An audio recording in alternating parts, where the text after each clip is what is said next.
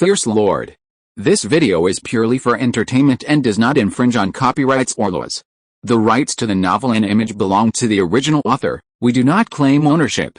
Don't like waiting and want to listen to this fanfic in full now? Subscribe to our Patreon, where you'll find the best fanfics. Chapter 251 Breaking 100. A new day dawned, and Zhao Yi opened his eyes. Seconds later, the system panel appeared out of thin air. You won 55 battles, you destroyed 962,540 undead, you lost 107 soldiers, battle rating 1S, 2A, 5B, 11C, 36C, points increased by 273.58%, professional experience increased by 273.58%, obtained 1 diamond chest, 2 crystal chests, 5 platinum chests, 11 gold chests, 36 bronze chests. 24 days had passed since the territory was promoted to a third-class duchy. Thanks to the efforts of the Earth Mages, the newly built cities in the 3 neighboring provinces of Rhoda had all reached the scale of a first-class small city, each with a population exceeding 60,000. Next, all 3 cities would construct walls of the scale of a first-class mid-city using magical materials, and their populations would grow at an even faster rate. Every 3 days, each of these 3 cities would bring Zhao Yi a platinum chest. Meanwhile, the territory's third monster-killing team, centered around the 4th-tier space mage Claudine, has been established and put into operation. Zhao Yi's team is the strongest, followed by Fagin's. Claudine's team is the weakest, but each graveyard visit still manages to slay over 10,000 undead. This third monster-killing team brings Zhao Yi 2 gold chests daily. Thanks to the combined efforts of these 2 teams, the bonus to points and combat class experience has increased slightly, reaching 273.58%. However, the daily points earned vary. Yesterday, only 176 million points were earned, a relatively low figure. Earning points depends primarily on luck, depending on whether the assassin can discover a graveyard with a high concentration of 4th-tier undead, a high concentration of 5th-tier undead, or a small number of 6th-tier undead. The frequent raids on graveyards within the Violet Kingdom by Zhao Yi's 3 monster-killing teams have enraged Cedric, the 8th-tier Skeleton King responsible for the entire Violet Kingdom. However, due to the limitations of rule power and the strength of Zhao Yi's territory, there's currently no way to eliminate the 3 spawning teams or destroy Zhao Yi's territory. Consequently, there are very few lone 5th and 6th-tier undead in the cemeteries within the Violet Kingdom, minimizing the chances of being discovered by the spawning teams. A 3rd-tier dukedom's promotion to a 2nd-tier dukedom requires the elimination of 6 6th-tier undead, a task already accomplished. However, Zhao Yi suspects that the promotion from a 2nd-tier dukedom to a 1st-tier dukedom will require the elimination of even more 6th-tier undead, a task difficult to achieve within the Violet Kingdom. It's expected that the 6th-tier undead will need to be eliminated in cemeteries outside the Violet Kingdom. Unfortunately, undead killed in cemeteries outside the territory's indigenous nation do not count towards battle settlement, resulting in no bonus points or combat class experience, and no treasure chests. Yesterday, a total of 107 soldiers were killed in battle, one of whom was an unlucky 1st-tier lancer, while the rest were all 0-tier classes. Unnoticed, Zhao Yi's territory had suffered over 100 casualties on each night of the undead siege. 7 such casualties equaled the losses suffered by Lorraine last night. In reality, the 700 casualties in Lorraine's territory were merely the casualties of the main city. Normally, the casualties in a main city range from 50 to 100, and 700 represents almost the entire monthly loss for Lorraine. Furthermore, normally, the casualties are limited to level 0s and a small number of level 1s. Last night, however, 5 level 2s were lost, over 50 level 1s were lost, and nearly a level 3 was lost. The advancement stones consumed simply to advance these individuals to level 1 and level 2 are worth at least 20,000 low-grade magic crystals. Zhao Yi's territory has 11 small towns and 36 towns under its jurisdiction, while Lorraine also has 9 towns and 90 villages. Last night, Lorraine also lost dozens of men outside the main city, all level 0s. This is primarily because the battles in towns and villages are relatively small, resulting in fewer casualties. Under normal circumstances, each daily undead siege inflicted losses on Lorraine territory, predominantly at level 0, with a few at level 1. Such losses were manageable for Lorraine territory. By the time the next undead siege arrived, not only would the losses have been remedied, But the territory's strength would also have seen a slight boost. For other territories, barely remedying the losses would lead to stagnation, failing to do so would lead to a decline in strength and eventual abandonment. However, Lorraine territory suffered a total loss of nearly 800 men, including level 2 professionals. This was a significant loss. A level 2 professional isn't something that can be easily cultivated, and even a small loss of level 0 professionals wouldn't be a major loss for Lorraine territory. Zhao Yi territory was dozens of times larger than Lorraine territory. Its professionals alone were greater than its entire population. Losing 100 or so men in a single attack was less than 1,000th of the occupied territory's total military strength, and since most of the casualties were level 0, the impact on the territory's military strength was negligible. Zhao Yi took a final look at the treasure chest and closed the system panel. After opening a wave of treasure chests on the last day of October, Zhao Yi continued to stockpile them, thanks to the roll of the dice. The direct result of not opening treasure chests was a sharp drop in the number of Tier 4 and Tier 5 professionals in his territory, relying solely on Tier 3 and Tier 4 professionals for advancement. The point requirements for recruiting personnel continued to rise, even for Tier 4 professionals. The cheapest Tier 4 shooter now required over 15 million points. The point requirements for Tier 5 and Tier 6 professionals remained unchanged, but a Tier 5 professional required a minimum of 100 million points, and a Tier 6 professional a minimum of 1 billion points. Even Zhao Yi couldn't afford these. Once his territory was promoted to a second-class duchy, Zhao Yi would need to establish 3 central cities in selected areas across the 3 provinces of the Violet Kingdom. These central cities would require Tier 5 professionals to man them, and would require even more Tier 4 professionals. Zhao Yi's Tier 5 and Tier 4 professionals would be insufficient. The best option was to open all the treasure chests he had accumulated these days once his territory was promoted to a second-class duchy. Zhao Yi also had another plan. Even if he had to pay a high price for the destiny dice on the void market, he would find it in crystal treasure chests. Strong enough territories, when reaching the 3rd tier earldom, could obtain a crystal treasure chest when the main city population reached 30,000. The Blue Star player faction boasted tens of thousands of earldoms, so no matter how small the chance of opening a destiny dice, there would always be a player who could pull it off. Most Lord players wouldn't dare to accumulate treasure chests for dozens of days like Zhao Yi did. They'd be lucky to accumulate a few treasure chests just to open them again. As long as Zhao Yi offered a high enough price, he would attract players willing to sell their destiny dice. The value of the destiny dice to Zhao Yi could exceed 100 million low-grade magic crystals. For other players, exchanging one destiny dice for 1 million low-grade magic crystals was a huge profit. The conflict between the Purple Star Alliance and the VK Alliance continued. Zhao Yi ignored the first peace talks. The second round of peace talks, hoping to exchange Blue Star's wealth for peaceful development between the Purple Star Alliance and the VK Alliance, was once again ignored by Zhao Yi. This double disregard infuriated Lorraine, who prepared to attack Zhao Yi. Lorraine chose not to purchase expensive alchemical tools, lacking sufficient funds to afford such inexpensive purchases. Lorraine planned to dispatch a unit of assassins to Zhao Yi's territory. This unit would primarily consist of assassins from Lorraine's territory, supplemented by 1st to 3rd tier assassins from various VK Alliance members, forming a powerful force of over 1,000. Such a formidable force would be enough to significantly increase the strength of the undead army attacking Zhao Yi's main city, inflicting even greater losses. Before deploying, the assassins needed to conduct a preliminary investigation of Zhao Yi's territory, a relatively easy feat. Some anti-Chen Alliance factions had previously investigated Zhao Yi's territory, and occasionally, a lucky assassin would sneak into the territory and pass on intelligence before being shot by patrols. At a minimal cost, Lorraine acquired intelligence on Yichen's location, the time and route of the undead attack, and other topics. The next step was to dispatch his assassination team to the target area before the next daily undead siege. Lorraine knew that Zhao Yiling was extremely vigilant, with patrols led by Tier 3 professionals constantly patrolling, making it difficult even for Tier 3 assassins to infiltrate Zhao Yiling. However, on the night of the undead siege, Zhao Yiling would inevitably withdraw the patrols, making this the perfect time for the assassination team to enter Zhao Yiling and reach their target location before the undead army left the cemetery to attack Yichen. The only problem was the large number of assassins involved, and the greater the number, the greater the risk of accidents.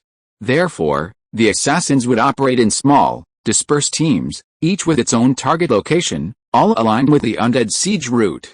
As Lorraine prepared to attack Yichen, Zhao Yi was also preparing to attack Lorraine Ling.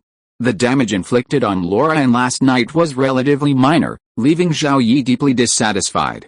He planned to continue his attack the night after tomorrow. Continuing the attack would likely prevent significant losses. After some deliberation, Zhao Yi prepared to dispatch the Purple Star Alliance's assassination force. 3 4th-tier assassins would continue to carry alchemical artifacts and target Lorraine's main city. Because of last night's attack, Lorraine would undoubtedly increase patrols on the day of the next undead siege. However, no matter how intensive the patrols, finding the 4th-tier assassins would be difficult. Furthermore, Lorraine's primary patrol area is the main city, while towns and villages outside the city are much less heavily patrolled. Towns typically have teleportation arrays, so the Purple Star Alliance's assassins would target villages without them. Village defenses are inherently weak, typically only 1st tier against the strongest, with mostly 0-tier soldiers. Sending 10 to 20 assassins there could draw an undead army capable of annihilating a village. The Purple Star Alliance is comprised of Tier 2 and Tier 3 assassins. With 1 assassin per member of the current 400+ members, plus Zhao Yiling's assassins, a 500-man assassin force could be assembled, capable of targeting at least 25 villages in Lorraine territory at once. Gu Yingling rarely gathers intelligence on specific villages in Lorraine territory, at most gathering intelligence on towns. When Lord players attack each other, they often target the main city. Once the main city is captured by the undead army, the territory is effectively destroyed. The undead army will then directly attack other cities and villages within the territory, making the towns and villages outside the main city unimportant. The loss of a single village is a minor loss for an earldom, primarily a source of annoyance. Across the Origin continent, many Lord players have also targeted villages affiliated with enemy territories, eventually both sides attacking the affiliated villages. As the fighting progresses, the villages are abandoned and the population is taken back to the city itself. The territory of Lorraine was sufficiently powerful that only Lorraine could attack. No player lord from Chen had previously targeted Lorraine. Like many first-tier earldoms, Lorraine had reached a bottleneck in its development, its strength growing slowly as it waited for its lord to ascend to rank 5 and the territory to become a marquisate. To boost its territory's strength, it had to use up all the quotas in its subordinate towns and villages, maximizing its population. Lorraine understood the importance of population, but also that recruiting personnel required a constant increase in points, so recruiting early saved points. Once it became a marquisate, it could easily relocate the village population to the city. Lorraine had never considered that the Purple Chen Alliance would target the villages in his territory. Although Gu Yingling lacked specific intelligence on the villages within Lorraine, dispatching 2nd and 3rd tier assassins to attack weaker villages didn't require much intelligence. 2nd and 3rd tier assassins could easily lurk close to the villages, undetected by the village garrisons, thereby attracting even more powerful undead armies. However, Zhao Yi quickly identified a problem. The Purple Star Alliance had no traitors within the VK Alliance, but the VK Alliance might have. The plan to attack the villages affiliated with Lorraine territory couldn't be leaked in advance. If it did, the well-prepared Lorraine territory would suffer heavy losses, and the Purple Star Alliance assassins would suffer heavy losses. There was a better solution to this problem. The assembled assassin force could consist solely of indigenous assassins, not player assassins. With some time left before the next undead siege, the assassins could be gathered in advance, divided into teams, and trained. There would be no need to explain the mission during training or even during the mission itself. The assassins from Zhao Yi's group could simply lead the assassination teams, while the Purple Star Alliance assassins would simply follow orders. If the player assassins were traitors, they could send the mission instructions via their contacts, after arriving in Hudo province, before entering Lorraine territory, or before heading to the target village. The player assassins didn't know the specific mission details, but they and Lorraine could make some guesses. Furthermore, with the Purple Star Alliance assassins already in their territory, regardless of the mission, the most important thing was to dispatch a large force to eliminate these assassins. Player assassins couldn't be used, only indigenous assassins would suffice. Of the Purple Star Alliance's over 400 members, 70% of their territories primarily recruited indigenous people. Not only had the official Chen Kingdom territories in the Rhoda province joined the Purple Star Alliance, but all official Chen Kingdom territories within the Violet Kingdom had joined as well, as had the territories of the major player factions in Chen. Some of these territories, both those under the Chen government and those under the major player factions, only recruited indigenous people. While one problem was solved, another arose. The assassination force needed to be transported to Gu Ying's territory before proceeding to Lorian's. While Gu Ying was trustworthy, her population was primarily player-dominated, which could potentially leak the assassination force's arrival. Further preparations would be necessary. After finalizing the plan, Zhao Yi opened the group chat. First Class Earl Zhao Yi, add all staff, we've formulated a plan against a VK alliance. To prevent any potential traitors from leaking the plan, all members will dispatch 1 or 2 of their available indigenous second and third tier assassins to Yichen for 10 days of collective training. Understood, Roger. We'll send the indigenous assassins to the leader's territory. Sending just 1 or 2 assassins is easy for most members of the Zichen Alliance. Earldoms typically dispatch 1 third-tier assassin and 1 second-tier assassin, while Viscounts typically send 2 second-tier assassins. If only 1 assassin is dispatched, it'll be a third-tier assassin. Furthermore, lords who only recruit players cannot send indigenous assassins. Less than 10 minutes after Zhao Yi issued the announcement, the Yichen teleportation array lit up, and assassins continuously emerged. Not all member territories had medium-sized teleportation arrays capable of interprovincial teleportation, forcing assassins to transit through indigenous cities before finally reaching Yichen. Currently, the only indigenous threat within the Violet Kingdom was the Ostash faction. However, since Ostash would not leave the capital, Zhao Yi dared to connect the teleportation array to the indigenous cities. Furthermore, regarding the assassination force assembled by the members of the Purple Star Alliance's Rhoda province chose to dispatch second and third tier assassins from within the province to Yichen.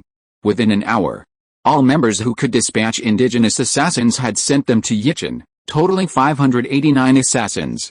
435 second-tier assassins and 154 third-tier assassins. Zhao Yi dispatched 1 fourth-tier assassin, 29 third-tier assassins, and 11 second-tier assassins to join the assassination force, bringing the total to 630. The assassination unit was led by a 4th-tier assassin. 30 teams totaled 21 assassins each captained by one of Zhao Yi's 4th-tier assassins and 29 3rd-tier assassins. Upon mission completion, the assassins returned to their respective territories and reported the unit's progress to their respective lords, shocking the members of the Purple Star Alliance. 29 3rd-tier assassins alone were dispatched, and this couldn't be all of Zhao Yi's territory. How many 4th-tier assassins were there? How many 4th-tier professionals were there? The Purple Star Alliance did indeed have a traitor, heavily paid by Lorian, but it was a recent traitor, newly recruited after the Purple Star Alliance's attack the previous night. There were always those willing to pay the price. A contract was signed between the two parties, with Lorian offering a vast sum of Blue Star wealth and immigration status to the Kingdom of Eli. Lorian wasn't impressed by the Purple Star Alliance's assassination unit, but rather by Zhao Yi's attack on his territory the previous night. Zhao Yi had only dispatched 3 assassins. Zhao Yi's wealth in the game world surpassed his own, even with the support of the Joris Consortium.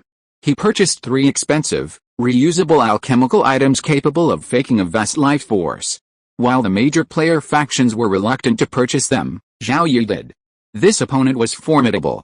Lorian felt that no matter how many patrols he sent, he would struggle to locate the 3 assassins. He remained determined to attack Zhao Yi the night after tomorrow and also planned to bring in outside forces. The first-class earldom of Zhao Yi, with its potentially enormous wealth, deserved the anti-Chen Alliance's attention. With the VK Alliance's strength, they could only fight Zhao Yi's territory through attrition. They couldn't defeat me, and neither could they, hindering their own territory's development. If they could secure the anti-Chen Alliance's support, they could potentially destroy Zhao Yi's territory. The VK Alliance would dominate the Violet Kingdom, and Lorian, with its dominance, would be well placed to compete with the territories cultivated by these larger powers.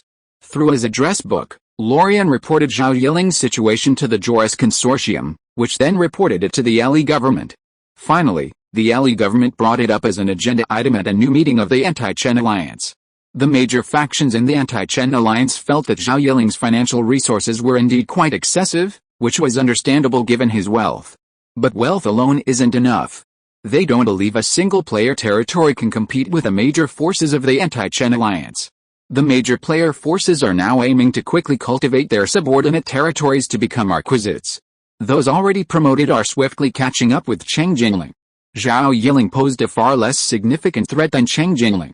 In the final vote, over half of the votes favored supporting Lorian territory, severely damaging or even destroying it. Further voting was held on how much magic crystals or equivalent supplies should be provided to Lorian territory.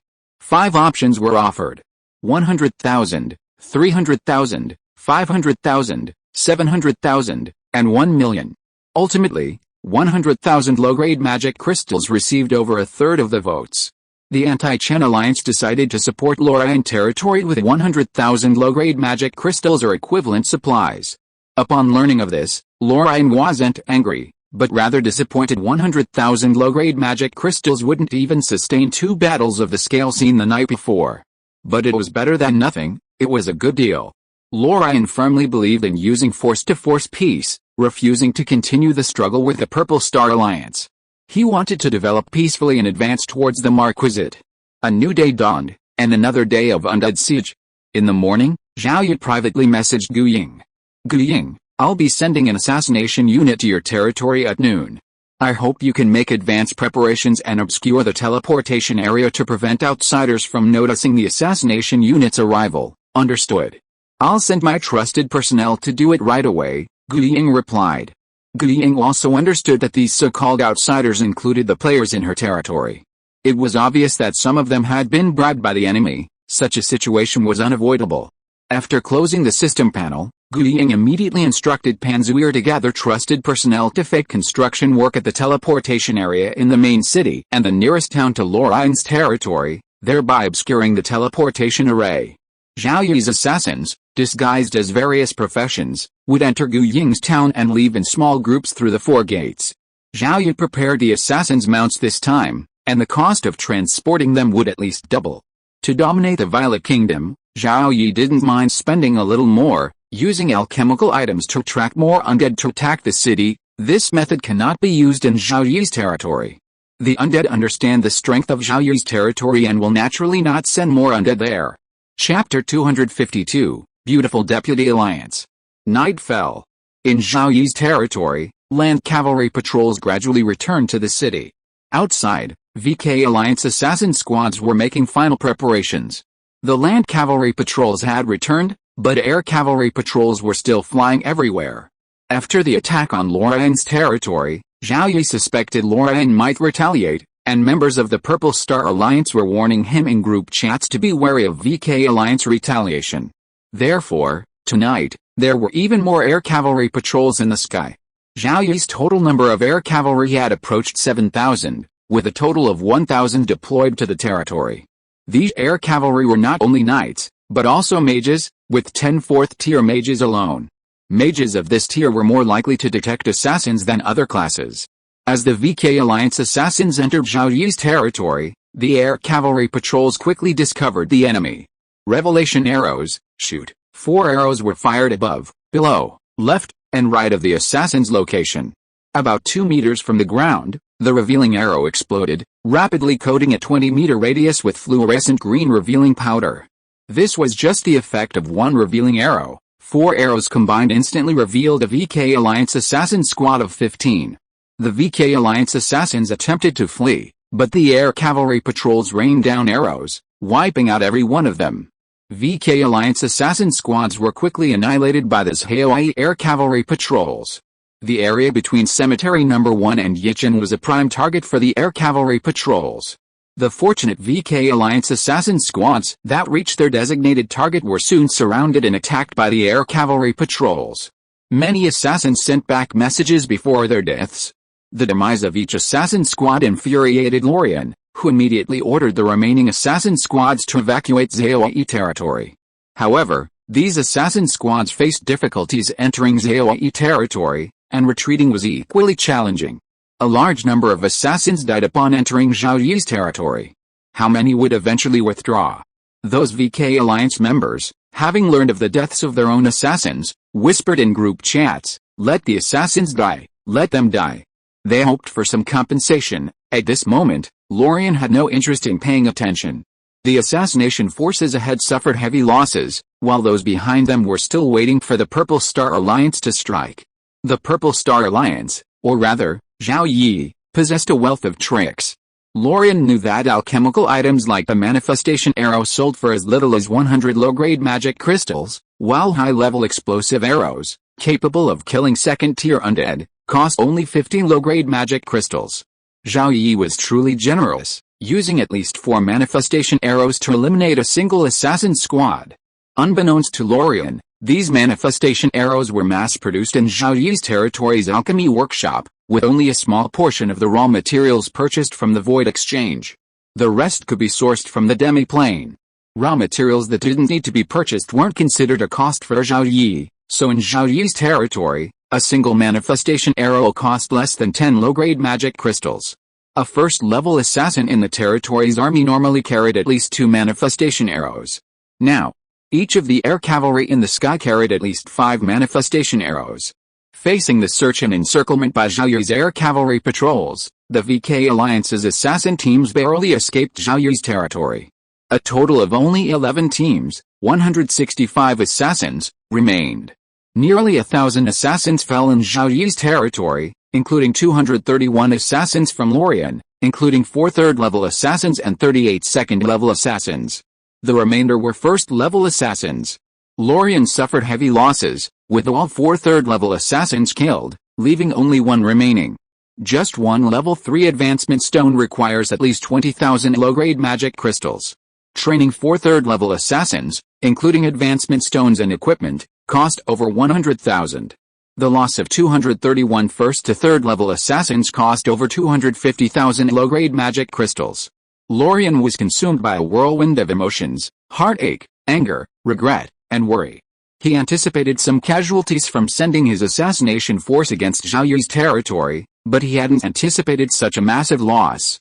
Had the order to retreat been issued any later, the entire force might have been annihilated. With so many assassins lost, the VK Alliance wouldn't be able to assemble even half its size in the short term. The disastrous failure of the previous operation even made VK Alliance members reluctant to send out assassins again. Without assassins against the Purple Star Alliance, and without sufficient magic crystals to purchase alchemical tools capable of faking a vast life force, the VK Alliance would essentially be forced to take the brunt of the attack. Most importantly, Lorien's own territory was the target. The Purple Star Alliance was now targeting his territory, and under their repeated attacks, his territory's strength would steadily decline.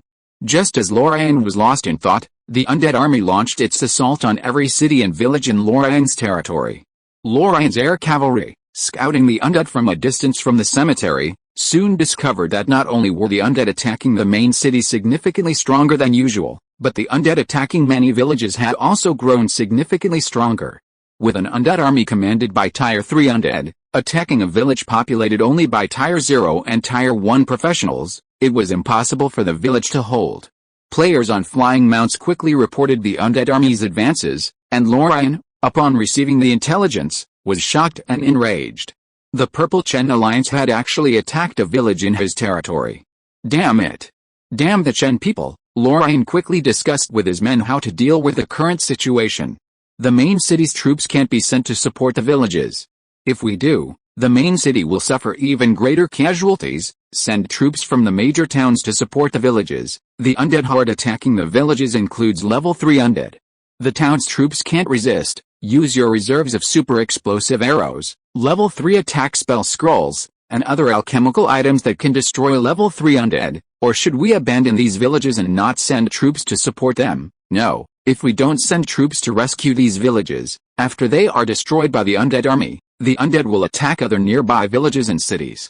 We must destroy them all. Now, Lord Lorien had only 2 options, send troops from the main city or from the major towns. Since the main city was farther away from the villages in need of support, Lorien had no choice but to send troops from the major towns. The order was quickly disseminated, and the major towns quickly dispatched troops on horseback or by carriage to the villages in need of support.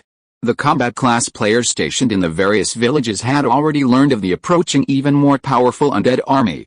Had they not also learned that the Lord was sending reinforcements, they would have abandoned their villages and fled. Lorien finally understood that Zhao Yi's promise in the group chat about assembling the assassination unit for 10 days of training was a lie. He had actually sent the assassination unit out so soon to attack the villages in his territory. Zhao Yi could already search for and eliminate the VK Alliance's assassination unit, and Lorien also considered sending troops to eliminate the Purple Star Alliance's assassination unit. After a moment's reflection, Lorien abandoned the idea. Zhao Yi's territory was able to eliminate the VK Alliance's assassination unit because of its large number of air cavalry. His own territory had fewer than 200 air cavalry, and most of them were deployed to scout the undead army. Finding the hidden Purple Star Alliance assassination unit was a problem. At best, the reinforcements could just search for them along the way. However, finding assassins hidden in the darkness was not easy, and Lorien's territory troops were not equipped with revealing arrows. More importantly, the undead army was approaching, leaving no time to eliminate the Purple Star Alliance assassination unit. All his subordinates could see that the usually elegant lord was now livid, his face flaring with anger. No one dared to provoke him at this moment, and they would not speak unless necessary. Soon, the various undead armies launched attacks on every city and village in Lorien. By the time the battle for Lorien was over, all villages and cities had been defended. Counting the casualties, 1,629 men were killed across the territory, amounting to 4% of the territory's total military strength. Over 800 were killed in the main city alone. No Tier 3 professionals were killed, but as many as 25 Tier 2 professionals were killed. Adding the losses of the assassin unit, Lorien's eyes were red, his hands clenched tightly, and he wished to destroy Zhao Yi territory immediately. The 3 former Lord players who had joined Lorien, upon witnessing the 2 losses, regretted joining the territory. They believed Lorien was not strong enough. The 3 of them secretly contacted each other through their address book, planning to wait a little longer. If that didn't work, they would take their families and flee Lorien. As former Lord players, they still had some tricks up their sleeves. Meanwhile, the Purple Star Alliance assassin unit that had entered Lorien withdrew, arriving in Guiyang territory in the late evening. They returned to Yicheng via the teleportation array, and then returned to their respective territories via the Yicheng teleportation array. They only had one chance to attack the Lorien village. The next time, Lorien would be well prepared, and they wouldn't be able to achieve much success. The assassin unit's disbanding in return also made many members of the Purple Star Alliance understand their mission. Lorien suffered another setback, and the losses were much greater than the previous one. Then there was the strength of the Alliance leader, 1 4th-tier assassin and 29 3rd-tier assassins. This wasn't even all that boss Zhao Yi had. With such an assassin force, it felt like a marquisate. The Purple Star Alliance group chat became lively, with phrases like Alliance leader is mighty, and Alliance leader is invincible, emanating from time to time. From the beginning of the conflict between the Purple Star Alliance and the VK Alliance to the present, the fate of the VK Alliance essentially foresaw the future of both sides. Under the leadership of boss Zhao Yi, the Purple Star Alliance would undoubtedly defeat the VK Alliance. Zhao Yi then made a public appearance. After nightfall, VK Alliance assassins infiltrated our territory and were killed by our troops, over 900 of them. Zhao Yi's simple words elicited shock and cheers from the Purple Star Alliance members. They understood that the loss of so many VK Alliance assassins meant it would be difficult for them to send assassination units against Purple Star Alliance members in the future, and they were now safe. The happiest person was Gu Ying, whose territory was closest to Lorien. After several encounters, Gu Ying felt Zhao Yi's strength was unfathomable. Even if Zhao Yi's territory was promoted to a 3rd-class marquisate in a few days, Gu Ying wouldn't have much doubt. The assassins hired by Lorien were filled with regret. They hadn't expected the VK Alliance to be so weak and the Purple Star Alliance so powerful. Although the contract bound Lorien to prevent them from revealing their information, they couldn't be sure it wouldn't leak through other channels. If they were discovered to be traitors, their territories, only those of the 3rd and 2nd Viscounts, would be powerless to withstand the might of the entire Purple Star Alliance. They could only prepare to flee and, at the same time, inform Lorien of the disbanding of the Purple Star Alliance assassination unit. This was a stipulation of the contract, and they had to continue. The territory had already suffered such heavy losses, and even after receiving the intelligence, Lorien's mood didn't improve at all. In 3 days, the Purple Star Alliance would surely continue its attacks on his territory. Even if the Purple Star Alliance assassination unit stopped coming, the losses to his territory would be significant. Fundamentally, his territory was weak. If there were enough second, third, or even fourth-tier professionals, Lorien would have been eager for the undead army to become even stronger, earning him more points and combat experience. But now, after each undead attack, the territory's strength declined, especially after this one, where even a fifth of the losses couldn't be recovered in 3 days. Lorien had previously discovered a method to quickly improve the strength of his territories. He targeted those territories that were no longer sustainable.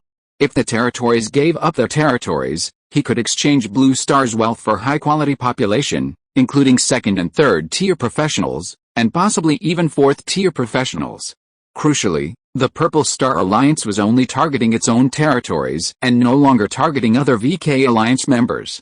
As other members could sustain themselves, they wouldn't easily give up their territories.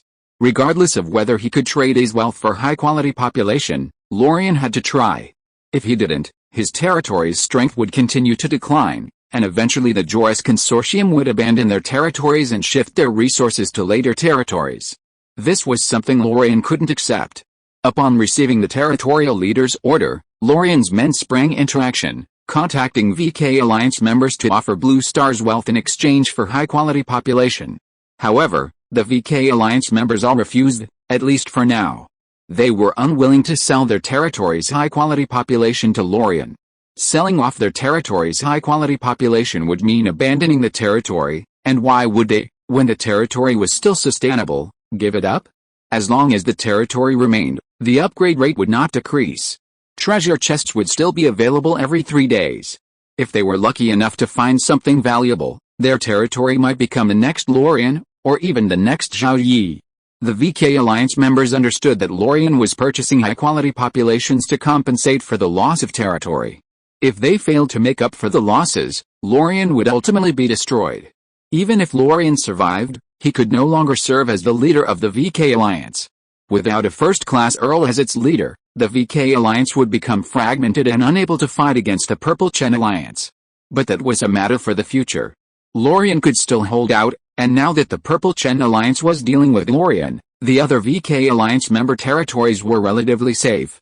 The future was too far away, and the VK Alliance members simply wanted to choose the one that would benefit them the most now. The rejection of the VK Alliance members, the weak support from the anti-Chen Alliance, and the weakness of the Joris Consortium all left Lorien devastated. However, Lorien's collapse didn't last long.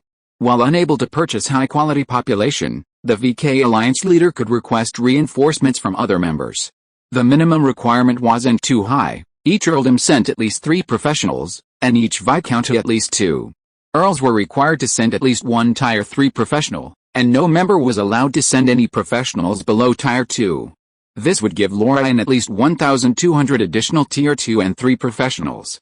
The arrival of the VK Alliance army would significantly boost Lorien's strength beyond its peak.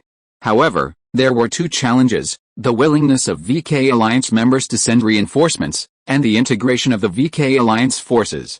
The latter, integrating professionals from hundreds of territories to maximize their combat effectiveness in Lorien, would take time. The former was a bit more complex, as the assassination unit had been severely damaged, and VK Alliance members might be reluctant to send reinforcements. You must send reinforcements. If you don't, if my territory is attacked a few more times by the Purple Star Alliance and the losses continue to mount, the Joris Consortium will abandon my territory, leaving you to resist the Purple Star Alliance on your own. Lorien's words in the group chat forced the VK Alliance members to send Tier 2 or Tier 3 professionals to Lorien territory to help it hold out longer. Given a choice, they also wanted to strengthen Lorien territory and lead the VK Alliance to defeat the Purple Star Alliance. If Lorien didn't, they would be next. The VK Alliance members were willing to accept a countship sending 1 Tier 3 and 2 Tier 2 professionals, while a viscounty could send only 2 Tier 2 professionals. This acceptance meant that even if the reinforcements were to die in Lorien, the combined strength of the VK Alliance's professionals would be at least 20 times greater than Lorien's. However, the VK Alliance's territories were scattered throughout the Violet Kingdom, making it impossible to pool all their forces.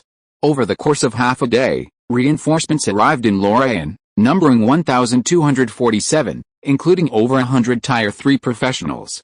While this appeared to be a formidable force, it would take time to fully unleash its full potential.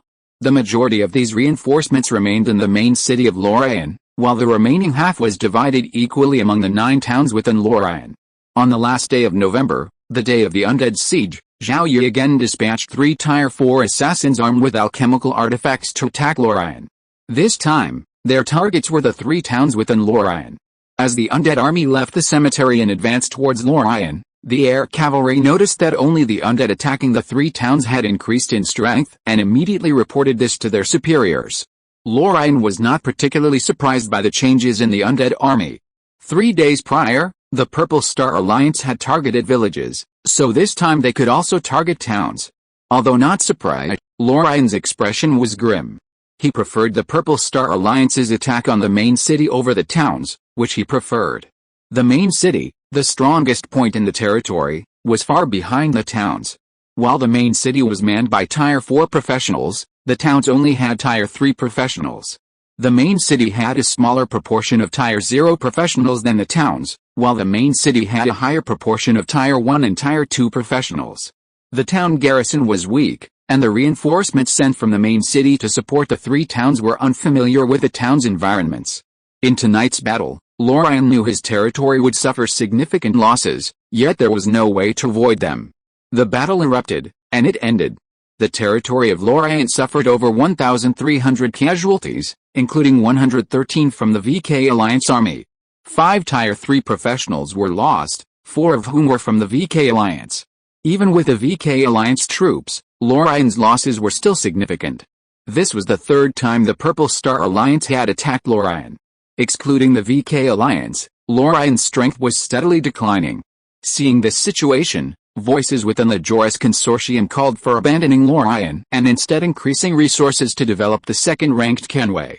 On December 3, Zhao Yi continued his attack on 3 of Lorraine's affiliated towns, resulting in losses of over 1,700 people. This increased calls within the Joris Consortium for abandoning Lorraine.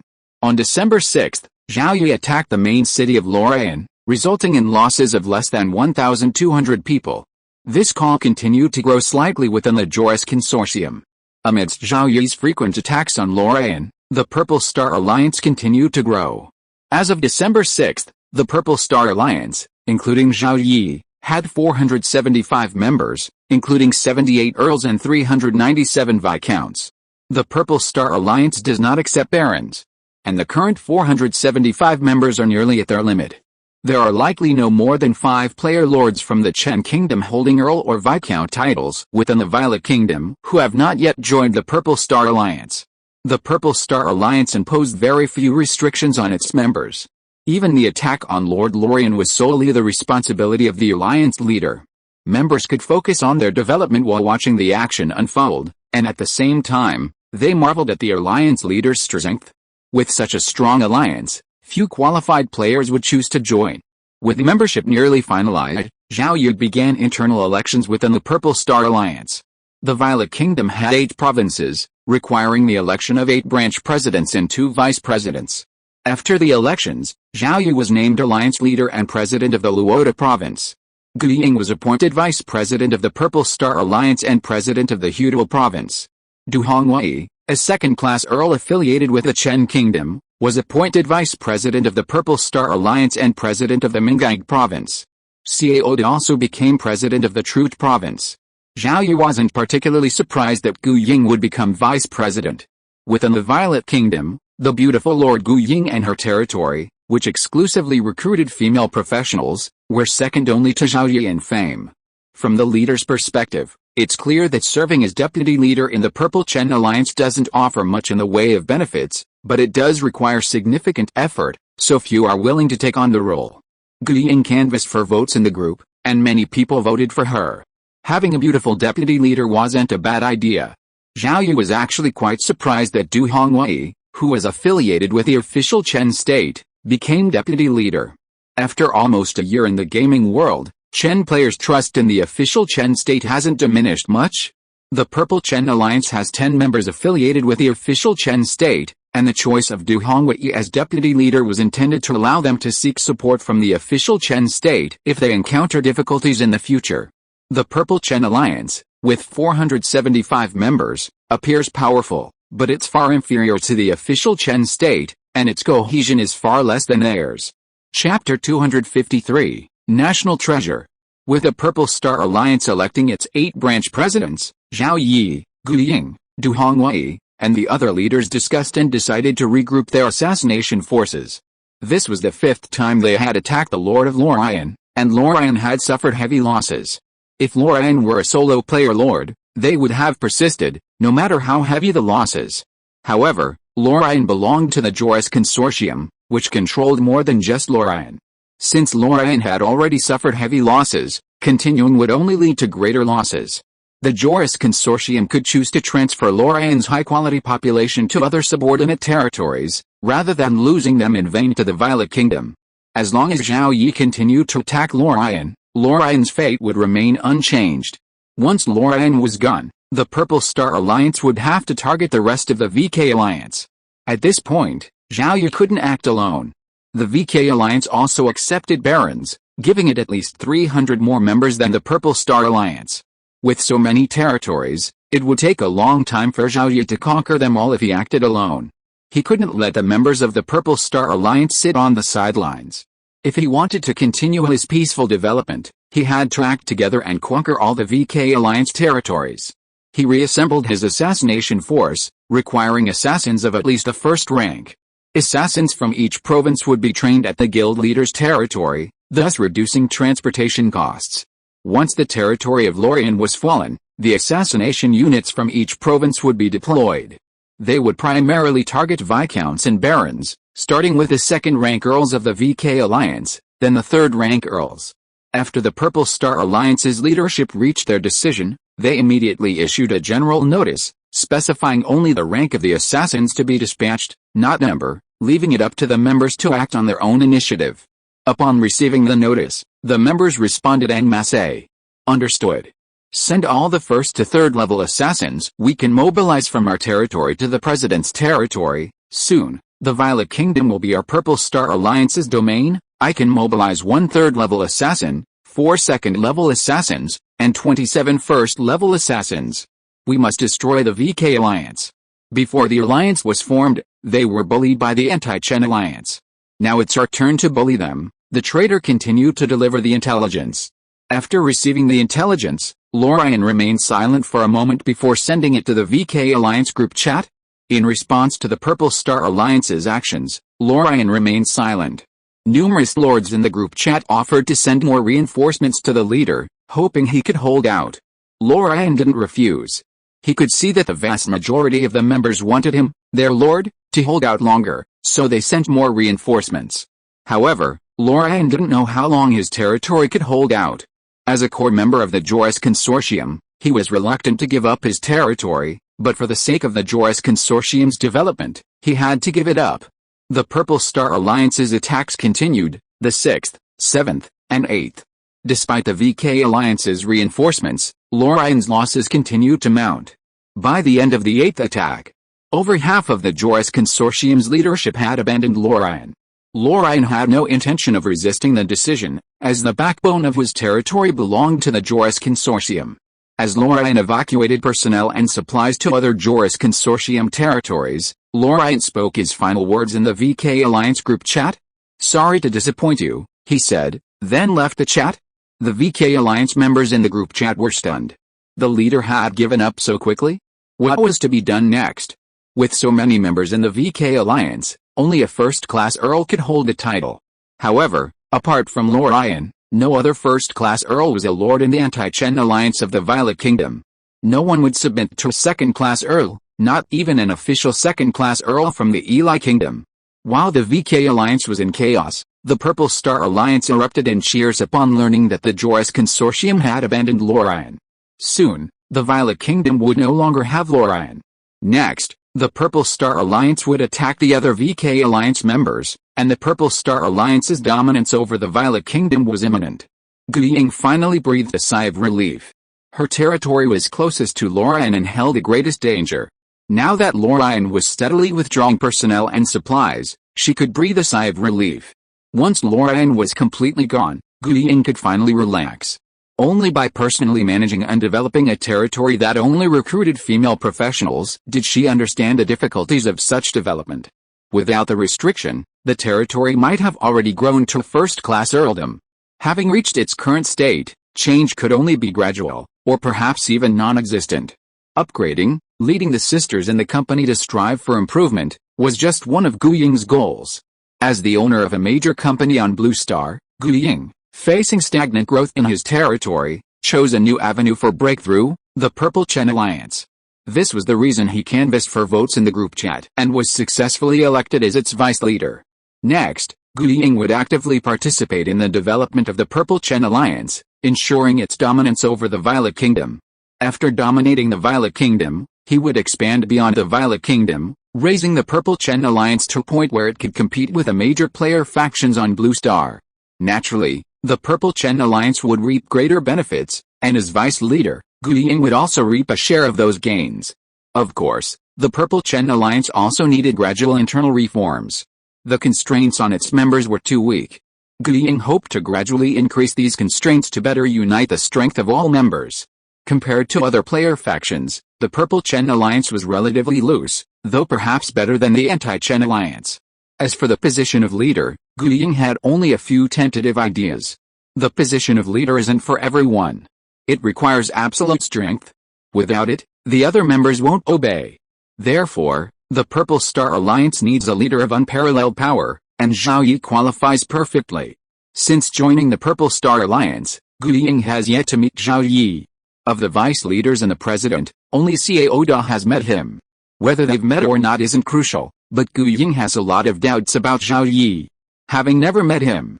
With a first-class earldom, Zhao Yi formed an alliance and took matters into his own hands against the Lorian Countship.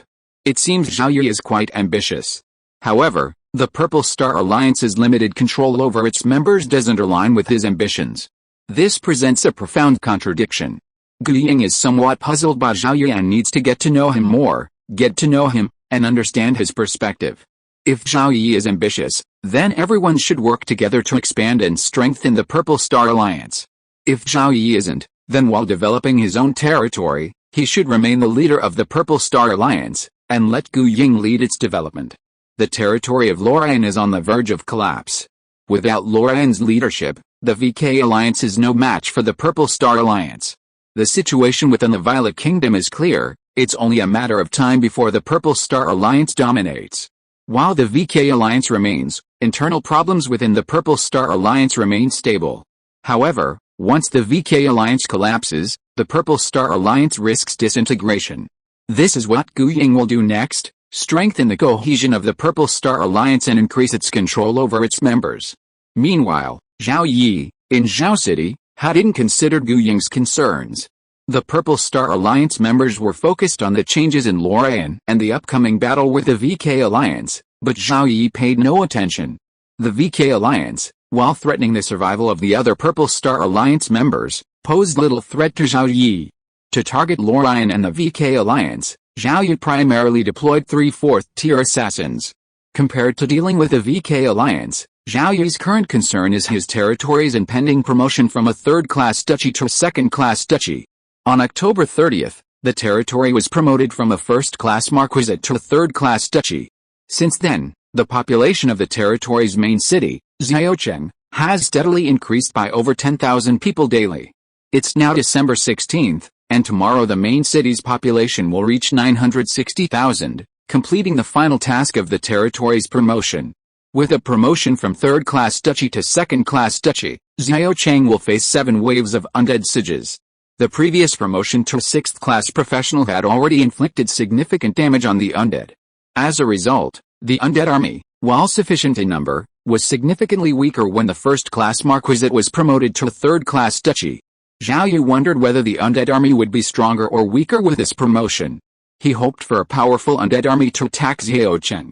With a diamond-class phantom killing formation in place, as long as the higher-level undead stayed out, even a large number of 6th-class undead would simply be bonus points for Zhao Yi. The other Lord players wished their territory promotion battles were just like the daily undead sieges, and it was unimaginable that a Lord player would wish for a stronger undead army. On December 17th, the main city's population exceeded 960,000. Zhao Yi spent 20 million points to upgrade his title to second-class duke, thus beginning his territory promotion. At night, 7 waves of undead attacked Zhaocheng. The first 6 waves were led by rank 4 undead, and the 7th by rank 5 undead. Bonois, the rank 7 skeleton king in charge of cemetery number 1, gave Zhao Yi some face. His daily undead sieges didn't even involve a single rank 4 undead, but tonight he sent out 1 rank 5 undead and 8 rank 4 undead. An easy battle. A new day dawned, you won 7 battles, you destroyed 2,368,100 undead, you lost 67 soldiers, in a battle involving millions of undead. If the number of casualties is less than 100, it will not affect your battle rating. Battle rating 1SS, 2A, 2B, 2C, points increased by 353%, professional experience increased by 353%, obtain 1 epic chest, 2 crystal chests, 2 platinum chests, 2 gold chests. On the Zhaocheng battlefield, the Zhaocheng defenders destroyed over 2.2 million undead in one night. After almost a year of fighting, the undead in cemetery number 1 continue to emerge, seemingly endlessly. Undead is a joke. If cemetery number 1 weren't guarded by the 7th level skeleton king, the undead would have been completely wiped out long ago. After the appearance of the 5th level undead in cemetery number 1, they continuously expanded the underground space, gathering more undead from other cemeteries at night. Especially with the 7th level skeleton king presiding over cemetery number 1, the undead there are simply overwhelming. He obtained another epic treasure chest, which grants 2 epic cards based on the number of undead slain. Territory promotion battles grant an additional epic card. Last time, he opened 2 epic treasure chests, yielding only 4 epic cards. Yesterday, he earned 417 million points. Too few. By the time the treasure chest opening season arrived, Zhao Yi had already accumulated a vast collection of treasure chests, 1 epic chest, 16 diamond chests, 96 crystal chests, 120 platinum chests, 234 gold chests, and 576 bronze chests, for a total of 1,043. With so many treasure chests, Zhao Yi held 3 destiny dice. 1 was from the last treasure chest opening, and 2 were purchased from the void trading market, for a total of 1.63 million low-grade magic crystals. The sign in the void trading market offering to buy destiny dice still hung, waiting for the next lucky player to sell it to Zhao Yi. He reached out and stroked Melissa's silver hair beside him, then silently prayed for good luck. First, he'd open a bronze treasure chest to test the waters. Rubbish. Open the territory page to see how the territory changes after being upgraded to second-class duchy. Second-class duchy, Lord, Zhao Yi, territory area. 100,000 square kilometers, main city, Zhaocheng, a second-class large city, covering 48 square kilometers, subordinates. 3 mid-sized cities, 9 small cities, 36 towns, population. 2.8352 million, 8.1175 million, military force. 306,800, 387,300, public sentiment. 91, public security. 88, a third-class duchy's territory is only 50,000 square kilometers, while a second-class duchy's territory doubles to 100,000 square kilometers, adding 3 more mid-sized cities. Zhaocheng, a third-class city, covers 32 square kilometers, while a second-class city covers only 48 square kilometers, with a standard population capacity of 1.44 million. Soon, Zhaocheng's population will surpass that of Rota. In just 48 days, a territory's population surged from 5.1325 million to 8.1175 million, nearly a 3 million person increase, an average of 60,000 people per day.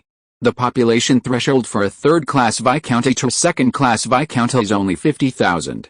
A first-class earldom like Lorraine has 1 first-class city, 9 first-class towns, and 90 first-class villages, with a standard population capacity of 336,000.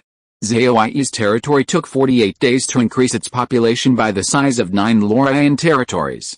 In another month, its population will surpass 10 million. In just 48 days, The territory's military strength increased from 264,200 to 387,300, an average daily increase of over 2,500 men. The territory was adding 60,000 people daily, including over 2,500 professionals. This daily point expenditure ranged from 100 million to over 200 million, and the daily points earned were no longer sufficient to support the territory's development. Fortunately, before the territory was promoted to a third-class duchy, Zhao Yi's Dragon Knight reached rank 6, and the undead army attacked. That day, Zhao Yi earned a full 3.127 billion points. This large sum of points ensured the rapid and stable growth of Zhao Yi's population. Although recruitment points were constantly increasing, the actual cost of recruiting professionals was actually greater. With so many points at hand, Zhao Yi wouldn't recruit 4th and 5th class professionals, let alone even 3rd class professionals, focusing primarily on recruiting 0 and 2nd class professionals. Finally, Zhao Yi took a look at the requirements for a 2nd class duchy to be promoted to a 1st class duchy, a main city population exceeding 1.44 million, the elimination of 9 6th class undead, and the attainment of a 1st class duke's rank. The requirements were consistent with Zhao Yi's predictions. The next 48 days were still required to increase Zheochang's population by 10,000 people per day. Advancing to the rank of 1st class duke is relatively simple, requiring only 40 million points. Eliminating 9 level 6 undead is a bit more challenging.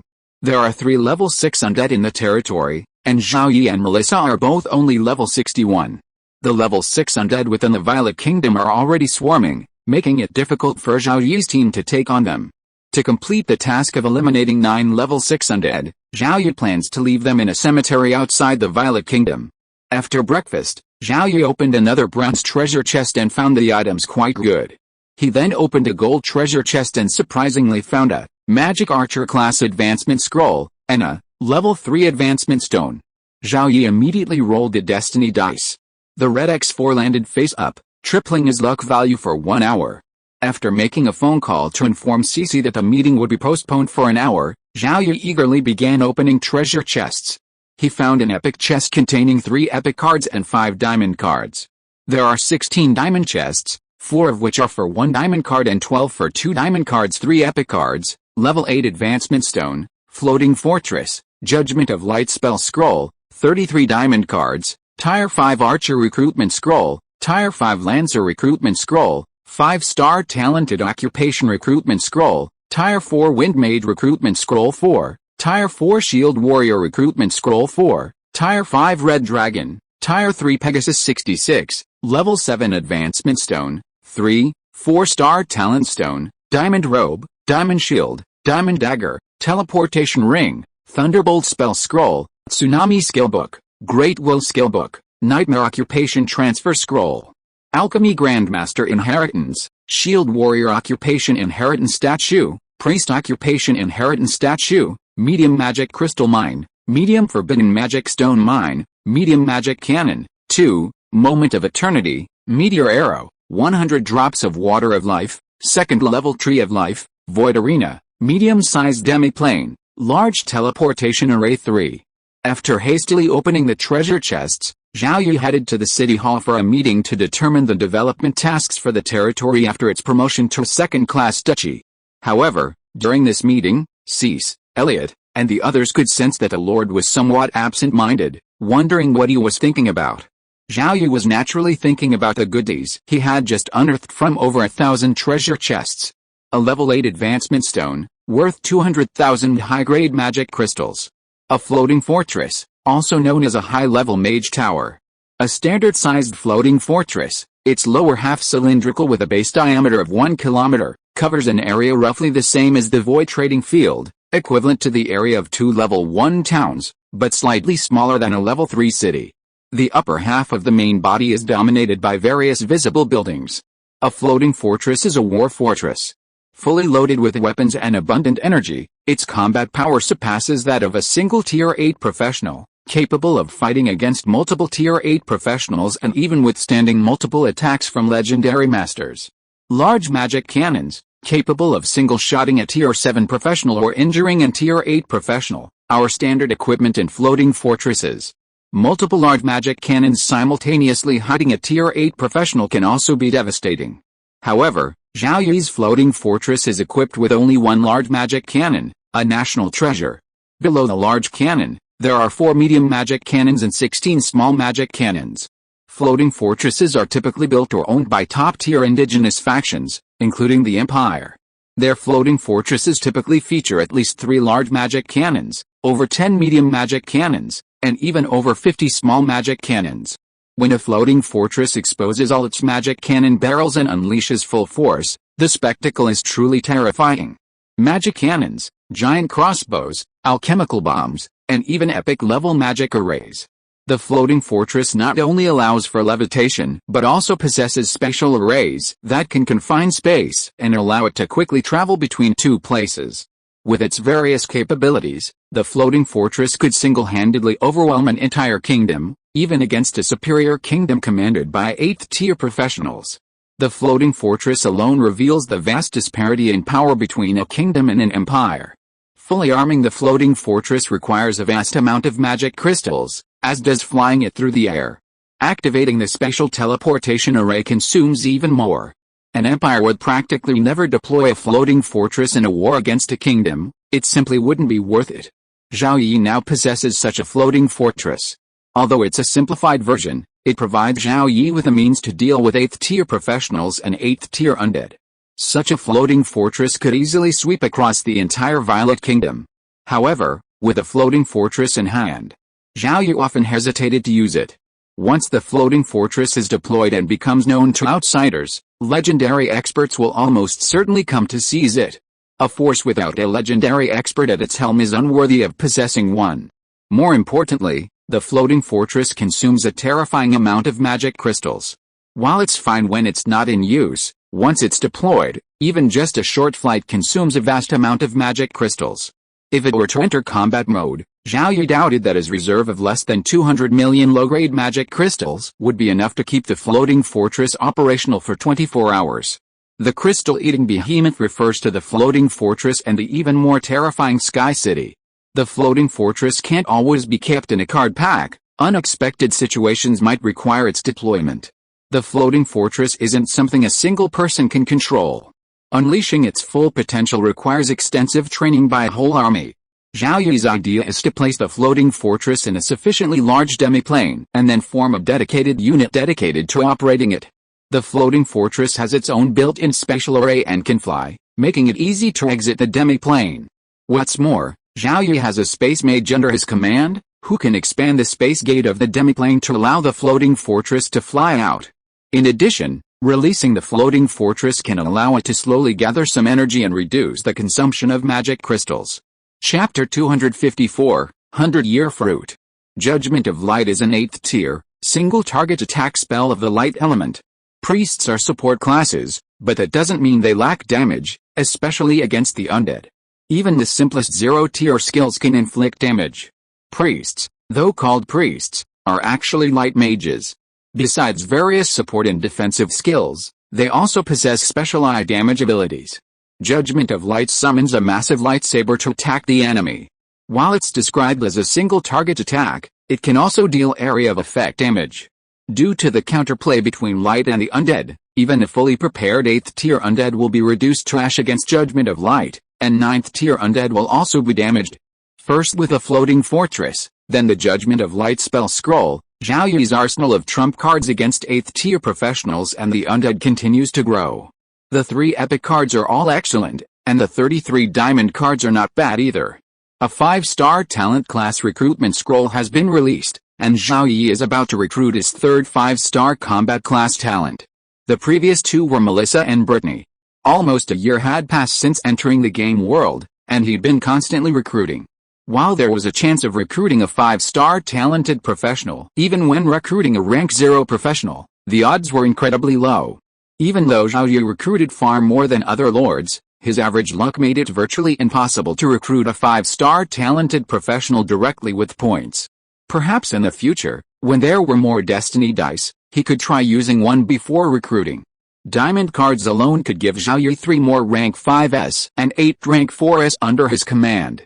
Among the 3 rank 5s, the rank 5 Red Dragon was considered a mount, but it could also serve as a rank 5 combat force. Zhao Yi was quite surprised to find a rank 5 red dragon from a treasure chest.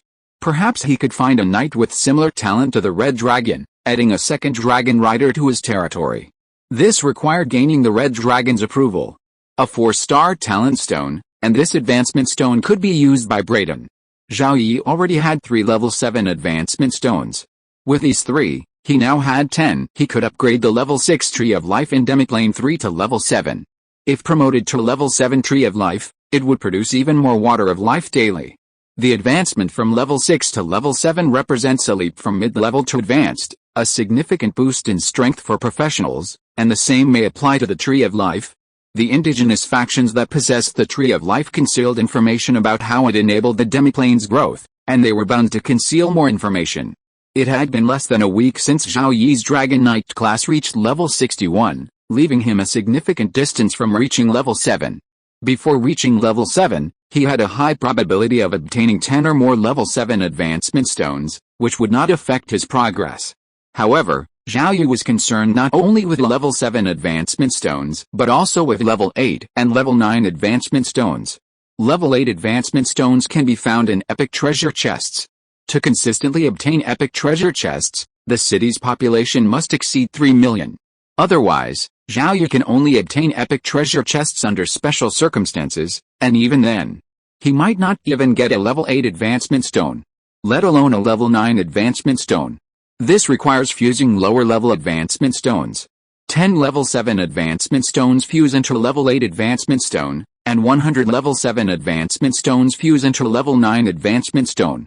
Fusing 100 level 7 advancement stones into level 9 advancement stone is extremely difficult, but it's possible. Saving 10 stones a year equals 100 stones in 10 years. The length of time immediately tipped Zhao Yi's mind towards upgrading the Tree of Life.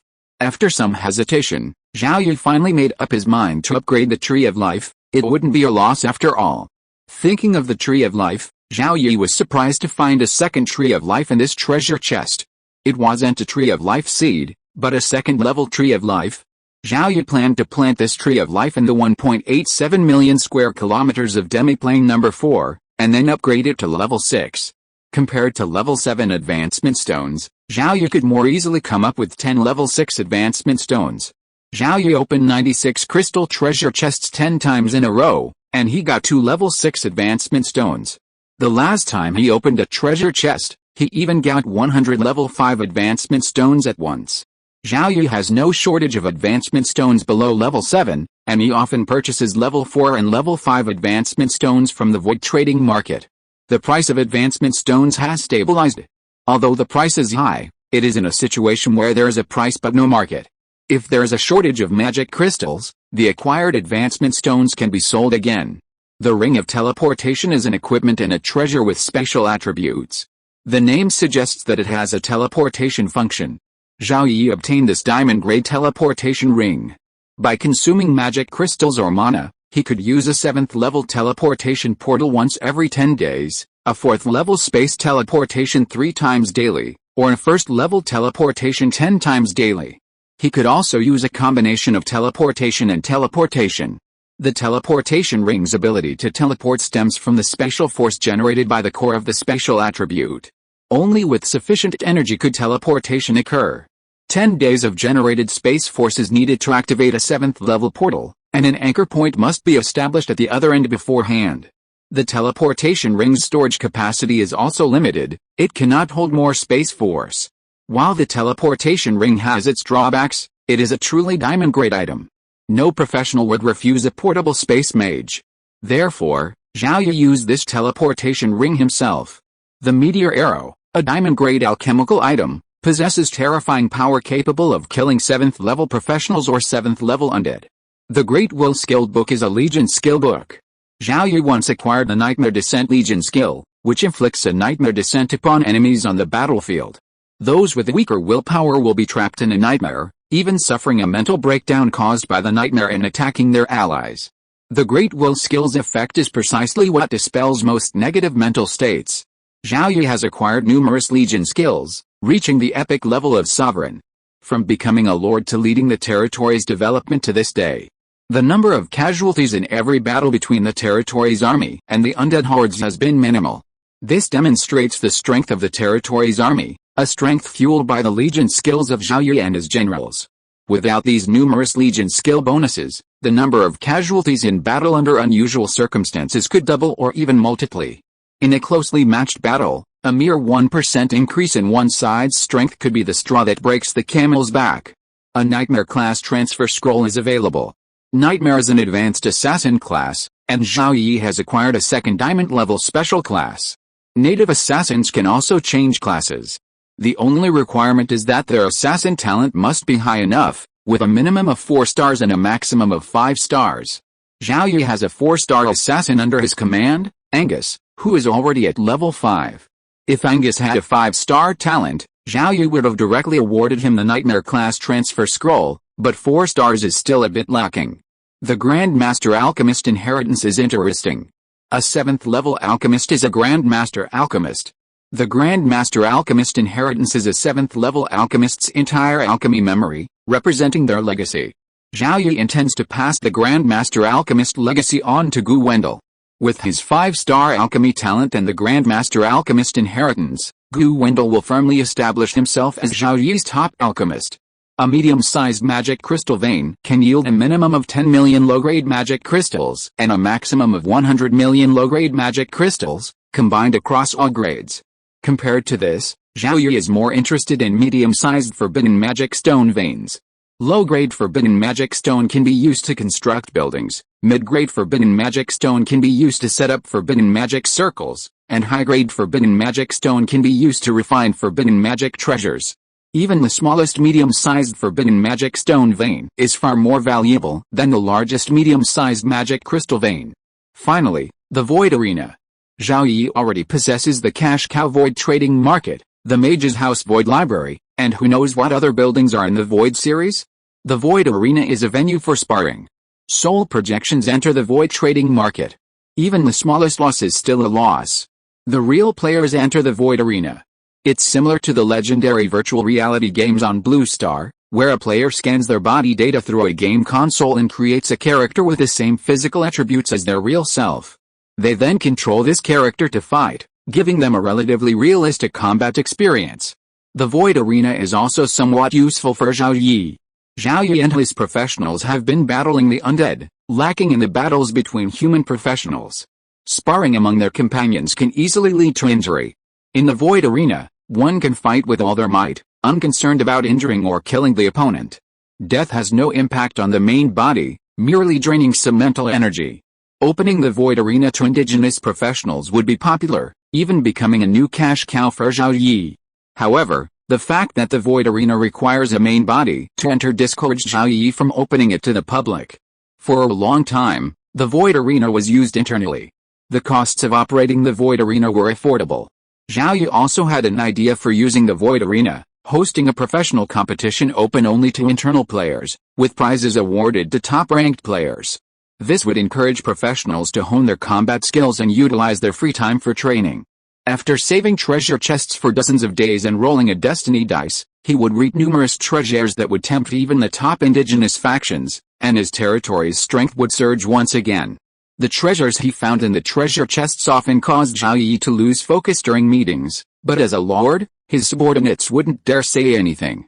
The meeting finally concluded, and Zhao Yi eagerly headed to the teleportation array to begin recruiting. Name, Gabi. Gender, male. Age, 43. Occupation, level 20 Earth Mage. Talents, 5-star Earth Mage / 3-star Command / 3-star Management. Skills, Loyalty, 80. In addition to the 5-star Earth Mage talent, he also possesses 3-star Command and 3-star Management talents. Quite impressive. Gabi, only at the 2nd level, is already 43 years old, which is a bit of a problem. It's unclear what happened to Gabi in the past. With 80 loyalty, there's nothing to worry about. Zhao Yi wouldn't be afraid if recruiting Gabi caused trouble. His growing strength gave him confidence. Aside from the top-tier indigenous forces, led by legendary masters, Zhao Yi didn't dare to challenge them. He didn't need to fear indigenous forces below the top tier.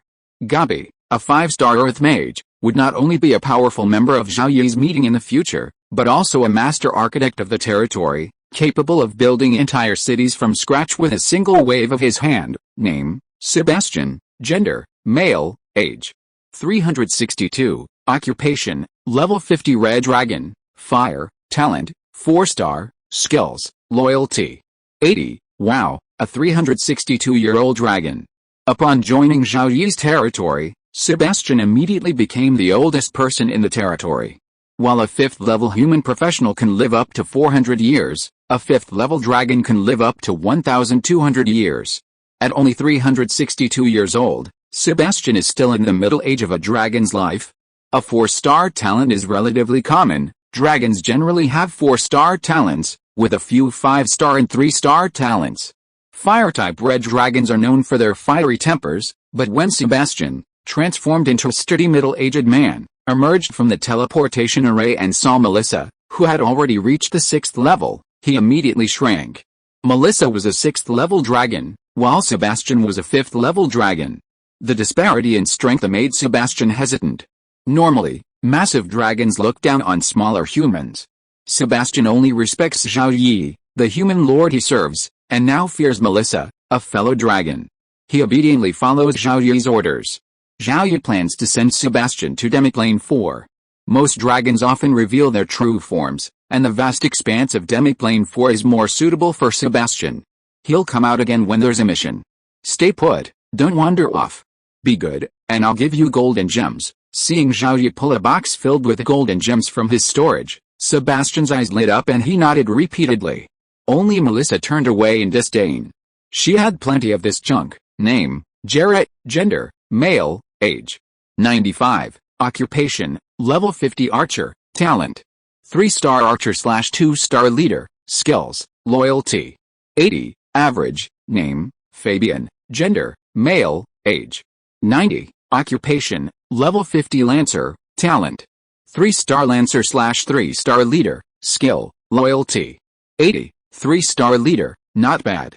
Compared to the 2 Tier 5 recruits, there's a small surprise among the Tier 4 recruits. Name, Chanel. Gender, female. Age, 46. Occupation, level 40 marksman. Talent, 4-star marksman / 1-star leader. Skill, loyalty, 80. A female marksman with a 4-star talent. After recruiting all Tier 5 and Tier 4, Zhao Yi's territory now has 3 Tier 6 professionals and dragons, 22 Tier 5, and 179 Tier 4.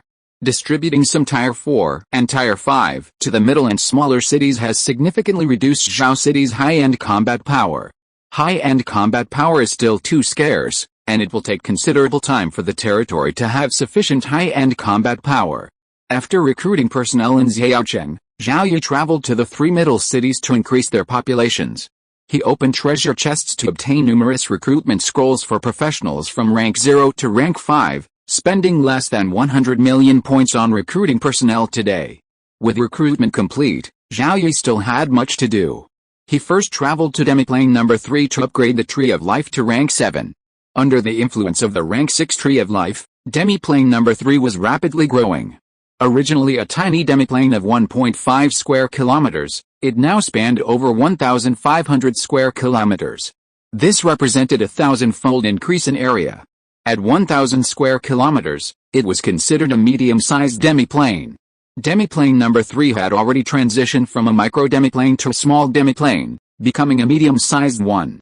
This wasn't the end of the matter. In the future, demiplane number 3 might become a large demiplane, or even a super-large one. Over time, the consciousness within the Tree of Life had grown significantly. Sensing Zhao Yi's arrival, its branches and leaves rustled in welcome. If the Tree of Life had welcomed Zhao Yi more enthusiastically, the entire demiplane would have trembled. Zhao Yi walked to the foot of the tree, touched its trunk, and gently soothed it. At the same time, Zhao Yi gave this Tree of Life a new name, the World Tree. Zhao Yi also held another Tree of Life, and they needed to distinguish between the two. Compared to the demiplane number 3, this Tree of Life was undoubtedly the World Tree. Furthermore, the World Tree had been with Zhao Yi for longer, so if it were to advance, Zhao Yi would advance the World Tree first, with the Tree of Life later. Knowing it had a name, the World Tree's branches and leaves continued to rustle, appearing delighted. Zhao Yi took out 10 level 7 advancement stones and placed them against the trunk. As the World Tree absorbed the power of the advancement stones, it grew rapidly, 400 meters, 500 meters, 700 meters, 900 meters, 1,000 meters. After reaching a height of 1,000 meters and a thickness of 30 meters, the world tree finally stopped growing. As the world tree advanced, nearly everyone in Demiplane 3 looked toward its location, amazed to see the already towering tree of life grow even taller. A 7th level tree of life increases plant growth by 70% within a 100-kilometer radius, boosts magical element concentration by 7-fold, and produces 1,000 drops of water of life, 50 ml, daily. These 1,000 drops are worth over 10 million low-grade magic crystals. Selling this water of life would yield magic crystals at a rate several times faster than at the void trading market. With the undead army's numbers constantly increasing and the territory's military strength rapidly increasing, even a large amount of water of life would be insufficient in the event of a devastating war. Without a shortage of magic crystals, the water of life could not be sold. Aside from these changes, no other changes have been observed in the Tree of Life since its advancement from 6th to 7th level. Zhao Yi wasn't disappointed. Perhaps changes had occurred, but they were minor and would take time to manifest. He had other matters to attend to, so he left Demiplane 3 and continued to work on other matters. As Zhao Yi had anticipated, the Tree of Life did undergo changes when it was upgraded from Tier 6 to Tier 7. These changes were concealed by the indigenous factions who possessed at least Tier 7 trees. The Tree of Life experienced two major changes upon reaching Tier 7, or rather, two additional outputs. The first was Life Essence. 1 drop of Life Essence contained more vitality than 100 drops of Water of Life. Consuming Life Essence comprehensively improved a character's physical fitness, strengthened their soul, and increased their fighting spirit or mana, effectively acting as an experience potion.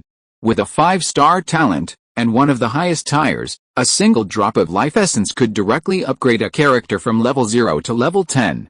Leveling from level 60 to level 70 required approximately 1,000 drops of Life Essence. Life Essence also slightly increased the talent of combat classes. In the myths and legends of the Chen Kingdom, Life Essence was considered a top-tier natural treasure. However, a Tier 7 Tree of Life only produced 1 drop of Life Essence every 10 days, so obtaining all 1,000 drops would take 27 years. Zhao Yi, however, only needed 2 years to level up from level 60 to 70 by killing monsters. Life Essence was a treasure to the top-tier indigenous forces, but for Zhao Yi, who could level up by killing monsters and opening treasure chests to obtain advancement stones and talent stones, its value was greatly reduced. The second yield of the 7th level Tree of Life was the Fruit of Life. When a person's vitality decreases, their lifespan decreases. The Water of Life and Life Essence can restore vitality, but they can't extend a person's lifespan beyond its original limit. However, the Fruit of Life can, and it also increases lifespan.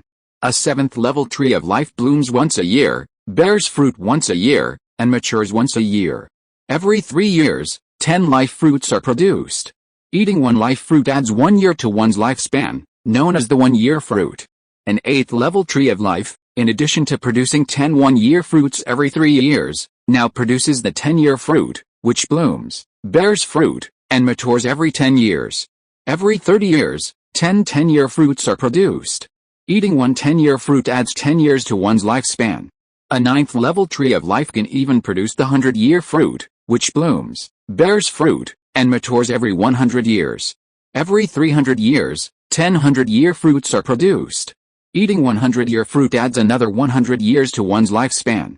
For a life fruit of the same grade, the first one has its full effect, the second is half, and the third is half again. But for Zhao Yi, even a 1-year-old fruit takes too long to grow. Life fruits that increase talent and lifespan are valuable assets for top-tier indigenous factions.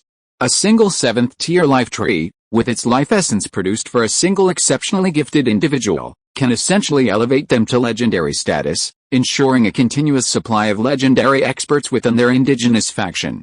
Possessing a 9th tier life tree would undoubtedly make them one of the most powerful indigenous factions on the Origin continent. However, the highest tier life tree currently available on the Origin continent and across demiplanes is only 8th tier. After upgrading his world tree, Zhao Yi returned to the central area of demiplane number 4, selecting a suitable location off limits to ordinary people, and planted his 2nd tier life tree.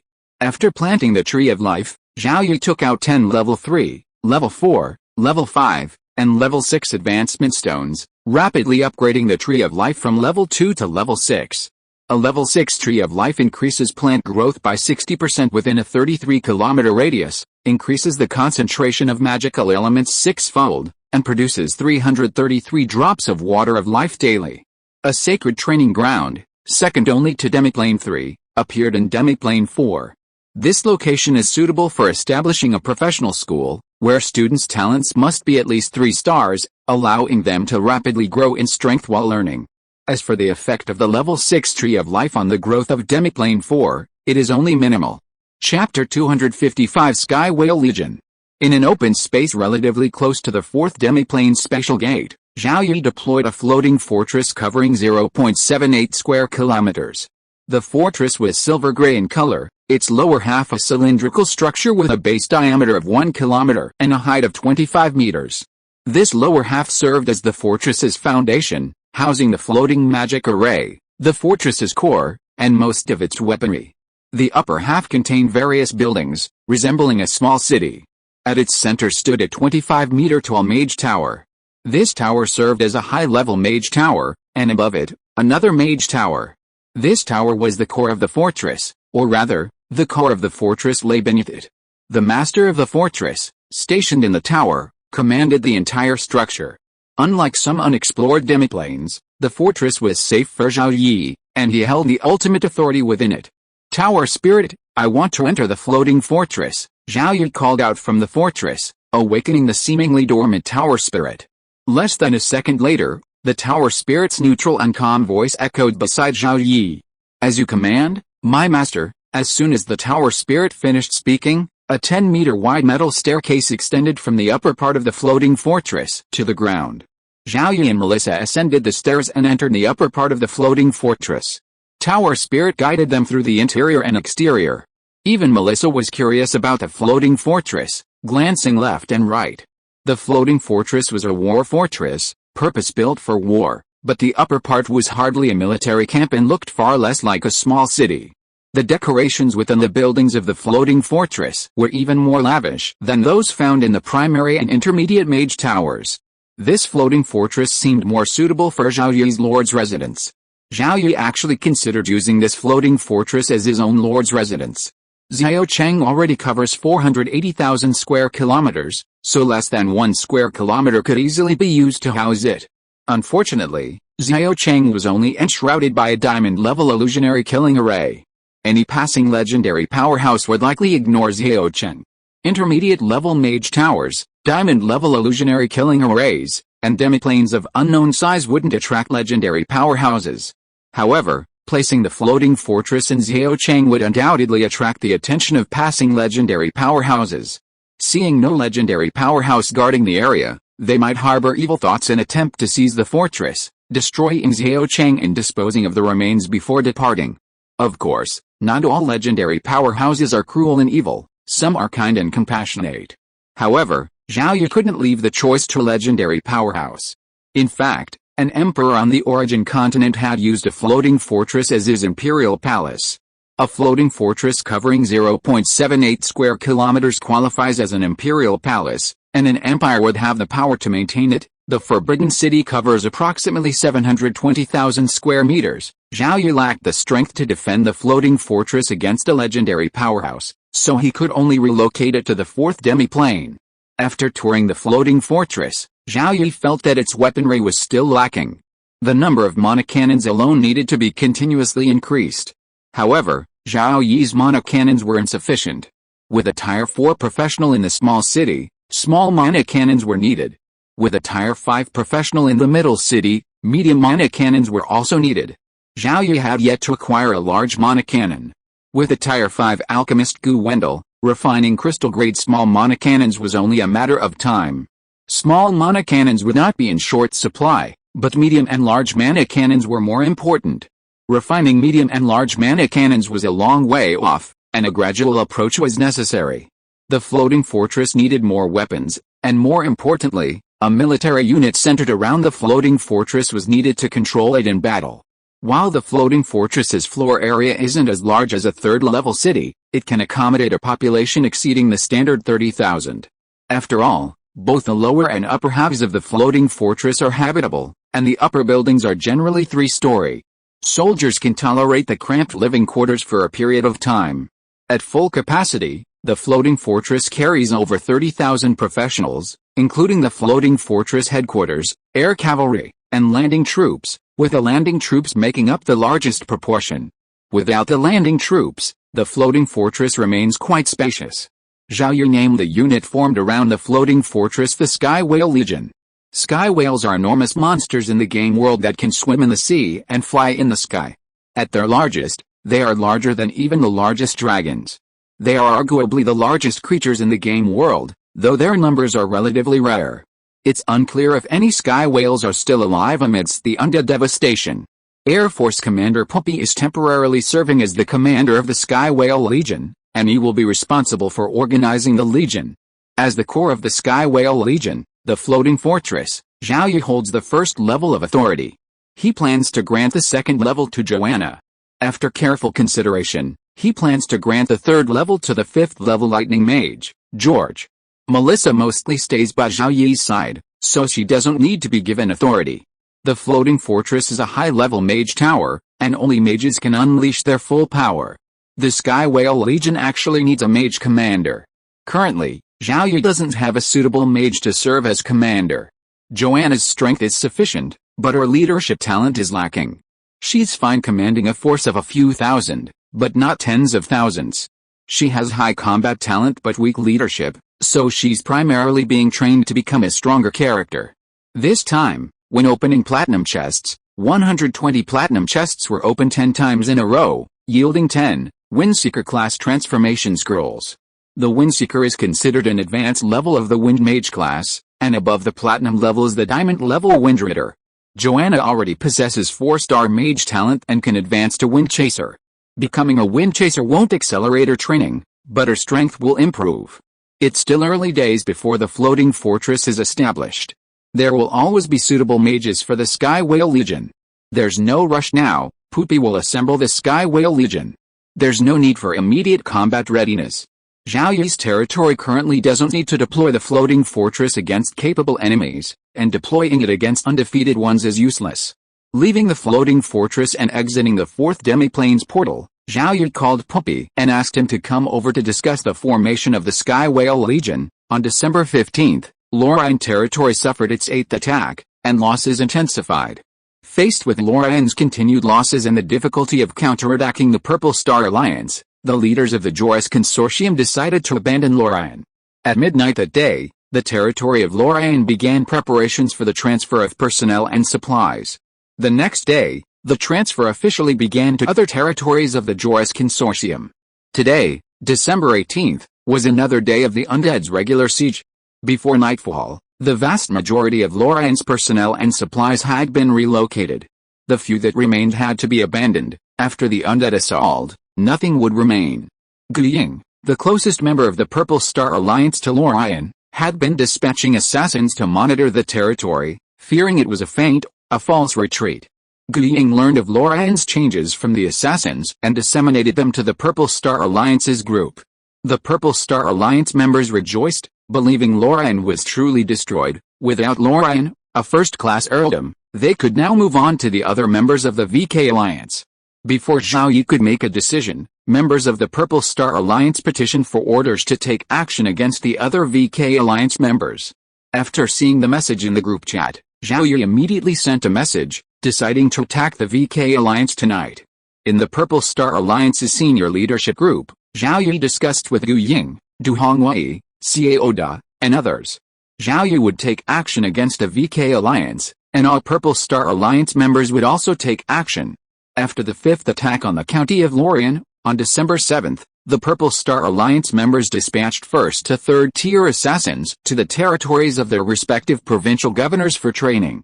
10 days had passed, and despite the short training period, the assassins had already developed a certain level of tacit understanding. Sending them to attack an earldom might result in accidents, while targeting only viscounties or even baronies would be less likely to result in accidents. After discussion, the group decided to attack 17 members of the VK Alliance tonight, 1 2nd-tier earldom in the province of Rhoda, and 2 3rd-tier viscounties in each of the 8 provinces. A 3rd-class viscount's main city, a third-level town, has a standard population of only 3,000. Even if every household in the main city has a professional, the main city's garrison rarely exceeds 600. The Purple Star Alliance has 475 members, and the assassination forces concentrated in the 8 Guildmasters' territories total over 5,000. To counter the assassination forces of each third-class Viscount in the VK Alliance, they only need around 300. A typical Viscount's assassin force is small, barely sufficient. A Viscount lacks the strength or qualifications to independently dispatch assassination forces to attack other player territories. Such an attack would be merely a scratching wound, and players without lords would not bother with the effort. Compared to recruiting assassins, the most important priority for a Viscount lord is territory advancement. Once a territory is promoted to an earldom, earning more points, and to eliminate nearby rivals that threaten its development, they will recruit more assassins to attack their neighbors. With a powerful lord like Zhao Yi, the Purple Star Alliance doesn't need its members to intervene. They can handle the Lorien territory themselves. Under these circumstances, most members of the Purple Star Alliance felt they should contribute, responding to the leader's call and deploying as many of their available assassins as possible. Most did so, and the remaining members followed suit, eventually assembling a massive assassin force of 5,000. Even Lorien couldn't allow the VK Alliance to assemble such a large assassin force, especially as Lorien County suffered repeated losses. VK Alliance members' trust in Lorien steadily declined. While some members, hoping to hold out for Lorien County for a while longer, sent third and second-tier professionals to support it, others remained indifferent, unwilling to sacrifice combat power by supporting it. No one had anticipated the Joris Consortium's decision to abandon Lorien County so quickly, leaving many VK Alliance members with regrets. Now, the second-class earls within the VK Alliance were vying for leadership, unaware of the Purple Star Alliance's impending attack.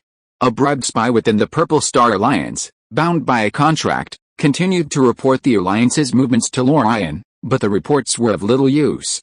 The Purple Star Alliance's leadership would not publicly announce specific operational missions in the group chat.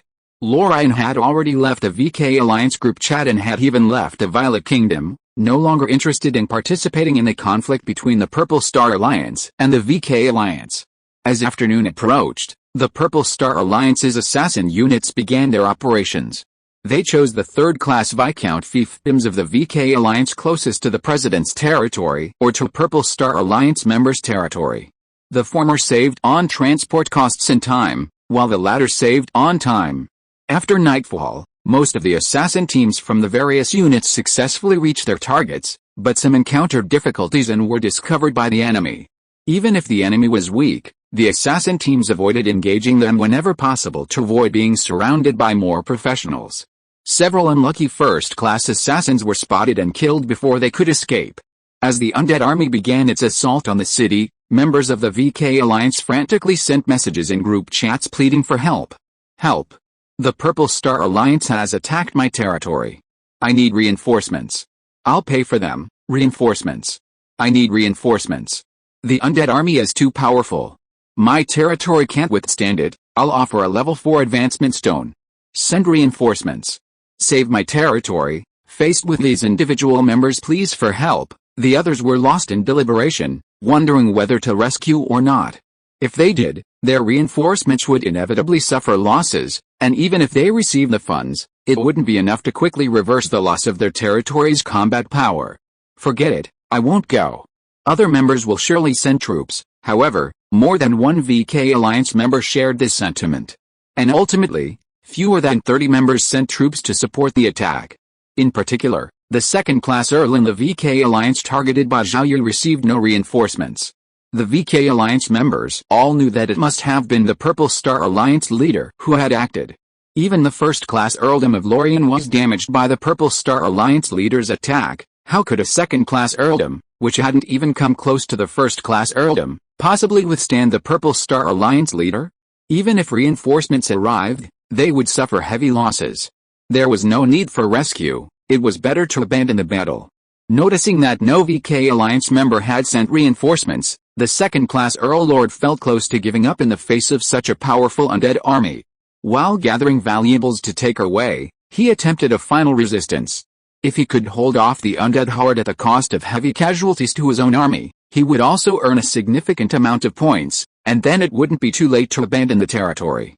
This second-class Earl Lord was overthinking things. Under the undead attack, the main city of the territory was quickly breached, and the Earl Lord fled to the indigenous city with his family, close associates, and most of the territory's valuables. Along with the second-class earldom, 11 third-class viscounties were destroyed. The 5 viscounties that survived all received relatively large reinforcements. However, both the reinforcements and the territory armies suffered heavy losses in the battle against the undead horde, and these 5 lords unanimously chose to abandon their territories. The Purple Star Alliance's assassination unit, in its first major mission, destroyed 1 second-class earldom and 16 third-class viscounties at the cost of fewer than 10 first-class assassins killed or injured. For the Purple Star Alliance members, this was a perfect mission. Even the few members who lost first-class assassins were unconcerned. Training a first-class assassin only costs 300 magic crystals, a mere fraction. The members cheered in the group chat, as if it would soon be clear that the entire Violet Kingdom would be free of VK Alliance or Anti-Chen Alliance territories. Compared to the lively atmosphere within the Purple Star Alliance, the VK Alliance group chat was filled with only a few angry voices, while the majority remained silent. Those swearing were the same ones who had sent troops to support the group the previous night. While they had done so for the perceived benefits, they now felt entitled to speak in the group chat. We're losing 1 second-class earldom and 16 third-class viscountdoms a day. With only a few members in the VK Alliance, how could we possibly hold out for 4 months? If we could truly unite, even if we couldn't match the Purple Star Alliance, we could at least stop it. But you dared not even send troops, watching helplessly as our allies' territories were destroyed. Brothers, if this continues, our VK Alliance will be doomed. The Violet Kingdom will become the domain of the Purple Star Alliance, and our territories will be annihilated one by one. We must unite and fight the Purple Star Alliance together. Several second-class earls again stood up, trying to rally the VK Alliance, but fewer than 100 members sent messages of support, and the majority remained silent. This situation in the VK Alliance was not surprising. The Purple Chen Alliance's 475 members are united for 2 main reasons. First, all are Chen players, and second, they are led by first-class Earl Zhao Yi. Of all the Blue Star factions, the Chen faction boasts the largest number of player lords, as Chen's population accounts for 1/5 of the planet's total human population. The population of the Hang Three Kingdoms is also approaching 1/5 of the planet's total population, but the number of Hang Three Kingdoms player lords currently accounts for less than 1/10 of Chen's. This is due to their adaptation to the game world and the abilities of their lord players. In response to the rise of the Chen player faction, several nations already at odds with Chen on Blue Star formed an anti-Chen alliance within the game world. Although the anti-Chen alliance boasts more player territories, it has been unable to gain much of an advantage in the competition with the Chen player faction. Facing external enemies, the vast majority of Chen players are remarkably united, a fact evident within the Purple Chen Alliance. The VK Alliance, however, struggles. Its members hail from dozens of countries, many of whom are sworn enemies. How could they possibly send troops to support their rivals? It's a good thing they didn't join forces to attack. This is just one reason. Another is the same as with a case of Lorian. Over a quarter of the VK Alliance's members belong to major player factions. Individual player territories are typically viscounties or even baronies. Only a few lucky players can elevate their territories to earldoms, and achieving a second-class earldom is even more challenging. The second-class earldom Zhao Yi targeted this time was lorded by an individual lucky player, so he had no support. Territories under player factions are more easily elevated to earldoms. The majority of earls in the VK Alliance come from a wide range of player factions. Compared to individual player lords, they have a fallback plan. Like Lorian, they can transfer personnel and supplies from their territories to other territories belonging to their respective player factions. With the abandonment of Lorian, many player factions with territories in the Violet Kingdom have investigated whether they can resist the Purple Star Alliance and maintain their position. Almost all player factions with second-class earldoms in the Violet Kingdom aim to gain control of the VK Alliance. Even though they all joined the anti-Chen Alliance, their rivalry persisted. While some second-class earls continued to vie for VK Alliance leadership, others realized that without a first-class earl, the VK Alliance would struggle to consolidate its power. Even if a first-class earl emerged, their fate would likely be similar to that of Lorian. Without a source of strength outside the Violet Kingdom, the VK Alliance, even more fragmented than the Anti-Chen Alliance, was simply unable to withstand the Violet Kingdom. Therefore, after the destruction of 17 VK Alliance territories, some player factions began withdrawing personnel and supplies from their subordinate territories. It was just a Violet Kingdom, and with hundreds of indigenous nations on the origin continent, the Violet Kingdom was still a lowly kingdom, so abandoning it was of little consequence. Initially, the idea of vying for control of the VK Alliance was gradually abandoned. By December 21st, personnel and supplies from the territories of over 20 Viscounts and Earls of the VK Alliance had been evacuated from the Violet Kingdom. That night, the Purple Star Alliance once again attacked the 17 territories of the VK Alliance. Faced with the overwhelming force of the undead, the 17 lords simply gave up on rescue efforts. They knew that even if they called for reinforcements, their territories would not survive the next undead siege. Over half of the lords had prepared 2 days in advance, ready to abandon their territories and flee to the indigenous cities. Former lord players who had fled to the indigenous cities recalled the recent struggle between the Purple Star Alliance and the VK Alliance, which, in a magnified sense, was a struggle between the Chen Kingdom player camp and the Anti-Chen Alliance.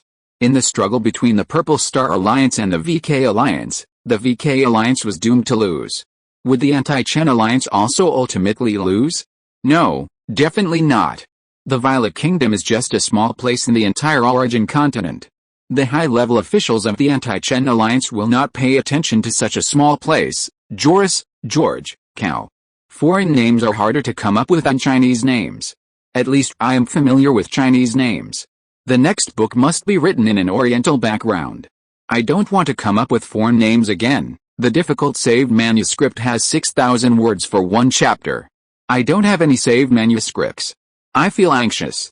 Chapter 256, Changes at the End of the Year. After being promoted to second-class dukedom, Zhao Yi's territory developed steadily. The Sky Whale Legion was being established, Xiaocheng was being expanded, 3 old central cities were being expanded, and 3 new central cities were being constructed. Demiplanes 3 and 4 were constantly migrating in population. To meet the needs of his territory, Zhao Yi recruited a batch of Earth Mages daily, primarily Tier 0 and Tier 2. This led to Lord players finding that, when recruiting indigenous classes, the points required to recruit Earth Mages increased the fastest, almost catching up to priests of the same rank.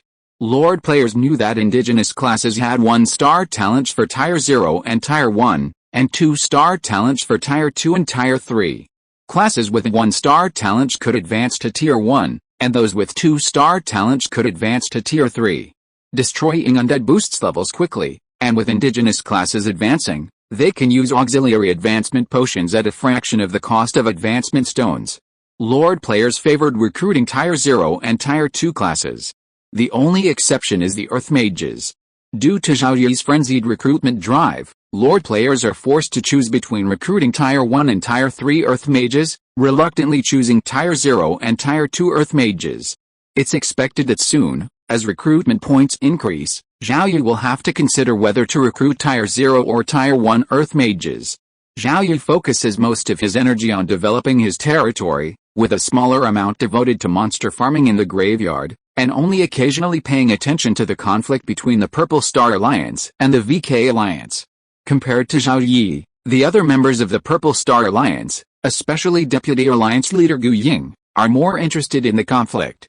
Zhao Yi and Gu Ying have never met and rarely chat, but they have a strong rapport, and Gu Ying's responsibilities for the Purple Star Alliance have gradually increased. Zhao Yi, noticing Gu Ying's interest in managing the Purple Star Alliance, has let her do what she wants. Of course, Zhao Yi will not stand by and watch Gu Ying take control of the Purple Star Alliance. This scenario is unlikely to occur. The most important factor is Gu Ying's strength. Without it, no one will obey your orders. As for the other deputy leader, Du Hongwei, he belongs to the Chen Kingdom officialdom. His status means he rarely participates in the management of the Purple Chen Alliance, only attending high-level meetings and rarely expressing his opinions. Du Hongwei is more like an honorary deputy leader assigned to the Purple Chen Alliance by the Chen Kingdom officialdom, which makes the Purple Chen Alliance's relationship with the Chen Kingdom officialdom slightly closer than that of other player factions in Chen Kingdom. The Purple Chen Alliance's offensive against the VK Alliance has been ongoing, occurring every 3 days. Zhao Yi has targeted a second-class earldom each time. The Purple Chen Alliance's assassination unit, initially targeting third-class viscounts, has now also targeted second-class viscounts. The Purple Chen Alliance has also observed that some player factions within the VK Alliance are evacuating personnel and supplies. Zhao Yi may not be able to find any second-class earls next time, so he will turn to third-class earls. This will allow him to take on 2 third-class earls at once. Soon, it was the end of December. The end of the Year of Hope. Under the onslaught of the Purple Star Alliance, the VK Alliance's membership was rapidly declining, and fewer people were speaking in the group chat, putting it on the brink of collapse. The VK Alliance had effectively collapsed, but members hadn't left the group yet, hoping to glean any useful information from the chat. The final day arrived, and dawn broke, but the sky was overcast. This gloomy weather felt different from previous overcast skies, a feeling of gloom, and the entire Origin continent was shrouded in gloom. What major move would the undead faction make today? The same thought crossed the minds of the players on Blue Star, including Zhao Yi. The few major undead moves they had made were memorable, with wave after wave of undead hordes descending upon player territories, and torrential rain and flooding submerging them. Both of these major moves destroyed large numbers of player territories, leaving only the elite. On the final day of the first year since the Blue Star players arrived in the game world, the undead faction might be making a major move. Regardless of the undead's actions, the only thing the player lords could do was actively prepare. Zhao Yi's territory was also actively preparing, and he even considered canceling a cemetery spawning mission today.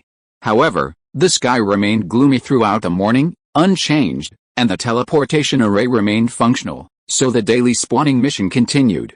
To prevent any unforeseen events, the 3 spawning teams were each required to kill 10,000 undead before returning, avoiding exhaustion in preparation for the upcoming battle.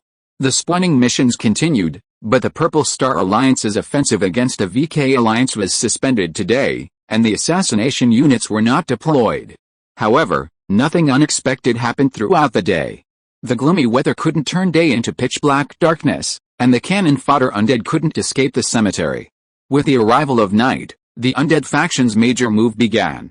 Tonight was the day for the undead's regular siege, and player territories close to the cemetery were the first to be ravaged by the undead hordes. The Lord players had already prepared for changes in the undead army, either a stronger force or more waves of undead attacking their cities. As long as the undead army's strength didn't increase excessively, the player territories that had managed to hold out could hold out, with the most casualties among the territorial army being incurred. However, when the first wave of undead attacked the player territories, and the air cavalry or assassins reported the situation to the lords, many lord players were stunned. The undead army had tripled in strength compared to its usual level. Normally, a tripling of undead strength wouldn't be a big deal. For example, during a territory promotion battle, there would be at least 3 waves of undead attacking the city, and the overall strength of the undead would be at least doubled. But tonight's undead attack, while maintaining the same ratio of undead rank, tripled the number of attacking undead. This tripling of the undead strength is unacceptable to most lord players. They would rather face wave after wave of normal undead hordes than a single, explosive surge. Consider a level 3 town with a population of 3,000 and a garrison of 500. The undead attacking town consists of 3 waves, each numbering 1,000. Each defender faces an average of 2 undead per battle. Now, with the town's population remaining the same, the number of defenders remaining the same, and the undead attacking town only 1 wave, its number increased from 1,000 to 3,000. Each defender faces an average of 6 undead simultaneously. At lower levels, most human players can defeat 2 undead of the same level without taking any damage, or with minimal injuries. Fighting 6 undead of the same level is a near constant, almost non-stop battle. A human player who can kill 4 undead of the same level in a row is considered elite, and killing all 6 is considered elite, not far from a genius. Most importantly, the undead surge relentlessly, leaving no time for human professionals to recover. Even a genius would be crushed to death by the undead. This is the tactic of a sea of undead. Humans also have their own human wave tactics, but they are laughable in the face of a sea of undead. The Lord players all understand the terrifying threat of tripling the number of undead to attack. They don't worry about whether there will be a second wave after this one, they simply want to hold off this one. All stored weapons, equipment, alchemical items, spell scrolls, and other items are distributed, and those who can call for assistance quickly request it. Today is the day of the daily undead siege. All cities and villages in the territory will face triple the undead attack. It's a question of whether the territory's main city can be defended, let alone the villages. Many Lord players considered transferring the village garrison back to the main city, but they didn't do so. They figured that while the village garrison could make it back, their families were still in the villages, and most people wouldn't choose to be separated from them. I'm dying. My territory finally reached the rank of 3rd Viscount, but now it's doomed. Luckily, the teleportation array is working, so I can at least hold on a bit. If I can't, I can flee to the indigenous cities. Help. I'm in the XX Empire, in the southern part of XX Province, a 2nd Viscount. I'm offering a level 5 advancement stone. I hope you can send reinforcements to save my territory. The main city can barely be saved, but the subordinate towns and villages are all likely lost. Add to that the losses in the main city's garrison, and I'm terrified. What's next for the Chen Nation player camp and the anti-Chen Alliance? They'll just have to lick their wounds. Members of the Purple Chen Alliance were also pleading for help, but few were able to send reinforcements. Those who did were late to the undead siege, able to return before their own territories were under attack. Even the Purple Chen Alliance's leaders, faced with tonight's situation, were powerless to send troops out for help, and even needed reinforcements themselves. Seeing this situation, Zhao Yi took action. You don't need to send reinforcements. Focus on defending your own territory. Leave the reinforcements to me. Lin Mingyao will take stock and, based on the timing of the undead siege, I'll dispatch reinforcements. Lin Mingyao served as the leader's secretary. Her father had been recruited by Zhao Yi as a technician. Lin Mingyao was a professional gamer, but on Blue Star, she was a secretarial student. As the leader of the Purple Star Alliance, Zhao Yi needed a secretary. After posting a job posting in Yichen, Lin Mingyao, a quiet and lovely woman with a secretarial major, was chosen. Zhao Yi's reasoning for sending reinforcements was simple. Regardless of the increasing number or quality of the undead army, the territory's strength could easily withstand it. Xiao Chang possessed a diamond-level illusionary killing array, while the other cities stockpiled 30 daily supplies of explosive arrows, alchemical bombs, spell scrolls, and other items. Zhao Yi was wealthy, which allowed him to stockpile such a vast array of military supplies. This was the power of Krypton gold. Even if the number of undead doubled, they couldn't capture any of Zhao Yi's cities. Furthermore, the teleportation array was operational, allowing reinforcements to arrive at any time. Zhao Yi hoped for a larger and higher quality undead army, but the likelihood of that happening was very slim. As long as his own territory could be defended, Zhao Yi could send reinforcements to the Purple Star Alliance. Zhao Yi intended these members to be a future force in his arsenal, and he couldn't afford to lose too many. Furthermore, by sending reinforcements to fight in other player territories, the professionals in the reinforcements would gain experience, and Zhao Yi would receive points and treasure chests. Since this was a battle within the Violet Kingdom, points earned could also be used to increase his battle rating. This was a win-win situation, so how could Zhao Yi miss it? For reinforcements, Zhao Yi planned to send only Tier 3 and Tier 4 professionals. The highest undead army attacking player territories was Tier 4, so there was no need to send Tier 5 professionals. Most of the Viscount member territories lacked even a single Tier 4 professional. Since the attacking undead were at most Tier 3, Zhao Yi could simply send Tier 3 professionals. When dispatching Tier 4 professionals, the priority wasn't class, but quantity, to avoid the members discovering that their territory had more Tier 4 professionals than Changjingling. The Tier 3 professionals sent out were primarily archers, mages, priests, and members of the Undead Legion. This was a good opportunity to gain experience, so whenever possible, select those with 3-star or higher talent to join the reinforcements. All selected professionals carried Water of Life to prevent any unforeseen consequences. While the reinforcements were limited and couldn't support all territories simultaneously, the timing of the undead attacks varied, so deploying only a small number of Tier 3 and Tier 4 professionals was sufficient to carry out the rescue effort. The members of the Purple Star Alliance knew their leader was powerful, but they couldn't imagine just how powerful he was. They didn't believe he could carry out the entire rescue effort single-handedly. Furthermore, the leader's own territory needed sufficient personnel to defend it, so the reinforcements sent would only represent a small portion of the alliance's strength. Therefore, The alliance members decided that the leader should first rescue those attacked first by the undead army. Then, along with the leader in those territories where the undead siege had ended, they would send reinforcements to rescue those attacked later. This way, all members of the Purple Star Alliance would be able to see the sunrise in their own territories. At the same time, the Purple Star Alliance members hoped that tonight's undead siege would be just one wave. If a second wave appeared, even with the leader's rescue, many of their territories would be hard to save. The Yicheng teleportation array area had been covered, and the array frequently lit up, with 3rd and 4th tier professionals from Xiaocheng continuously teleporting to Yicheng.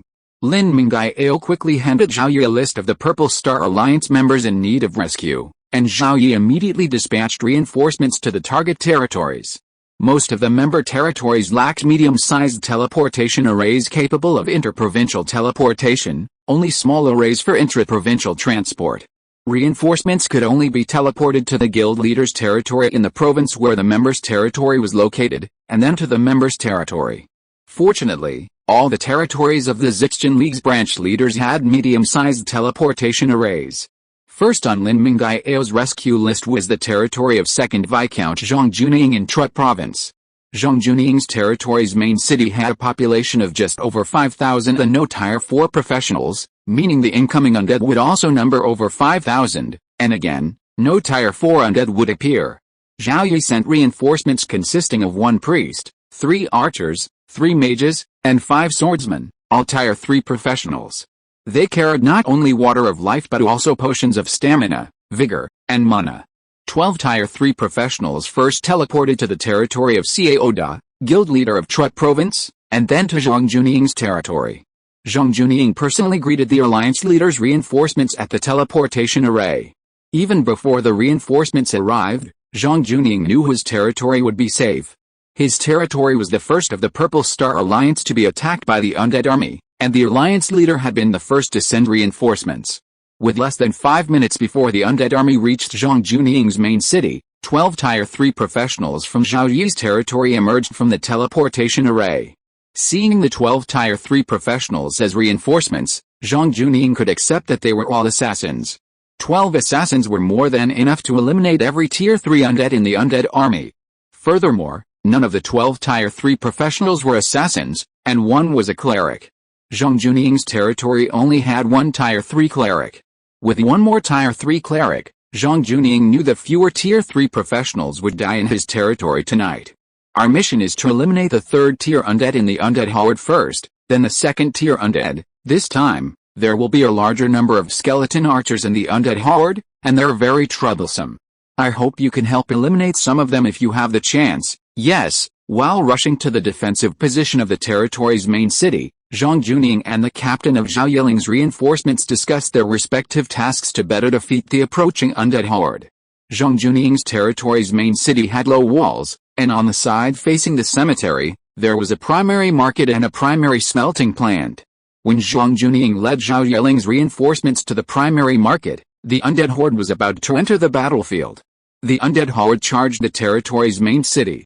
As the front ranks of the undead entered the range of the defending archers, human archers began to fire arrows, targeting the skeleton archers in the undead horde. Ranged attack units are always the most troublesome enemies, a fact recognized by Lord players. If the skeleton archers aren't eliminated as soon as possible, they will inflict the greatest casualties in every battle. When engaging the undead horde, the first target is the skeleton archers, including the archers within the undead air cavalry. Weaker territories generally avoid undead air cavalry. The undead army attacking Zhang Junying's main city didn't see any undead air cavalry, but there were undead land cavalry. Although no Tier 3 undead had yet appeared within range of Zhao Yi's Tier 3 archers, they nonetheless engaged, continuously eliminating the more advanced skeleton archers. While Zhang Junying's territory was engaged in a fierce battle with the undead horde, the 2nd Zixjian Alliance member territory was about to engage in battle. Zhao Yi's reinforcements had already entered that territory. A reinforcement force was dispatched by Zhao Yi, and Lin Mingyao's request for assistance list was constantly updating. The names of Zixjian Alliance leaders like Gu Ying, Du Hongwei, and Xiao Da also appeared on the list. Clearly, the changes to the undead siege this time have made it incredibly difficult for the player lords. Du Hongwei, officially affiliated with the Chen Kingdom, and other lords had to turn to Zhao Yi for assistance, rather than to the Chen kingdom itself. Zhao Yi was likely the only player territory capable of easily resisting the undead horde and even sending out a large number of reinforcements. Cheng Jinling and Li Chunxiangling were both capable of resisting the undead horde, but only sending out a small number of reinforcements. This wasn't due to Cheng Jinling and Li Chunxiangling's inherent strength, but rather to the fact that both territories, as the strongest official territories in the nation, possessed the power gained through in-game currency. Without in-game currency, Cheng Jinling and Li Chunxiangling would have suffered heavy casualties in their attempts to hold off the undead horde. Without reinforcements, the most crucial factor for player territories to withstand tonight's undead siege was sufficient military supplies. A single super alchemical bomb, for example, could blast half of a level 1 village, capable of annihilating even level 4 undead in the core area. Even for a first-class Viscount, 2 super alchemical bombs would severely damage the attacking undead army, making the rest of the battle much easier. However, a single super alchemical bomb costs tens of thousands of low-grade magic crystals, making it a poor investment to purchase with points. Player territories with ample magic crystals would have long since been promoted to earls. Player territories still at the Viscount level wouldn't be able to shell out magic crystals for super alchemical bombs, let alone high-level ones. Individual player lords who possess alchemical bombs typically obtain them from treasure chests. With luck, they might even find super alchemical bombs from platinum chests. Currently, among the millions of player lords, at least 1/5 lack even a high-level alchemical bomb. Due to the power of Krypton Gold, only a handful of player territories can afford to send out a small number of reinforcements, even if they can sustain themselves. Territories that can annihilate the undead armies with minimal effort but are unable to send out reinforcements may number less than 10,000. Tens of thousands of player territories can only manage to defeat the undead armies attacking their main city with minimal effort, while their subordinate towns and villages often suffer heavy losses. In many cases, player territories require a significant cost to defend their main cities, with a number of professional players killed in battle accounting for at least 1/5 of the territory's total military strength. Player territories in this situation account for over half of the territories of the Purple Star Alliance members. With such heavy losses, they face a difficult future, and to mitigate their losses, they seek assistance. Conversely, player territories unable to withstand the undead siege without reinforcements are far fewer in number. After all, the remaining lord players are mostly elite, well prepared for emergencies. Player territories unable to withstand the undead hordes typically experience stagnation or even decline. Even without today's extraordinary undead siege, they would inevitably be destroyed sooner or later. Forget it, I'd better give up the territory. My ability is too poor. The territory has always been maintained as a first-class Baron territory. There is basically no possibility of being promoted to Viscount territory. I am really exhausted in order to maintain this territory. I can finally be free. I will soon become a former lord. Without a territory, it will be difficult to upgrade quickly. This game is really not for humans. The undead camp is too strong. I feel that one day even the indigenous camp will be destroyed by the undead camp, and our player camp will be unable to resist. If there were no restrictions on the rules of the game, the undead camp would have pushed the indigenous camp and the player camp together long ago. I just had a save draft, and my laziness attacked. I lost my save draft. If you're listening to this novel on a channel other than Fanfic World, it means they downloaded and uploaded it without effort. We cordially invite you to visit our channel, Mundo Fanfic Novelis. There you'll find the original version of this story and you can explore many other novels of various genres. We're waiting for you to immerse yourself in a world of incredible novels. Chapter 257 The Harvest of the Hardworking. The triple daily undead horde attacking the city posed another formidable challenge for the Blue Star player faction. The walls of the indigenous cities relied on magical materials, making them difficult to breach unless a major unforeseen event severely weakened the city's defenders. However, the situation was different for player territories. To date, less than 1% of player territories possessed magical materials for building their walls. Platinum chests could yield magical material veins, enough to build the walls of a first-level town, even if they were only a miniature one. However, finding magical material veins in a chest required luck, and finding magical material veins that could be used to build walls required even greater luck. Crucially, the vast majority of player lords lacked magic crystals. Upon discovering magical material veins in a chest, their first thought was to sell the magical materials for magic crystals to develop their territory and enhance its strength, rather than using them for wall construction. Because of this situation, Zhao Yi was able to purchase a large amount of magic materials from Lord players in the void market, and his purchases through the market became increasingly rare. Lord players earned magic crystals by selling magic materials, and their main cities consisted of, at most, mud walls. While they could withstand ordinary undead sieges, facing an undead army 3 times their size, many weaker player territories were in dire straits. If all player territories had walls built with magic materials, given their strength, the number of player territories destroyed in this special undead siege wouldn't have exceeded 1/20th. Given the current situation, it's normal for the number of player territories destroyed to multiply several times. The members of the Purple Star Alliance were arguably the luckiest Lord players on the entire Origin continent. In their eyes, their leader, Zhao Yi, was a powerful figure, holding the rank of first-class Earl, one of the most powerful among them, and capable of sending large reinforcements to support the Purple Star Alliance. In reality, Zhao Yi was the strongest Lord player in the Blue Star player faction. If he unleashed his full power, he could have reduced the Purple Star Alliance's strength to less than 1/20th tonight. Even if he only used a portion of his strength, the estimated loss of the most powerful members of the Purple Star Alliance would be no more than 1/5. Barring any unforeseen circumstances, the territories could remain viable. The members of the Purple Star Alliance were incredibly grateful to have joined the Purple Star Alliance and to have Zhao Yi at its helm. Tonight, even the Chen Kingdom, the most powerful official faction within the Blue Star player faction, couldn't defend all of its territories. The few territories that were able to send reinforcements were dispatched to support other important territories. Territories within the Violet Kingdom, for example, were left to fend off the undead hordes on their own. Du Hongwei, Yi Zhao, and the others, like the other Purple Star Alliance members, had no choice but to appeal to the leader for assistance. As the Chen Kingdom's official forces continued to merge weaker territories, the remaining territories within the Violet Kingdom had reached earldoms, and their foundations were more solid than those of many individual players. Facing tonight's extraordinary undead siege, the official territories of the Chen Kingdom were actually able to withstand it, but the losses would be significant. The difference between significant losses and the complete destruction of a territory is enormous. Many members of the Purple Chen Alliance were truly unable to resist, and without support, their territories would be destroyed. However, Du Hongwei, Yi Zhao, and others could not accept such heavy losses. As members of the official Chen Kingdom, developing their territories was their job, and this job would affect their future after returning. Therefore, they did not want their territories to suffer heavy losses.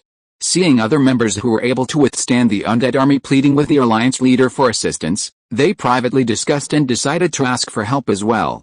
Zhao Yi personally paid for the transport to rescue the Purple Chen Alliance members, which was a favor to the members of the Purple Chen Alliance. Many within the Purple Chen Alliance expressed their desire to repay the leader. The poorest and weakest members were ready to give 2 level 3 advancement stones to the alliance leader, and many were even prepared to give a treasured level 4 advancement stone. A single level 4 advancement stone can fetch as much as 200,000 low-grade magic crystals in the market and the void trade, equivalent to a single piece of crystal equipment. Without the alliance leader's reinforcements, their territory would be destroyed, or their strength would be reduced by more than 1/3. With the alliance leader's reinforcements, the loss would be reduced to less than 1/10, still a slight loss, but the territory could continue to develop normally. Receiving reinforcements for a level 4 advancement stone is a good deal for them. The forums show numerous Lord players offering high prices for reinforcements, receiving no response. Faced with a siege by a special undead army, the leaders had to defend their cities with all their might, unable to send reinforcements. They were extremely lucky to secure reinforcements for a level 4 advancement stone. From hundreds of millions of Lord players to over 1 million today, the remaining players are considered elite, and there are few fools left. No member of the Purple Star Alliance would be so foolish as to believe they received reinforcements from the alliance leader for free, without paying any price. With mutual support, they can always turn to the alliance leader for help the next time they encounter difficulties. If you don't give anything this time, you'll essentially be ignored next time, and you'll also be ostracized by the other members of the Purple Chen Alliance. Other members can offer level 3 and level 4 advancement stones, platinum equipment, and crystal equipment, But Du Hongwei, Ye Zhao, and others who belong to the official Chen Kingdom cannot. Being not in the official Chen Kingdom's key training program, Du Hongwei, Ye Zhao, and others aren't poor, but they're not wealthy either, so they don't have any extra advancement stones or equipment. Official Chen Kingdom lords can keep any items they can use from treasure chests, but must turn in any they don't need. They'll receive some for their own territories. For non-key training territories, the value of the items turned in must exceed the value of the items received. For key training territories, the opposite is true. The value of the items received must exceed the value of the items turned in. Furthermore, even if you can use a high-value treasure from a treasure chest, such as the Tree of Life, you must turn it in. Turning in higher-value items will yield more, and your territories may even be added to the key training program, improving the prospects upon return. Hiding is possible, making it difficult for the higher-ups to detect it, but also reducing the number of opportunities. As a territory prioritized for development by the Chen Kingdom, it's currently firmly on track to becoming a first-class earldom, with a potential for advancement to Marquisdom. To advance to Marquisdom, the lord must be at level 5. Currently, players who reach level 5 are lords of the strongest territories under the top player factions. While player levels are rapid, the number of level 5 players will be unlikely to exceed 1,000 in a year. These level 5 players are primarily focused on developing territories within the major player factions, with a very small number of individual, European-inspired lord players. In fact, starting at level 4, the number of players decreases significantly, requiring more experience to advance one level. Lord players level faster than their combat class counterparts, but this is also limited by the number of undead armies attacking the territory, or rather, the territory's level. Higher-level territories have larger populations, which in turn increases the number of undead sieges, giving the lord more opportunities to slay them and increase their leveling speed. Leveling up requires experience points and corresponding advancement stones. The higher the level, the fewer advancement stones there are, and there's also the issue of high-level advancement stones being split into lower-level ones. It's impossible for all combat class players to reach level 4 in the future, let alone level 3. Du Hongwei, Ye Zhao, and the others had mediocre luck. The Violet Kingdom was a lower-tier kingdom, insignificant among the hundreds of indigenous nations across the origin continent and not a priority for the Chen state. Du Hongwei was a second-class earl, and it would take a long time for his territory to be promoted to first-class earldom. His situation was only slightly better than Gu Ying's. Du Hongwei's territory was barely a semi-focused territory for Chen state officials to cultivate, but he couldn't offer anything to repay the favor. However, after Du Hongwei reported to his superiors, he quickly received good news: reinforcements would be allocated. This news brought a sigh of relief to Du Hongwei, Ye Zhao, and the others. After so long in the Purple Chen Alliance, everyone was a friend. While others had offered advancement stones or good equipment to help the leader with his rescue, they couldn't afford any, and felt ashamed to continue in the Purple Chen Alliance.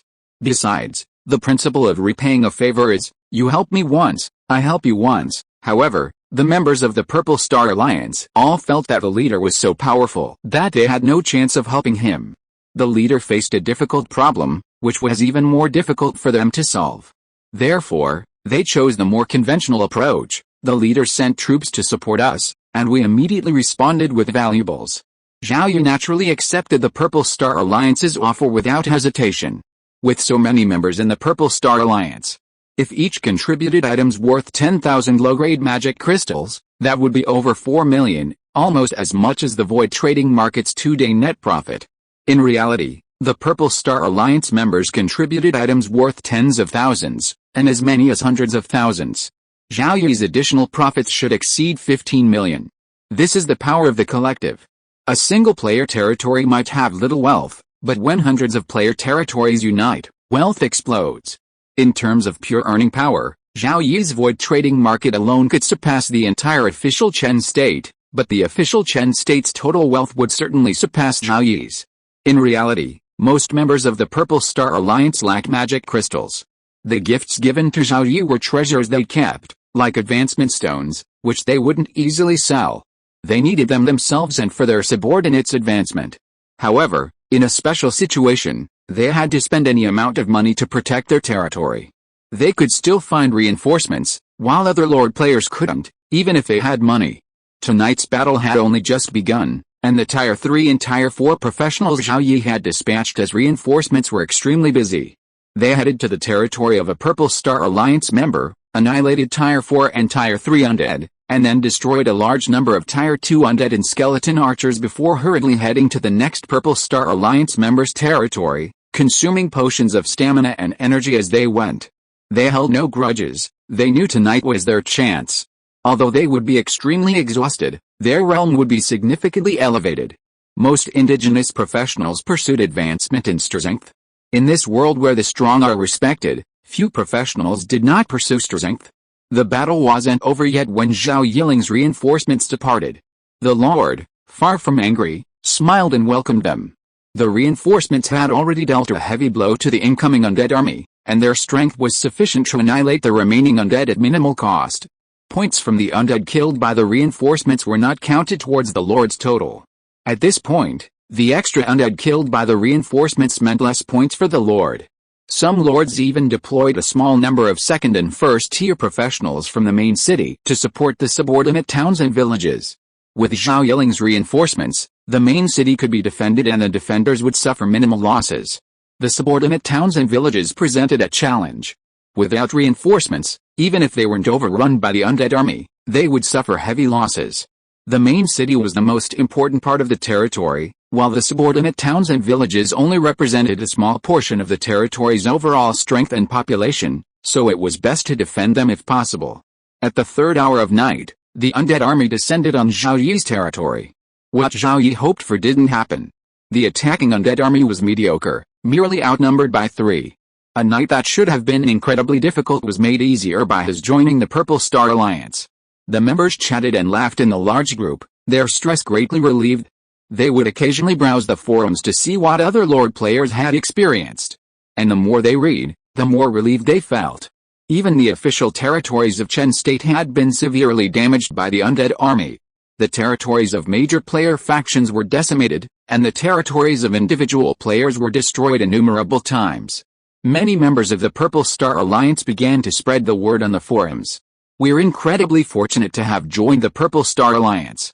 With the support of our leader, Boss Zhao Yi, we can secure the territories of all our members, and the losses won't be significant. I told you our leader is a top-tier Earl, and you wouldn't believe me.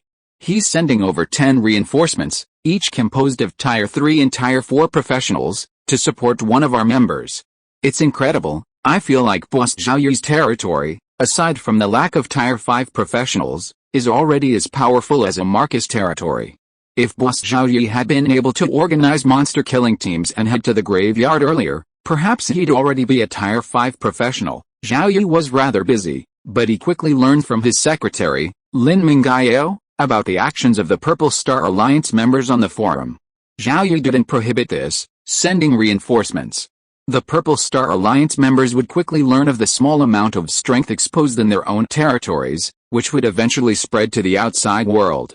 When dispatching reinforcements, Zhao Yi limited the number of Tier 3 and Tier 4 professionals he sent. While the combined strength of the reinforcements was slightly higher, it wasn't excessive.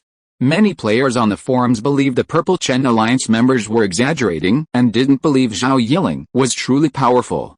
It's likely that many other player factions shared this sentiment.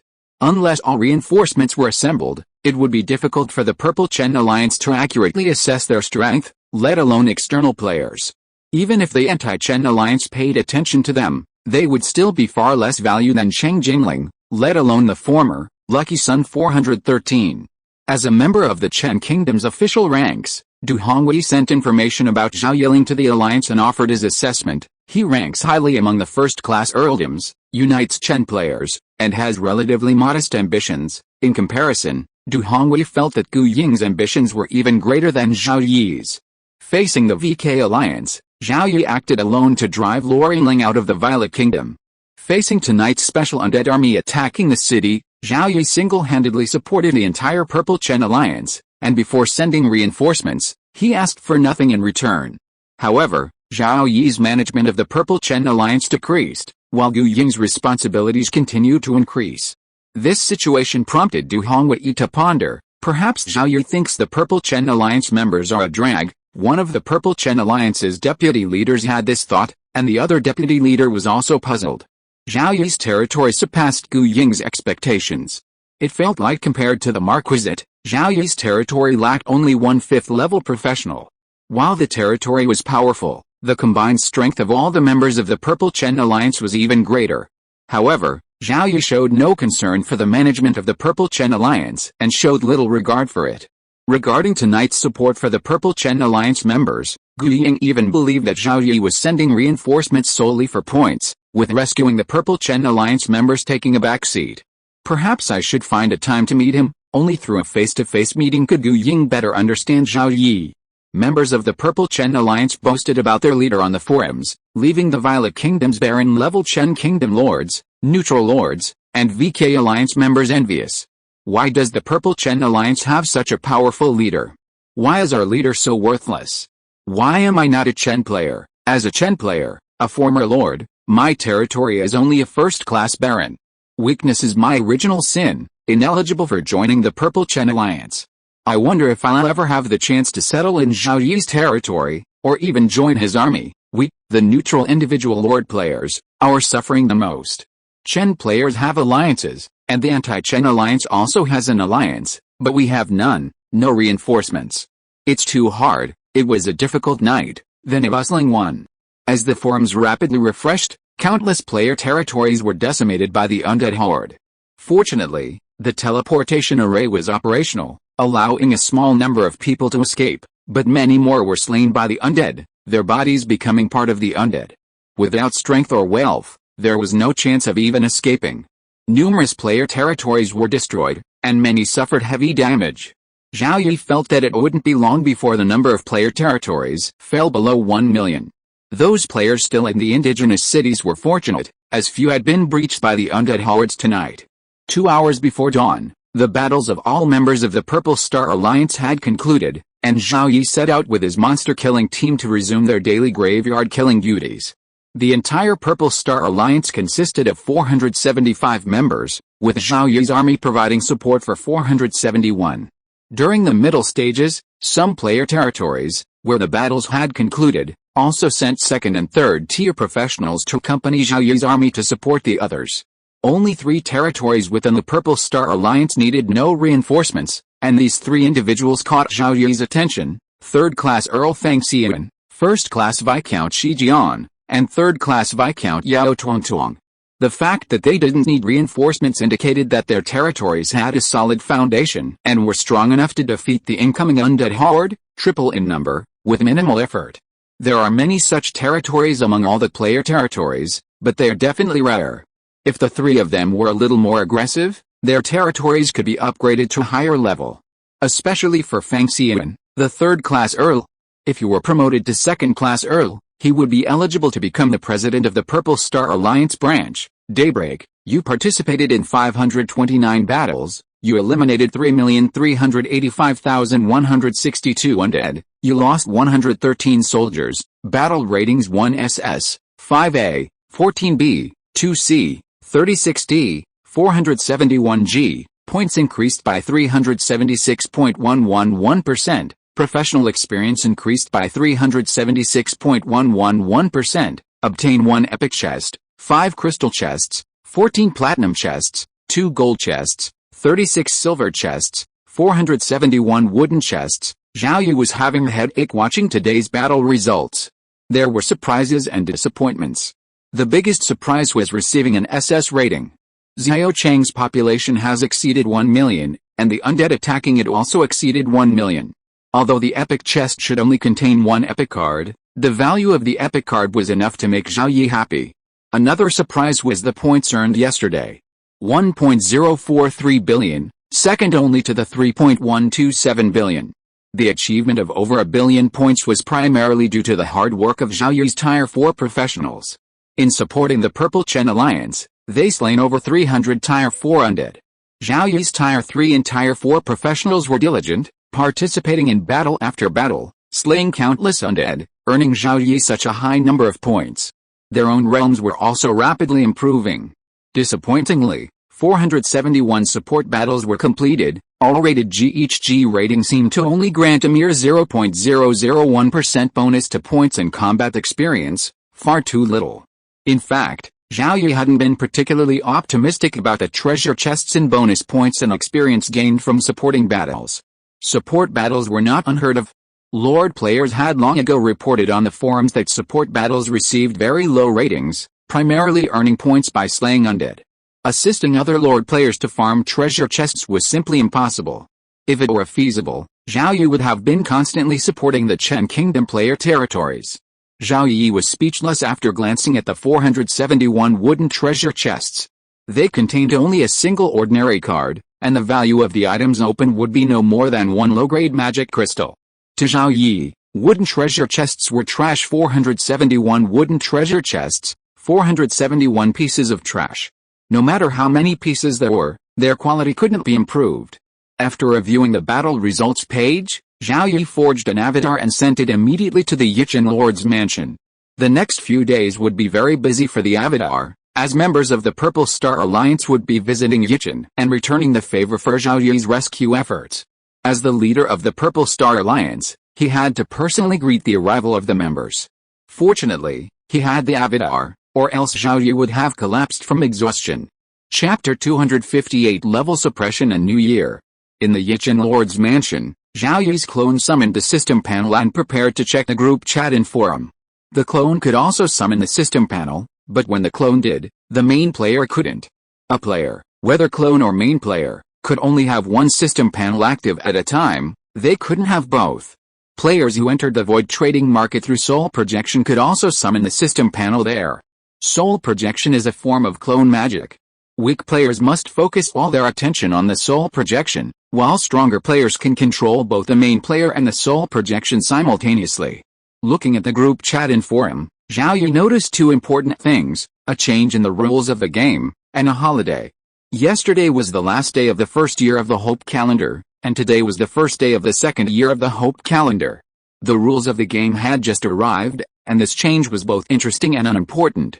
When a combat class player reaches perfection at their current level and uses advancement stones to advance, they can forego the immediate breakthrough and remain at their current level until they desire a breakthrough.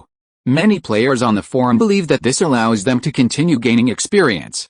For example, a player who has reached perfection at level 2 accumulates experience over several days. When they advance to level 3, their accumulated experience can be used to continue leveling, allowing them to reach level 31 or even 32 in one advancement. In Blue Planet gaming terms, this is called leveling down. Players' speculation is based on the experiences of native A-class players. Some of these talented 5-star players, due to rapid advancement, will level down, consolidating their foundation before advancing. Upon advancement, they possess significant strength in their new level. Compared to leveling down for a period before advancing, the former is expected to result in a higher level, while the latter will result in a lower level, but a stronger foundation.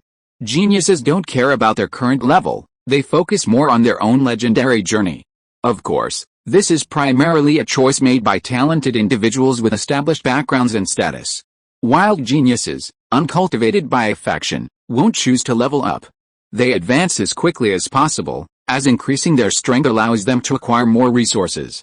Leveling down also has its benefits for players. Players who level up quickly by slaying undead don't need to worry about consolidating their foundation. When a lord advances from Tier 3 to Tier 4, the undead siege will become significantly stronger, with Tier 4 undead appearing and the number of Tier 3 undead increasing. If only the lord advances to Tier 4, the territory will suffer significant losses from the increased strength of the undead. At this point, the lord can choose to level down, waiting for a while at Tier 3 perfection until several of his subordinates reach that level. During this time, the lord can continue to gain experience, and then, along with his subordinates, they can advance to Tier 4. The accumulated experience will immediately boost the lord's strength by several levels, further increasing their strength. Moreover, of the promoted subordinates, only the last one is a level 40 rookie with 0 experience. Others, having already reached level 3 perfection, could potentially reach level 41 or even higher. The number of level 4 professionals in the territory has skyrocketed, and so too has the number of level 4 undead attacks. However, human professionals below level 7 are significantly stronger than undead of the same level, and with only one rookie among the level 4 professionals in the territory's losses against the undead horde will be minimal. However, for most lords, advancing as quickly as possible is crucial, and they won't skimp on leveling. This is especially true for lords who primarily recruit indigenous people, as treasure chests can yield scrolls recruiting professionals of the same level, rapidly increasing their territory's high-end combat power. Currently, many player factions are striving to have the lords of their strongest subordinate territories promoted to level 5, and the best territories promoted to third-class marquisates. Their territories have been stuck in first-class earldoms for too long, with no population growth and slow growth in strength. Only by being promoted to third-class marquisates and acquiring more land can they accommodate a larger population. As the population increases, the number of undead attacks increases, and the territory's strength rapidly increases. With the power of Krypton Gold, even the more powerful undead sieges can be held at a relatively low cost. This game rule change is expected to reduce the number of Lord players who attempt to level down. Furthermore, the key to leveling down is to use advancement stones and then suppress your own level, preventing advancement. Native players can use advancement stones or other auxiliary advancement potions to temporarily delay advancement when possible. 5-star talents don't even need advancement stones or auxiliary advancement potions to level down. This game rule change only applies to blue star players. It remains unchanged for native players. While players' bodies aren't identical to native players, they can still have children together. However, combat players must rely on advancement stones to advance. This game rule change encourages players to continue to align themselves with native players. Perhaps one day, players will be able to advance without advancement stones, just like native players. Faced with this game-changing rule, Zhao Yi suddenly had an idea. The new rules might be very useful to him. Zhao Yi, a dragon knight, was only level 61, and reaching level 7 was estimated to take nearly 2 years. While that was still a long way off, Zhao Yi had a thought about level 7, or rather, about all high-level professionals. An agreement between the higher-ups of the native and undead factions prohibited high-level players from attacking undead below their own level. This meant that after Zhao Yi reached level 7, he could not attack undead below level 7. If he did, even if the natives didn't know, the undead would, and they would send high-level undead to attack Zhao Yi. Level 9 undead were also high-level. No matter how many tricks Zhao Yi had, he could handle a few, but not 10 or more. To continue farming monsters in the cemetery and avoid being attacked by high-level undead, reaching level 6 and then leveling down became the best option. As for the plan against the Violet Kingdom, Brittany could be promoted to rank 7 alone. After surrounding and killing Ostache, Brittany would become the queen of the Violet Kingdom. With Zhao Yi's trump card, killing a rank 7 professional wouldn't be difficult. The key is that a rank 7 professional is required to become king, so Brittany must be promoted to rank 7. After Brittany reaches rank 7, she won't be able to spawn monsters in the graveyard, and her leveling will slow down. This is unavoidable. Zhao Yi only has 1 drop of life essence. He'll wait until the second drop appears before taking out a drop for research. Given Brittany's desire to personally slay her enemies and inherit her grandfather's throne, she wouldn't refuse a rank 7 promotion. Brittany's promotion to rank 7 is sufficient, while Zhao Yi and Melissa remain at rank 6. Even if Brittany remains in the territory at rank 7, the higher-level undead cannot attack Zhao Yi, who is only rank 6, but can only target Brittany. Zhao Yi wrote this down in his notepad. It will take a while before he can use it. Compared to the game rule change, another matter is even more important, affecting all Blue Star players. On Blue Star, each nation and ethnicity celebrates its own distinct festivals and customs. Just over a year after arriving in the game world, Blue Star players haven't celebrated a single holiday. After all, this is a game world, not Blue Star. Faced with the relentless siege of the undead, Blue Star players have no desire to celebrate any holidays, and neither do the natives. Perhaps only the natives of the demiplanes continue to observe any festivals. Last night, many players survived a catastrophic undead siege, and a new year has arrived. Unanimously, many players posted on the forums, suggesting that today be the New Year's Day, a day for everyone to celebrate. The forums are buzzing with discussion, and countless group chats, including the Purple Chen Alliance group, are also buzzing with discussion, and the consensus is unanimous. Today is the day that Blue Star players, having arrived in the game world, celebrate the New Year. In Chen country, New Year's customs are relatively simple, consisting solely of delicious food, drinks, and fun. Even more important to the Chen people is the Spring Festival, with its many customs, including hanging Spring Festival couplets, setting off fireworks, and ancestor worship. Since Spring Festival customs can't be brought to the game world yet, they'll just treat it as a normal New Year's celebration. In Yi City, a large number of players wanted to celebrate the New Year. Many prominent players messaged Lin Mingyao, who eventually came to the Lord's mansion to report the matter to Zhao Yi. Without hesitation, Zhao Yi declared a day off for everyone to celebrate the New Year. This decision applied not only to Zhao Yi's official territory, but also to his entire territory, including the origin continent and the demi-plane, totaling nearly 10 million people. Zhao Yi even paused recruitment today, taking only one day off to minimize the impact on territory development. If it weren't for the continued strength of the undead faction, the New Year holiday would have lasted at least 3 days. The impact of the New Year's celebration spread rapidly. With each passing second, numerous player territories and their lords declared New Year's celebrations. Because of the New Year, members of the Purple Chen Alliance who had been planning to visit Zhao Yi in Yi City postponed their plans. Zhao Yi, unwilling to receive apology messages from his teammates, sent a direct message to the group chat. "We're celebrating New Year's today. We'll talk about anything tomorrow." Before the scourge of the undead, each indigenous nation had a similar New Year's celebration. However, under the scourge's influence, life for the lower-class indigenous people had become extremely difficult, leaving them in no mood to celebrate. At most, a few indigenous families celebrated behind closed doors. This private celebration was starkly different from the nationwide celebration, and gradually, those families gave up on the holiday. Now, influenced by the players on Blue Star, New Year's celebrations began first in various player territories, followed by players in the indigenous cities. The majority of players living in these cities were from the lower classes, relying on guaranteed treasure chests to survive. Nowadays, it's unknown if more than 1% of them are able to find work. Life had been stressful for the past year, and today, everyone was celebrating New Year's.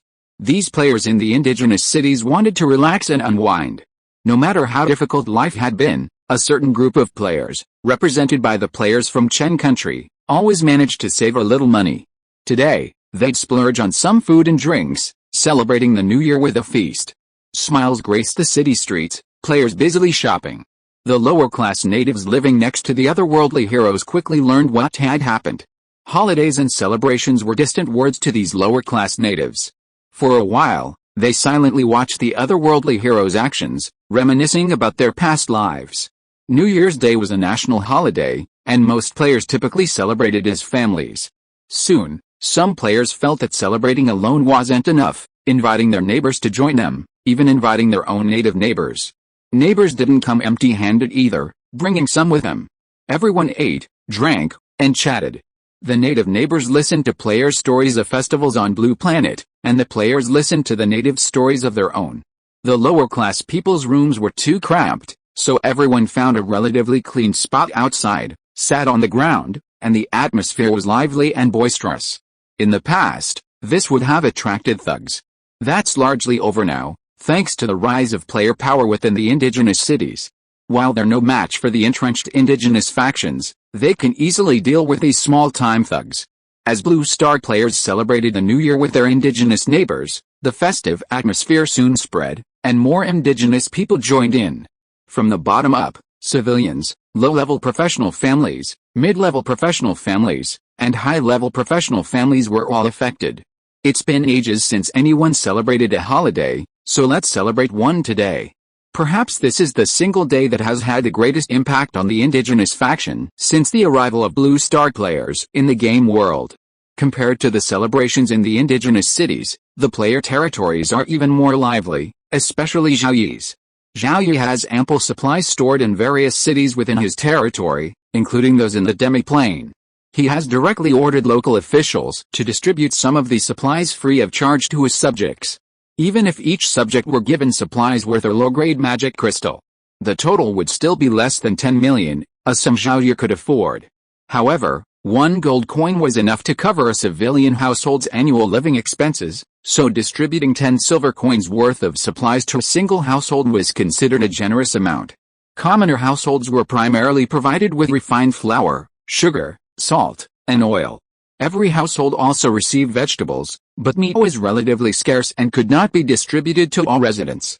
Families of Tier 0 professionals, officials, and teachers received the same supplies as commoner households, but with increased portions and a small amount of meat, either poultry, livestock, or fish. Families of lower-level professionals received smaller portions of magical beast meat, along with alcohol. Families of mid-level professionals received all the high-quality goods from the territory's reserves. With Zhao Yi's New Year gifts, no matter what day it was a holiday for the residents, and they celebrated it with all due respect. Zhao Yi decreed that today was New Year's Day, and the residents should celebrate it as such. Various New Year customs were about to take hold in Zhao Yi's territory. Similar to Zhao Yi's territory, nearly half of the player territories experienced the same situation. The Lord players distributed New Year's gifts to their subjects, though their gifts were far less than Zhao Yi's. Even if the gifts were small, the subjects were happy. After all, they were free, and a festive atmosphere ensued. In Zhao Yi's territory, the subjects busied themselves collecting New Year's gifts and shopping for supplies during the day, but only in the evening did they truly feast. Normally, these preparations would have been completed before the New Year, but the first holiday arrived suddenly, and no preparations were made, so the celebrations were postponed until the evening. As night fell, the subjects, somewhat extravagantly, lit torches, and fire mages emerged from their houses, into the courtyards, and even into the streets. Fireballs were released into the sky by the fire mages, exploding like fireworks, drawing the attention of the subjects. So beautiful, it's a spell from the master mage? Mom, I want to be a mage too, and cast such beautiful spells. Using fire spells cast by fire mages as fireworks was clearly an order from Lord Zhao Yi. Zhao Yi also planned to have the alchemists of Yichen and the players research and develop fireworks suitable for use on the origin continent. In the Xiaocheng Lord's mansion, Zhao Yi, Melissa, Joanna, and Joanna's younger brother, Jay, sat in the garden, eating and drinking as they watched the fireworks occasionally explode in the sky outside the mansion. Elsewhere, Brittany, Alice, and the maid Lucy and Alina stood in the courtyard, gazing at the sky. Sister, look over there. That fireball is huge. Brittany followed her sister's finger. It must have been a massive fireball cast by a 4th-tier fire mage. Only Zhao Yi's clone remained in the Yichen Lord's mansion. Zhao Yi had given the servants a day off to celebrate the New Year with their families. A servant, realizing the Lord was alone in the mansion, refused to leave and was driven away by Zhao Yi. Zhao Yi was now focusing almost entirely on his main body, with his clone resting. He only had a small amount of energy left, worried about any unexpected events, so he could react quickly. Thanks to Lin Mingyao's work, her family had moved from their cramped house to a small courtyard. Lin Mingyao, her father, her mother, and her younger brother were all watching the fireworks unfold in the courtyard. As they watched, Lin Mingyao suddenly thought of her boss. As Zhao Yi's secretary, she knew him better than anyone else. She knew Zhao Yi was alone, without parents, a wife, or a girlfriend. He must be very lonely right now. While others were celebrating with their families, Zhao Yi remained alone in the mansion. Lin Mingyao knew that Zhao Yi had given the servants in the mansion a holiday. Lin Mingyao had been Zhao Yi's secretary for less than 2 months, and even though she viewed everything there as a game, she couldn't help but admire her boss. Admiring the powerful, idolizing celebrities, and adoring the wealthy, these are all perfectly normal things. The person you admire is incredibly close to you, and admiration is the foundation of love. Before she knew it, Lin Mingyao felt like she was falling for her boss. What would fans do if they could meet their favorite celebrities, even spend some time alone together? Thinking of Zhao Yi, who was all alone, Lin Mingyao wished she could be with him right now. Glancing at her smiling parents, Lin Mingyao hesitated. Gritting her teeth, she swallowed her shyness and whispered, "Mom and Dad, I want to go out for a while." Their parents turned to look at their daughter, their father's smile fading, replaced by a hint of seriousness. They both guessed where their daughter was going. They exchanged a glance before her father said, "You're grown up now. Go if you want to." Lin Mingyao was a bit surprised by her father's words. Seeing that her parents didn't try to stop her, she shyly hummed a hum and hurried back to her room, quickly getting dressed. "Mom and Dad, I'm leaving." Lin Mingyao, a first-level priest, left home and headed towards the Lord's mansion, running quickly in small steps. Watching their daughter hurried away, Lin's parents exchanged another glance. Even though words were unnecessary, the old couple understood each other perfectly. Lin Mingyao wouldn't tell her parents everything about Zhao Yi, but they knew a little about him. At the very least, if their daughter dated him, neither of them would object. If it were a man with a wife, children, or a girlfriend, they would have dragged their daughter out of the game world with them. Lin Mingyao quickly reached the Lord's mansion. As a first-tier professional, her physical fitness was somewhat improved compared to the average person, but the physical fitness of the magic profession was still lacking. She was already panting from the long run. Pausing to take a few deep breaths, Lin Mingyao mentally encouraged herself. After several minutes, she finally mustered the courage to enter the mansion, its doors wide open. The mansion was illuminated by alchemical lamps powered by magic crystals, making it brighter. Lin Mingyao carefully searched for Zhao Yi. It took almost another 10 minutes for Lin Mingyao to locate Zhao Yi, but the door was closed. She hesitated again, a little hesitant to knock. Lin Mingyao, we've come this far. Keep going. Don't give up. Lin Mingyao mustered her courage and reached out her hand, gently tapping the door. Then, as if burned, she quickly retracted her hand. The moment Lin Mingyao knocked gently, Zhao Yi's clone opened his eyes. Zhao Yi's real self smiled, focusing some of his attention on the clone. Zhao Yi, the clone, stood up and walked towards the door. Just as Lin Mingyao mustered her courage to reach out and knock again, the door opened. Ah, boss. Lin Mingyao jumped. Zhao Yi's footsteps made a sound, but her mind was in a tizzy. She didn't notice. Why are you here at this time instead of spending New Year's with your family? Zhao Yi asked with a smile. Lin Mingyao, her mind in a tizzy, hesitated at Zhao Yi's question, not knowing what to say. Seeing Lin Mingyao's adorable expression, Zhao Yi smiled and gestured, inviting her into the house. Lin Mingyao stumbled into the house, drank juice with Zhao Yi, and mumbled something else. Finally, Zhao Yi walked her home in a daze. Upon seeing Lin Mingyao enter his home, Zhao Yi's original form immediately cancelled his clone. As a lord, he had many aboriginals and players who admired him, and Lin Mingyao was just one of them. Lin Mingyao, having become Zhao Yi's secretary, must have been his type. If it had been Zhao Yi and Yichen, Lin Mingyao would have stayed overnight at the Lord's residence.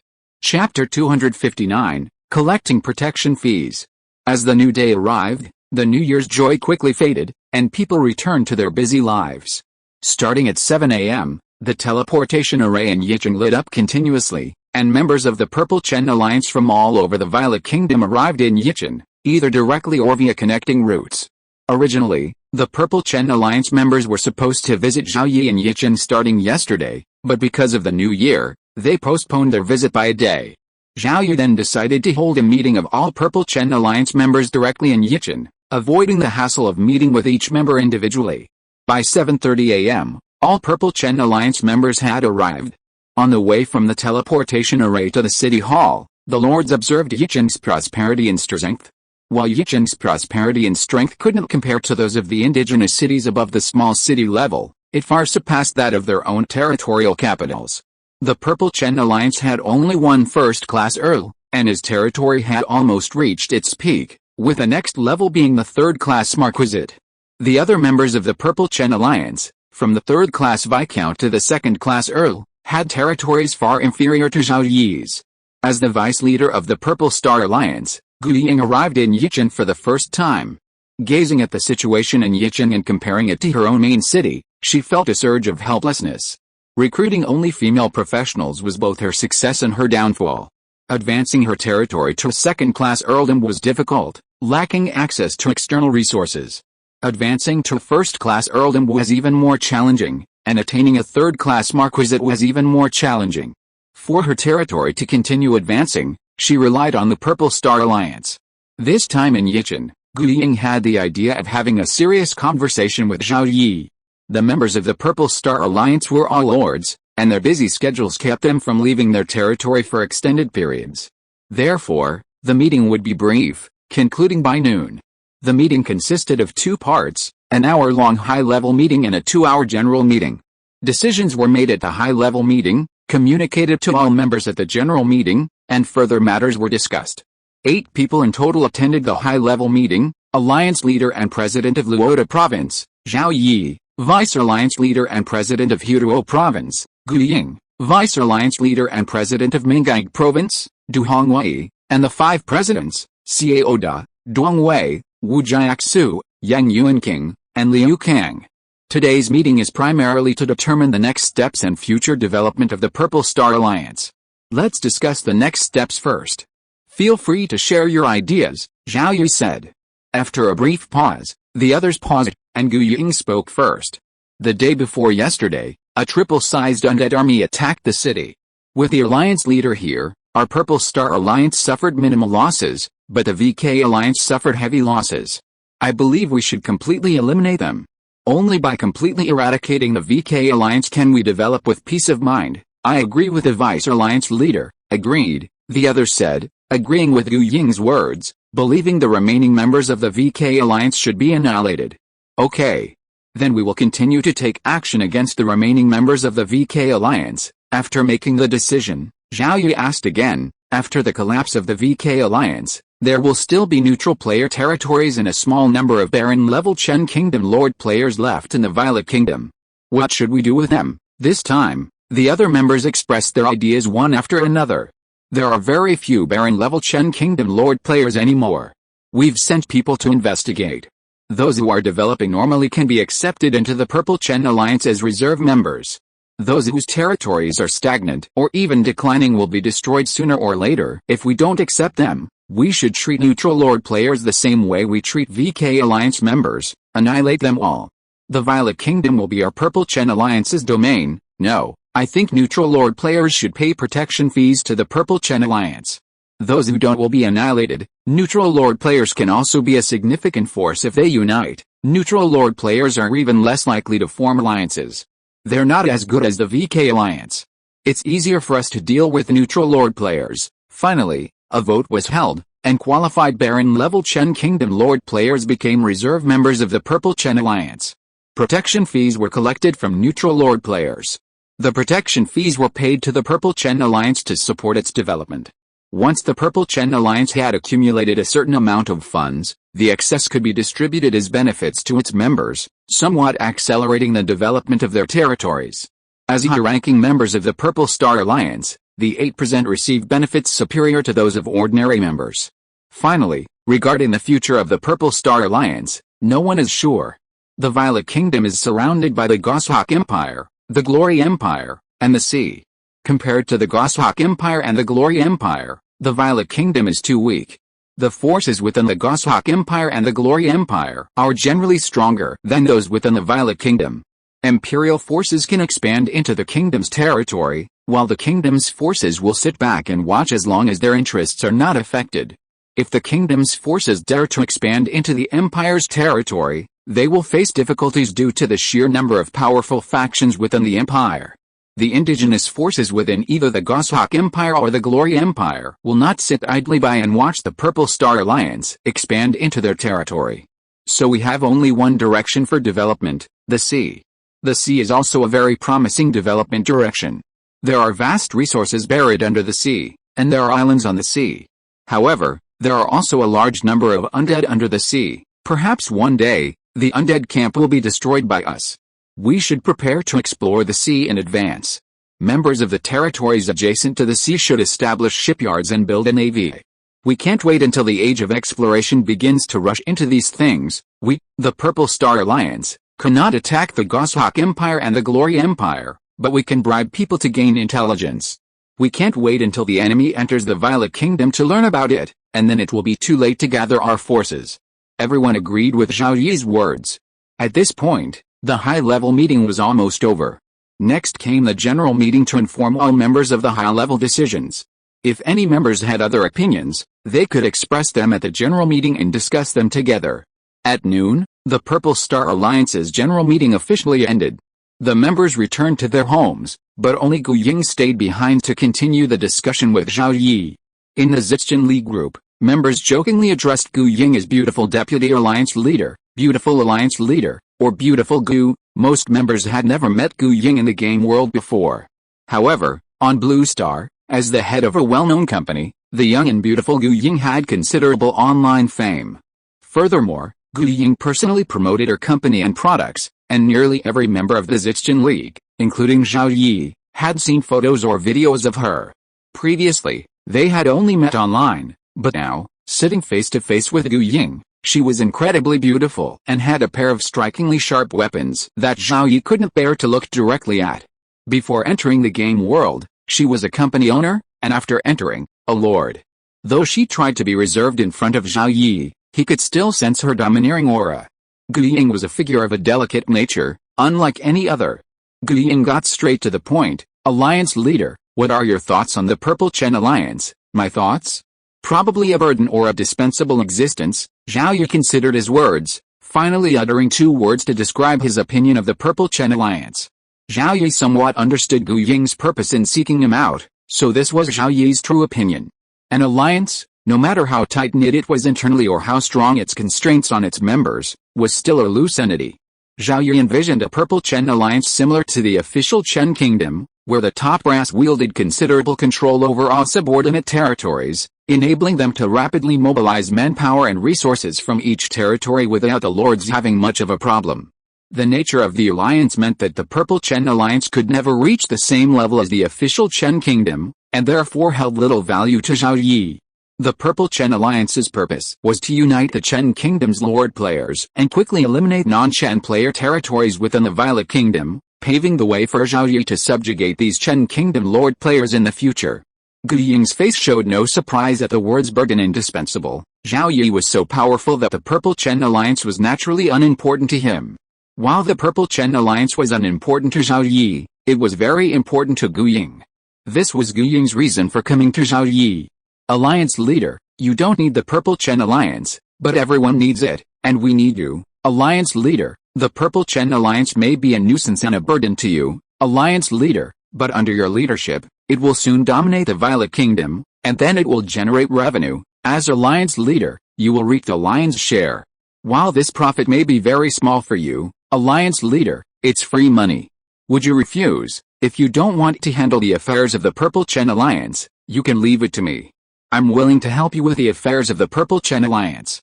You can just sit back and wait to collect the magic crystals. Zhao Yi listened to Gu Ying's words with a smile, then replied with 2 words, yes. These words were actually the tacit understanding between Zhao Yi and Gu Ying, now formalized. However, although Gu Ying wasn't surprised by Zhao Yi's answer, she felt a little helpless. While she was speaking, she kept staring into Zhao Yi's eyes. Eyes are the best indicator of a person's emotions, and Gu Ying wanted to learn more about him through these words. However, Zhao Yi remained calm, and Gu Ying couldn't gather any more information. The matter of the Purple Star Alliance had been discussed, and since it wasn't important to Zhao Yi, there wasn't much else to discuss. Gu Ying and Zhao Yi began chatting. Gu Ying primarily asked Zhao Yi about matters related to territory development, such as the integration of indigenous people and players, and the development of the territory's military. The conversation eventually turned to personal matters. The last time Pan Zuir came to Yichen to see Zhao Yi, she learned that he was single. Gu Ying smiled and offered to introduce Zhao Yi to a girlfriend. Her territory only recruited female professionals, and there were many beautiful players. Dating in-game would allow them to continue this relationship upon returning to Blue Star. I remember, Miss Gu, you're single too. Gu Ying's smile quickly faded at Zhao Yi's words. Thoughts raced through her mind. She stared at Zhao Yi for a few seconds before saying seriously, if you don't mind my age, we can try looking around. A new year arrived. In the game world, Gu Ying was 28, and Zhao Yi was 25. Time on Blue Planet had frozen, and they were still 27 and 24, a 3-year age difference. The Chen Kingdom on Blue Planet was embracing the age of delayed marriage and childbearing, so at 27 she wasn't considered a leftover woman.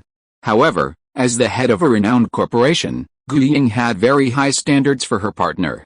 The higher her standards, the harder it was to find a suitable partner. Unwilling to compromise, Gu Ying might very well choose to remain single for life, lacking a child to inherit her fortune. As a woman, children were always within her reach. After a few seconds of reflection, Gu Ying felt that Zhao Yi met some of her requirements. While Zhao Yi might be an ordinary person on Blue Planet, he had grown his territory into first-class earldom, proving his ability and the ability to earn Blue Planet's wealth.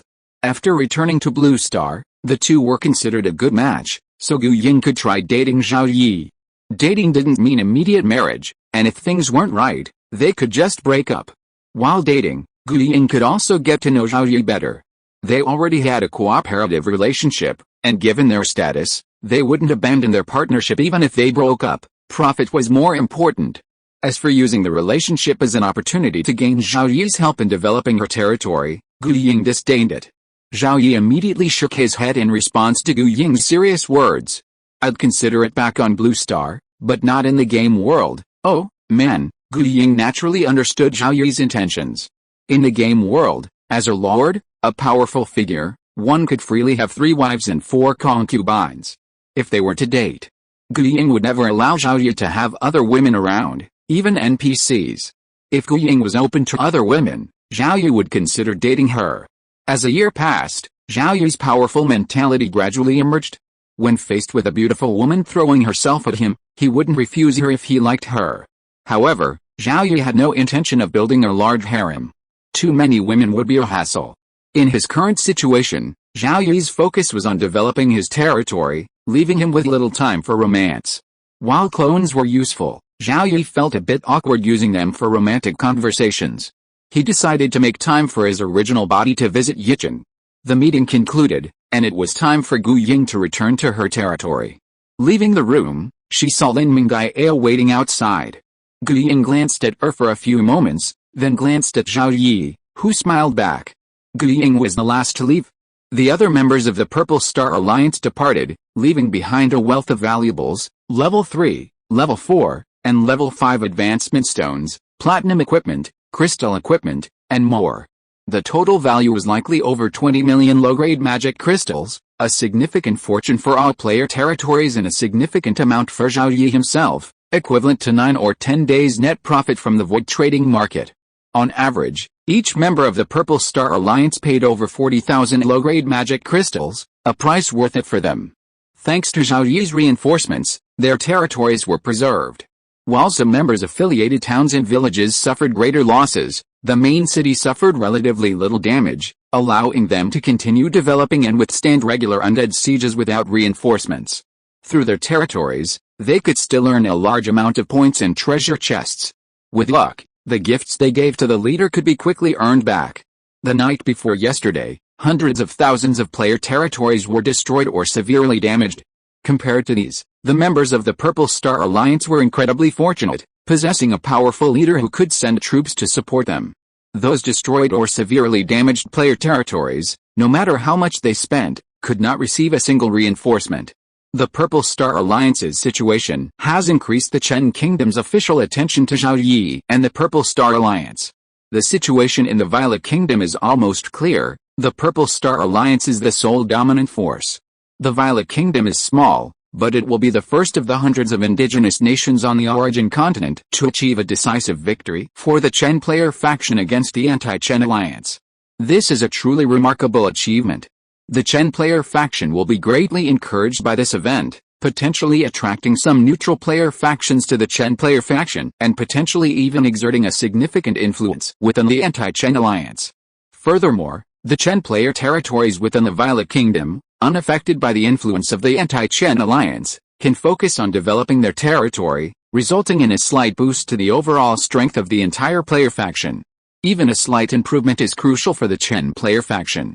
However, for a short period of time, the struggle between the Chen player faction and the anti-Chen alliance will be temporarily suspended across most of the Origin continent.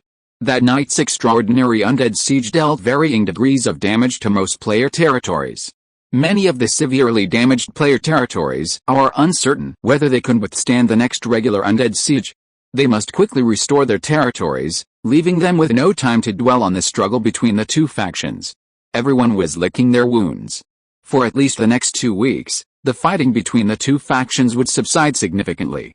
The only exception was the Violet Kingdom region, where Chen Kingdom players suffered minimal territorial losses, while the anti-Chen alliance suffered significant losses. Even if the details of the Purple Chen Alliance's general meeting hadn't been leaked, the remaining VK Alliance members knew the Purple Chen Alliance would continue its attacks. Regardless of the magnitude of the losses, the remaining VK Alliance members were preparing to abandon their territories. In those territories where the majority of the inhabitants were players packed up and left the territories on New Year's Day, before the next daily undead siege, heading for the nearest indigenous city. The overlords didn't stop them. After all, they were all fleeing, and their classes knew they were going to flee.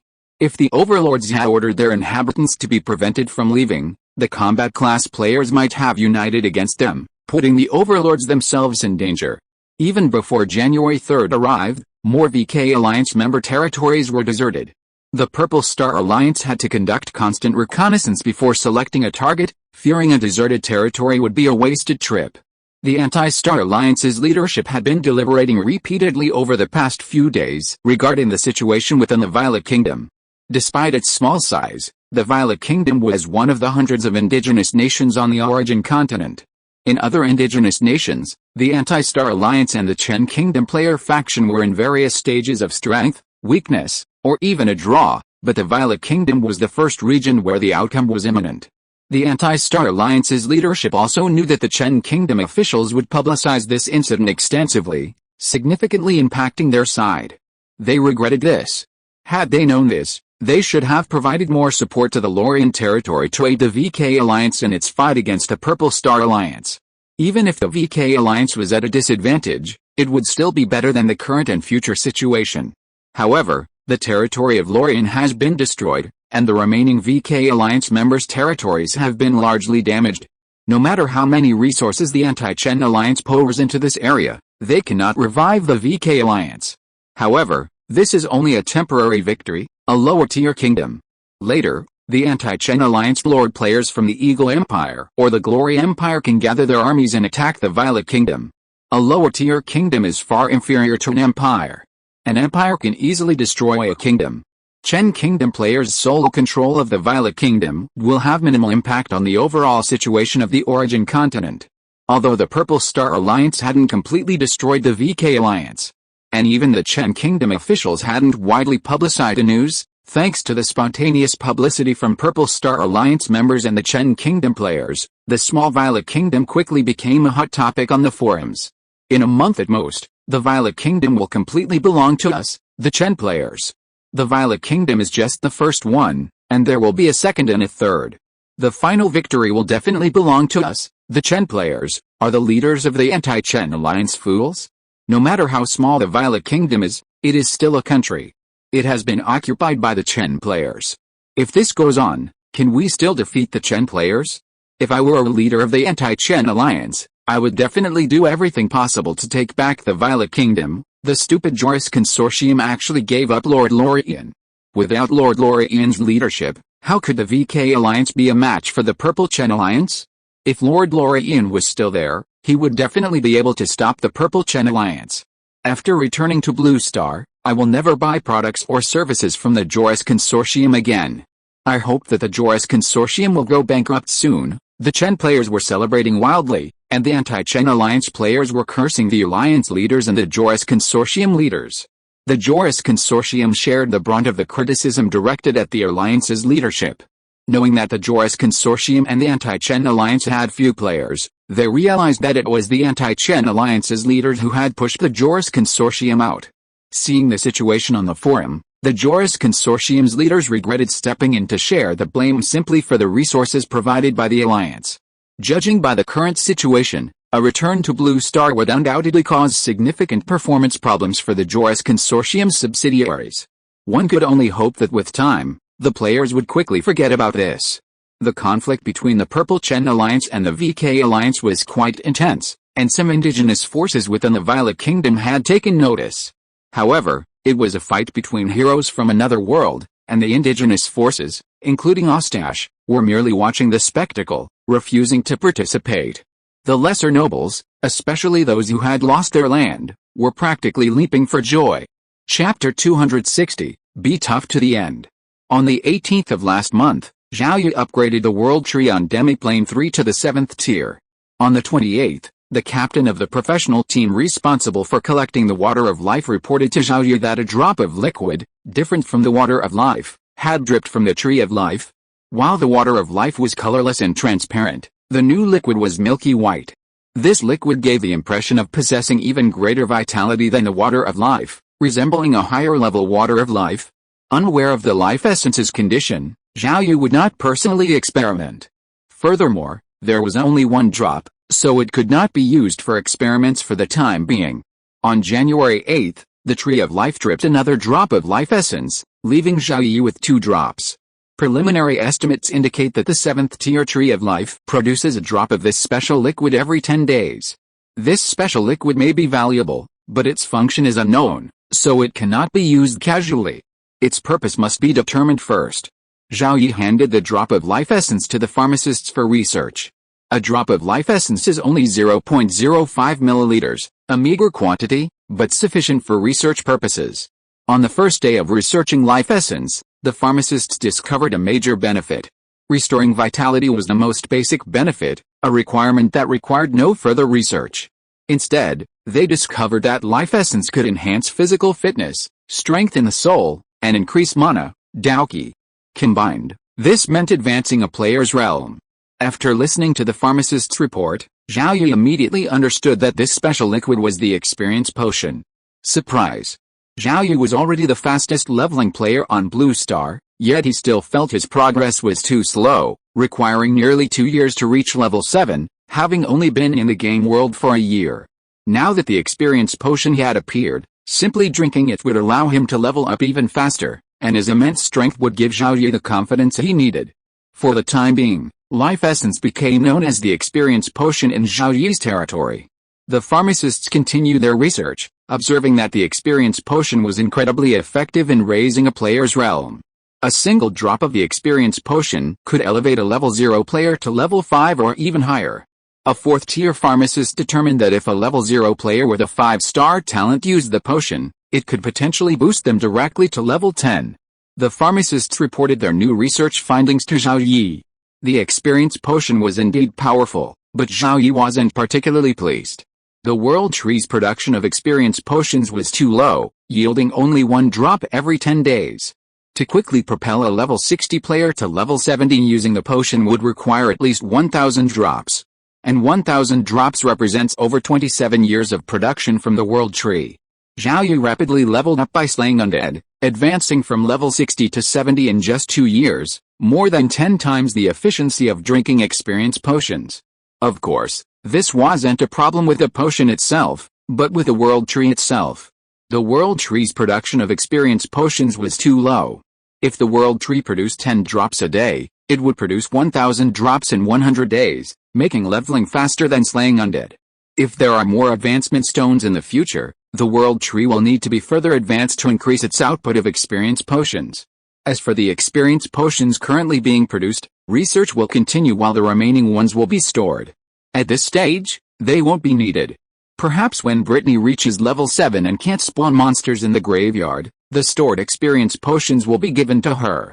Although Zhao Yi doesn't yet know that experience potions slightly improve combat class talent, their effectiveness as experience potions is enough to convince the indigenous factions that possess level 7 or higher trees of life to conceal their information. The mere production of life water alone will attract top-tier indigenous factions to seize it. If another experience potion were to appear, numerous legendary experts would likely engage in a violent conflict. Even if the Tree of Life were preserved, there would be constant concern about a surprise attack from other legendary experts, so the experience potions are hidden. With the arrival of the new year, one crucial aspect of territory development is education. Currently, education in Zhao Yi's territory is divided into basic professional education, basic general education, and elite education. Basic general education is equivalent to elementary school on Blue Star, while basic professional education prepares ordinary people to become level 0 professionals.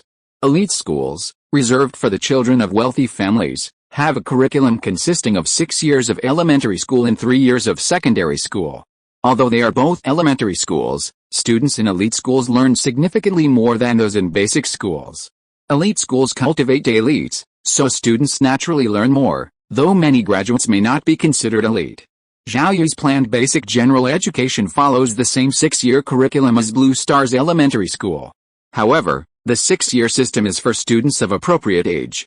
Zhao Yi's territory, with universal basic education, enrolls a large number of older students. These older students cannot study for too long in elementary school, especially those with professional talent. They need to learn to read and write as quickly as possible before entering professional schools to prepare for their professional careers. Even if the time spent learning to read and write is shortened, it cannot be too short, A sloppy approach would simply be impossible for most students to master. Therefore, the curriculum for older students is limited to 3 years, 3 years of study followed by an assessment, and those who pass can enter professional schools. Certain students with a natural talent for reading and writing, regardless of age, can participate in the annual assessments early. Zhao Yi's territory is only a year old, and the first school was established less than a year ago, so no students have yet graduated from elementary school. Without elementary school graduates, the new class of students in the professional school is comprised of young men from merchant, teacher, official, and professional families who are literate, of appropriate age, and possess professional talent. Only families with a certain income level can afford to send their children to school in the indigenous cities, or even hire tutors. The basic professional education school lasts only 3 years, and normally enrolls students with 1 and 2-star talents. During these 3 years, students learn the fundamentals of the professions related to their talents, officially becoming level 0 professionals. In the final year of their studies, they have internship opportunities, slaying undead on the battlefield. Upon graduation, they will undergo an assessment. Only those who pass can join the army.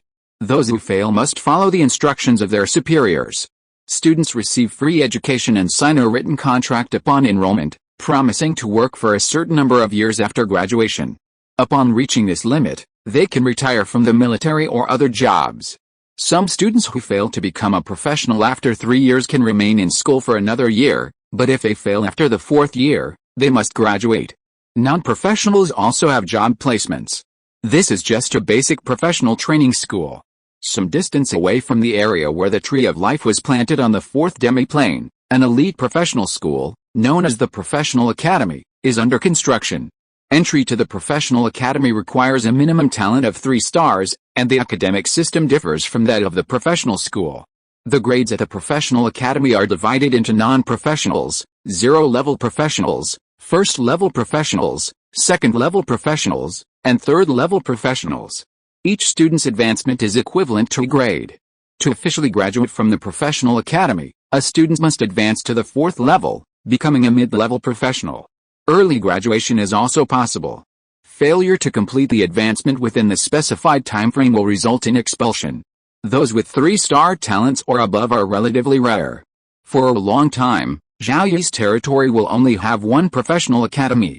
More professional schools will need to be built over the next 2 years. Every mid-city will have one. Once older elementary school students complete their 3 years of study, the number of students in these schools will skyrocket. On Blue Star, there's a saying that education is the foundation of a nation and the basis of its strength. Zhao Yi and other Lord players understand its importance. Even in territories focused on player recruitment, there are still a large number of underage players who will later pursue combat professions through study or the use of job transfer scrolls. Some parents of underage players even want their children to continue learning knowledge from Blue Star, bringing their inner world into the game world and denying them the opportunity to play. This presents a challenge. These are 2 different worlds, and many of the rules have changed. Putting aside the issue of textbooks, simply learning knowledge without putting it into practice and forcing children to memorize it by rote is meaningless. A crucial factor in developing education in territories is the increasing point requirements for recruiting personnel. Eventually, the cost of recruiting a level 0 professional will be higher than the cost of training a level 0 professional. Training a level 0 professional takes a significant amount of time, so training professionals requires an early start. In the future, recruitment points will become extremely high, or even impossible. Further growth in territory strength will depend on the personnel trained in-house. Even if recruitment is no longer possible, many territories are experiencing natural population growth, with births occurring regularly, children of the natives, children of players, and even children of both natives and players. Logically, compared to living conditions on Blue Planet, players shouldn't have any desire to have children in the game world. However, after spending so much time in the game world, the need for life becomes paramount, and without adequate contraception, unwanted pregnancies are common. If pregnancy occurs, the process is straightforward. Many couples who haven't considered having children on Blue Planet plan to try having a child in the game world and, if it works, return to Blue Planet to have another child. As long as the player territories are strong enough to survive the relentless ravages of the undead, there will still be a future. They've already persevered for a year, and they can continue. Of course, They persist to gain more benefits from the game world. If they can't, they'll leave, and life on Blue Planet must continue. If everyone has only one life, and if their game world self dies, their Blue Planet self dies too, then players will be incredibly cautious in the game world. Conflicts like the one between the Chen Nation player camp and the anti-Chen alliance will likely never happen. In video games on Blue Planet, players are the protagonists, but in the game world, they're merely characters. Who will be the protagonist is uncertain. Perhaps the undead will be the protagonists, and ultimately, all living things on the Origin continent will be annihilated by the undead. Such speculation is rampant on the forums. The contents of the Purple Chen Alliance's general meeting couldn't be kept completely secret, and leaked through various channels, including the disposition of neutral player territories after the annihilation of the remaining members of the VK Alliance. Seeing the Purple Chen Alliance trying to collect protection fees from neutral player territories within the Violet Kingdom, the neutral player lords were furious.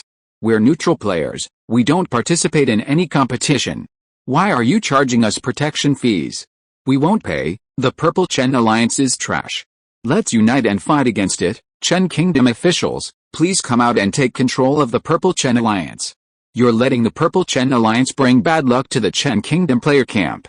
Be careful, or all the neutral lord players will join the anti-Chen Alliance. The neutral player lords of the Violet Kingdom frantically posted on the forums. They didn't want to be charged protection fees by the Purple Chen Alliance. Their territories were already developing slowly, and if they had to pay a protection fee, their territories would be doomed. The Violet Kingdom was a hot topic on the forums. Seeing this, the anti-Chen Alliance immediately added fuel to the fire, welcoming neutral player forces and neutral player lords to join the anti-Chen Alliance and fight against the Chen Kingdom player camp. Faced with this situation, the top officials of Chen State split into three factions. One faction demanded that the Purple Chen Alliance immediately cease collecting protection fees from neutral player territories, another argued that it was the Purple Chen Alliance's own business and had nothing to do with Chen State officials, and a third remained neutral. Chen State officials began arguing internally, unsure how to proceed. Instead, the Purple Chen Alliance's publicity department issued a post. You can't be neutral just because you say you are. The premise of neutrality is that you must have enough strength. The same goes for the anti-Chen Alliance. Once they dominate a certain area, it is impossible for them to leave the so-called neutral player territories in this area. For the Zichen Alliance, there should be only two types of player territories in the Violet Kingdom, enemies and our own people. The enemies must be resolutely eliminated, and our own people must be protected. You are not our own people and are unwilling to pay protection fees. Then you are the enemy and the target of our Zichen Alliance's determination to eliminate. The Violet Kingdom will soon be the sphere of influence of our Zichen Alliance. The rules here are made by our Zichen Alliance, and no one can change them. It is impossible for you to stay in the Violet Kingdom without paying protection fees. The Zichen Alliance's post with a very tough tone immediately aroused the anger of the neutral player lords. They knew that the Zichen Alliance was telling the truth, but they just couldn't accept it. These are the players from Chen. Once the Chen player camp defeats the anti-Chen Alliance, the neutral players will be the next targets. Neutral players, join the anti-Chen Alliance. Together we will fight against the Chen players. These evil Chen players are ours to resolutely eliminate. The anti-Chen Alliance continued to fan the flames, and the debate at the Chen official high-level meeting intensified. Then the Purple Chen Alliance's publicity department posted another message. Neutral player lords within the Violet Kingdom must report to the Purple Chen Alliance within 24 hours. Failure to do so will make you an enemy of the Purple Chen Alliance. Please make your choice. Seeing the Purple Chen Alliance's second post, the neutral player lords grew even more furious, wishing they could spit the Purple Chen Alliance to death with their fury. The anti-Chen Alliance was even more delighted, hoping the Purple Chen Alliance would continue to anger the neutral player lords and entice them to join the anti-Chen Alliance. Meanwhile, the Chen official high-level meeting suddenly quieted down as they decided to wait and see what would happen in the next 24 hours.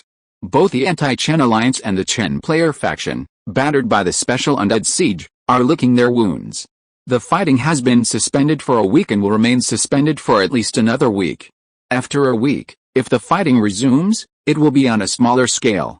Once the strength of the various territories has recovered, the fighting will gradually intensify. They can wait and see how the situation evolves over the next 24 hours before making new arrangements. Judging from the two strongly worded posts from the Purple Chen Alliance and the message from Du Hongwei, the Purple Chen Alliance is absolutely unlikely to obey orders from the Chen officialdom. Could the Chen officialdom arrest all of its members just because they disobey orders and return to Blue Star? The game is the game, and reality is reality. This is the consensus of the players. Whatever happens in-game must be resolved within the game and not allowed to carry over into the real world. The Chen officialdom cannot dictate to the Purple Chen Alliance. And their own posts to appease the neutral player lords are unlikely to be of much use. It would be better to remain silent and wait and see how things develop. The second post from the Purple Star Alliance, targeting the neutral player lords in the Violet Kingdom, panicked. They attempted to use the forums to generate public opinion and prevent the Purple Star Alliance from collecting protection fees from them. Unexpectedly, the Purple Star Alliance's resolute stance backfired, prompting them to preemptively take action against these neutral player lords. With only 24 hours left, what should they do? In a group chat among several neutral player lords in the Violet Kingdom, various ideas were shared, none of which seemed promising, and none seemed to resolve the issue at hand. There's no point in discussing it further. It's just protection money. I'll pay it, a second-class Viscount posted in the group chat, then immediately sent a private message to the Purple Star Alliance's publicity department in the forums, reporting the situation. The Purple Star Alliance staff responded with two messages, one detailing the protection fee the second-class Viscount was required to pay, and the other promising a benefit, the ability to hire Purple Star Alliance troops to support their territory. Protection fees are paid monthly. A third-class Baron pays 100 low-grade magic crystals, a second-class Baron pays 200, a first-class Baron pays 400, a third-class Viscount pays 1,000, a second-class Viscount pays 2,000, a first-class Viscount pays 4,000, a third-class Earl pays 6,000, a second-class Earl pays 8,000, and a first-class Earl pays 10,000. This is negligible. A second-class Viscount must pay 2,000 low-grade magic crystals per month, which is basically the equivalent of one ordinary piece of gold equipment. It's not a lot, as a second-class Viscount's main city has a population of over 3,000, and they receive a platinum treasure chest every 3 days. Opening a treasure chest once a month will yield several pieces of gold equipment. But it's still a considerable amount. It takes a year to grow a territory to a second-class Viscount, and with limited funds for development, 2,000 low-grade magic crystals is a considerable sum. Given the choice between the destruction of a territory and paying protection fees, the latter is definitely the best option. Paying protection fees simply means slower territory development. If the territory is destroyed, forget about upgrading quickly. More importantly, there are benefits. You can spend money to hire the Purple Chen Alliance army to support your own territory. Neutral player lords, even if they have an alliance, are more scattered. When they encounter danger, they can hardly expect reinforcements, and they can't find reinforcements even if they spend money. Now you have the chance to pay for reinforcements. They are not needed on weekdays, but when you encounter danger, this reinforcement is very important. In order to keep the territory, you have to spend as much money as possible. If there were reinforcements on the last day of last month, I would have spent money to get them without hesitation. Now it's just a report, and the protection fee needs to be sent to Yichen for delivery. The second-class Viscount opened the group chat again. Tell everyone something, pay the protection fee to the Purple Chen Alliance, and when the territory is in danger in the future, you can spend money to hire the Purple Chen Alliance army to support your territory. Really, if there are reinforcements, then I'll pay the protection fee too. Immediately, several more lords in the group chat contacted the Purple Chen Alliance staff. To them, reinforcements were more important than protection fees, even though these reinforcements had to be hired. This news quickly spread to the forums. If there are reinforcements, the hiring price will surely be exorbitant. Even if it's expensive, we have to hire them. Preserving our territory is paramount. Only with a territory can we have a future. Without a territory, how can you tolerate the slowdown in leveling? I envy you. If our neutral player territories are in danger, we won't find any reinforcements. I wish my territory were in the Violet Kingdom. The Anti-Chen Alliance, sensing a shift in public opinion, immediately took action. Paying protection fees for reinforcements? What's that? Joining the Anti-Chen Alliance means you don't have to pay protection fees, and you'll have reinforcements. The players of Chen Kingdom are truly shameless. They charge a fee for reinforcements themselves, And they even have to pay protection fees before they're eligible to hire them. Then, a neutral player lord came to their senses and began to refute. We are neutral because we don't want to get involved in the conflict between the Chen player camp and the anti-Chen alliance. How many territories have been destroyed in the struggle between the two factions? Even if all of us neutral player lords join the anti-Chen alliance, we can't immediately defeat the Chen player camp. Who knows how many territories of former neutral players who joined the anti-Chen alliance will be destroyed next? Seeing this post, the Chen official immediately grasped the key point and posted, "You don't need to join the Chen player camp. Simply contact our subordinate territories in your province to receive reinforcements, for a fee. There is a prerequisite, reinforcements can only be sent when there is a way, and under special circumstances, they cannot be sent." After the Chen official posted a disruptive post, the negative public opinion towards the Chen player camp gradually decreased. The anti-Chen alliance was unsure how to respond to this post. The anti-Chen alliance could reply, "You are unable to send reinforcements under special circumstances." The Chen official could also reply in the same way, as both sides are in the same situation. Neutral player lords in the Violet Kingdom are constantly defecting because of the benefits after paying protection fees. After seeing the situation on the forum, and thinking that their territory is in the Violet Kingdom, they can't resist the Purple Chen alliance at all. It's better to pay the protection fee as soon as possible. The anti-Chen alliance has increased its attention to the Purple Chen alliance, but unfortunately there is no way to deal with the Purple Chen alliance for the time being. 6,000 words are updated every day. It is difficult to add more. This chapter is squeezed out. I can't find the feeling and lack of ideas. Chapter 261 Dividends. In fact, when the protection racket issue broke out on the forum, several different voices emerged within the Purple Star Alliance. Some members argued that collecting protection fees from neutral player territories would push neutral player lords into the anti-Chen alliance camp, significantly undermining the Chen Kingdom player faction, and that the collection of protection fees should be abandoned. Others argue that the Purple Star Alliance's collection of protection fees from neutral player territories within the Violet Kingdom was natural and had nothing to do with other players. Others believe that while the protection fee collection was reasonable, it was not appropriate under the current circumstances and that it should be suspended for a period of time before reconsidering it. Some members were unsure of the choice and simply watched from the sidelines, waiting to see which approach would be most effective and then vote. Deputy Alliance Leader Gu Ying, who usually handled more Purple Star Alliance affairs than Zhao Yi, a tool, was deeply troubled by the public opinion on the forum and unsure how to handle it or how to redirect public opinion. Another deputy leader, Du Hongwei, remained silent due to his status, and remained silent at this moment. Lin Mingai hurriedly informed Zhao Yi of the incident, and Zhao Yi finally realized what a major incident had occurred on the forum. Gu Ying hesitated, unsure how to proceed, but Zhao Yi made a decision after a few minutes of deliberation.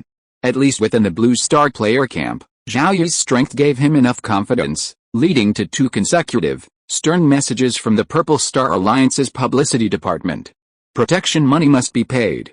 If you don't, there's no place for you in the Violet Kingdom. Seeing Zhao Yi take action, Gu Ying breathed a sigh of relief.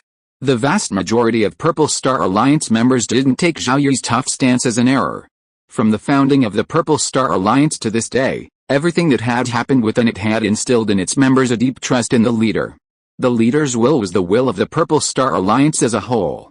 The members soon discovered that under the leader's leadership, matters were quickly resolved, proving their trust in him to be entirely justified. Gu Ying felt once again that Zhao Yi didn't need the Purple Star Alliance, but the Purple Star Alliance needed Zhao Yi. Without Zhao Yi, the Purple Star Alliance had no future. A crucial point in resolving the public opinion crisis surrounding the Purple Star Alliance on the forums is paying a protection fee and gaining the right to hire Purple Star Alliance troops as reinforcements. A year after their arrival in the game world, the hundreds of millions of player territories that initially existed are now reduced to just over 1 million. Those who have managed to hold out are the elite. These territories are generally able to withstand the daily undead sieges with minimal effort. Territories that have incurred heavy losses have already been decimated. While ordinary undead sieges don't require reinforcements, as happened on the last night of last month, ordinary player territories require them. Even territories affiliated with major factions struggle to secure reinforcements, let alone individual player territories, especially those of neutral individual players.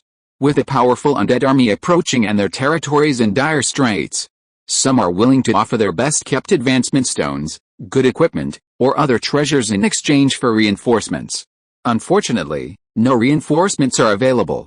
Under these circumstances, the Purple Star Alliance became a shining light. With the support of their leader, all of its member territories persevered until the dawn of the new day, sustaining minimal losses and enabling their territories to develop normally. Meanwhile, within the Violet Kingdom, many neutral player territories and those belonging to the Anti-Chen Alliance suffered destruction or severe damage.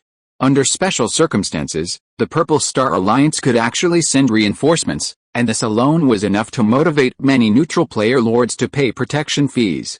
The remaining neutral player lords, unwilling to pay, could not even dream of remaining in the Violet Kingdom. Within the neutral player camp, there were some major factions, and their territories could evacuate personnel and supplies. However, the majority were individual player lords, with nowhere else to go and no choice but to pay protection fees to avoid the destruction of their territories. The benefits offered by the protection fees provided some peace of mind. For the vast majority of player lords, sending reinforcements was not something they could do at will. In the event of a battle, the reinforcements would suffer casualties, and even with military funds, it would be difficult to quickly offset the loss of strength. Only a few lord players were exceptions. Zhao Yi and the other Marcus lords were able to dispatch reinforcements of 3rd and 4th tier professionals. Such reinforcements resulted in relatively few casualties when deployed in support of the battle. That night, none of the professionals Zhao Yi dispatched died in battle. Of course, this was also due to thorough preparation, such as each professional carrying water of life, stamina potions, and mana potions. The neutral player lords of the Violet Kingdom quickly defected, rendering the outcry of neutral player lords from other regions on the forums largely ineffective. From the very beginning, the neutral lord players had no intention of joining the Anti-Chen Alliance or the Chen Kingdom player faction. Even if they all joined the Anti-Chen Alliance, allowing the Anti-Chen Alliance to overwhelm or even defeat the Chen Kingdom player faction, how many of these former neutral player territories would be destroyed in the process? Just talk, joining? Impossible. After the Chen Kingdom officials posted a disruptive post, the situation quickly subsided. The events in the Violet Kingdom had calmed down, but the war of words between the Anti-Chen Alliance and the Chen Kingdom players on the forums wouldn't end, it simply shifted to the next target. The Violet Kingdom was so small that, without Zhao Yi and the Purple Chen Alliance, it would have been hard for it to become the center of public opinion. Even the vast majority of players wouldn't have known about it. It was similar on Blue Star, where small, obscure nations only emerged into the public eye during special events like major disasters or political coups. They were usually invisible. While the public opinion war shifted its focus, the struggle within the Violet Kingdom continued. 24 hours later, at least 1/3 of the neutral player lords hadn't reported to the Purple Chen Alliance, seemingly stalling for time. Zhao Yi immediately made a decision. Today, during the daily undead army siege, he would split 3 assassination units to attack the 3 neutral player territories. The remaining assassin units would continue to target the territories of the remaining VK Alliance members. At this point, the VK Alliance had essentially collapsed and disbanded. Group chats were silent, and people were constantly leaving. That night, 3 neutral player territories were attacked by a powerful undead army. 2 were destroyed, leaving only one struggling to survive and expected to abandon its territory the next day. Upon learning of this, the remaining neutral player territories contacted Purple Star Alliance staff before dawn to report the situation. A few more such incidents would have wiped out all the Anti-Star Alliance player territories, with all neutral player territories forced to pay protection fees. The fate of the Violet Kingdom was sealed. This fate was sealed only for the Blue Star player faction. In all the indigenous nations of the Origin continent, there are factions, the indigenous, the undead, and the Blue Star player factions. The undead faction rarely fights among itself. Its goal is to annihilate all life on the Origin continent, including the indigenous and Blue Star player factions. The Blue Star player faction is the most intense in fighting, with fierce fighting raging. Only within the Violet Kingdom itself is the Blue Star player faction nearing an end. The price of this cessation of infighting is a sharp decline in the number of player territories. The indigenous factions are also engaged in internal strife, though the intensity is currently far less intense than within the Blue Star player faction. For example, in the Violet Kingdom, King Charles, clinging to life with the water of life, has besieged the palace with the remaining members of the Violet family. Ostache, stationed in the capital, awaits Charles's demise. The indigenous factions, once loyal to the king, have switched their allegiance to Ostache. Even Brittany isn't sure if some of these forces are feigning loyalty to Ostache while still remaining loyal to the king. Furthermore, powerful external factions operate within the Violet Kingdom. These factions, with their connections, don't need to pledge allegiance to Ostache, allowing them to remain neutral and even offer some assistance in exchange for Ostache's money. The Violet family has been essentially abandoned by all factions, with their only 7th-ranked member nearing death. This leaves them hopeless. For Zhao Yi, establishing the Purple Star Alliance offers a way to initially control the Blue Star player faction within the Violet Kingdom. The plan to deal with the indigenous forces within the Violet Kingdom was already in place. Brittany would ascend to rank 7, surround and kill Ostache, and become the Violet Kingdom's queen.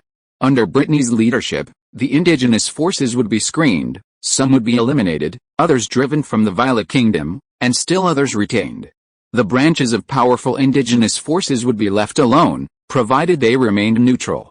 The destruction and expulsion of numerous indigenous forces within the Violet Kingdom would inevitably leave a gap in the kingdom's high-end combat power.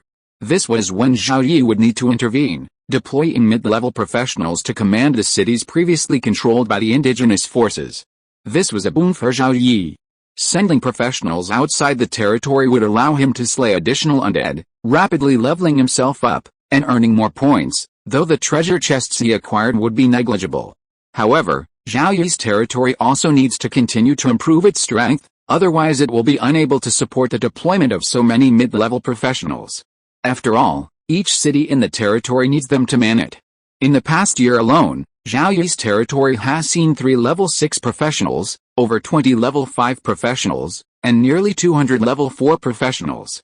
Brittany is expected to reach level 6 in another month, and the time required to advance from level 6 to level 7 will be similar to Zhao Yi's own. The plan is to proceed in 2 years, and in those 2 years, the number of mid-level professionals in Zhao Yi's territory will at least triple. Mid-level professionals are only a part of Zhao Yi's territory's combat power. As a key component of the territory's future strength, the Sky Whale Legion, under the leadership of Puppy, is already in the planning stages. Few of Zhao Yi's recruited professionals have ever seen a weapon of war like a floating fortress, let alone encountered it up close. Just because they haven't seen a floating fortress doesn't mean they haven't heard of its legends. It possesses the power to destroy an entire kingdom. Now, it has appeared before the professionals, who can touch it, enter its body, and control it into battle. Every member of the Sky Whale Legion, upon personally encountering the floating fortress, has seen their loyalty to Zhao Yi rapidly increase, reaching near-perfect loyalty. Currently, Zhao Yi's territory consists of 2 major legions, the Undead Legion and the Sky Whale Legion, neither of which is fully formed. Both are shrouded in secrecy, with only mid-level professionals within the territory gaining access to information outside of either legion. The Sky Whale Legion has just begun to form, and the 4th-level professionals within it have already developed a competitive streak, believing that the completed Sky Whale Legion will be even more powerful than the Undead Legion. The Undead Legion is built on 10,000 3rd-level professionals. Their undead attributes allow them to siege 4th, 5th, and even 6th-level professionals, but they are nearly impossible to siege 7th-level professionals. The Sky Whale Legion's foundation is the Floating Fortress, capable of slaying epic-level warriors. The gap between the two is enormous. I feel fortunate, proud, and honored to join the Sky Whale Legion. While his professional members could harbor such thoughts, Zhao Yi couldn't possibly have. The Undead Legion's basic contract book was only diamond level, while the Floating Fortress was epic level, a gap of at least 10-fold. The Sky Whale Legion had only 1 floating fortress, and the Undead Legion had only 1. One floating fortress couldn't handle both simultaneously. The Undead Legion had its own uses. Moreover, compared to the Sky Whale Legion, which couldn't be deployed unless in dire straits, the Undead Legion was already capable of being utilized. Both the Undead Legion and the Sky Whale Legion would take time to fully establish, and even if they were, it wouldn't be Zhao Yi's time to show his true strength. Top-tier indigenous forces possessing rank 7 or higher trees of life concealed their life essence. Compared to these top-tier indigenous forces, Zhao Yi was still weak and couldn't display his full strength. For a while now, among the players residing in Yichen, the happiest were the wealthy Chen Nation members, led by Ma Xinghe and Yu Kun. The VK Alliance effectively disbanded, with neutral player lords paying protection fees to the Purple Chen Alliance. The Purple Chen Alliance dominated the Violet Kingdom region. The Purple Chen Alliance was the first player faction to independently control a country or region. Even though the Violet Kingdom was relatively insignificant on the origin continent, this was a testament to the Purple Chen Alliance's achievements. The wealthy members of Chen Kingdom believed that it was their efforts that led Zhao Yi to agree to establish the Purple Chen Alliance, and that their financial support enabled the alliance to grow rapidly. Of course, they also understood that Zhao Yi, as its leader, was the most important. Even with the funds, without a strong leader, the Purple Chen Alliance could not compete with the VK Alliance. Ma Xinghe, Yu Kun, and others were very self-aware. Like Yu Ying, they never dreamed of controlling the Purple Chen Alliance. Money was important, but power was even more crucial. While they couldn't control the entire Purple Chen Alliance, as its financial backers, they controlled the finance department, a key department of the Zichen Alliance. The members of the Purple Chen Alliance needed magic crystals to develop their territories and the wealth of Blue Star to ensure a prosperous life upon their return. Acquiring Blue Star's wealth is both easy and difficult. Advancement stones, equipment, and treasures can all be exchanged for Blue Star's wealth from player factions. Invitations to the Void Trading Field are now relatively easy to obtain, allowing visitors to easily exchange them for magic crystals and Blue Stars. However, the items exchanged for wealth are needed by others, as well as by themselves. If given the choice, the members of the Purple Star Alliance would not sell these items they need. Keeping these items can be used now or in the future, increasing the territory's strength and ultimately reaping greater benefits. With these financial backers, the Purple Star Alliance has an easy time acquiring Blue Star's wealth. For example, even the simplest leveling service involves the wealthy, their families, and even their subordinates leveling up. Leveling up with others in the battlefield requires a sufficient number of guards.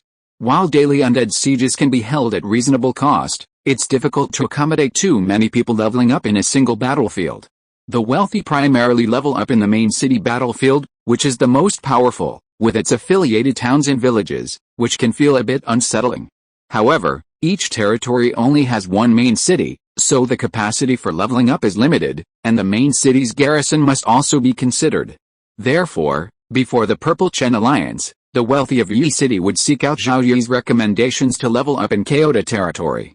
With the establishment of the Purple Chen Alliance, more areas became available for these wealthy individuals to level up. Beyond leveling up, the wealthy also needed to purchase advancement stones, equipment, potions, and more. They would initially approach Purple Chen Alliance members, and as long as the price was high enough, someone would sell to them. Because of these financial transactions, Ma Xinghe, Yu Kun, and others wielded considerable influence within the Purple Chen Alliance, though far less than Zhao Yi. If the Purple Chen Alliance were a company, Zhao Yi would be its largest shareholder, and all its members would be shareholders. The wealthy of Chen country were investors, investing in the Purple Chen Alliance and acquiring shares. However, due to their limited financial resources, while they held shares, they lacked voting rights, preventing them from directing the development of the Purple Chen Alliance. They were not even eligible to attend high-level meetings. At best, they could only sit in the audience. As the Purple Star Alliance grows, moving from simple investment to break-even and then to profitability, it's time to distribute dividends. As investors, the wealthy of Chen Kingdom will also receive a share of the dividends. Soon, the Purple Star Alliance will receive its first revenue stream, the protection fees paid by neutral player lords. With these protection fees, members will no longer have to pay membership dues. Subsequently, all anti-Chen Alliance player territories within the Violet Kingdom will be completely destroyed, and fighting will be largely eliminated. The Purple Star Alliance's monthly expenses will be relatively low, and if it achieves a certain level of profit, a portion of that profit can be distributed as dividends to shareholders. Initially, profits will be small, but as the Purple Star Alliance grows, profits will increase, and so will dividends. The wealthy have set their sights on the indigenous cities. Once the Purple Star Alliance gains sufficient strength, it will be able to compete with the indigenous forces, and it can even do so now. Small indigenous cities are typically manned by only 4th-tier professionals. All earls within the Purple Star Alliance are 4th-tier professionals, and some viscounts have even been promoted to the 4th tier. Earldoms also have more than one 4th-tier territory. The internal strife within the Violet Kingdom's player factions has ended, making it a perfect time to move on to the indigenous cities and compete with the indigenous forces. Expanding into these cities is merely an idea of the wealthy, a plan they'll propose after the Purple Star Alliance completely annihilates all the anti-Chen Alliance player territories. However, during the meeting on the morning of the 2nd, not a single senior executive or ordinary member of the Purple Star Alliance raised the idea of expanding into these cities. The members of the Purple Star Alliance are all lords, fully aware that indigenous cities offer little benefit to them, far less than points and treasure chests. Normally, small cities are run by earl families, and medium-sized cities by Marcus families. With the undead on the rampage, the nobles' wealth is constantly being depleted in the struggle to resist the undead hordes. Large cities possess wealth beyond the royal and imperial capitals, but they're beyond the reach of current player forces. Large cities are manned by Tier 6 professionals, while royal capitals are manned by Tier 7 professionals. Players below Zhao Yi are merely Tier 5, and there isn't a single Tier 5 member in the Purple Star Alliance. There are not many benefits to fight for in the small and medium-sized indigenous cities, but it is not absolute. Some cities are built near important mineral resources, and the magical materials mined from the minerals are the benefits. Unfortunately, such benefits aren't easily accessible to Lord players. The primary issue lies in strength. Players improve quickly, but the time frame for development is often too short. Without sufficient strength, they won't fight for small gains, and they won't be able to secure larger ones. Furthermore, competing with indigenous forces can be disastrous, as many former Lord players who developed in indigenous cities have experienced firsthand. The wealthy rejoice, and so do the ordinary players of Yichen. As part of Zhao Yi's territory, Zhao Yi leads the Purple Star Alliance to dominate the Violet Kingdom, a source of immense pride for the players. On the forums, ordinary players in Yichen are a primary group promoting Zhao Yi's territory and the Purple Star Alliance. Players have little entertainment, so browsing the forums has become their primary source of recreation. Comparisons are omnipresent, with ordinary players competing primarily for living conditions and territory strength. Clearly, Zhao Yi's territory offers the best living conditions among ordinary players. While it's common knowledge that the living conditions of lower-class players in indigenous cities are poor, the reality is that ordinary players in some player territories live in similarly poor conditions. In order to cram more people into the main city of their territory, the lords kept appeasing the players and asking them to hold on. It was okay for a short period of time, but they couldn't hold on for a long time, especially the players led by Zhao Yi. They were competing with each other for living environment, which led to strikes, walkouts in some player territories of the anti-Chen Alliance. However, the players of Zhao Yi were a little unhappy about the comparison of territory strength.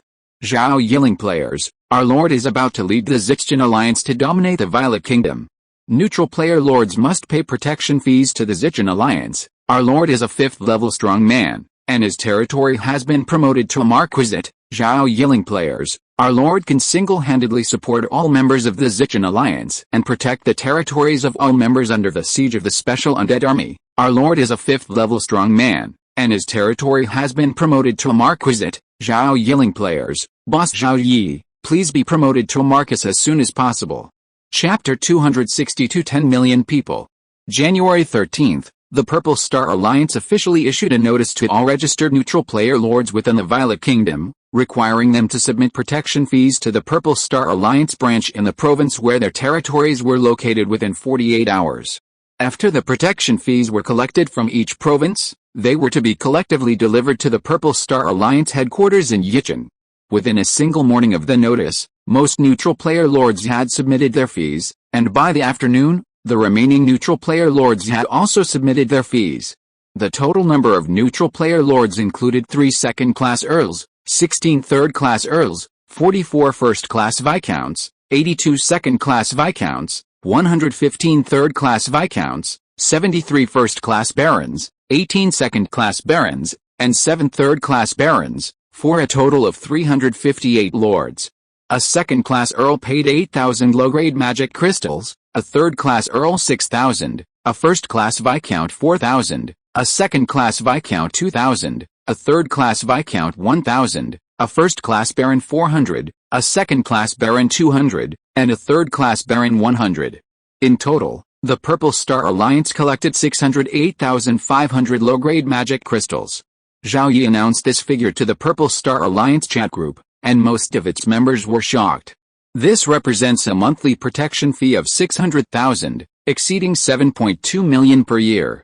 Counting only income from non-treasure chest openings, the Purple Star Alliance would undoubtedly rank among the top 100, or even the top 50, of all player factions on Blue Star. Player factions primarily rely on treasure chest openings from Overlord players. Non-treasure chest income, such as commerce, mining, and manufacturing, is relatively low. The Purple Star Alliance, relying solely on protection fees, surprisingly managed to generate such high profits. If all these profits could be given to a single lord, it would definitely accelerate their territory's advancement to first-class earldom. If they were divided among the Purple Star Alliance's 475 official members and the wealthy shareholders, each would only receive a little over 1,000 low-grade magic crystals, far too little. If divided according to shareholding, Zhao Yi would receive the largest share, while the lowest-ranking third-class Viscount, official, member would receive only a few hundred low-grade magic crystals, barely equivalent to a single piece of silver equipment. So, one member suggested in the group chat, why not give all these magic crystals to the Alliance leader to strengthen him? While we don't know when he'll be promoted to Marquis, from what I've heard on the forum, without the support of a major power, a Marquisate would struggle against an undead siege. Many members agreed with this distribution method. After all, the magic crystals they would receive would be minimal, so it would be better to give them all to the Alliance leader. The stronger the Alliance leader, the better the Purple Star Alliance would develop, and the greater the profits would be. Profits weren't important, what mattered was the development of their own territory. With a powerful leader at their disposal, the members could focus on developing their territories. Zhao Yi was bound to refuse. If he accepted the magic crystals, he would be embarrassed to take action later, forcing them to make a choice. If I give all these magic crystals to me, my territory won't improve much? It's already reached a bottleneck. For now, these magic crystals will remain in the Alliance as a reserve fund. Once the fund reaches a certain level, the excess magic crystals will be distributed to everyone. In addition, no one will need to pay membership dues. Seeing that the leader would not accept magic crystals, the members' trust in Zhao Yi continued to grow. However, not all members of the Purple Star Alliance wanted to give all their magic crystals to the leader. Soon, news of the Purple Star Alliance collecting 600,000 in protection fees surfaced on the forums, making the leaders of small and medium-sized player forces, and even some top-tier player forces, jealous. Earning 600,000 low-grade magic crystals for free in a month was not something even the Chen state officials could ignore. With an extra 600,000 low-grade magic crystals a month, they could focus on developing 2 or 3 more territories. Within the Chen state, the territories prioritized for development were generally first-class earldoms. The Violet Kingdom, including the publicly recognized Zhao Yi, boasts only 2 first-class earldoms, demonstrating the difficulty of cultivating a first-class earldom among the major player factions. The Purple Star Alliance's success in collecting protection fees has led some player faction leaders to decide that if they manage to dominate a region, they will emulate the Purple Star Alliance and demand protection fees from neutral player lords. In that case, neutral player lords will become like sheep, regularly harvested for their wool.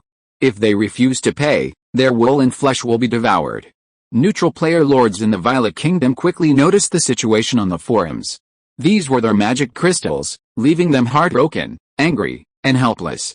Previously, there were over 400 neutral player lords, but due to the special undead siege on the last day of last month, only 358 remain. With no first-class earls and only 3 second-class earls, even if they united, their strength would be far inferior to that of the Purple Star Alliance. If the VK Alliance and the County of Lorien still existed, perhaps some neutral player lords would join the VK Alliance and fight against the Purple Star Alliance. However, with the territory of Lorien still standing, the VK Alliance remained a powerful force. As they continued their struggle with the Purple Star Alliance, the Purple Star Alliance had no time to pay attention to neutral player lords like them, let alone collect protection fees. Without protection fees, neutral player lords wouldn't even consider joining the VK Alliance.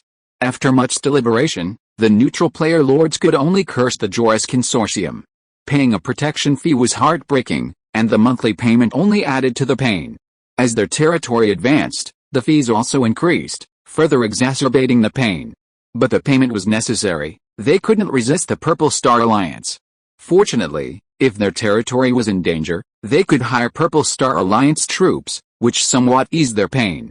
Compared to the heartbroken neutral player lords, the anti-Star Alliance player lords within the Violet Kingdom were practically devastated. Some were already former player lords, or on the verge of becoming so. Some player lords even contacted Purple Chen Alliance staff, offering to remain neutral and pay protection fees to the Alliance, even if it meant double the amount. The Purple Chen Alliance ruthlessly rejected their offer. The remaining anti-Chen Alliance player lords served only one purpose for the Purple Chen Alliance, to serve as a warning to the others. The elimination of these remaining anti-Chen Alliance player lords served as a warning to the neutral player lords, discouraging any attempts to overthrow the Purple Chen Alliance's rule in the Violet Kingdom. Faced with the ongoing campaign against the anti-Chen Alliance player lords, the neutral player lords were genuinely frightened. Any thoughts of resistance were suppressed, and they dared not express them even to their closest associates. On the night of January 21st, the last anti-Chen Alliance player territory within the Violet Kingdom was destroyed, officially ending the internal strife within the Blue Star player faction. Now, the Purple Chen Alliance members could focus on developing their own territories. The Purple Chen Alliance's publicity department also announced this good news on the forum, sparking envy among many Chen player lords and neutral player lords. Why isn't my territory in the Violet Kingdom? I'm so envious. The conflict between the Chen player faction and the anti-Chen Alliance has been raging for a year, resulting in the destruction of countless player territories and the impact on the development of most remaining player territories. Many player lords longed for a chance to focus on developing their territories. The past 2 weeks offered a window of opportunity, but just as the fighting between the two factions subsided, the struggle resumed as their strength gradually recovered. Some neutral player lords were willing to stay in the Violet Kingdom, even if it meant paying protection fees. Unfortunately, territories cannot be relocated across borders. With the example of the Violet Kingdom, both the anti-Chen Alliance and the Chen officialdom have reached a decision. While the internal conflict among Blue Star players in the Violet Kingdom has concluded, the struggle between the anti-Chen Alliance and the Chen player faction continues in other regions of the origin continent. Some areas have the anti-Chen Alliance gaining the upper hand, some have Chen players occupying both sides, and some are evenly matched. Both factions were mobilizing forces from disadvantaged areas to territories within their dominant zone, aiming to decisively defeat their enemies with a significant advantage and secure dominance within that region. With the conflict over a region resolved, the territories could focus on development and collect protection fees from neutral player lords. These two key advantages led the anti-Chen Alliance and the Chen Kingdom officials to reach a similar decision. However, implementation presented significant challenges. While the Chen Kingdom player faction consisted entirely of Chen players, the anti-Chen Alliance comprised a coalition of numerous nations. Ambitious nations sought to control a region individually, rather than through a coalition. Consequently, the Chen Kingdom player faction acted significantly faster than the anti-Chen Alliance. It was foreseeable that, after recovering from the losses suffered during the previous special undead siege, infighting within the Blue Star player faction would intensify. However, this situation no longer affected the player lords within the Violet Kingdom. Chen player lords could focus on developing their territories. And so could the neutral player lords who paid protection fees. Without other factors interfering, territorial development accelerated significantly. Of course, from the beginning to the end, Zhao Yi's territory's growth was unaffected by external factors. The only factor affecting his territory's development was points. More points allowed him to recruit more professionals, accelerating his territory's strength. Recruiting more Earth mages also accelerated his territory's growth. He used every opportunity to kill monsters in the graveyard every day. Zhao Yi realized that if he wanted to further accelerate his territory's growth, he would need Brittany to reach level 7, the moment he truly took control of the Violet Kingdom. Between his busy work developing his territory and killing monsters in the graveyard, Zhao Yi would often find time to visit Yijing in person and enjoy the feeling of romance. Melissa was a female dragon, and having spent so much time in human society, she didn't dream of a romantic relationship. However, due to their bond, they bypassed all formalities and became intimate. Joanna was human, but her day was primarily divided into 3 parts: killing monsters in the graveyard, resting and recovering, and practicing. On the one hand, Joanna was a nerdy mage, not particularly good at romance. On the other, she felt a significant gap between herself and Zhao Yi, a gap that was only widening. Unwilling to be left behind by Zhao Yi, Joanna, lacking talent, devoted a remaining time to cultivation. So, Zhao Yi chose to come to Yicheng and begin a relationship with Lin Mingao. As fellow Blue Star players, they had much in common. Occasionally, they could role-play as boss and secretary, which brought Zhao Yi joy and relaxation. The presence of Melissa, Joanna, Elliot, and others had long made it impossible for Zhao Yi to treat everything here as a mere game. Leaving aside the indigenous faction, the undead faction alone placed immense pressure on Zhao Yi.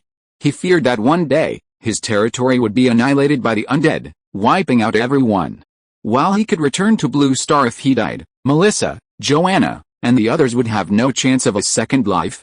While he didn't show it outwardly, Zhao Yi felt a deep sense of heaviness, fearing a single misstep would lead to his downfall. Long-term repression can easily lead to problems, so Zhao Yi would take time out to spend time with Lin Mingao to relax. After spending so much time with Zhao Yi, Lin Mingao could sense that something was amiss with him, and she felt it, but she voiced it out loud. When Zhao Yi offered Lin Mingao a platinum-level special class transfer scroll for the Holy Light Priest, Lin Mingao, knowing its value, was reluctant to use it and asked Zhao Yi to sell it in exchange for magic crystals to develop her territory. It took Zhao Yi much persuasion before Lin Mingao finally used it. Zhao Yi also possessed a crystal-level special class, the Paladin, which had been featured as the finale at the Void Exchange auction but failed to sell, so he kept it. The Paladin class combines combat and support skills, and Zhao Yi wasn't worried about Lin Mingao's assumptions about it. Instead, having spent so much time with Lin Mingao, he understood her personality and her reluctance to fight. The Holy Light Priest was a better fit for Lin Mingao than the Paladin. Lin Mingao saw leveling up by exterminating the undead as a way to purify the filth and allow the deceased to rest in peace.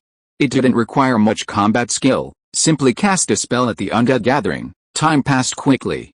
On February 3rd, Zhao Yi's Dragon Knight class reached level 62. On February 6th, Xiao Chang's population exceeded 1.44 million, completing the final requirement for advancement to first-class dukedom. However, the undead were sieging the city that day. While the territory advancement would have increased points if it had been scheduled, it would have been missing a diamond chest. Diamond chests are extremely valuable. With Xiao Chang's current population, a diamond chest would contain 4 diamond cards. As for the territory advancement, given his territory's current situation, Zhao Yi felt the undead faction wouldn't be able to send out a large number of mid-level undead, and the points increase wouldn't be significant. After careful consideration, he decided to postpone the territory advancement for a day. On February 7th, Zhao Yi spent 40 million points to upgrade his rank to first-class duke, thus beginning the process of territory advancement. At night, Xiao Chang was attacked by 7 waves of undead.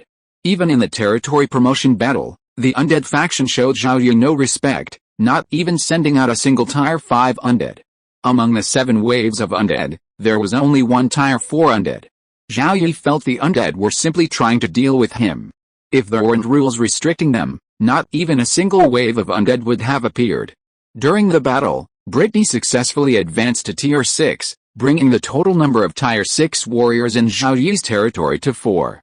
A new day has arrived. You participated in 7 battles, you eliminated 3,469,215 undead, you lost 44 soldiers, battle ratings 1 SS, 2A, 2B, 2C, points increased by 353%, professional experience increased by 353%, received 1 epic chest, 2 crystal chests, 2 platinum chests, 2 gold chests, another epic chest was obtained. Based on the number of undead killed in the Xiaochang battlefield last night, plus the territory promotion battle, this epic chest will contain 4 epic cards. And the epic chest obtained on the first day of the new year should only contain 1 epic card. The first time he opened an epic chest, he received 4 epic cards, level 6 priest recruitment scroll, King's Ascension skill book, epic bow, and large demi-plane. The second time he opened an epic chest, he received 3 epic cards, level 8 advancement stone, floating fortress, and judgment of light spell scroll. This time, Zhao Yi was eagerly anticipating the treasures he'd find. He checked his points. Yesterday's total was 616 million. It was a bit low, but there was no other way. In the territory promotion battle, the undead faction wouldn't even send out level 5 undead. A level 40 undead cost 100,000 points, a level 50 undead cost 1 million points, and a level 60 undead cost 10 million points. Killing one level 60 undead was equivalent to killing nearly 200,000 level 9 undead, a huge difference. Unfortunately, killing undead in cemeteries outside the Violet Kingdom didn't yield treasure chests, nor did it grant bonus points or combat experience. Zhao Yi and his monster hunting team only managed to eliminate a sufficient number of 6th level undead in the cemetery outside, and then never left again. 50 days had passed since Zhao Yi was promoted to 2nd class dukedom, and now to 1st class dukedom. He had accumulated a large number of treasure chests, 2 epic chests, 16 diamond chests, 124 crystal chests, 160 gold chests, 244 silver chests, 36 bronze chests, and 576 bronze chests, for a total of 1,158 chests. On the first day of the new year, he had obtained 471 wooden chests, but they had already been opened by Zhao Yi, leaving them as junk. There were also the destiny dice. He had acquired 2 more in the past 50 days, spending a total of 1.75 million low-grade magic crystals, 120,000 more than the 1.63 million he had paid for the first 2. Zhao Yi felt that the players who sold their destiny investments were all individual, European-style lords. A single destiny dice fetched at least 800,000 low-grade magic crystals, enough to significantly boost his territory's strength. Among the Blue Star players, there are many lesser-known European lords. They are nowhere to be seen on the forums, yet their territories have already grown to first-class earldoms. Zhao Yi has 4 destiny dice. He plans to use one on a treasure chest and another on a recruitment drive. He'll see if his luck is high enough to recruit a 5-star talent, or perhaps a few more 4-star talents. He'll open a bronze treasure chest first to test the waters. It's garbage. He opens the territory page, 1st class duchy, Lord, Zhao Yi, territory area. 200,000 square kilometers, main city, Xiaocheng, a 1st class large city, 64 square kilometers, subordinates. 6 medium cities, 9 small cities, 36 towns, population. 5.1214 million, 13.2836 million, military. 538,200, 647,600, public sentiment. 83, public security. 81, compared to a 2nd class duchy, a 1st class duchy already covers 200,000 square kilometers, exceeding the size of the Rhoda province. Regardless of where on the origin continent, the emergence of a heroic territory that reaches the status of a 1st class duchy inevitably attracts the attention of 1st-tier and even top-tier indigenous forces. The overall strength of the heroic territory is still relatively weak, but their growth rate is remarkable. They have already reached rank 6, with rank 7 imminent. Rank 7 represents both strength and status, and high-ranking professionals constitute the upper echelons of the indigenous faction. With such a rapid growth rate of otherworldly heroes, the top indigenous factions must prepare for it. Perhaps some indigenous factions, unwilling to see the otherworldly heroes rise and encroach on their own interests, are secretly taking action.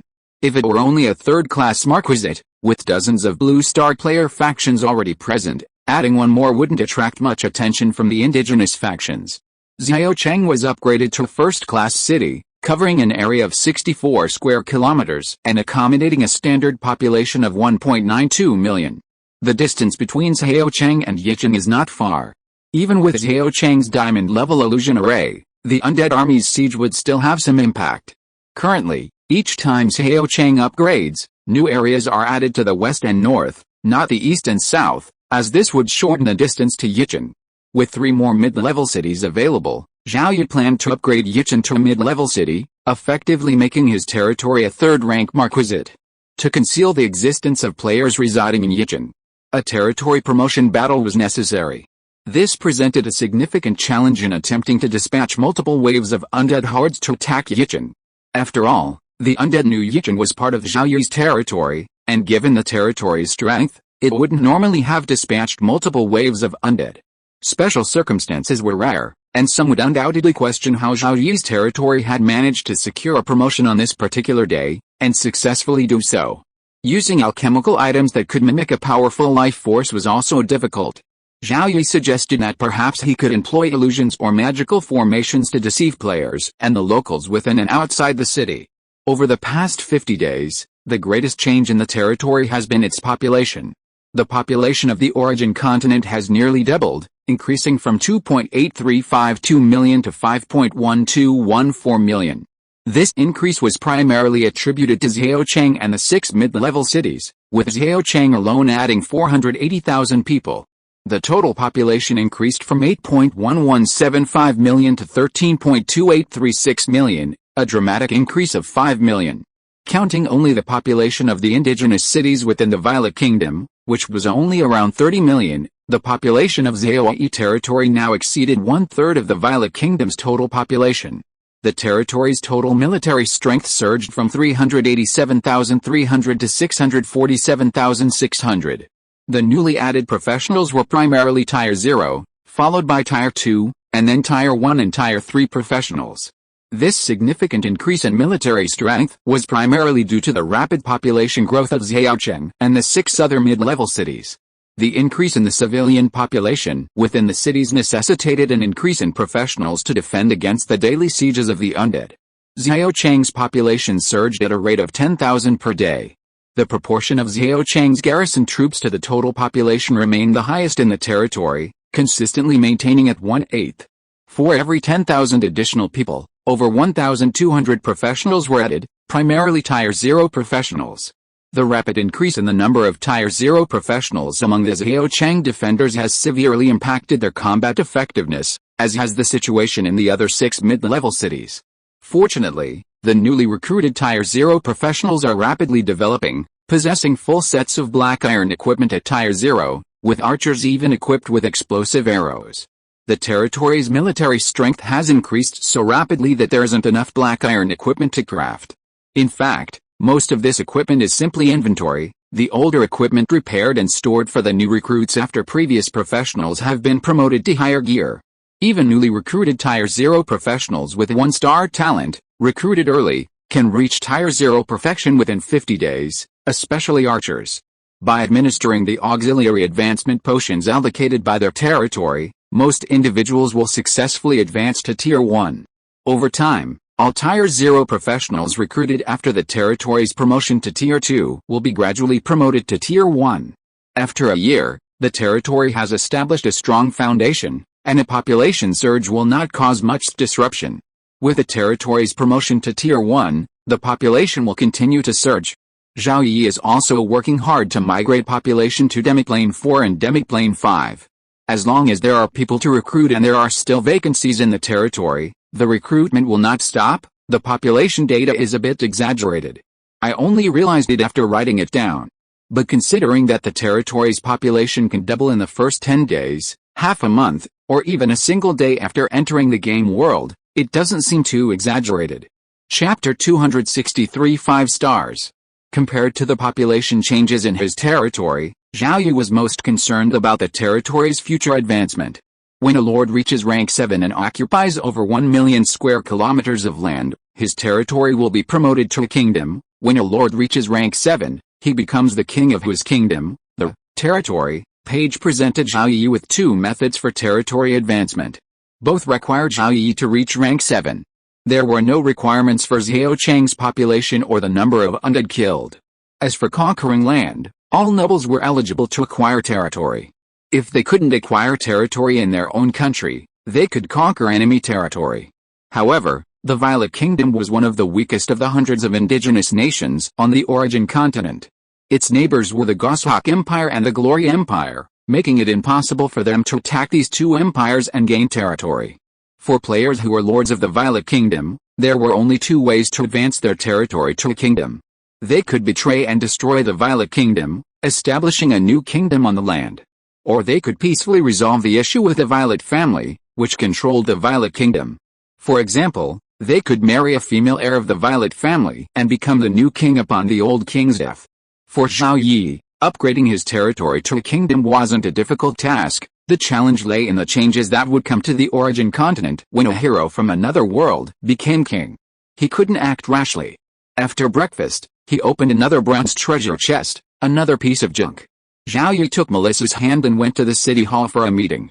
Today's meeting primarily focused on determining the expansion plan for the territory after it was promoted to first-class duchy, specifically the locations of 3 new central cities. The Violet Kingdom consisted of 8 provinces, 5 duchies, and 1 royal county. None of these 5 duchies were player territories. Since Blue Star players entered the game world, no player territories had been located within the domains of indigenous nobles. Only kings and emperors could bestow titles and fiefs. Nobles were not eligible. Typically, the duchies of the Violet Kingdom were considered part of neighboring provinces, so when describing the Violet Kingdom's territory, only the 8 provinces were mentioned, not the 5 duchies. Rhoda Province, Zhao Yi's core territory, did not include other duchies. Each of the 8 provinces has a mid-level city. The remaining mid-level city quota must also be used, with an additional mid-level city placed in the largest province, Lincian. A year has passed since the Blue Star players arrived in the game world. The indigenous cities within the Violet Kingdom, mid-level cities and above, have been able to hold their own, with only a few small cities falling to the undead. While the indigenous power has changed little, the player factions have shifted significantly. On the one hand, the Purple Star Alliance attacked the Anti-Star Alliance player territories, and on the other, the year-end Special Undead Army attacked cities, destroying numerous player territories and providing ample space for Zhao Yi's territory to expand. If a small city had appeared, the indigenous forces wouldn't have paid much attention, as there were already enough of them. However, the appearance of a mid-level city would undoubtedly warrant their attention. Zhao Yi didn't have a crystal-level illusion array, but he had previously opened 10 platinum-level illusion arrays. He could simply place 1 in each mid-level city, or place a mid-level magic tower with an illusion array to conceal the mid-level city. The mid-level and high-level native professionals within the Violet Kingdom generally stay within the city limits, making the discovery of these remotely located mid-level cities highly unlikely. With the locations of the 3 new mid-level cities confirmed, the next step was to discuss the promotion of Yichun to a mid-level city. As the official capital of Zhao Yi's territory, Yichun was only a first-level small city. To achieve this status, it would require a formal territory promotion. To advance from a first-class earldom to a third-class marquisdom, 6 waves of undead sieges were required. If Yichun had no players, Zhao Yi wouldn't have to worry about it and could simply upgrade it. However, if Yichun had players, he would need to make sure they experienced multiple waves of undead sieges. Only after the territory promotions were complete could Yichun expand. If Yichun began expanding without undead sieges, players would inevitably suspect a problem, even drawing parallels with Lucky Sun 413. In the meeting room, Zhao Yi's subordinates shared their thoughts. We can cast an illusion over Yichun, making the people there think 6 waves of undead are attacking. We don't have an illusionist in our territory, so we can use an illusion array instead. We can also try releasing a massive life force in Yichun to attract more undead. Zhao Yi had considered all the ideas proposed by Elliot, Brayden, and the others, and ultimately decided to use his spare platinum-level illusion array to place 1 in Yichun. Magic arrays are primarily divided into 2 types, fixed and removable. For example, a magic array built around a city wall is fixed and cannot be moved. A magic array found in a treasure chest is removable, but disassembling and repositioning it takes a considerable amount of time, making it difficult to quickly deploy on the battlefield. If a location is chosen in advance to ambush the enemy, placing a magic array is a viable option. The teleportation array in Yichun will remain there, serving as part of the city's defense system. Now that the illusion is complete, we need to have a mage edit it. On the day the territory is officially promoted, we'll manipulate everyone inside and outside Yichun into believing 6 consecutive waves of undead are attacking the city. We'll choose a day when the undead attack is scheduled. On days that aren't regular undead attacks, players and locals are active outside, making the illusion impossible. Even though no undead are emerging from the cemetery, Yichun experiences 6 waves of undead attacks. Promoting the territory on a day when the undead are regularly attacking will significantly reduce the likelihood of accidents. After the meeting, Cece, Elliot, and the others left the room. Zhao Yi opened a bronze treasure chest, saw it was garbage, and left as well. Next, we need to recruit. Zhao Yi originally planned to use the destiny dice before recruiting, but he doesn't know when his luck will improve. He recruits a lot every day, leaving him no time to postpone. He wants to use the destiny dice to increase his luck. So he'll try it before recruiting each day. With daily practice, he'll eventually encounter a period of high luck. The total population increase in the territory today is expected to be less than 100,000, with Demiplane 4 and Demiplane 5 each adding 30,000 daily. This 30,000 population represents approximately 5,000 to 6,000 families, all of whom, under the guidance of officials, enter designated areas within the Demiplane to establish their homes. Earth mages have already rapidly built roads and cleared areas for cities and villages. Outside these areas, suitable land for logging and quarrying is also available. Civilians are expected to build their own homes with their own hands. In this Demiplane, cities don't even need walls. Food and other daily necessities are delivered daily. Finally, a small garrison of professionals maintains law and order. These professionals are primarily Tier 0, and some non-professionals may also be included. After all, these are safe Demiplanes, and the residents are primarily non-professionals, so having non-professionals carry weapons and maintain security is acceptable. Migrating 30,000 people daily to Demiplane 4 and Demiplane 5 is a massive undertaking. On Blue Planet, it would undoubtedly lead to chaos. However, the vast majority of the indigenous civilians Zhao Yi recruited dared not disobey the orders of the professionals. Furthermore, having relocated to a very safe new location and having plenty of time to build their homes, they had no other thoughts. The largest number of people migrated into the Demiplane each day, followed by Xiaocheng and the various mid-level cities. The first 3 mid-level cities were already full, and in the period leading up to that point, they had been adding 10,000 people daily, similar to Xiaocheng. The second 3 mid-level cities had seen their daily population increase gradually from 1,000 to several thousand over the past 50 days, and would continue to add 10,000 people daily. 2 more mid-level cities were about to be built, and the initial daily population increase would be relatively small.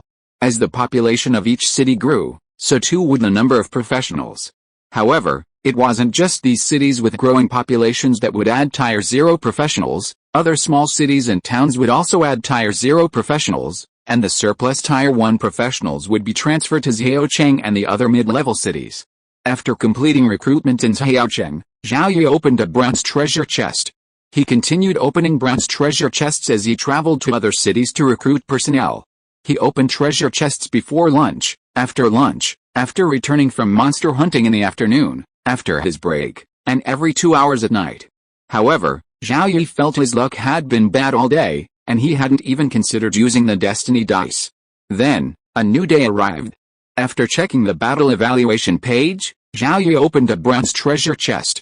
Feeling pretty good, he went on to open a silver one. Seeing the contents of the silver chest, Zhao Yi unhesitatingly used the destiny dice. X8 luck multiplied 7-fold, constant for 1 hour. He immediately began opening treasure chests. Zhao Yi opened both chests one after another, and upon seeing the epic card containing the 5-star talent stone, he was overjoyed. The 5 epic cards, 5-star talent stone, level 6 archer recruitment scroll, large magic cannon, epic defense circle, large brilliant gold ore vein, all valuable items. In Zhao Yi's eyes, the most valuable was the 5-star talent stone. The ranking of personnel using 5-star talent stones is Joanna 1st, Ignaz 2nd, Gwendol 3rd, and Elliot 4th. As a space mage, Ignaz is even more important to the territory than Joanna, but in Zhao Yi's eyes, Joanna is far more important than Ignaz. Perhaps before Ignaz reached rank 7, Zhao Yi had already obtained a new 5-star talent stone for Ignaz to use. As the top officer in the territory's army, Elliot has already fallen to 4th place. If he recruits more important personnel in the meantime, Elliot's ranking will drop further. Zhao Yi is quite considerate of the elderly people around him. Elliot's talent has been upgraded from 3 stars to 4 stars, and Ceci, whose combat class talent was only 1 star, has now been upgraded to 3 stars. However, Ceci's management talent is only 2 stars, and it cannot be increased with talent stones. Even with the support of 5-star management officials, Ceci has long felt overwhelmed by the task of managing a large city and the entire duchy. Ceci had long harbored the idea of stepping down and transitioning to a less demanding position. Faced with Ceci's strong request, Zhao Yi only recently agreed, promising to assign him a position in due course. Level 6 Archer Recruitment Scroll, the territory's 5th level 6 Archer, large magic cannon, a single shot can kill a level 6 and injure level 7.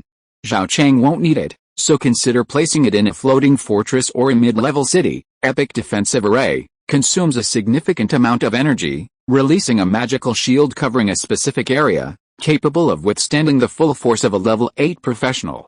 This significant energy consumption is crucial. The energy absorbed by the array itself is usually insufficient in critical moments, requiring the use of magic crystals. Compared to a defensive array, Zhao Yi desired an offensive array. While both consume magic crystals, a defensive array can only block attacks, while an offensive array can directly kill or injure the enemy. Offense is the best defense. However, defensive arrays also have their uses. When the enemy attacks suddenly and there's no time to use offensive means, activate the defensive array first to hold off the enemy for a moment, then deploy offensive means. For example, in the Void Fortress in Demiplane number 4, it takes some time to exit Demiplane number 4, large brilliant gold vein. Brilliant gold is a top-tier magical material used to refine legendary equipment. Adding a little to ordinary equipment can effectively improve its quality and attributes. A large brilliant gold vein may even be worth more than a level 9 advancement stone, and a level 9 advancement stone is worth 20 billion low-grade magic crystals. The territory's heritage is increased by 1. A large brilliant gold vein can definitely become the foundation of a top-tier indigenous power. Before he knew it, Zhao Yi had amassed a wealth of items that could serve as the foundation for a top-tier indigenous power: the Tree of Life, the Void Exchange, the Floating Fortress, the large demi-plane. This time, he only opened 5 epic cards in a treasure chest, but he found many more diamond cards, a total of 61. He had 4 of the level 7 advancement stones Zhao Yi needed, 2 4-star talent stones, 5 5th-tier professional recruitment scrolls, and even 1 5-star talent professional recruitment scroll. The value of these 61 diamond cards wouldn't be any less than that of the 5 epic cards. The 124 crystal treasure chests, 160 platinum treasure chests, and 244 gold treasure chests weren't as high quality as the diamond and epic cards, but quantity can sometimes be crucial. For example, the 102-star talent stones he opened this time truly astounded Zhao Yi. 2-star talent stones are still a bit low quality. Advancement stones can be fused and split, but he wondered if this would be possible in the future. After the treasure chest opening, Zhao Yi's excitement wouldn't fade for a while. Opening a few treasure chests at once was truly as impressive as opening over 1,000, especially with his surge in luck. Each time a treasure chest was opened, the territory's foundation increased dramatically. Aside from magic crystals, which were still less than those of top-tier indigenous factions, Zhao Yi felt his territory's foundation surpassed even those of some of the top indigenous factions. He absolutely couldn't leak this wealth, or it would attract nearly every other top-tier indigenous faction to scramble for it. He opened most of the treasure chests, leaving only a few dozen silver and over 100 bronze chests to continue testing his luck. Having skipped breakfast, he headed straight to the city hall for a meeting. Today's meeting was short, as important matters related to the territory's promotion had already been arranged yesterday. He opened a bronze treasure chest before recruiting, but it was useless. He couldn't use the destiny dice, and the recruitment scroll he'd opened from the treasure chest today wasn't used either, so today's recruitment situation was similar to yesterday's. After completing all the recruitment, Zhao Yi arrived at Joanna's Mage Tower. Zhao Yi had transferred the first level of authority to the Mage Tower to Joanna, but Joanna had given Zhao Yi the second level, granting him free access to the tower. However, Joanna had instructed the tower spirit to notify her immediately of Zhao Yi's arrival. So, when Zhao Yi arrived at the top floor of the Mage Tower, Joanna had already quickly packed up and opened the door to greet him. "My lord, what brings you here?" With their daily trips to the graveyard to kill monsters together, and Melissa constantly by Zhao Yi's side, Joanna and Zhao Yi rarely had a chance to be alone together. Although Melissa was still by Zhao Yi's side, Joanna was delighted that Zhao Yi had come to her tower, no matter what the reason. "Well, I have a gift for you," Zhao Yi said, summoning a 5-star talent stone. Seeing the 5-star talent stone, it looked slightly different from other talent stones, but Joanna could tell it was a talent stone. Since Zhao Yi had given it to Joanna as a gift, and Joanna had already used a 4-star talent stone, the talent stone before her must be a 5-star talent stone. Joanna threw herself into Zhao Yi's arms with excitement, tears on the verge of flowing. Melissa tilted her head and looked at the two embracing, her expression unchanged. After being with Zhao Yi for so long, Melissa had become accustomed to him being intimate with other women in her presence. This was the result of Zhao Yi's constant guidance. Zhao Yi said that he would one day become king, or even emperor. Kings have queens and more than one consort. And emperors also have queens and more than one consort. You would be queen, empress, responsible for managing the harem. This was the rule of the human world. If you wanted to live in the human world and be with me, you had to accept it. Melissa believed it. In fact, there were kings or emperors in indigenous countries who had only one wife and no other women, but this was quite rare. After the embrace, Joanna gave Zhao Yi another kiss, her eyes filled with love as she said, "I can finally follow in your footsteps and never be apart." Then, Joanna eagerly used her 5-star talent stone in front of Zhao Yi. The plan to publicly advance the territory was progressing rapidly, and a platinum-level illusion array was installed in Yi City. Because the territory lacked an illusionist, Joanna ultimately took on the task of editing the illusions. Having experienced every promotion battle in the territory, Joanna was able to perform these tasks with relative ease. February 12th was the day for the territory's promotion. During the day, Zhao Yi did not inform the players and subjects of the territory's promotion at night. Before nightfall, the combat class players who were to participate in the battle gathered at the assembly point and were informed that a special situation was occurring tonight and their mission was to patrol the city. The combat class players were extremely confused about what was going on, and Lin Mingao even messaged Zhao Yi directly to inquire. "You'll know once the battle breaks out. There's no danger." "I'm absolutely certain," Zhao Yi replied, reassuring Lin Mingao. In the third hour of the night, a wave of undead from Cemetery No. 1 attacked Yicheng. The Yicheng defenders easily defeated the invading undead. The next moment, a platinum-level illusion array activated, covering Yicheng and its surroundings. All players below level 5 who were not carrying any treasures were affected by the illusion. Half an hour later, a second wave of undead attacked, leaving the Yicheng defenders battling against the air. Upon learning of the second wave's arrival, the combat class players patrolling the city immediately understood this was a battle for territory advancement, challenging the third-class Marquisate. Zhao Yi must have been refusing them participation because they were too weak. But as members of the territory, they all rushed to the city walls to join the battle. Even Lin Mingao came out to join the fight and contribute her own strength. However, all the players were stopped at the city walls. "Your mission is to patrol this city. We are not needed for the battle here, and your mission is also very important. Be careful of the enemy's sabotage in the city. If we cannot resist the undead army, we have reinforcements from the members of the Purple Star Alliance.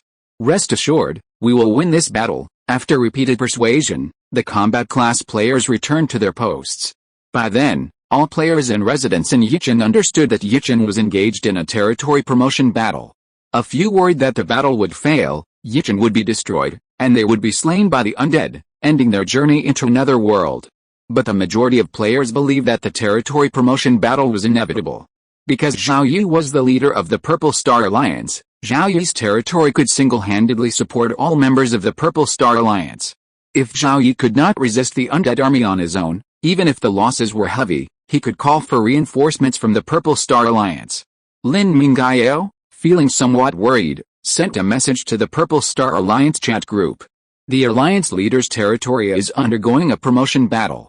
If anything unexpected happens, please send reinforcements immediately." The illusion array merely tricked people inside and outside Yicheng into believing a larger undead horde was approaching, but it had little impact on other perceptions and actions. Upon seeing the message from the Alliance leader's secretary, the Purple Star Alliance members emerged. "Is the Alliance leader's territory being promoted tonight? I'll immediately have all my third and second tier professionals gather near the teleportation array. With the Alliance leader's strength, he will definitely be promoted. Reinforcements are ready.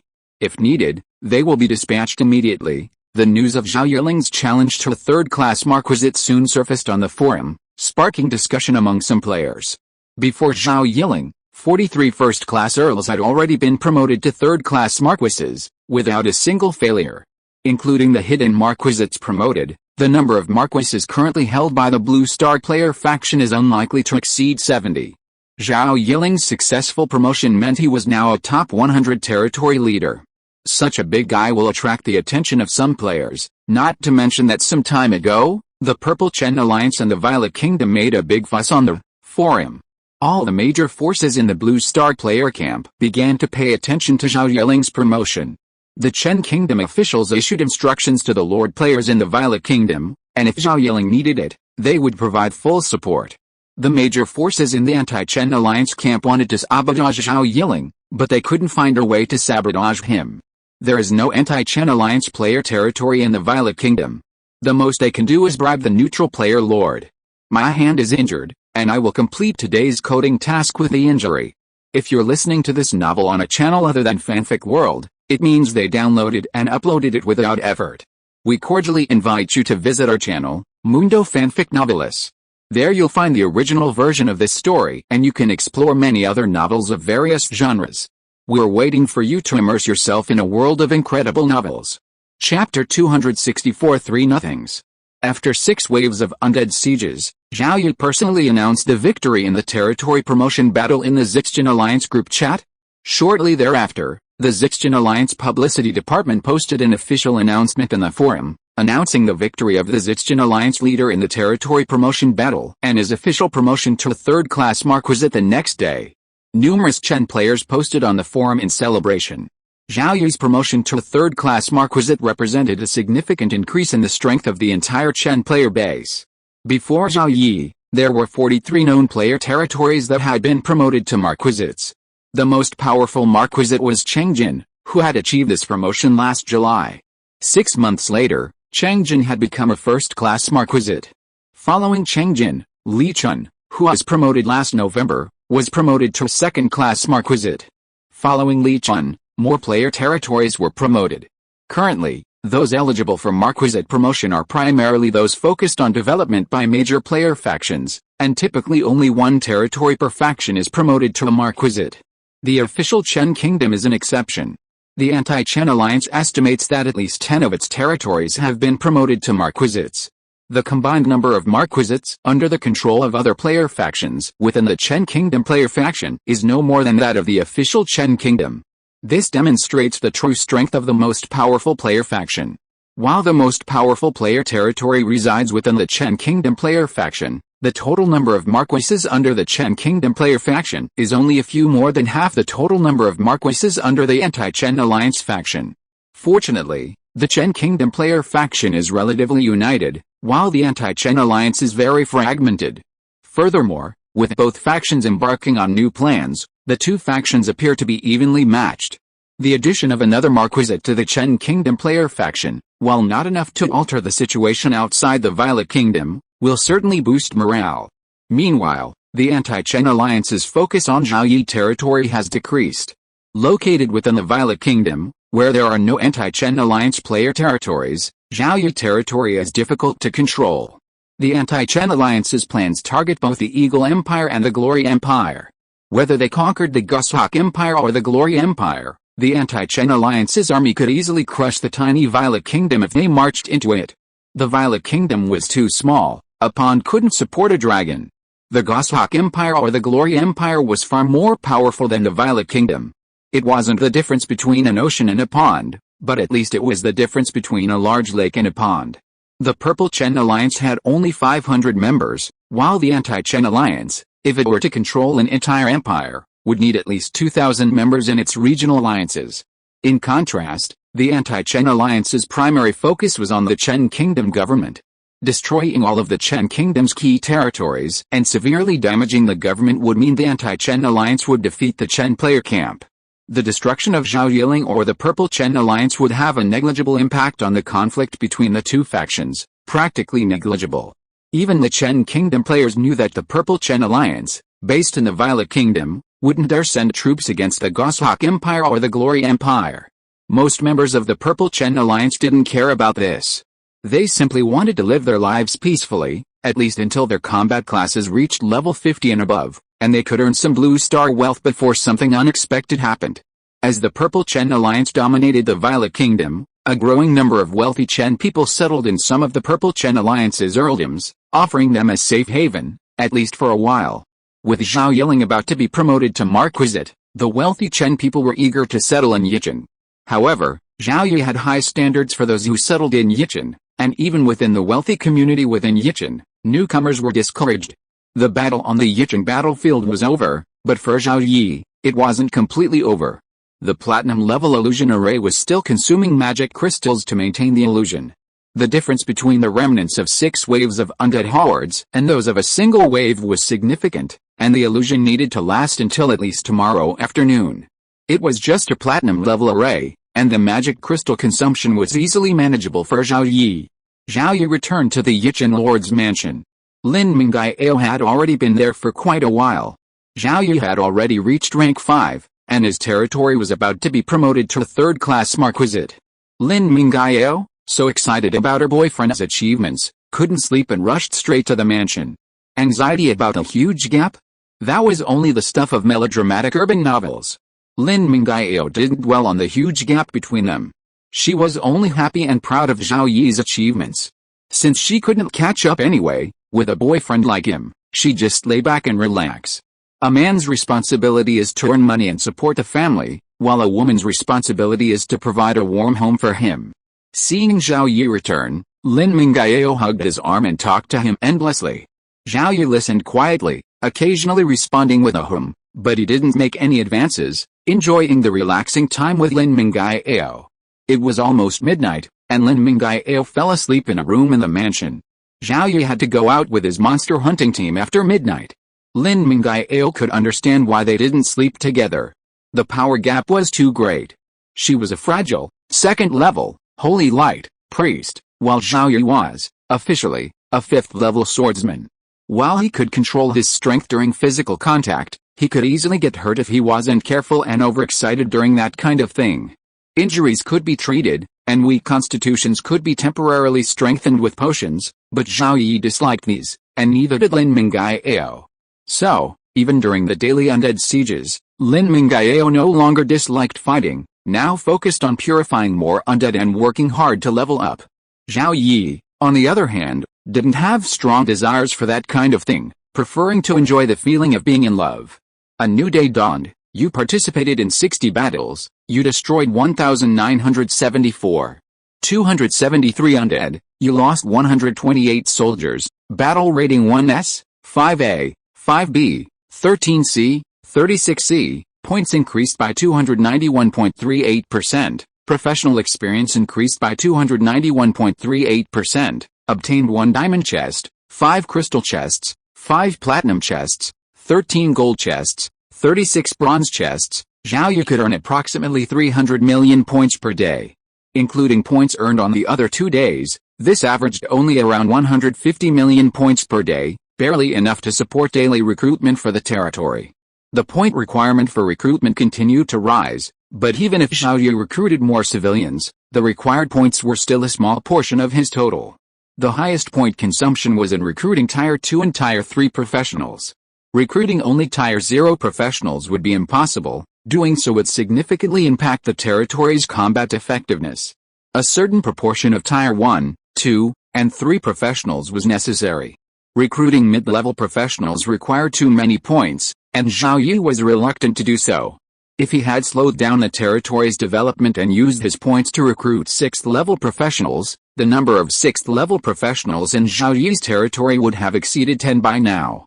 Spending 1 billion points to recruit a 6th-level professional would increase the territory's current strength, but the increase wouldn't be significant. Zhao Yi had many means at his disposal to deal with 6th-level professionals and above. Rather than recruiting 6th-level professionals, who offered little boost to the territory's strength, Zhao Yi prioritized using his points for the future of the territory, recruiting a large number of civilians. The children of professionals have a higher chance of possessing combat talents, but the children of civilians also have a chance of possessing combat talents. With a larger civilian population, the territory would have no shortage of professionals in the future. After breakfast, Zhao Yi's original body attended his daily meeting in the Zhaochang City Hall, and his clone attended the Yicheng City Hall meeting. While the territory was ostensibly advancing, today's meeting in Yicheng would last a bit longer to discuss the territory's future development. One key point was the ratio of natives to players to be recruited. Indigenous professionals are the territory's primary combat force, and players recruited are primarily those with life-related professions. Players attending the meeting expressed a desire to recruit more indigenous professionals, choosing to recruit players only after ensuring the territory's strength has been enhanced. High-quality combat class players have long been recruited, and the remaining ones are quite poor. Other Lord players are reluctant to continue recruiting combat class players, preferring to recruit life class players and invest more in upgrading their professions. While the meeting in Yicheng continued, Zhao Cheng's meeting had concluded, and recruitment was underway. Before recruiting, Zhao Yi opened a treasure chest, and finding the contents quite good, he opened a silver treasure chest. Then, Zhao Yi used one of his 3 destiny dice, using it for the first time to recruit. X4 triples luck, maintaining this value for 1 hour. Zhao Yi immediately took out the recruitment scroll he had obtained from the treasure chest and began recruiting. 6th level archer recruitment scroll, 5th level professional recruitment scroll. 5-star talented professional recruitment scroll, 4-star talented professional recruitment scroll, 4-level professional recruitment scroll, name, Zhao Yi, gender, male, age. 77, occupation, level 60 archer, talent, 4-star archer 2-star command, skill, loyalty. 80, for a 6th level professional, 4-star talents are standard, just average, name, Tia, gender, female, age. 13, occupation, level 10 assassin, talent, 5-star assassin 1-star command, skill, loyalty. 70, when the assassin girl named Tia emerged from the teleportation array, Zhao Yi was a little surprised. He wasn't surprised that Tia was only level 10, or that she was only 13, but rather that she emerged from the teleportation array alone, without any family. When Zhao Yi was recruiting, he'd often see someone alone, a common occurrence among civilians. Recruiting a lone professional was extremely rare. It was also the first time someone so young and alone had been recruited. Tia struck Zhao Yi as a 3-no girl, a girl who was taciturn, expressionless, and closed off, her mind difficult to glimpse. She emerged from the teleportation array, approached Zhao Yi, and stared at him silently, not saying a word. "Where are your family?" Zhao Yi asked. After a few seconds of silence, Tia spat out 2 words, dead. Faced with this troubled young woman, barely 5 feet tall, Zhao Yi felt a headache, unsure how to best provide for her. Even if Tia had only one relative, Zhao Yi could have arranged a house for the 2 of them.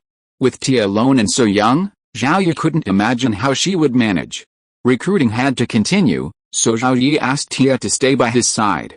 Tia obeyed Zhao Yi's command, coming to his side and standing quietly, not even turning to glance around to take in her future living quarters. On Zhao Yi's other side, the silver dragon girl eyed Tia with curiosity, but she didn't react.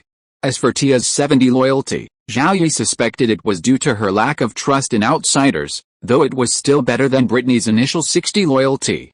Zhao City had ample teleportation arrays, so Zhao Yi quickly used up his recruitment scrolls and continued recruiting with his points.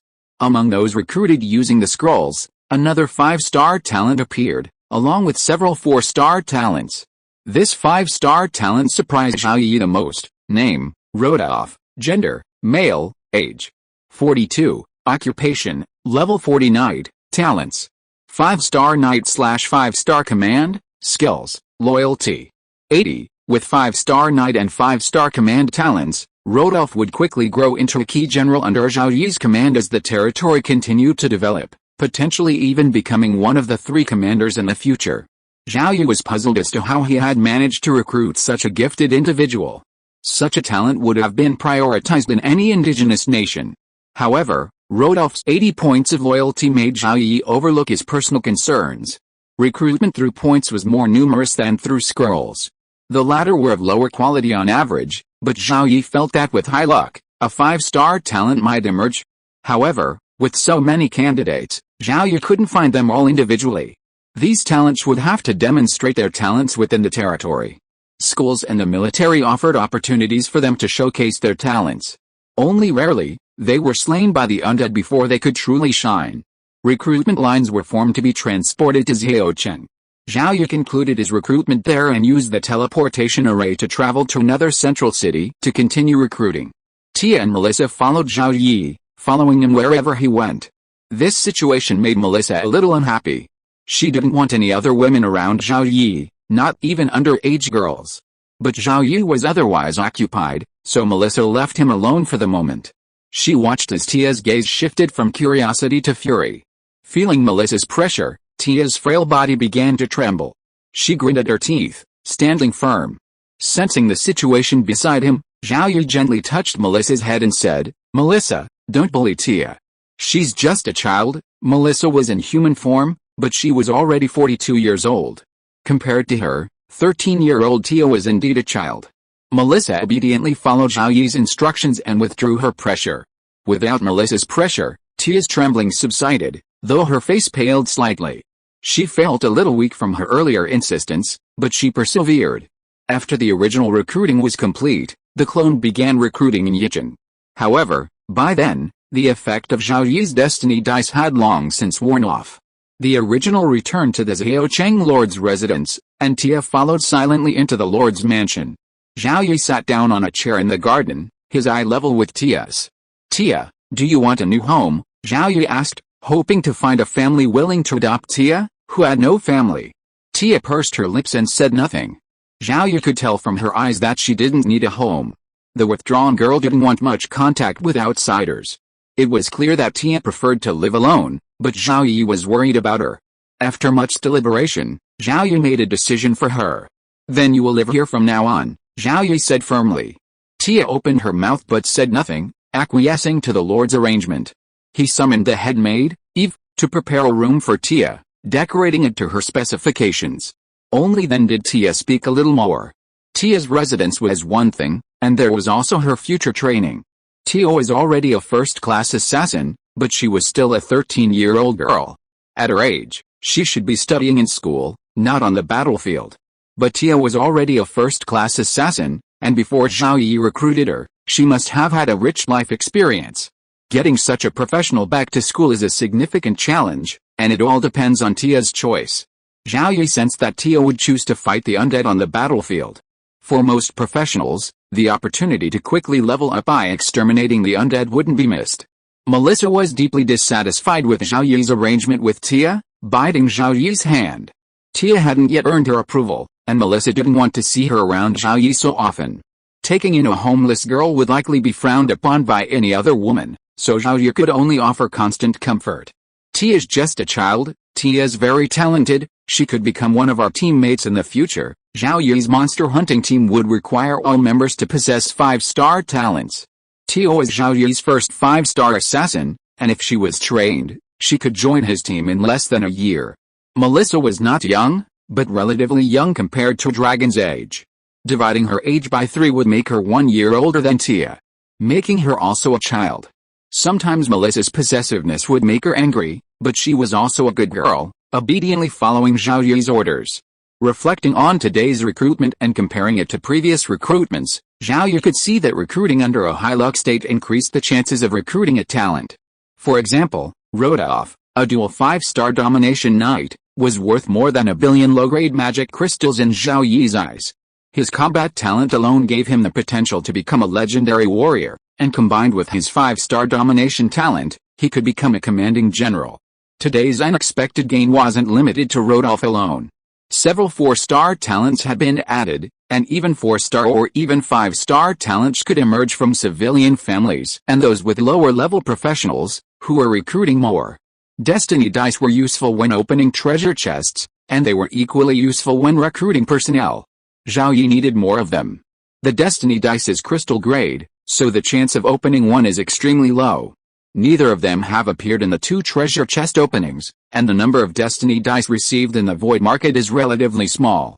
I haven't seen any luck boosting items below crystal quality, but there should be luck boosting items above crystal quality, but Zhao Yi hasn't gotten any yet.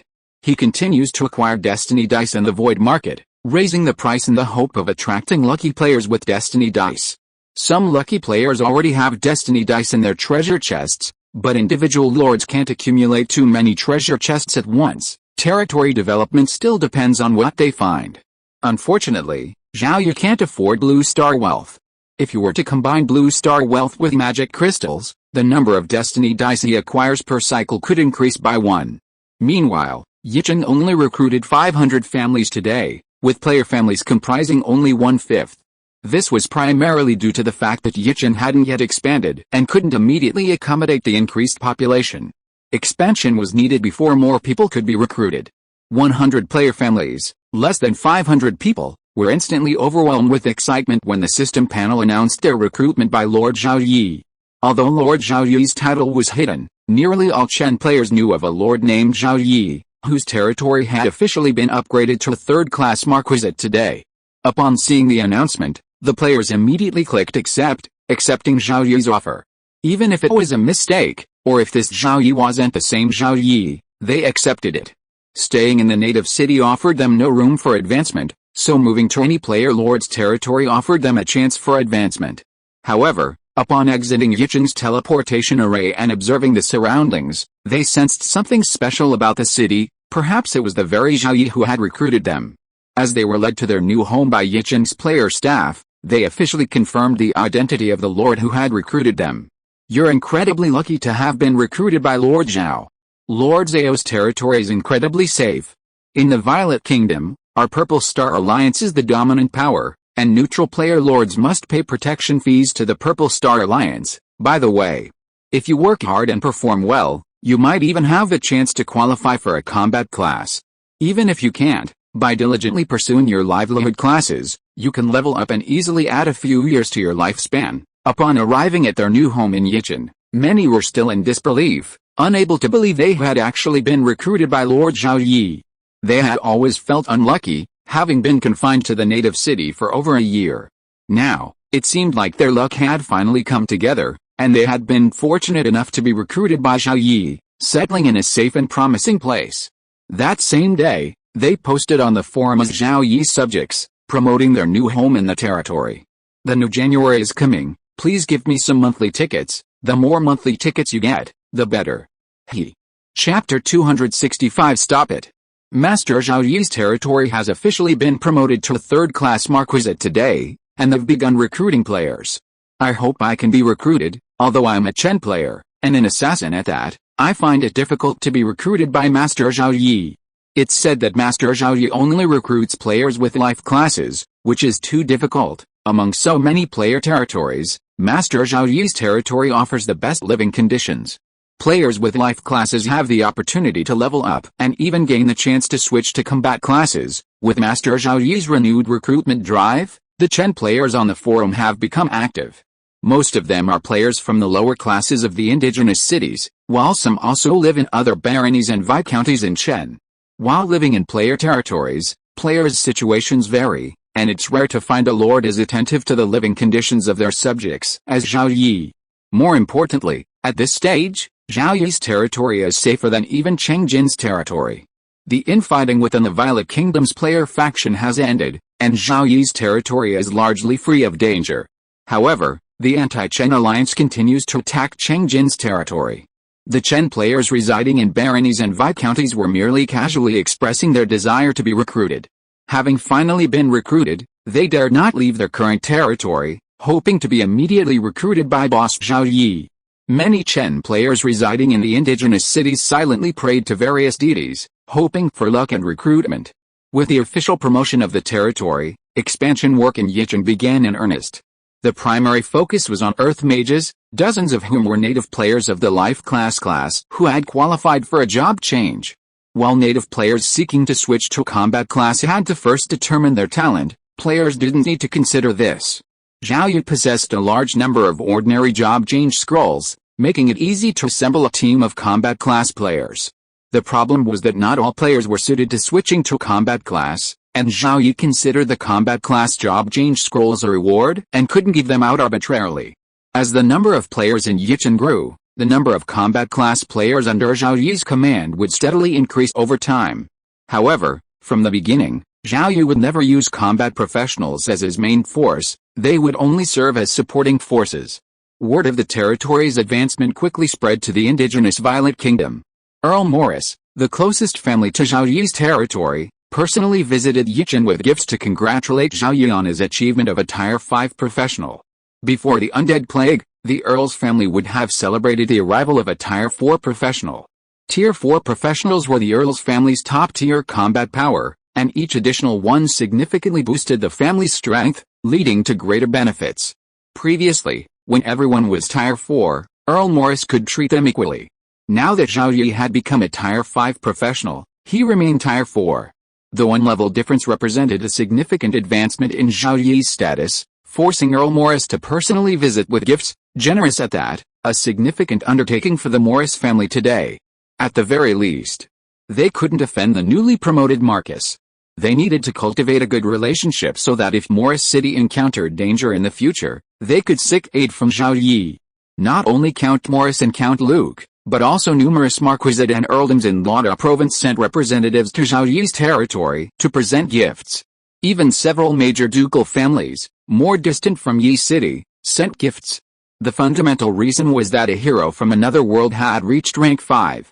From rank 0 to rank 5, a hero from another world took just over a year, while these indigenous mid-level professionals took decades or even centuries. Natural talent is one thing, and resources are another. Just because you have 3-star talent doesn't guarantee you'll reach rank 5. Without sufficient resources, you might not even reach rank 4. This hero from another world, Zhao Yi, reached rank 5 in a fraction of their time. More rank 5 heroes might appear soon, and Zhao Yi might even reach rank 6 in a few years. A 6th rank professional qualifies for the title of Duke. A 6th rank otherworldly hero is at least on par with the major ducal families in terms of strength. The rapid growth of otherworldly heroes has earned them the respect of even the major ducal families, not to mention the Marquess and Earl families beneath them. The strongest individual in the Violet Kingdom is only 7th rank, while a 5th rank professional already holds a high position within the kingdom. Faced with a rapid rise of otherworldly heroes, the indigenous nobles of the Violet Kingdom are currently unsure what to do. The problem lies in the capital. The gravely injured old king is holed up in the palace, while Ostash watches over the Violet King from the capital, unconcerned with the situation outside. If this incident hadn't occurred, the indigenous nobles would have obeyed the king's orders regarding the rapidly rising otherworldly heroes, but now they can only maintain the status quo. As long as the otherworldly heroes don't undermine their interests, the indigenous nobles will remain steadfast and may even actively seek to befriend them. Moreover, the rise of otherworldly heroes wasn't limited to the Violet Kingdom, they spread across the entire Origin continent. This should be a major concern for high-ranking professions, but they didn't need to worry too much. At the Purple Star Alliance's general meeting on the morning of January 2nd, the Alliance's future development direction was determined: the sea. Many members of the Purple Star Alliance held territories near the sea, including one of its presidents, Cao Da. Having previously relocated his territory, Cao Da relocated his territory to the sea. At that time, Cao Da didn't prioritize the ocean's resources, but rather naval control. With the Origin continent surrounded by the sea, building a powerful fleet would allow for rapid access to other shores, facilitating future global domination.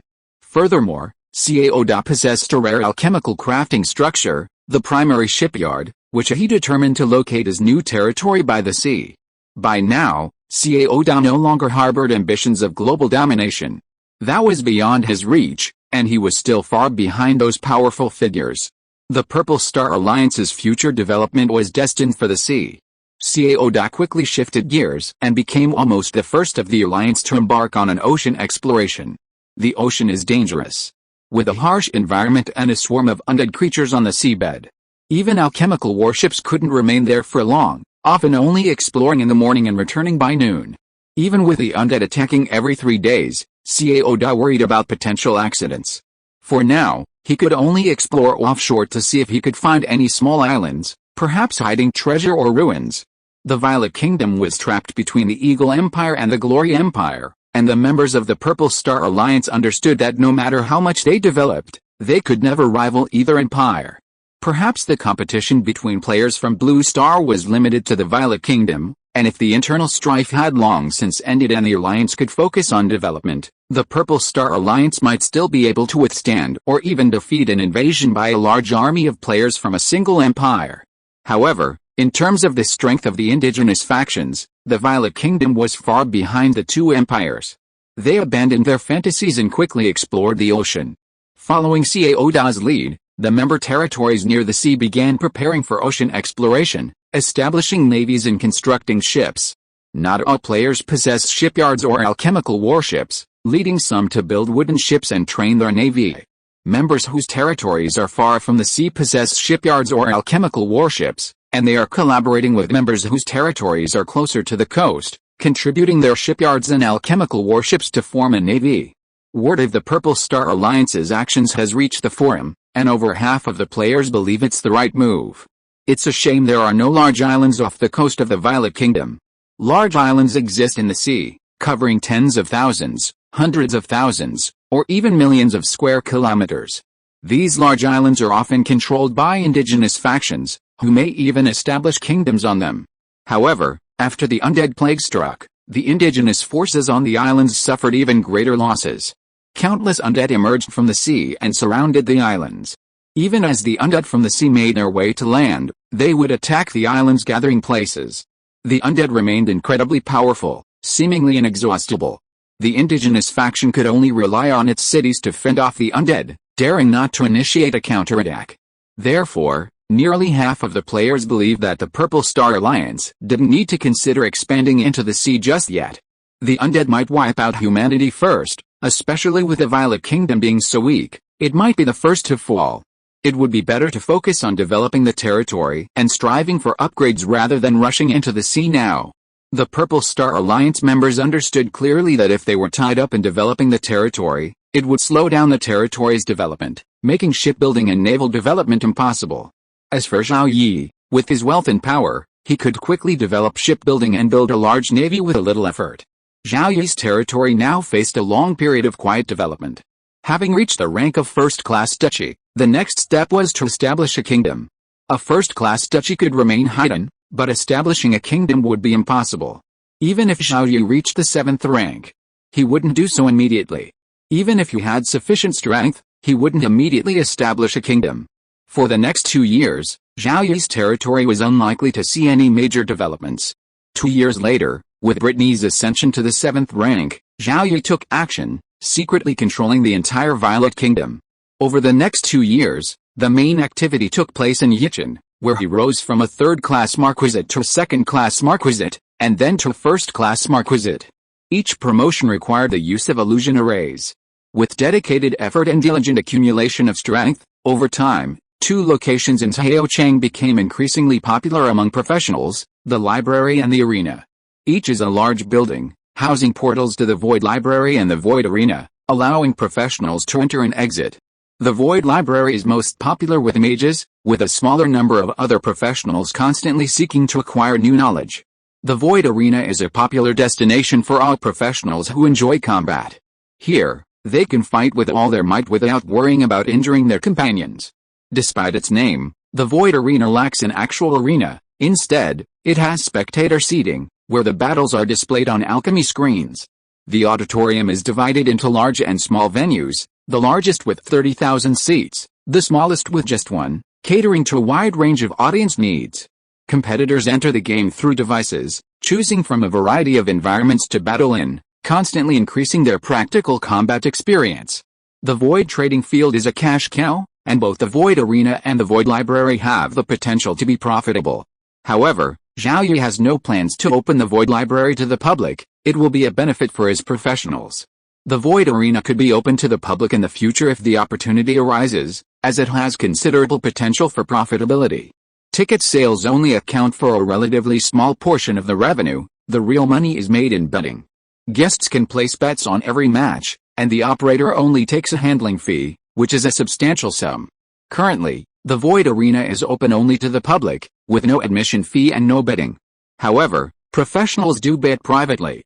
Small betting is enjoyable, but large betting is harmful. Overexcited betting can easily damage camaraderie, and Zhao Yi doesn't want to see that happen. Privately, small-time gambling doesn't matter, but if anyone dares to set up a gambling scheme, they will be severely punished upon discovery. With the internal strife of the Violet Kingdom over, members of the Purple Chen Alliance and neutral player lords are quietly developing their own territories. This is a hard-earned peace. To maintain peace within the player faction, some Chen Kingdom player territories and all of the anti-Chen Alliance player territories were destroyed, and the remaining neutral player lords were required to pay protection fees to the Purple Chen Alliance. While the player lords in the Violet Kingdom quietly developed, the internal strife within the Blue Star player faction outside the Violet Kingdom intensified. In one kingdom, the anti-Chen Alliance faction gained the upper hand, continuously destroying Chen Kingdom player territories. In another kingdom, the Chen Kingdom faction gained the upper hand, repeatedly destroying anti-Chen Alliance player territories. In the vast empire, Neither faction could muster sufficient strength to control the entire empire, and the struggle shifted to province-by-province battle. In April, the Chen Kingdom player faction took the lead in conquering the Kingdom of Jisei, located in the southern region of the Origin continent. Compared to the Violet Kingdom, the Kingdom of Jisei was a lower-tier kingdom, slightly stronger, but smaller in territory and population. Ultimately, fewer than 400 Chen player territories remained within Jisei's borders, only a dozen more than the neutral player territories. To capture Jisei, the Chen player faction paid a heavy price, while the anti-Chen alliance's resistance was fierce, resulting in even greater losses. After annihilating all anti-Chen alliance player territories within Jisei, the Chen player faction seized the opportunity to demand protection fees from the neutral player lords. None of the neutral player lords resisted, either paying the fees or evacuating their territories and personnel. Jisei became the second Blue Star player faction on the Origin continent to end internal strife. The first was the Violet Kingdom, the second was Jisei, the third, the fourth, and finally the fifth, when the anti-Chen alliance finally achieved victory over the Chen player faction in a region. Daily, numerous players supporting the anti-Chen alliance railed against the anti-Chen alliance's leadership on the forums. The anti-Chen alliance surpassed the Chen Kingdom player camp in terms of both the number of territories and overall strength. However, the Chen Kingdom player camp secured victory in 4 regions before the anti-Chen alliance secured victory in 1. If this continued, the anti-Chen alliance would be completely defeated by the Chen Kingdom player camp. However, the anti-Chen alliance was too fragmented, and the official forces of each major nation were eager to seize control of a kingdom region, or even an entire empire region, and were actively pursuing this goal. Before they could succeed, the Chen Kingdom player camp gained the upper hand. This offensive strengthened the anti-Chen alliance's internal unity, leading them to jointly secure victory over the Chen Kingdom player camp in a single kingdom region. Regardless of whether the Chen Kingdom player camp or the anti-Chen alliance triumphed, they would ultimately demand protection fees from the neutral player lords. This situation was unacceptable to the major players in the neutral camp. However, while the neutral camp was considered a faction, in reality, it was essentially a non-existent faction or alliance. Top players within the neutral camp, such as the official Lost Kingdom and Beach Kingdom, took action, aiming to seize control of a kingdom region, or even an entire empire region. The official Lost Kingdom is formidable, backed by other player factions. While it cannot confront the Chen Kingdom player faction or the anti-Chen alliance, it can, by concentrating its forces and fighting at all costs, control at least one region of the empire. Neutral player factions, unwilling to pay protection fees, are taking action, while individual neutral player lords are willing to pay as long as the fees are not excessive. All neutral player factions participating in the battle for supremacy are not considered the neutral. Powerful player factions can suppress the Chen Kingdom player faction and the anti-Chen alliance. Weaker player factions, on the other hand, are the first targets for elimination by the Chen Kingdom and anti-Chen alliance, allowing them to continue fighting. With these player factions involved, the internal strife within the Blue Star player faction has intensified, and the number of player territories has rapidly declined, now below 1 million. Such heavy costs have forced the Chen Kingdom player faction, the anti-Chen alliance, and previously neutral player factions to battle it out on kingdom battlefield after kingdom battlefield. Many indigenous factions have been observing the other world heroes. They know that the other world heroes have been constantly fighting each other in their own worlds, and they continue the fight in theirs. Fighting is good, but the other world heroes are growing too rapidly, and the major indigenous factions don't want to see a united other world hero faction. Other world heroes who constantly fight among themselves are the best. They can be used in ways they can, such as consuming the undead or serving as vanguards in invading other lands.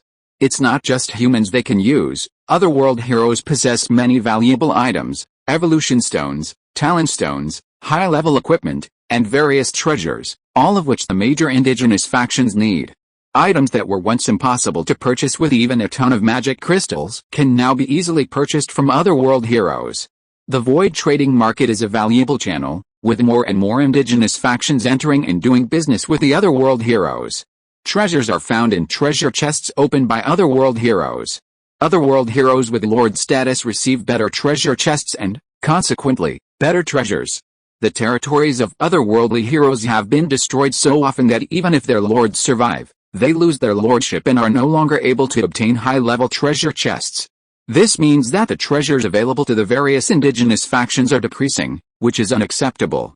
By August, several indigenous nations had announced a ban on fighting between otherworldly heroes within their territories. If a territory belonging to an otherworldly hero is destroyed, it will be investigated thoroughly. Following the kings, emperors, orders, the Chen Kingdom player faction, the anti-Chen alliance, and the previously neutral player faction all ceased fighting within their respective regions. In September, the legendary masters of the indigenous faction deliberated and issued a decree demanding that all otherworldly heroes from all nations cease fighting. Those who disobeyed would be killed. The entire Blue Star player faction lacked a single rank 6 warrior. While they had acquired some means to combat rank 7 warriors, it was not yet time to rebel against the indigenous forces. Without a legendary master, the Blue Star player faction had no standing to rebel against the indigenous faction and could only obey the indigenous faction's orders. Many players felt frustrated by the indigenous faction's orders, but many individual lords saw this as a positive development. The conflict between the Chen Kingdom player faction and the anti-Chen alliance shifted gears, aiming for a quick victory in a region, allowing those in that region to recuperate and develop. Under the indigenous faction's orders, the conflict ceased, allowing everyone to focus on developing their territories. Between the two major factions and the previously neutral player faction, the individual player lords saw the most territories destroyed. Regardless of their faction, the individual player lords were tired of fighting and no longer wanted to. Chen officials felt this was a good thing. They had originally disliked fighting and had been diligently developing their territory. It was only when certain factions, like the officials of ELING, formed an anti-Chen alliance to target Chen players that they were forced to fight. At least Chen officials had always given the impression of being peace-loving. Now, thanks to the intervention of the indigenous faction, peace had finally arrived, a good thing. The anti-Chen alliance had been unable to gain an advantage against the Chen player faction and was now tired, so a break would be welcome. However, the neutral player lords in those regions, which had ended their internal fighting before the ceasefire, expressed their dissatisfaction. From today on, we no longer have to pay protection fees. With the presence of the indigenous forces, neither the anti-Chen alliance nor the Chen player faction dared retaliate against these neutral player territories, even if they refused to pay. Both factions acquiesced in neutral player lords' protests. The only exception was the Violet Kingdom, where no neutral player lords had spoken out. Over the past 6 months, neutral player lords whose territories were in danger had received reinforcements from the Violet Alliance. The protection fees were well worth paying. Neutral player lords in other regions paid protection fees but received no reinforcements. There was even no mention of reinforcements in the contracts they signed. Many weaker neutral player lords wished their territories could be in the Violet Kingdom region, so they could pay protection fees to the Purple Star Alliance. Chapter 266, 7th Level Battle. Under the orders of the legendary masters of the indigenous faction, the internal strife within the Blue Star player faction temporarily ceased, allowing the Lord players to focus on developing their own territories. Subsequently, the number of player territories destroyed decreased sharply. Only every few months, when the Undead faction launched a major offensive, would the number of destroyed player territories increase. In the Violet Kingdom region, under Zhao Yi's leadership, not only did not a single Purple Star Alliance member's territory be destroyed, but even the territories of neutral players remained intact. For example, during the previous torrential rain and flooding, the Undead faction even prepared for a snowstorm. During their preparations, they were discovered by the indigenous faction, and the legendary masters were dispatched to disrupt the ritual.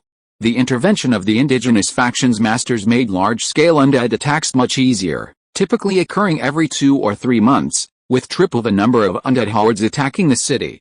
These special undead sieges were a special reward for Zhao Yi. Not only did they boost the strength of the reinforcements he sent out and earn him more points, but more importantly, each one offered an epic treasure chest. Territories could no longer advance. Daily undead sieges could only yield diamond chests, with epic chests only available under special circumstances. Zhao Yi hoped for more of these special occasions, hoping for the chance to obtain the epic chests. Other territories of previously average individual player power, now experiencing a chance for peaceful development, saw their power increase at a faster pace.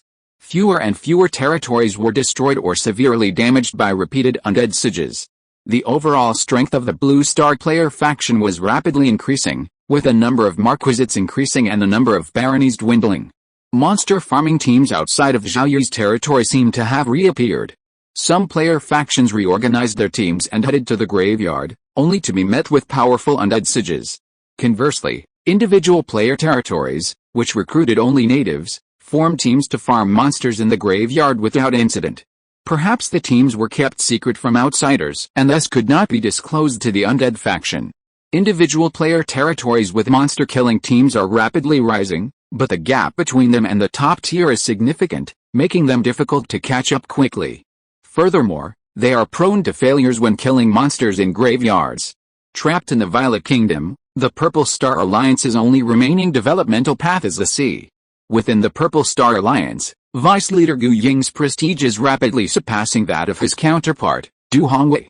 While Du Hongwei largely withdraws from Purple Star Alliance affairs, Zhao Yi delegates most of the alliance's management to Gu Ying. Under Gu Ying's leadership, the Purple Star Alliance is undergoing gradual reforms, like a frog in boiling water. Unnoticed, the Purple Star Alliance's influence over its members has increased, fostering a sense of cohesion. With a single call from leader Zhao Yi in the group chat, the Purple Star Alliance can instantly assemble a massive army, without a single concern for costs or casualties. Neutral player lords within the Violet Kingdom pay a monthly protection fee, starting at 600,000 low-grade magic crystals, but gradually approaching 700,000 due to the promotion of some neutral player territories. The Purple Chen Alliance no longer collects dues from members, but the alliance doesn't have much to spend. At another general meeting, Zhao Yi proposed two plans for using the excess funds, the first to distribute them to everyone as shares, and the second to prioritize the development of certain territories, aiming to quickly promote them to first-class earldoms or even third-class marquisates. Over 90% of the members chose the second option, even though the vast majority of their territories wouldn't qualify for priority development. The wealthy Chen Kingdom members, hoping to recover some magic crystals, were left with little choice. The first territories to be prioritized were those of the two vice leaders, Gu Ying and Du Hongwei, and the members had no objections. Although Du Hongwei was a member of the Chen Kingdom's official ranks, he would undoubtedly intervene if the Purple Chen Alliance encountered difficulties, and he might even receive support from the Chen Kingdom's official ranks. During this period of quiet development, Zhao Yi's territory made some progress, such as consolidating the kingdom.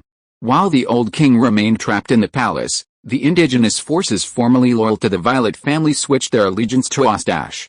Brittany had repeatedly stated to Zhao Yi that these traitors must be eradicated. While eradicating these traitors was easy, the challenge lay in controlling the cities they controlled. If the cities fell into chaos, they could be annihilated by the undead hordes.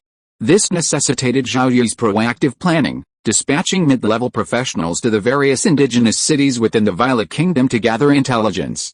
This was crucial, and he would then attempt to locate and contact those still loyal to the Violet family. While Brittany was taking action against these traitors, Zhao Yi's territory would dispatch a large number of elite troops to eliminate the traitorous forces, then lead the existing city defenses to continue resisting the undead's regular sieges. Perhaps due to the repeated rolls of the fate dice, Zhao Yi's chances of recruiting space mages increased, allowing him to recruit one every few months. Even if a recruited space mage only had a 1-star talent, Zhao Yi would use a talent stone to upgrade it to at least 3 stars. He would then lead his team into the graveyard to kill monsters, rapidly growing Zhao Yi's core strength. The highest end strength was found in teams with 4-star or even 5-star space mages. After obtaining his second 5-star talent stone, Zhao Yi gave it directly to Ignaz, hoping that a legendary space mage would emerge from his command. Peaceful times always pass quickly. On October 28, Year 3 of the Hope Calendar, Zhao Yi and Melissa both reached level 6 perfection. Each used the level 7 advancement stone, controlling their own progress. While still at level 6 perfection, they could continue to gain experience. On January 25, Year 4 of the Hope Calendar, Brittany reached level 6 perfection. Without hesitation, she used the level 7 advancement stone to advance to level 7. At only 20 years old, she became the youngest level 7 professional, king, on the Origin continent. The moment Brittany ascended to rank 7 in Xiaocheng, a vast aura of life emerged, and the soul fire of Bonois, the rank 7 skeleton king who presided over cemetery number 1, erupted. Finally, You've ascended to rank 7. I'm going to kill you." Then, Benoist paused. This person who had ascended to rank 7 didn't seem to be the damn Dragon Knight. Regardless, she had appeared here anyway. She was either a Dragon Knight or someone very important to the Dragon Knight. Killing her would inflict pain on the damn Dragon Knight. It would be best to attack her proactively, allowing her to attack the Dragon Knight. Or, perhaps, when engaging with a rank 7 creature, the Dragon Knight might be accidentally affected. Benoist began mobilizing his troops, preparing to launch an attack on Xiaocheng tonight. Brittany, having recently ascended to rank 7 in Xiaocheng, certainly wouldn't immediately head to the capital to kill Ostache. Ostache, while not a veteran rank 7, had ascended decades before Brittany, and was estimated to be at least rank 73. There was a gap of at least 3 levels. If Brittany wanted to slay Ostache herself, she needed to quickly master the power of the 7th level and beyond, and be fully armed. At the 6th level, Brittany wielded a diamond-grade longsword and a full set of crystal-grade armor. At the 7th level, Zhao Yi planned to replace all of Brittany's crystal-grade armor with diamond-grade. A diamond treasure chest appeared every 3 days, and the number of diamond cards inside had already reached 5. Zhao Yi possessed a considerable amount of diamond-grade weaponry. He also gave Brittany a substitute puppet capable of withstanding the 7th level and beyond, to prevent any unforeseen consequences. That night, Benoist led 36th level undead, 105th level undead, 504th level undead, and a large number of lower level undead and cannon fodder out of Cemetery Number 1 and headed towards Xiaocheng. A large number of aquatic monster skeletons could be seen among the undead army, originating from the sea. Benoist did not join the undead army, but flew ahead to Xiaocheng. Over the past 2 years, Benoist had attacked Xiaocheng several times in anger, but no matter how many undead hordes he unleashed, they were all annihilated. Benoist knew that Xiaocheng possessed a powerful illusionary killing formation, instantly annihilating any undead below rank 7.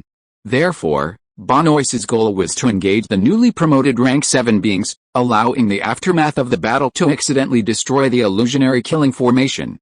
With a threat gone, the undead horde surged forward again. When Benoist arrived outside Xiaocheng, the defenders were ready for battle, and Zhao Yi, accompanied by his men, stood atop the city walls. Over the past 2 years, the high-end combat power in Zhao Yi's territory had grown rapidly. There was 1 rank 7, Brittany, 28 rank 6, 164 rank 5, and 1,317 rank 4. The rank 6 and rank 7 were concentrated in Xiaocheng, requiring rank 4 professionals to man small cities and rank 5 professionals to man medium cities. Zhao Yi's territory now consists of 9 middle cities and 48 smaller cities.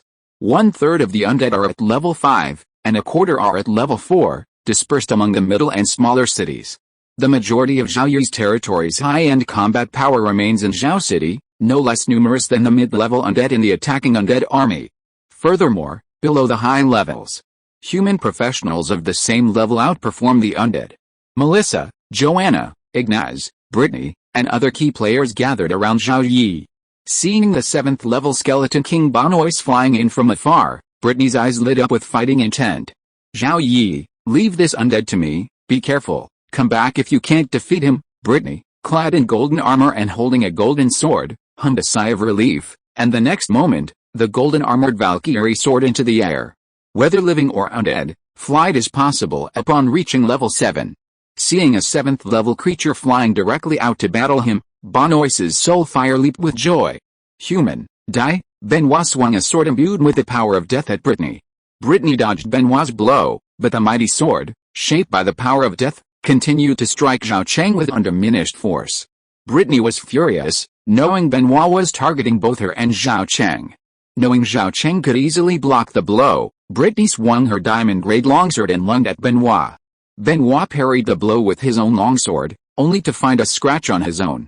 Not good. This human had only recently ascended to the 7th rank, but the weapon she wielded was of a higher quality than his own. With more collisions, his weapon would surely shatter. The inferiority of his weapon forced Benoist to swiftly bring all his strength to bear on Brittany. After all, Brittany had only recently ascended to the 7th rank. While her weaponry was superior, her overall strength was still slightly inferior to Benoist's. At higher ranks, even the smallest difference was crucial, often determining the outcome of a battle. In the sky, Benoist and Brittany continued their battle. On the walls of Xiaocheng, Zhao Yi held a bow in his left hand and an arrow in his right. The bow was an epic bow, and the arrow was a meteorite arrow. With Zhao Yi's perfected 6th order strength, a single arrow could have severely injured Benoit, if not killed. Zhao Yi was completely focused on the battle, ready to strike if Brittany showed any signs of danger. With the strength of Zhao Yi's territory, destroying a 7th order undead would have been easy, but now, in order to quickly increase Brittany's 7th order combat experience, he had left her to fight the incoming 7th order undead alone. Benoit's first attack on Xiaocheng was easily blocked by a defensive formation. Seeing this, Benoit stopped attacking Xiaocheng and focused his attention on Brittany. The battle between one man and one undead extended beyond Xiaocheng. The triangular area encompassing Xiaocheng, Cemetery No. 1, and Yicheng became the battlefield. After several minutes, the battle even extended beyond this area. Ignaz, Zhao Yi, and Melissa teleported in. The residents of Yicheng, sensing some of the aftermath of the battle, cautiously left their homes and spoke with their neighbors, seeking to understand what had happened. Soon, alchemical speakers placed throughout Yicheng began to blare. Two powerful individuals are battling. The aftermath of the battle has reached Yicheng. The two combatants have already left the city. Rest assured, the powerful individuals will not attack us at will. Yicheng's defensive formations couldn't withstand the aftermath. Hearing the words from the speakers, the residents breathed a sigh of relief, yet a lingering fear lingered, fearing they might be accidentally killed by the aftermath of the battle. That would be utterly unfortunate. Brittany and Benoit fought for less than 10 minutes before Benoit's weapon was completely destroyed. He immediately pulled out a new longsword from his storage, but this second sword was of a lower rank than the shattered one. Damn it, damned human! Benoit's shattered weapon intensified his fury.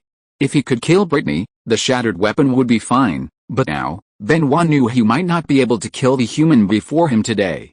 This 7th level human was a recent arrival, barely mastering its power.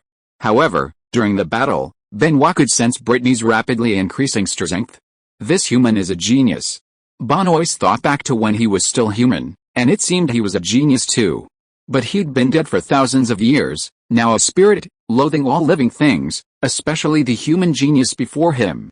Kill her! Kill her! Benoit went mad, even taking his own injuries to kill Brittany. Brittany wasn't a berserker, and facing the frenzied Benoit, with the water of life in her hand, Brittany didn't want to trade injuries.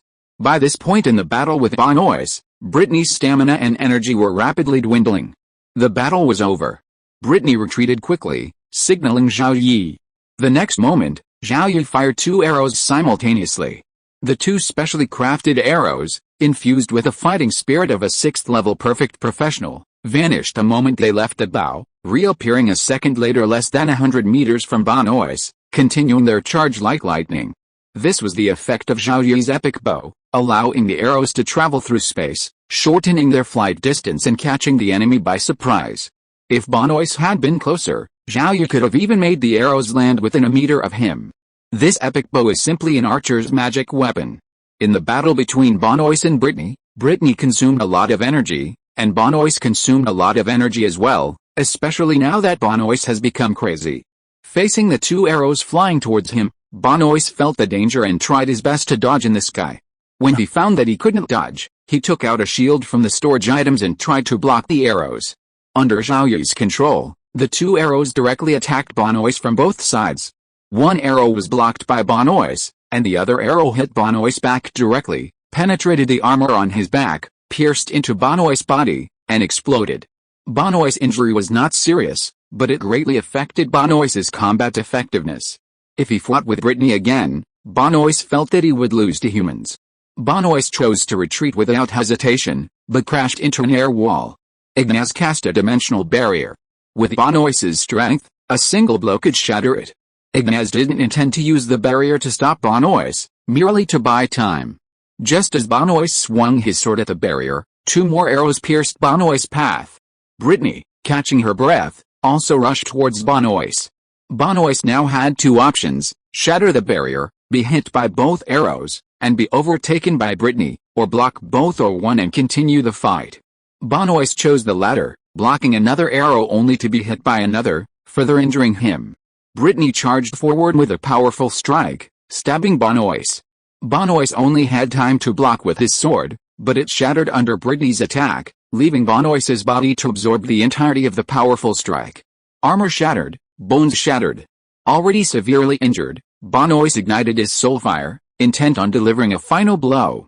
Even if he couldn't kill Brittany, he would at least severely injure her. However, Brittany was prepared, gritted her teeth, and swiftly launched a second strike, extinguishing Bonois's soul fire. The battle finally ended. Brittany, exhausted and unable to maintain her flight, fell from midair. Melissa, having reverted to her dragon form, flew over and caught Brittany. Return to Zhaocheng. Our battle isn't over yet. After resting Brittany on the Zhaocheng wall, Ignaz and Zhao Yi continue their teleportation, teleporting to the front of the undead army, rapidly retreating towards Cemetery Number 1 and setting up an anchor. Returning to the Zhaocheng wall, Zhao Yi used his teleportation ring to open a special portal. The 6th tier classes followed Zhao Yi, charging through the portal and arriving in front of the undead army. Following closely behind were the 5th tier classes, the 4th tier classes, and the 3rd tier classes, the Undead Legion. Kill. The battle raged for over an hour. Zhao Yi led the mid-level professionals in a brutal slaughter, blocking Cemetery Number 1 and annihilating nearly every undead that emerged. Those that fled to other cemeteries were pursued by Zhao Yi's air cavalry. Had Zhao Yi not wanted to exhaust all the resources, he would have even led his men into Cemetery Number 1. A new day dawned. You participated in 19 battles. You eliminated 2,316,805 undead. You lost 0 soldiers. Battle ratings: 1 SS, 2A, 2B, 2C, 2D, 2E, 8F. Points increased by 353.0876%. Professional experience increased by 353.0876%. Obtain 1 epic chest, 2 crystal chests, 2 platinum chests, 2 gold chests, 2 silver chests, 2 bronze chests, 8 iron chests. Last night was not a regular undead siege, so the undead army's only target was Zhaocheng. The other 18 battles involved 9 monster farming teams from Zhao Yi's territory going to the cemetery to spawn monsters in the afternoon and midnight.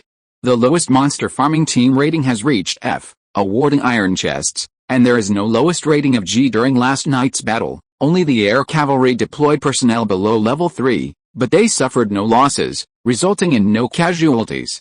The undead horde preparing to attack Zhaocheng is triple the usual number, granting Zhao Yi an epic treasure chest, expected to contain 2 epic cards. Zhaocheng, a first-level metropolis, has a standard population of 1.92 million. Increasing it to 2 million wouldn't significantly increase the city's population, but it would allow Zhao Yi to obtain 2 epic cards in the epic treasure chest he received, even in the face of a special undead siege. While the epic treasure chest is a plus, Zhao Yi's main concern right now is the points he earned yesterday. Opening the points mall, the points column saw a surge that thrilled Zhao Yi. 7.6 billion. The second highest points earned was still 3.127 billion, a record finally broken after more than 2 years. The 7th tier undead, intent on annihilating Zhao City in a single battle, brought with them a multitude of mid-tier undead. However, the over 2 million low-tier undead and tier 0 cannon fodder he brought Zhao Yi didn't even earn as many points as the tier 4 undead he had killed. That tier 7 undead was actually level 73. A level 70 undead is worth 100 million points, while a level 73 undead is worth 250 million. Multiplying this by 4.53, killing a single tier 7 undead earns Zhao Yi 1.1325 billion points. This is equivalent to the points earned from eliminating a level 80 undead outside the Violet Kingdom. Not only the tier 7 undead, but also the points earned from eliminating all the tier 5 undead surpass those from the tier 7 undead, and the points earned from eliminating all the tier 6 undead are even more significant. With 7.6 billion points in hand, even with the already exorbitant point requirements for recruitment, Zhao Yi can still recruit a large number of personnel. Professionals and civilians alike need them. The territory's population, including those in the upper demi-plane, has surpassed 40 million, exceeding the combined population of all the indigenous cities within the Violet Kingdom. But for Zhao Yi, this wasn't enough. Population represents a foundation. Indigenous empires often boast populations in the hundreds of millions, possessing a deep foundation that is untouchable unless possessed by an overwhelmingly superior high-end combat force. Cultivating high-end combat power also relies on the talent emerging from within the vast population. 2 years have passed, and the small batch of level 0 professionals educated at the professional school has already joined the territory's army, with talented individuals constantly emerging. In a few years, the professional school graduates alone will be sufficient to sustain the continued expansion of the territory's military. Other lords within the Blue Star player faction, particularly those from larger factions, are faring better, with stronger territories merging with weaker ones, or even stronger ones merging with each other. The growth of the territory's strength among individual player lords began to slow last year, with a gradual shift towards internal growth rather than relying on new recruits. Brittany is a genius, but she just reached level 70 for only half a day, and now she's fighting a level 73 undead. Even with an advantage in weapons and equipment, even a genius can't surpass her by much. The author thinks this is reasonable. Chapter 267, Make a List. Bonois has fallen. Upon hearing the news, the 7th level Skeleton King Gazka was shocked, while the 8th level Skeleton King Cedric was furious. Gazka and Bonois were both in Rhoda Province. Gazka vaguely sensed the presence of a 7th level creature within Rhoda Province, seemingly in Bonois's area. This creature had just been promoted to the 7th level, and Bonois was bound to challenge it. Unexpectedly, Bonois fell that very night. Lower level undead lacked the power of fear and were willing to rush to their deaths. Now Gazka was terrified. Gazka's strength was not much greater than Bonois's. Gazka's fall was likely the result of his own demise. Gazka had no doubt that a powerful alien creature had annihilated Bonois. On the Origin continent, the undead faction outnumbered the indigenous people. In some areas, 7th level undead looked down upon 6th level human professionals, and 8th level undead looked down upon 7th level human professionals. Only the 9th level legendaries had a smaller gap.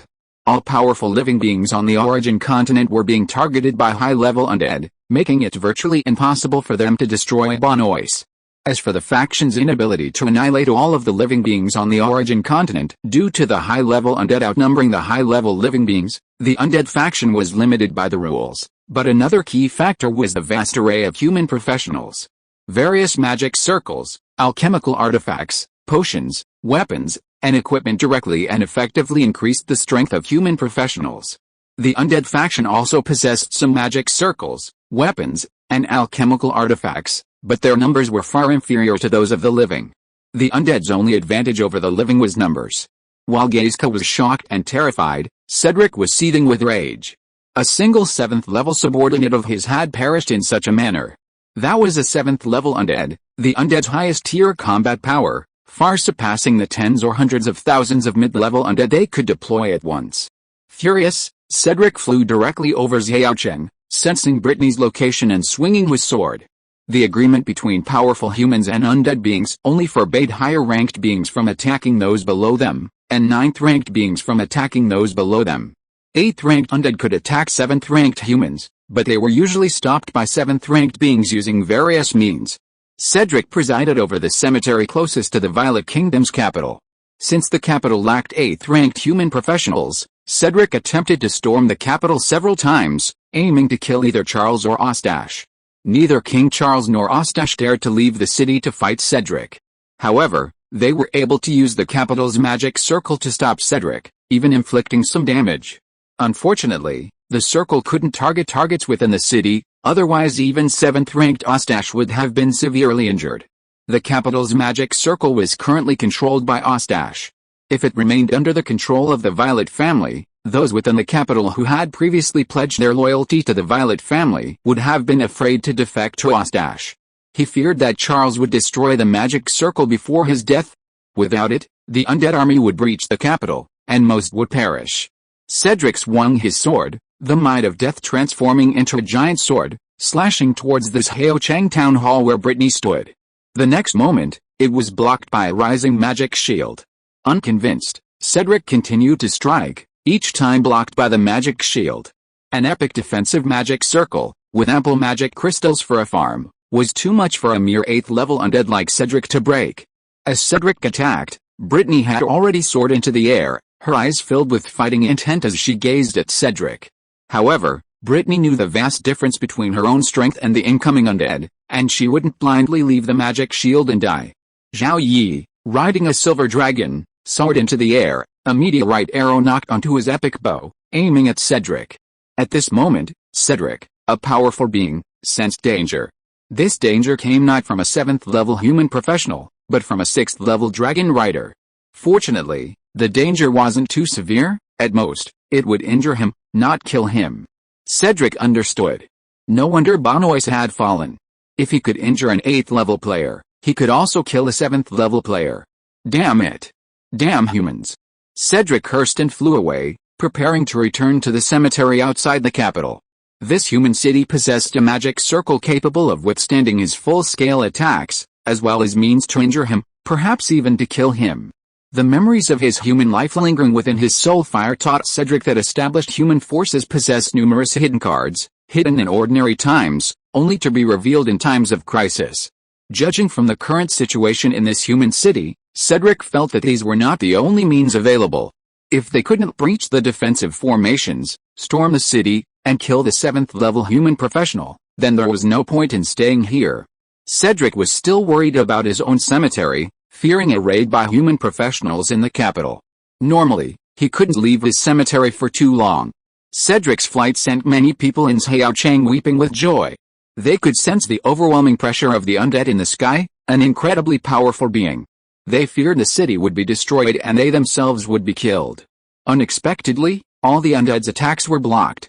Faced with this soaring lord, the undead even fled. Cheers echoed throughout the city, and the loyalty of many Xiaochang residents to Zhao Yi increased. Only the higher-ups, who truly understood the territory's strength, ignored Cedric's attack. With the territory's strength, they could destroy an 8th-tier undead. If they couldn't handle a 9th-tier undead, they could still inflict heavy damage before the territory was destroyed. Zhao Yi watched Cedric depart, not wanting to keep him. Eliminating a 7th-tier undead wouldn't have a significant impact, especially considering he had a 7th-tier professional on his side. Eliminating an 8th-rank undead would have a significant impact, directly attracting the attention of 9th-rank undead, potentially even multiple 9th-rank undead. After confirming that Cedric was truly gone and would not return, the defensive magic circle was deactivated. Peace gradually returned to Xiaocheng. Zhao Yi, Brittany, Elliot, and the others returned to the City Hall meeting room to continue their previous meeting. Brittany had been promoted to 7th rank yesterday, and she participated in today's meeting, focusing on the kingdom conquest. The plan would officially begin no more than a month after Brittany's promotion. Before the plan officially began, some of Zhao Yi's professionals had already infiltrated various indigenous cities within the Violet Kingdom. The first step was to march to the capital and kill Ostache. At Brittany's request, they would personally fight and slay Ostache. To prevent any unforeseen consequences, Zhao Yi, Melissa, and Ignaz accompanied them to the capital. The second step was to gather all the nobles of the Violet Kingdom for Brittany's coronation ceremony, and then control them using a preset crystal-level forbidden magic circle. After controlling all nobles, use a lie detection spell like lie identification to identify them. The identified nobles will be divided into 4 categories: those who pretended to betray but remained loyal to the Violet family, those who actually betrayed but did not harm the Violet family, those who actually betrayed and harmed the Violet family, and those who did not betray but were disloyal. Those who pretended to betray but were actually loyal to the Violet family will remain unchanged, but will be rewarded if they secretly provide assistance to the Violet family. Those who actually betrayed but did not harm the Violet family will have 9/10 of their wealth confiscated and be expelled from the Violet Kingdom. Those who actually betrayed and harmed the Violet family will be exterminated. Those who did not betray but were disloyal will have their titles and fiefs stripped, and their fate will be at their discretion. If they are willing to fight for the Violet Kingdom, they may be considered for retaining their titles. There's also a group of nobles who didn't feign betrayal and remained loyal to the Violet family. Over the years, their entire families have either been exterminated or fled to other lands. If they return to the Violet Kingdom, Brittany will restore their titles and offer a generous reward. Zhao Yi's goal is to secretly control the Violet Kingdom. Eliminating all of its nobles would inevitably attract the attention of external powers, particularly the Glory Empire and the Eagle Empire, both of which boast legendary figures. Both empires would then conduct in-depth investigations into the Violet Kingdom, perhaps even secretly abducting Zhao Yi's mid-level professionals and directly accessing their memories, exposing Zhao Yi's territory to the two empires. Disparate treatment of nobles within the Violet Kingdom is perfectly normal. Those nobles who remain loyal to the Violet family, as the Violet Queen is Zhao Yi's supporter, will become a powerful force within his sphere of influence. The third step of the plan, after sorting the nobles, Zhao Yi's elite troops, under the guise of the Violet family's secret formation, would immediately launch into the cities controlled by the traitors, either through teleportation arrays or preset ambushes. They would eliminate those who needed to be eliminated, control those who needed to be controlled, and then assemble a new city defense force from professionals within the city who remained loyal to the Violet family and were willing to defend the country. This three-step plan aimed to control the Violet Kingdom. As the plan was about to officially begin, Elliot, Rodolphe, Brayden, and the others remained expressionless, yet their hearts were filled with excitement. Their lord was about to control a kingdom and could ascend to the 7th rank at any moment. Controlling a lower-level kingdom was just the beginning, conquering an empire was the true goal. They believed that under their lord's leadership, an empire was within their grasp. Zhao Yi's officials and generals would be extremely busy in the coming days. Once the plan began, there were too many cities within the Violet Kingdom to be brought under their control. Fortunately, over the past 2 years, Zhao Yi's territory, including the demi-plane, has trained a large number of officials, assembled elite troops, and produced numerous mid-level professionals, sufficient to complete the planned mission. Zhao Yi, Melissa, and Brittany walked out of the city hall together. Brittany appeared calmer. Even though the plan was about to begin and Brittany would become the queen of the Violet Kingdom, there wasn't much she needed to do, with Zhao Yi's subordinates handling most of the work. Brittany's most important task was to kill Eustache herself, a task no small feat. Compared to the level 73 skeleton King Bonois, whom Brittany had killed last night, Eustache's level was no lower, and he possessed more advanced techniques. The time until the plan officially began was primarily to give Brittany time to familiarize herself with her powers and improve them as much as possible. Combined with Zhao Yi's comprehensive armament, Brittany had a chance of personally killing Eustache. If Brittany couldn't defeat Eustache, Zhao Yi would immediately intervene, not to mention King Charles was in the capital.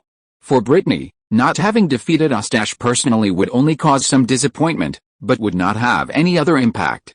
Zhao Yi, I'm going home first, Brittany said softly. Zhao Yi nodded and watched Brittany go away. The title Zhao Yi is not something that everyone in Zhao Yi's territory can use. Those who are loyal to Zhao Yi will use honorifics such as Lord and Duke. The only people in the territory who can directly call him Zhao Yi are Melissa, Joanna, Brittany, and Lin Mingai Ao in Yichen. In the eyes of Zhao Yi's subordinates, Brittany is already the Lord's woman, so they can accept the Lord's woman as the king of the Violet Kingdom. Time goes back to when Cedric left the cemetery and flew to Hao Cheng. In the capital, both Seal and Eustache, 7th-rank undead, noticed this development. If Seal hadn't been injured and was certain Cedric was gone, Seal would have led his men out of the city and attacked the cemetery where Cedric was stationed, ideally attempting to eliminate a 7th-rank undead to relieve the pressure on the capital. Now, Seal was barely alive, and Eustache, fearing Seal's continued existence, hesitated to act. The two 7th-rank undead could only watch Cedric retreat, remaining silent. Watching Cedric's direction, Seal in the palace had a number of theories running through his mind, including the possibility that Cedric was headed for Zhao Yi's territory. How could an 8th-rank undead be heading there? Had someone ascended to the 7th rank? Seal couldn't imagine that it was his granddaughter who had ascended to the 7th rank, eliminated a 7th-rank undead, and thus lured Cedric there. The image of Brittany appeared in Seal's mind. Supported by a copious supply of life water, Seal struggled to survive the 2 years. As time passed, Seal felt the impossibility of fulfilling his original promise. Brittany's talent allowed her to ascend to the 7th rank, but it was impossible for her to do so quickly. Seal felt he could only hold out for 2 or 3 months at most, and wouldn't see Brittany at the 7th rank appear before him. Seal persisted. As the final moment approached, Seal resolved to unleash his might. Even if he couldn't kill Eustache, or even seriously injure him, he would still inflict as much damage as possible. Perhaps Brittany could ascend to the 7th rank before Eustache recovered, and then kill him. The palace's demiplane held most of the Violet family, but a small number remained in hiding, living in cities within the Violet Kingdom and abroad. This was the practice of all great families. A cunning rabbit has 3 burrows. Seal doubted Eustache could acquire something like a bloodline curse. With a 7th-rank leader at the helm, rebuilding the Violet family's decline wouldn't last long. Seal was grateful for the emergence of such a genius within the family, but it was a shame he couldn't offer Brittany much help. While the Violet family's wealth couldn't support Brittany's legendary ascension, it would have made the path to the 7th rank easier. Exhausting the Violet family's wealth might even have propelled Brittany to the 8th rank. Unfortunately, Ostash's actions were too swift, leaving Brittany no time to reach the 7th rank. Fortunately, Brittany escaped and received the help of the otherworldly hero named Zhao Yi, who was able to provide him with a large amount of life water to sustain his life. I really want to see little Brittany again. Outside the palace, Ostash glanced at Cedric, then turned his gaze back toward the palace. He didn't care that Cedric had left, nor did he intend to attack the cemetery. "Old man, why aren't you dead yet?" This thought had been floating around in Ostash's mind every day since 2 years ago. 2 years. 2 years. At first, Ostash thought Seal would only last 6 months before falling, and that he would fight him to the death. Ostash was prepared for Seal to fight to the death. 6 months, a year and a half, 2 years. 2 years had passed, and Charles was still alive. This far exceeded Ostash's expectations. He found it hard to believe that Charles was so resilient, so undying. The old man isn't dead yet, but his body is failing. His strength isn't even a tenth of his peak. With this thought in mind, Ostash repeatedly considered breaking into the palace and killing Charles. However, Ostash feared the palace's magic circle, combined with Charles's final outburst, would severely injure him. Ostash hesitated to break through the magic circle. Not only was Ostash waiting for Charles's demise, but the Violet Kingdom nobles who had defected to Ostash were also waiting for the old king's demise. They couldn't rest until the old king died. They wanted to transform the Violet Kingdom into the Kingdom of Berlinger as quickly as possible. The longer they waited, the more likely something unexpected would happen. This wait lasted for over 2 years, leaving the traitors filled with anxiety. "Don't hold on, old man. Die soon, old man. It must be very painful. Death will relieve you of the pain." Every day, people cursed Seal. Some, sensing Seal's continued existence, wondered if something was amiss and went to the capital to see Ostash. Seal was in the palace, basking in the sun on clear days. Ostash could see him at a glance and knew Seal was near death. Yet, Seal had persisted for over 2 years. The only possibility left was that Seal was constantly consuming treasures to stay alive. Ostash felt heartbroken as Seal continued to consume the treasures that rightfully belonged to him, but he dared not force his way into the palace. He could only watch Seal pass through day after day. Cedric returned to the cemetery outside the capital. Seeing that the humans hadn't attacked the cemetery, Cedric's anger subsided slightly. However, what should be done with the city guarded by a 7th-level human professional? Eliminating one 7th-level undead would allow for the elimination of many more. Ideally, an 8th-level undead would be deployed to watch, looking for an opportunity to kill the 7th-level human professional. Cedric himself was only rank 8, but there were no other rank 8 undead to serve as his subordinates. Cedric himself was tied to the Violet Kingdom's capital, unable to spare the time. Ultimately, Cedric sought help from his superiors. The indigenous leaders were a group of legendary warriors, while the undead's leadership consisted of rank 9 undead. Each rank 9 undead had a designated area of responsibility, subordinated by several rank 8 undead, who in turn oversaw several dozen rank 7 undead. Cedric's superior was the rank 9 skeleton king Eugene, whose primary responsibility was the Glory Empire, which also included the Violet Kingdom. Cedric immediately reported the situation in the Violet Kingdom region and requested the dispatch of rank 8 undead for support. Due to the fall of Banois and the wrath inflicted upon Cedric by Zhao Chang, that night, all living settlements within the Violet Kingdom were attacked by an undead horde 3 times their normal size. Most territories belonging to the Purple Star Alliance and neutral players, with their growing strength, were able to withstand this tripled undead force with minimal effort. However, a small number of player territories, fearing heavy losses, requested assistance. As leader of the Purple Star Alliance, Zhao Yi readily dispatched reinforcements to all lords and player territories that requested assistance. Faced with this tripled undead siege, the players of the Violet Kingdom were perplexed. From the forums, it seemed that only the Violet Kingdom was experiencing this tripled undead siege. Outside of the Violet Kingdom, not even a trace of the undead could be seen. Today was January 26th, and tomorrow was the day of the normal undead siege. Seeing the posts from players residing in the Violet Kingdom, few players mocked them. To this day, it's impossible for any player to be unaware of the fact that the Violet Kingdom possesses a powerful figure who ranks in the top 50 of the territory combat power ranking. Whenever a special undead army attacks the city, the player territories within the Violet Kingdom, Supported by boss Zhao Yi, are spared from destruction or serious damage, with minimal losses. Among the lower-tier kingdoms on the Origin continent, the Lord players of the Violet Kingdom possess the strongest overall strength. While there aren't many mocking players, there are many envious ones, hoping for more points and better treasure chests. Countless Lord players wish it would be great if undead army sieges could be restored from once every 3 days to once every day. The points required to recruit personnel have increased dramatically compared to 2 years ago, making it difficult for Lord players to earn more points. With the territory industry struggling to generate much profit, points and treasure chests have always been the two most important pillars of territory development. If you're short on points, you'll need to look into treasure chests. If you find something valuable, use what you can use and sell what you don't for magic crystals, all of which can increase your territory's strength. Diamond cards are completely useless, a fact widely acknowledged by the strongest lords. The top tier of player territories are first-class marquisates. With a standard population of 480,000, each undead siege, with only a few casualties, will yield a diamond card. Even second-class marquisates, with a population of over 300,000, can receive a diamond chest with each undead siege. However, a diamond chest typically contains only one diamond card. A diamond chest contains 8,864 cards, with only one diamond card. Players can draw 8 cards from a diamond chest, making the chance of receiving a diamond card extremely low. However, lords who have drawn diamond cards have observed that the prizes they receive are excellent. Second-class marquisates have become the target of many lords. Chapter 268 for Legions. Blue Star players have been in the game world for 4 years now, but it's not easy for a player's territory to reach the rank of Marcus. Zhao Yi was promoted to the 3rd rank Marcus on May 2nd of the first year, Cheng Jinling on July 10th of the first year, and Li Chunxiangling on November 5th of the first year. Only after Li Chunxiangling's arrival did player territories gradually begin to rise to the 3rd rank Marcus.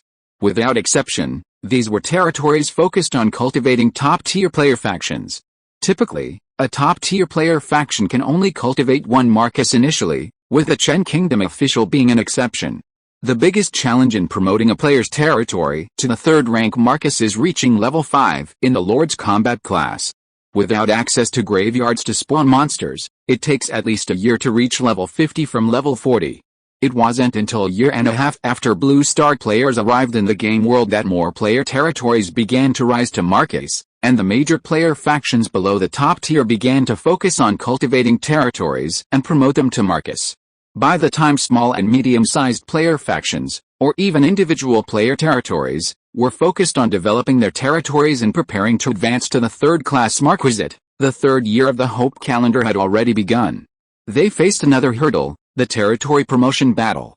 A territory had only one 5th class lord, while the incoming undead hordes would include multiple 5th class undead, and the 4th class undead would far outnumber the humans.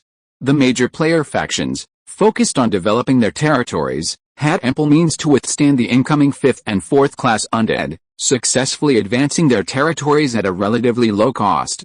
Many small and medium-sized player factions and individual player territories struggled, either being destroyed or severely damaged. Only less than half of all player territories were able to successfully advance at a reasonable cost. Even after they succeeded in advancing, the daily undead sieges would often bring forth 5th class undead. Even more challenging were the special undead sieges every few months. With triple the undead hordes, the number of 5th and 4th class undead would be at least tripled. Again, many small and medium-sized player factions and individual player territories were destroyed or severely damaged. While reinforcements might be found during the territory promotion war, the likelihood of receiving them during a special undead army siege is extremely slim. This situation forces lords of small and medium-sized player factions and individual player lords to hold back after reaching rank 4 perfection in their combat professions. They then wait several months, or even 6 months, until their territory's strength grows and more rank 4 perfectionists appear under their command, allowing them to gain a better chance of achieving it before officially advancing to rank 5 and initiating the territory promotion war. Among the major player factions, the Purple Star Alliance is the only exception. To date, the territories of its 2 vice leaders and 5 guild leaders are all 3rd class marquisates. All 7 lords were promoted to rank 5 right after reaching rank 4 perfection, initiating the territory promotion war. Of the 7 territories, Only vice leader Du Hongwei enjoys official support from the Chen Kingdom. This gives them ample means to withstand both the territory promotion war and the special undead army sieges encountered after their promotion to a marquisate, allowing them to weather the most challenging period following the promotion to a marquisate. In reality, when Du Hongwei's territory was promoted to a marquisate, it was supported not only by the Chen Kingdom's official support but also by Zhao Yi. With Zhao Yi's assistance, all 7 territories were promoted to third-class marquisates at a relatively low cost, and the territories suffered minimal losses when facing the special undead army siege. Zhao Yi, who sent the reinforcements, reaped significant benefits. The leveling of the reinforcements professionals increased. Zhao Yi earned a large amount of points, and also received military funds, which typically consisted of advancement stones, equipment, and treasures. The Zichen Alliance, with 8 marquisates, was not only the most powerful player alliance among the lower kingdoms, but also had few rivals even among the higher kingdoms. On the forums, Chen Kingdom players often lamented the Zichen Alliance, arguing that the Violet Kingdom was restricting its development. If the Zichen Alliance were placed in an indigenous empire, it might even be powerful enough to challenge the top player forces. However, within the indigenous empire, competition was even greater, and it was questionable whether the Zichen Alliance could independently control an entire empire region. Regardless of their future potential, the Purple Star Alliance's members, including Gu Ying, Du Hongwei, and Xiao Da, were filled with gratitude to Zhao Yi for their territory's advancement to marquisates. Although Du Hongwei was an official member of the Chen Kingdom, his territory wasn't a priority for development, barely a semi-priority. While he had a chance to advance to marquisate, the advancement would come much later. Gu Ying's territory, originally focused on recruiting female professionals, offered some advantages compared to other player territories in the early stages, but these advantages became disadvantages in the middle stages, making advancement to marquisate more difficult. Xiao Da, a European-style player and independent player, had the potential to advance to marquisate, but the advancement would be delayed and prone to accidents. Territory advancement battles and special undead sieges could potentially damage Xiao Da's territory. The other 4 guild leaders also faced various challenges in their attempts to advance to marquisate. However, thanks to Zhao Yi and the Purple Star Alliance, their territory was able to advance to marquisate more quickly and maintain its stability. After being promoted to a third-class marquisate, the next target was naturally a second-class marquisate. Both Gu Ying and Du Hongwei had met the promotion requirements, but they felt their territories were still a bit behind and wanted to wait. The most important requirement for promotion was to eliminate 6 fifth-tier undead, a difficult feat for territories outside the major player factions. Even if 5th-tier undead appeared during a regular undead siege, it would be difficult to stop them without some means. Gu Ying and Du Hongwei were able to accomplish this with the help of Zhao Yi, whose reinforcements severely damaged the 5th-tier undead, allowing 2 or more of their men to destroy them. For ordinary marquisates, relying solely on 5th-tier professionals to eliminate them was extremely difficult. After reaching 5th tier, the leveling of Lord players slowed. Cheng Jin, the apparent highest level, was only at level 58 according to the letterboards, and it was estimated that he would reach level 59 in a little over a month, with a full 5th tier level to be reached in July. Without access to graveyards to spawn monsters, even Lord players leveled up so slowly, and non-Lord players were even slower. In player territories recruiting native professionals, 4-star talents level up just as fast as Lords, and 5-star talents even faster. However, recruiting native talents is a matter of luck. Leveling up and increasing strength are slow. Even if a human professional below level 7 outmatches the undead, a few higher level undead of the same level will be overwhelming. Without means like alchemical items and spell scrolls, there's no hope of stopping a level 5 undead. These means are not easy to obtain from treasure chests, and most are single-use items, meaning they disappear after use. These circumstances have led to the emergence of numerous marquisates among Blue Star's player base, but at least 2/3 of player territories are stuck at the 3rd-tier marquisate. Chengjin territory, ostensibly the strongest player territory, is stuck at the 1st-tier marquisate, and advancement to the 3rd-tier dukedom will take place at least in the second half of this year. From the perspective of the indigenous faction, the strength of the otherworldly heroes continued to rapidly increase. However, from the player's own perspective, the rate of improvement was slowing. It would have been better if they could level up 1 level a day, just like at the beginning. In less than a year, The Blue Star player faction would have completely crushed both the undead and the indigenous factions, becoming the dominant power on the origin continent. Then, a fierce war erupted within the Blue Star player faction. A new day dawned, and Cedric's reinforcements arrived. The 8th level Bone Dragon Didion, accompanied by 3 7th level Skeleton Kings, arrived at Cemetery Number 1.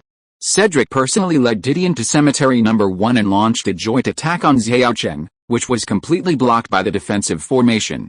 This attack was primarily to remind Didion of Xiaocheng's strength, warning him not to assume that his 8th level status meant he could attack without hesitation. The appearance of the 8th level Bone Dragon Didion made Melissa and the Red Dragon Sebastian's eyes nearly blaze with fire. Dragon Island was overrun by the undead army, and countless dragons were killed. Their corpses and the skeletons in the dragon cemetery were transformed into the undead. Upon seeing the Bone Dragon, Melissa and Sebastian immediately wanted to destroy Didion, unable to bear the thought of the undead desecrating the remains of their own kind. Finally, with Zhao Yi's soothing words, Melissa regained control of her emotions. As for Sebastian, he had signed a partnership contract with a 5-star knight Rodolphe 2 years ago, fighting alongside him. However, his nominal partnership was gradually shifting to a role of mountain master. Rodolphe was a 5-star talent, while Sebastian was only a 4-star. As long as Rodolphe surpassed Sebastian in strength and defeated him, he would accept his position as mount.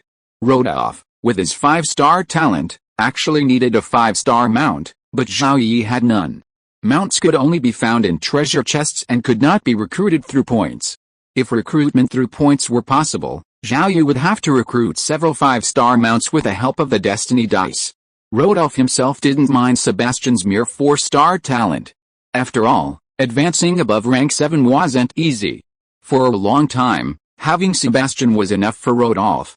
Furthermore, Rodolphe was a fake dragon knight, not officially a dragon knight. Given his talent, being a dragon knight was the best option. The 8th rank undead officially arrived in Cemetery Number 1. Over the following nights, undead continued to migrate in from other cemeteries, and Cemetery Number 1 continued to expand to accommodate the increased numbers. Understanding Xiaocheng's strength, Didion began employing fatigue tactics, like other high-ranking undead, looking for opportunities to breach the city. It was only the 4th year since Blue Star players arrived in the game world. Prior to this, the undead faction had been constantly attacking indigenous cities, resulting in the loss of numerous low-rank undead and cannon fodder. The undead suffered significant losses, with undead constantly landing from the sea and entering the various cemeteries within the Violet Kingdom. However, these undead were primarily cannon fodder and low rank, with a few mid-rank undead present, and almost no high-rank undead were to be found. While the undead are numerous in the sea, the higher-level undead are primarily stationed in the various cemeteries of the origin continent, tasked with besieging the remaining gathering places of the living. Didion's appearance will have little impact on Zhao Yi's territory. If Didion manages to break the rules and attack other cities within Zhao Yi's territory, Zhao Yi will use up his trump cards, destroy at least one 7th tier undead, and then severely injure Didion to teach him a lesson. Staying at Cemetery Number 1 is good for both of us. The current mission for Zhao Yi's territory remains the conquest of the kingdom. 2 years have passed, and the Zhao Yi territory's military has grown in strength, reaching a total strength of over 1.5 million. Including the vast population of the demi-plane, 1 in every 20 or so people is a professional. Some professionals do not join the territory's army. Currently, the territory's army comprises 4 major legions: the Sky Whale Legion, the Undead Legion, the Flying Dragon Legion, and the Earth Legion. The Sky Whale Legion is the most powerful, its core a floating fortress equivalent to Tier 8 combat power. 2 years passed, and the Sky Whale Legion was fully assembled. They had sufficient personnel and energy, the only thing they lacked was a large mana cannon. The floating fortress had 1 built-in large mana cannon, and Zhao Yi had unearthed 2 large mana cannons from epic treasure chests. A single large mana cannon, if it accurately hit an enemy, could kill a level 6 enemy and damage a level 7. Multiple cannons simultaneously hitting a single enemy could kill a level 7 enemy and damage a level 8 enemy. Other indigenous factions with floating fortresses also installed at least 3 large mana cannons, often more than 5, and some even installed more than 10. Some factions even installed ultra-large mana cannons capable of single-shotting a level 7 enemy. The mana cannons were powered directly by the floating fortress's energy pool, charging much faster than consuming magic crystals. This combined rate of fire and power made the monocannon the floating fortress's primary weapon. Zhao Yi, not content with only 3 large mana cannons in his floating fortress, longed for dozens. However, currently, large mana cannons can only be found by opening epic treasure chests. They can also be purchased from indigenous factions in the void market. However, the price is extremely high, making Zhao Yi reluctant to purchase them, and other player factions even more reluctant. However, medium and small mana cannons are readily available. Zhao Yi's chief alchemist, Guwinder, led his team in refining both small and medium mana cannons. The main materials can be provided by the territory, making the cost relatively low. As a result, each city in Zhao Yi's territory now has at least 5 mana cannons, with at least 20 more yet to be installed. Refining large mana cannons requires Guwinder's promotion to rank 7, which requires both Fire Mage and Alchemist to reach rank 7. Zhao Yi gave Guwinder the third 5-star talent stone he had opened from his epic treasure chest. Guwinder's promotion to rank 7 wouldn't be long. The Undead Legion is now at its full strength of 10,000, all at rank 3. The leader of the Legion is Brayden, who has reached level 6. There are also level 5 and level 4 members serving as regimental and company commanders. Sharing their vitality and possessing a certain degree of immortality, the Undead Legion will serve as the vanguard. Equipped with gold equipment, they can easily surround and defeat level 4 enemies. With enough personnel, they can even surround and defeat level 5 or 6 enemies. Level 7 enemies are impossible to surround and defeat, as even level 7 enemies will be defeated. The Water of Life is crucial to maintaining the Undead Legion's combat effectiveness. For 2 years, a diamond treasure chest has been obtained every 3 days, and the number of diamond cards in the diamond chest has remained stable at 5. After upgrading another Tree of Life to level 7, and using one each from Zhao Yi, Melissa, and Brittany, Zhao Yi still has 39 level 7 advancement stones. The 2 level 7 Trees of Life produce a total of 2,000 drops, 100 ml, of Water of Life daily. This accumulated water over 2 years is enough to sustain the Undead Legion in prolonged battles and sustain the entire territory's military expenditures. The Undead Legion was formed first, followed by the Sky Whale Legion. Over the past 2 years, Zhao Yi has also established the Dragon Legion and the Earth Legion. The Dragon Legion is essentially an air cavalry unit, with all members riding wyverns, at least level 3. Wyverns, as the name suggests, are somewhat related to dragons. They resemble dragons, with 2 legs, sharp claws, and scales. They possess a high flight speed and are poison attractive, capable of producing dragon kings reaching level 7. Over the past 2 years, Zhao Yi has acquired a massive demiplane, number 8, covering over 3 million square kilometers from an epic treasure chest. Within this demiplane, he discovered dozens of wyvern hordes, home to tens of thousands. With Melissa by his side, he easily subdued all the wyvern hordes. He then formed an air cavalry unit using the wyverns, and finally, based on this, he established the Dragon Legion. Rodolph serves as the Legion's commander, and with the Red Dragon Sebastian in charge, the wyverns are kept in check. The Dragon Legion currently numbers over 1,500 riders. Over time, its membership will continue to grow, primarily due to the limited availability of wyverns of tier 3 and above, as it's impossible to mobilize all of them. Zhao Yi has already prepared a large amount of food for all wyverns, forcing them to expand their populations as much as possible. He will also provide wyverns from tier 0 to tier 2 as mounts for knights of the same tier. Mounts and pets can also be upgraded by slaying undead. Once both the knight and their wyvern mount reach tier 3, they can join the Dragon Legion. The Earth Legion, similar in structure to the Undead Legion, is formed through a book of contract. However, while Undead Legion members sign a pact of shared life, living and dying together, Earth Legion members sign a more abridged version of the Pact of Unity. The Earth Legion's book of contract only has 1,000 slots. Empowered by this pact, 1,000 Earth Mages forge a tacit understanding and collaborate in casting spells. For example, 5 third-tier Earth Mages can jointly cast a 4th-tier spell, 25 third-tier Earth Mages can jointly cast a 5th-tier spell, 125 third-tier Earth Mages can jointly cast a 6th-tier spell, and 1,000 third-tier Earth Mages can jointly cast a 7th-tier spell. A single Earth Legion can barely be considered a 7th-tier Earth Mage. The Earth Legion's contract has few restrictions. If a contractor dies, a new one can continue the contract, or the contractor can voluntarily terminate the contract. A maximum of 1,000 contractors can be contracted simultaneously, and the contractor's rank cannot exceed 6th. Therefore, the Earth Legion has 1,000 full members and 2,000 reserve members. All Earth mages of 3rd tier and above within the territory are either full or reserve members of the Earth Legion. As the territory has developed to this point, Earth mages are far and away the most numerous of all the mages under Zhao Yi's command, with thousands of 3rd tier Earth mages. The Legion's leader is Gabi, a 5-star gifted Earth mage. Gabi is already at rank 6, and upon reaching rank 7, a new leader will take over. There are 2 items drawn, the Book of Contract and a detailed explanation of multiplayer Earth spells. This differs significantly from casting Earth spells individually, so only Earth Legions composed of Earth mages can be formed. The standard for indigenous nations is, troops composed of Tier 0 professionals are cannon fodder, troops composed of Tier 1 professionals are ordinary troops, troops composed of Tier 2 professionals are elite troops, and troops composed of Tier 3 professionals are elite troops. The Undead Legion, the Dragon Legion, and the Earth Legion, all 3 legions have a minimum rank of Tier 3. These 3 legions are considered elite units in all indigenous nations. On the battlefield, they can largely determine the outcome of a battle. Even the unique characteristics of the Undead Legion and the Earth Legion make them formidable elite units, with only the Dragon Legion falling slightly behind. In contrast, the Sky Whale Legion at full strength could sweep across any kingdom. Only the combined might of multiple epic warriors could stop the Sky Whale Legion, and no kingdom could possibly possess a legendary warrior.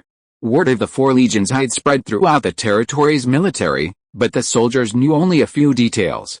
There was the most mysterious Sky Whale Legion, the most unique Undead Legion, the most stylish Wyvern Legion, and the most earthy Earth Legion. These names were given because the Sky Whale Legion maintained complete secrecy. The Undead Legion fought fearlessly, the Wyvern Legion rode impressive wyverns, and the Earth Legion consisted entirely of Earth-based mages. Earth wasn't a derogatory term here. Despite their limited knowledge, the soldiers were proud to join the 4 legions. However, joining the 4 legions was not easy due to talent restrictions, age limits, and class restrictions.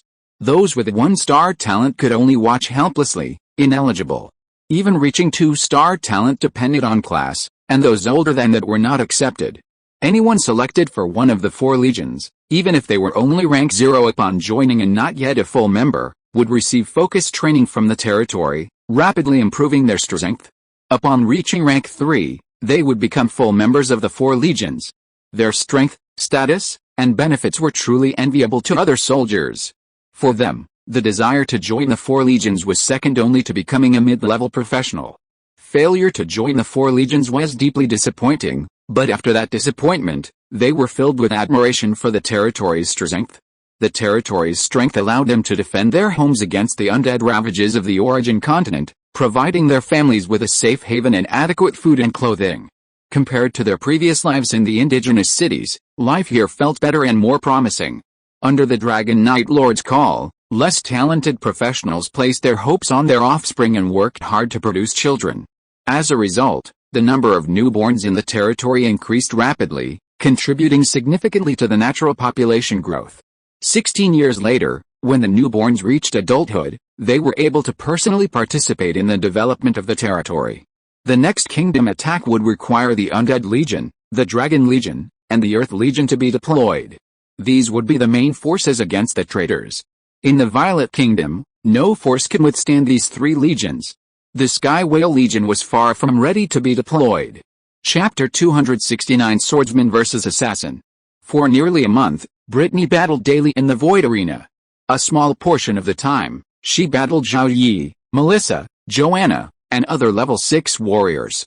More often, she battled simulated level 7 professionals. Level 7 assassins were Brittany's most frequent targets. However, the simulated combatants were still quite different from real-life controls. Nearly a month of battles allowed Brittany to quickly master her own power, steadily increasing her strength. Coupled with Zhao Yi's comprehensive armor, Brittany had a good chance of defeating level 7 assassin, Ostache. On the morning of February 22nd, Zhao Yi, Melissa, Ignaz, Brittany, and the dragon arrived at the teleportation array. Brittany's expression remained calm, her excitement having completely subsided. Now, Brittany was like a sword about to be unsheathed. Let's go. Together, the three and the dragon entered the teleportation array, heading to Rhoda City, and from there, on to the capital. The moment Brittany left Xiaocheng, Didion, the 8th rank bone dragon stationed in Cemetery Number 1, sensed the fading life force of the 7th rank human. Didion hesitated, choosing not to attack. Xiaocheng only had one 7th rank human. If he left, Didion couldn't attack. Furthermore, the threat to him wasn't from a 7th rank human, but from a magic array or other means. Didion's suspicions were correct. Zhao Yi had left Xiaocheng with a host of hidden weapons, but he had also left some behind. He could easily defeat the extra high-ranking undead in Cemetery Number 1. Elsewhere, 3 people and 1 dragon appeared in the Rhoda City teleportation array. Without stopping, they continued using the array to reach the capital. The moment Brittany appeared in the capital, the 2 7th rank humans in the capital, Ostash and the lingering Charles, both looked toward the teleportation array. 7th rank. Who is it? This 7th rank aura sounds familiar. Ostash and Charles were both perplexed. Ostash was puzzled as to how this 7th rank cultivator had appeared in the royal capital. Inter-country teleportation arrays were usually closed, opening only with advance request. Could he have crossed the border overland to the Violet Kingdom, entered a provincial capital, and then teleported to the royal capital? Or perhaps he had arrived in the Violet Kingdom via a covertly constructed teleportation array? High-level undead were stationed in the cemetery outside. Normally, 7th and 8th rank professionals traveling alone would use the teleportation array, otherwise, they would be surrounded and attacked by the higher-level undead. As for whether someone within the Violet Kingdom had ascended to the 7th rank, Ostash felt it was unlikely. He knew all the 6th rank professionals within the Violet Kingdom, and none could reach the 7th rank at this point. Seal, on the other hand, was puzzled by Brittany's aura. Seal was naturally familiar with Brittany's aura, whether it was his granddaughter or the most gifted of his descendants. However, the aura of a 7th rank expert still prevented Seal from immediately thinking of Brittany. Cedric, in the cemetery outside the royal capital, sensed the newly emerged 7th order creature within the capital and, in a split second, connected it to Brittany, wondering how this human had come to him. Exiting the teleportation array, Brittany sensed the location of 2 7th order creatures within the capital. Without hesitation, she flew directly towards the intermediate mage tower where Ostash was located. Coming from me, Ostash's face paled. A strange 7th order creature was charging at him. He didn't recall ever having a 7th order enemy. If it truly was an enemy, there was another 7th order creature within the palace. Even if it was a lingering 7th order creature, if they joined forces, he would be in danger. As they drew closer, Seal could discern Brittany's presence more distinctly. Is it little Brittany? Has she ascended to the 7th order? Seal quickly realized that Brittany had likely caused Cedric, the 8th order undead, to leave twice before. Seal believed that Brittany's ascension to the 7th order was a recent advancement. How could a newly promoted 7th order creature be a match for Ostash? He immediately decided to leave the palace, intending to join forces with his granddaughter to kill Ostash. However, Charles, near death, was still slow to react. Ostash had no intention of using the intermediate mage tower to fight Brittany, as it was practically incapable of harming her. So, he simply left the tower, bringing the two closer. Seeing the young and beautiful Brittany, Ostash became even more puzzled. He could sense that this wasn't just a visual rejuvenation after a professional's advancement to rank 7, but rather, she was truly that young. Which top-tier faction had nurtured such a young and talented rank 7? Why was she here, willing to fight him? Ostash's mind was filled with questions, but no one could answer them. Seeing Brittany approach, Ostash braced himself for battle. He spoke, but as soon as he uttered the word he saw Brittany pull a crystal item from her storage and crush it. The next moment, the space between Brittany and Ostash was split apart by the diamond-grade disposable item Brittany had used, creating a battlefield for only 2 of them. The battlefield's interior, enlarged many times by the force of space, was large enough for 2 rank 7 professionals to clash. A 7th level professional's all-out attack could quickly break the battlefield's barrier. However, with another 7th level enemy present, they couldn't just attack the barrier at will, they had to decide the outcome. Confident in her own strength, Brittany made the final decision to face Ostash alone. Fully armed and armed with the trump card Zhao Yi had given her, she couldn't possibly lose. Brittany also didn't want the capital to be destroyed by a clash between 2 7th level warriors, nor did she want numerous innocent people to be caught up in the fray and die. Outside the battlefield, a few seconds later, Seal arrived at the barrier. As a 7th level professional, Seal could barely perceive the situation through the barrier, his face filled with anxiety, unsure how to join the fight. How could Brittany alone be a match for Ostash? In reality, if Seal fought tooth and nail, she could break the barrier from the outside. Before Seal could even make a move, Ignaz had teleported Zhao Yi and Melissa to a short distance from Seal. In his anxiety, Seal failed to immediately notice the arrival of the 2 men and the dragon. Your Majesty, don't worry. Brittany is strong enough and confident enough to defeat Ostash. Upon hearing Zhao Yi's words, Charles finally noticed the 2 men and the dragon. Anxiously puzzled, he asked, "Who are you?" "My name is Zhao Yi, you're Zhao Yi. Tell me how to get inside." "I want to kill Ostash with little Brittany." Charles was naturally familiar with the name Zhao Yi. The water of life he relied on to sustain his life came from Zhao Yi, but now Charles had no time for further consideration. He wanted to team up with Brittany to deal with Ostash. "Your Majesty, please calm down. Brittany's strength is enough to deal with Ostash. We have a more important priority: control the core of the capital's magic circle. Be careful of the high-level undead outside the city." Hearing this, Charles calmed down somewhat. The high-level undead outside the city were a formidable enemy. Without the magic circle to stop them, the 8th-level undead would rush into the city. He, a 7th-level undead on the verge of death, would be unable to stop them. The core of the magic circle is in the mage tower in the city center, guarded by Luco, a 6th-rank fire mage. "Treason, Your Majesty, don't move. We'll teleport there." Ignaz cast a teleportation spell, transporting the 3 men and the dragon directly to the intermediate mage tower in the heart of the capital. From the top floor of the mage tower, Luco had been keeping tabs on the situation within the city. From the arrival of a 7th-rank expert, to the separation of this 7th-rank expert and Ostash from the barrier, to the old king's exit from the palace, Luco was terrified. Within the city, including Luco, all those who had betrayed the Violet family were terrified. Ostash was entangled by the sudden appearance of a 7th-rank expert, leaving the old king unchecked. A seriously injured and dying 7th-rank expert was still a 7th-rank expert, and these traitors were in danger. They only hoped that Ostash could quickly defeat the enemy and drive the old king back to the palace. Now that the old king was unchecked, the city's 6th-rank professionals could unite to stop him. But before the 6th-ranked warriors could unite, Charles suddenly appeared outside Luco's wizard tower, accompanied by 3 6th-ranked warriors. Danger. Luco didn't think twice, quickly casting a protective spell and then drawing a scroll of flight, escaping from the tower's rooftop. Zhao Yi didn't pursue him. Controlling the core of the capital's magic circle was paramount, a task he left to Ignaz. Charles's face was filled with worry for Brittany. Hesitantly, he asked Zhao Yi, "Can little Brittany really defeat Ostash?" "Of course she can. The day Brittany reaches the 7th rank, we'll destroy a 7th-rank undead." Zhao Yi's words eased Charles's concern somewhat, but he didn't realize that it was Brittany, Zhao Yi, and Ignaz who had teamed up to kill a 7th-rank undead that day.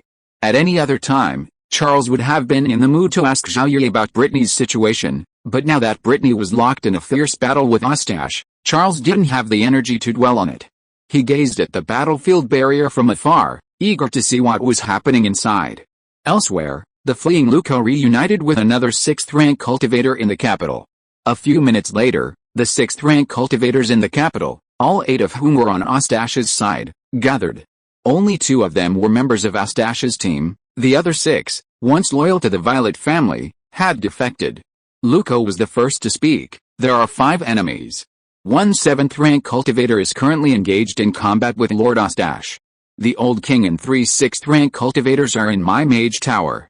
After Luco finished speaking, the others began to speak. "Where did the 7th-rank cultivator come from?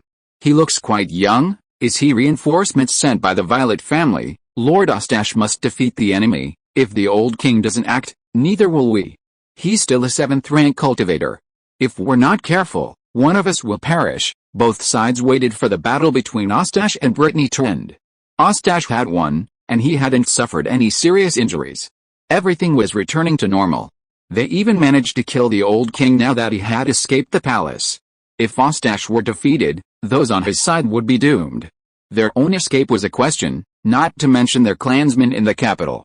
"Lord Ostash, you must defeat the enemy. However, The situation within the special battlefield was completely different from what the 6th ranks had imagined. Ostash fled in panic, pursued by the golden-armored Valkyrie, leaving him with no chance to fight back. This was all because of their respective professions. Ostash was an assassin, and Brittany a swordsman. Both possessed high attack power, but assassins had low HP. A single strike from Brittany would have severely injured Ostash, if not killed. The assassin's way was to conceal himself, seize the opportunity, strike swiftly, and flee thousands of miles if the strike missed. Assassins are not meant for direct combat. Even without restricted venues, Ostash would not dare to engage Brittany head-on. The restricted venue meant that Ostash could only display 80% of his full potential, leaving him to be pursued by Brittany. Now it all depended on who made the first mistake. Any single mistake could determine the outcome of the battle. But Brittany didn't want to drag out the fight. After confirming that Ostash's weapon was at most crystal grade, she chased him for a few minutes, allowing him to exploit a flaw. Seizing the opportunity, Ostash dodged behind Brittany and thrust a poison-tipped dagger into the gap below Brittany's shoulder. The neck was also protected by armor. Brittany shifted slightly. Bang! The dagger, considered top-tier crystal grade, was blocked by Brittany's diamond-grade armor, unable to penetrate even a fraction. Ostash was shocked. Such a young 7th-level warrior must have come from a powerful faction, wielding superior weapons and equipment. He had forgotten that. Ostash tried to flee, but it was too late. Brittany struck back, leaving a long, deep wound in his chest. Ostash's crystal-grade leather armor was like thin paper against the diamond-grade longsword, shattering at the touch. Brittany pursued Ostash, giving him no chance to retrieve his belongings from the storage. The already severely injured Ostash's speed plummeted, and in the next second, Brittany caught up. As Ostash stared in disbelief and regret, Brittany plunged her longsword into his chest. "Who are you, anyway?" Brittany Violet, will kill you here today, Violet." Brittany didn't wait for Ostash to finish. With a powerful thrust of her hand, Ostash was utterly dead. Tears welled in Brittany's eyes. The enemy who had killed her parents and clansmen and severely injured her grandfather was finally dead. Many figures flashed through Brittany's mind: her parents, her grandfather, her clansmen, her sister. The last figure was Zhao Yi. With her enemy dead and her heart untied, Brittany decided to spend more time pursuing her passions. Clearing her mind of distractions and calming herself, Brittany prepared to leave the special battlefield. However, as the one who had launched the special battlefield, Brittany had no way to cancel it directly. She could only unleash her full might, slicing through it.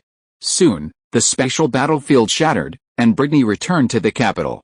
Those observing the special battlefield, especially those on Ostash's side, all expressed dread. How is this possible? Ostash is dead. How could Ostash be dead? I don't believe it. Lord Ostash won't die. This is all an illusion. Even some 6th-rank professionals were distraught. The outcome was clearly settled. The old king's death would allow the Violet Kingdom to become the Kingdom of Berlinger, and life would resume as usual. Yet, a young 7th-rank expert appeared, slaying Ostash while the old king remained alive. Who is this young 7th-rank expert, and why had he killed Ostash? Before they could even begin to grasp the truth, a single sentence revealed the identity of the young 7th-rank expert. Brittany Violet, will slay Ostash young Berlinger here today, Brittany declared to the entire city, leaving the Ostash side in even greater disbelief. How could a young 7th-rank expert emerge from the seemingly impoverished Violet family? This must be a lie. This was all an illusion. How about we split up and flee? They only have 2 rank 7s, one of whom is seriously injured. Most of us can escape. We can escape, but what about our families? What family? As long as we're still here, we can rebuild our family. We can't escape. One of them is a rank 6 space mage. Can you outrun a space mage? Perhaps the Violet family won't kill us. If we all die, how can the Violet Kingdom survive? We can pretend to surrender to Ostash. As soon as these words were spoken, someone immediately attacked one of Ostash's 2 rank 6s. The others quickly reacted and attacked the real team Ostash had brought to the Violet Kingdom. Charles and Brittany ignored them. The grandfather and grandson had returned to the palace together. Zhao Yi, Melissa, and Ignaz remained at the Mage Tower. From now on, Zhao Yi would dispatch rank 6 mages to take turns manning the Mage Tower. The Violet family no longer had any trustworthy rank 6 mages. The Violet family had previously had rank 6 professionals, but they were all killed by Ostash. Such a pity for the Violet family. The Violet family members in the palace and across the demiplane wept with joy over Ostash's death. Many, looking at the elders of the family, beamed with joy at the emergence of a new 7th-rank powerhouse. With Brittany, the Violet family could still rule the Violet Kingdom and would become even more powerful. Near noon, with all of Ostash's closest associates dead in the capital, the Violet family members resumed their activities. Unable to reach the old king and Brittany, the traitors sought out the Violet family members, presented them with generous gifts, and demanded the king's decision on their fate. The Violet family members replied, "The king likely has no intention of attacking you. With you all dead, how can we, the Violet family, rule the kingdom?" These words of relief reassured the traitors, who intensified their search for Ostash's closest associates. That afternoon, news spread from the palace that Brittany would be crowned a new king of the Violet Kingdom in 9 days. And all indigenous nobles were required to attend the coronation ceremony. The changes in the Violet Kingdom quickly spread beyond the capital, across the Violet Kingdom, and then to the Goshawk Empire and the Glory Empire. The remaining indigenous nobles within the Violet Kingdom had nominally pledged allegiance to Ostash, awaiting the old king's death. However, instead of receiving news of the old king's death, they received news of Ostash's murder. The assassin was Brittany Violet, a newly promoted 7th-rank expert from the Violet family, who had become the new king of the Violet Kingdom in 9 days. This series of events stunned the indigenous nobles. The Violet family had truly risen in power. Those who nominally pledged allegiance to Ostash, but in reality remained loyal to the Violet family, celebrated wildly. Those who had betrayed the Violet family, terrified, sought to flee the Violet Kingdom with their families and wealth. However, upon learning that the king had not targeted the nobles in the capital, they temporarily abandoned their plans. If he had targeted the nobles in the capital, they would have had time to escape after receiving the news. Given a choice, they would not abandon the city they controlled and flee. The nobles had expended countless treasures to build it. Fleeing to a new place was prone to accidents, and the family's decline was unavoidable, not to mention the undead rampage outside. The betrayers all had one thing in mind: the law cannot punish the masses. Everyone thought the Violet family was doomed. Facing a 7th-level powerhouse, no one could withstand it. To survive, they pledged allegiance to Ostash in name only. "We didn't betray, even if we did, we betrayed together. How could your Violet family rule the entire Violet Kingdom on its own without us nobles?" The king must have understood the situation and intended to execute only Ostash and his closest associates, leaving the others alone. It would be business as usual, nothing would change. However, some betrayers remained concerned, others offered self-reassurance, and even more made advanced preparations, sending some of their people and wealth away, hoping to return when the situation was resolved. In the Violet Kingdom's capital, envoys from the Eagle Empire and the Glory Empire were also present. They were stunned by the changes taking place today. The Violet Kingdom, on the verge of collapse, saw the emergence of a young, 7th-ranked warrior who killed Ostash and reclaimed power. Envoys from both nations quickly gathered intelligence and relayed it back to their respective empires through various channels. They focused on 2 key points: Ostash's murder and the newly ascended 7th-ranked warrior, Brittany Violet. Under the constraints of the legendary warriors, facing the formidable undead enemy, no nation was allowed to invade another. As for Ostash's attack on the Violet Kingdom, Ostash's faction was not a national power. With the fall of the Violet Kingdom, a new kingdom of Berlinger would emerge, so no one cared about Violet's affairs. The change of ruler in a small kingdom was of little consequence to the Goshawk Empire and the Glory Empire, who simply watched from the sidelines. Unexpectedly, this dramatic event reverberated throughout both empires. The royal families of both empires, in particular, were concerned about the impending coronation of the new king of the Violet Kingdom.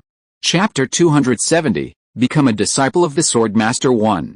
A young female, newly promoted to the 7th rank, according to rumors, is only 20 years old and possesses 5-star swordsman talent. She apparently stumbled upon a ruin and discovered a sealed milky liquid. After drinking it, she rapidly advanced in realm. After consuming all of her treasures, she reached the 7th rank at the age of 20. The name of the life essence is known only to a handful of top-tier indigenous forces. Some indigenous forces, though unaware of the life essence's name, have received the object or have information about it, which allows them to identify it. This information was naturally fabricated by Zhao Yi to prevent outsiders from speculating. A 20-year-old 7th rank expert, no matter how talented, is still too young.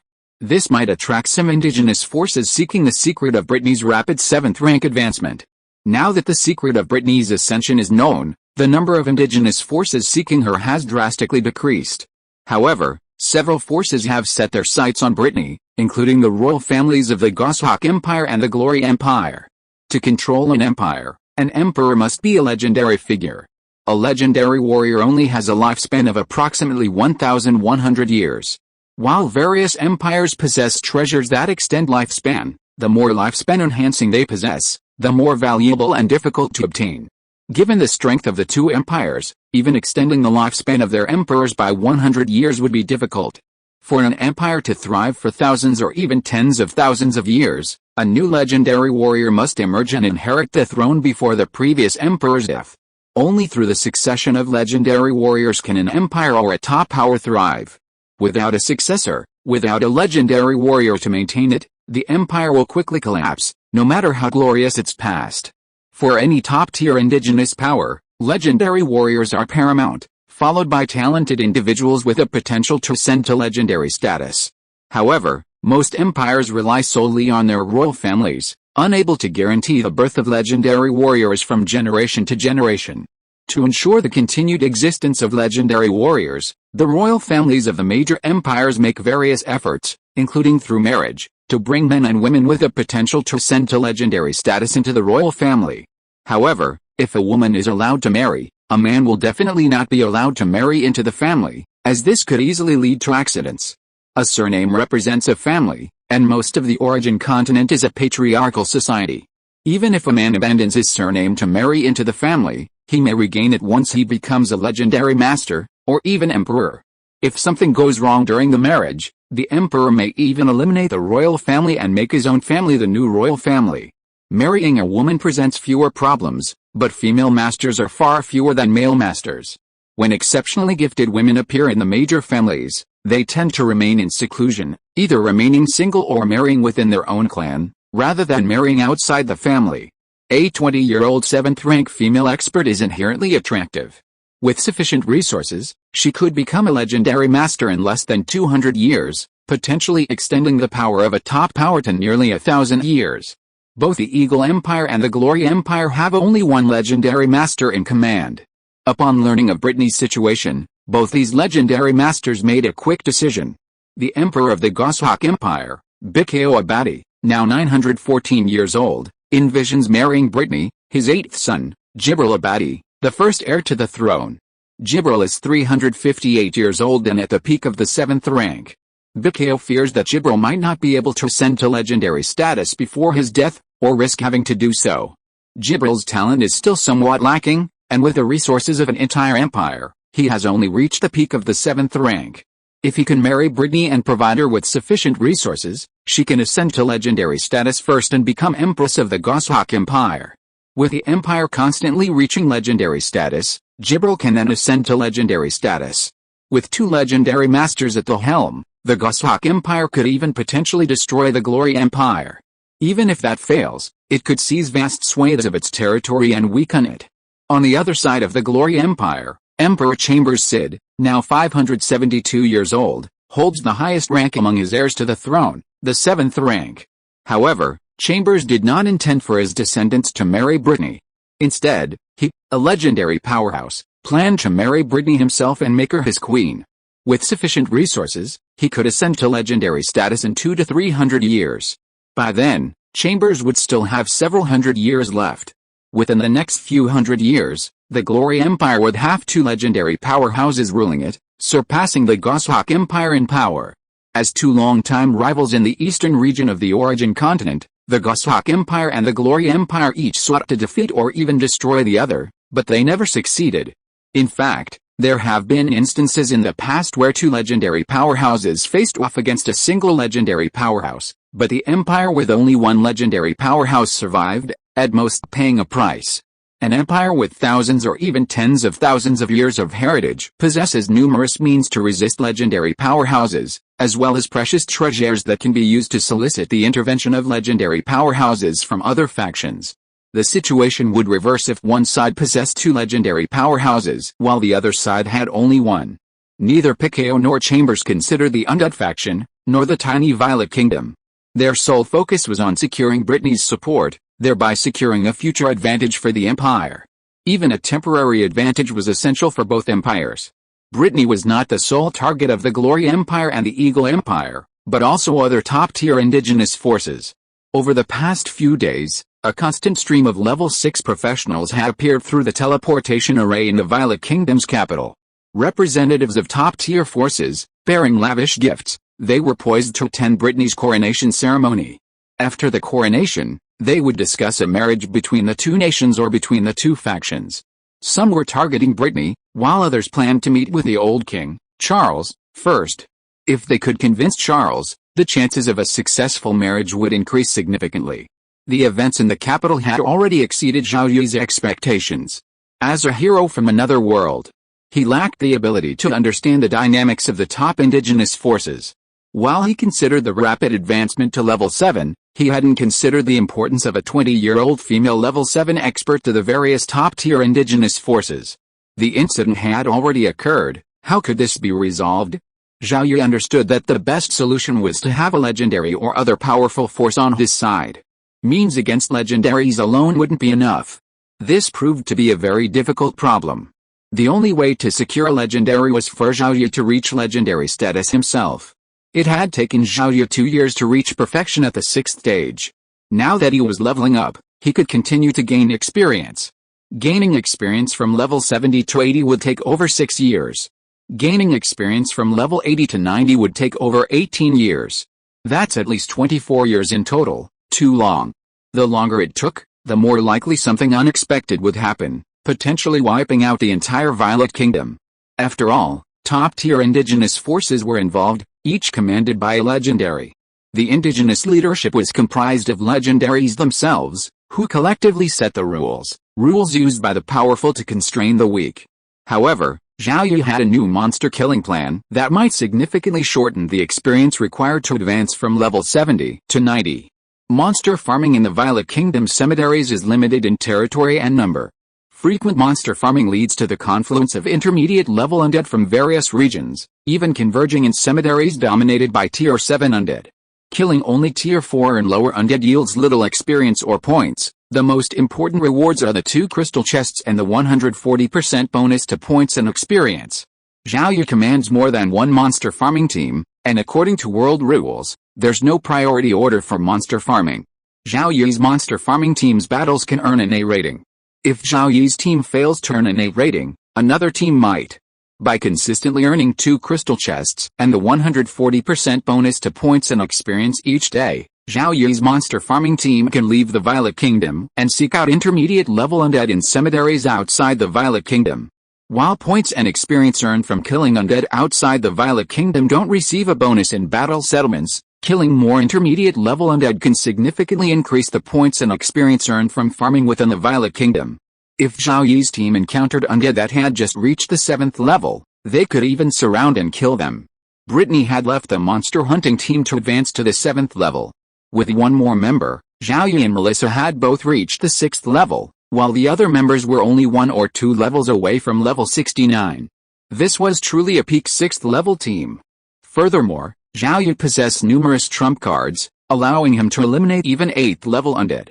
Destroying only 7th level undead would have a smaller impact than destroying them, and might even eliminate the need for trump cards. Killing more mid-level undead, or even 7th level undead, would definitely accelerate their leveling. Zhao Yi wasn't sure if his plan would work, so he decided to experiment.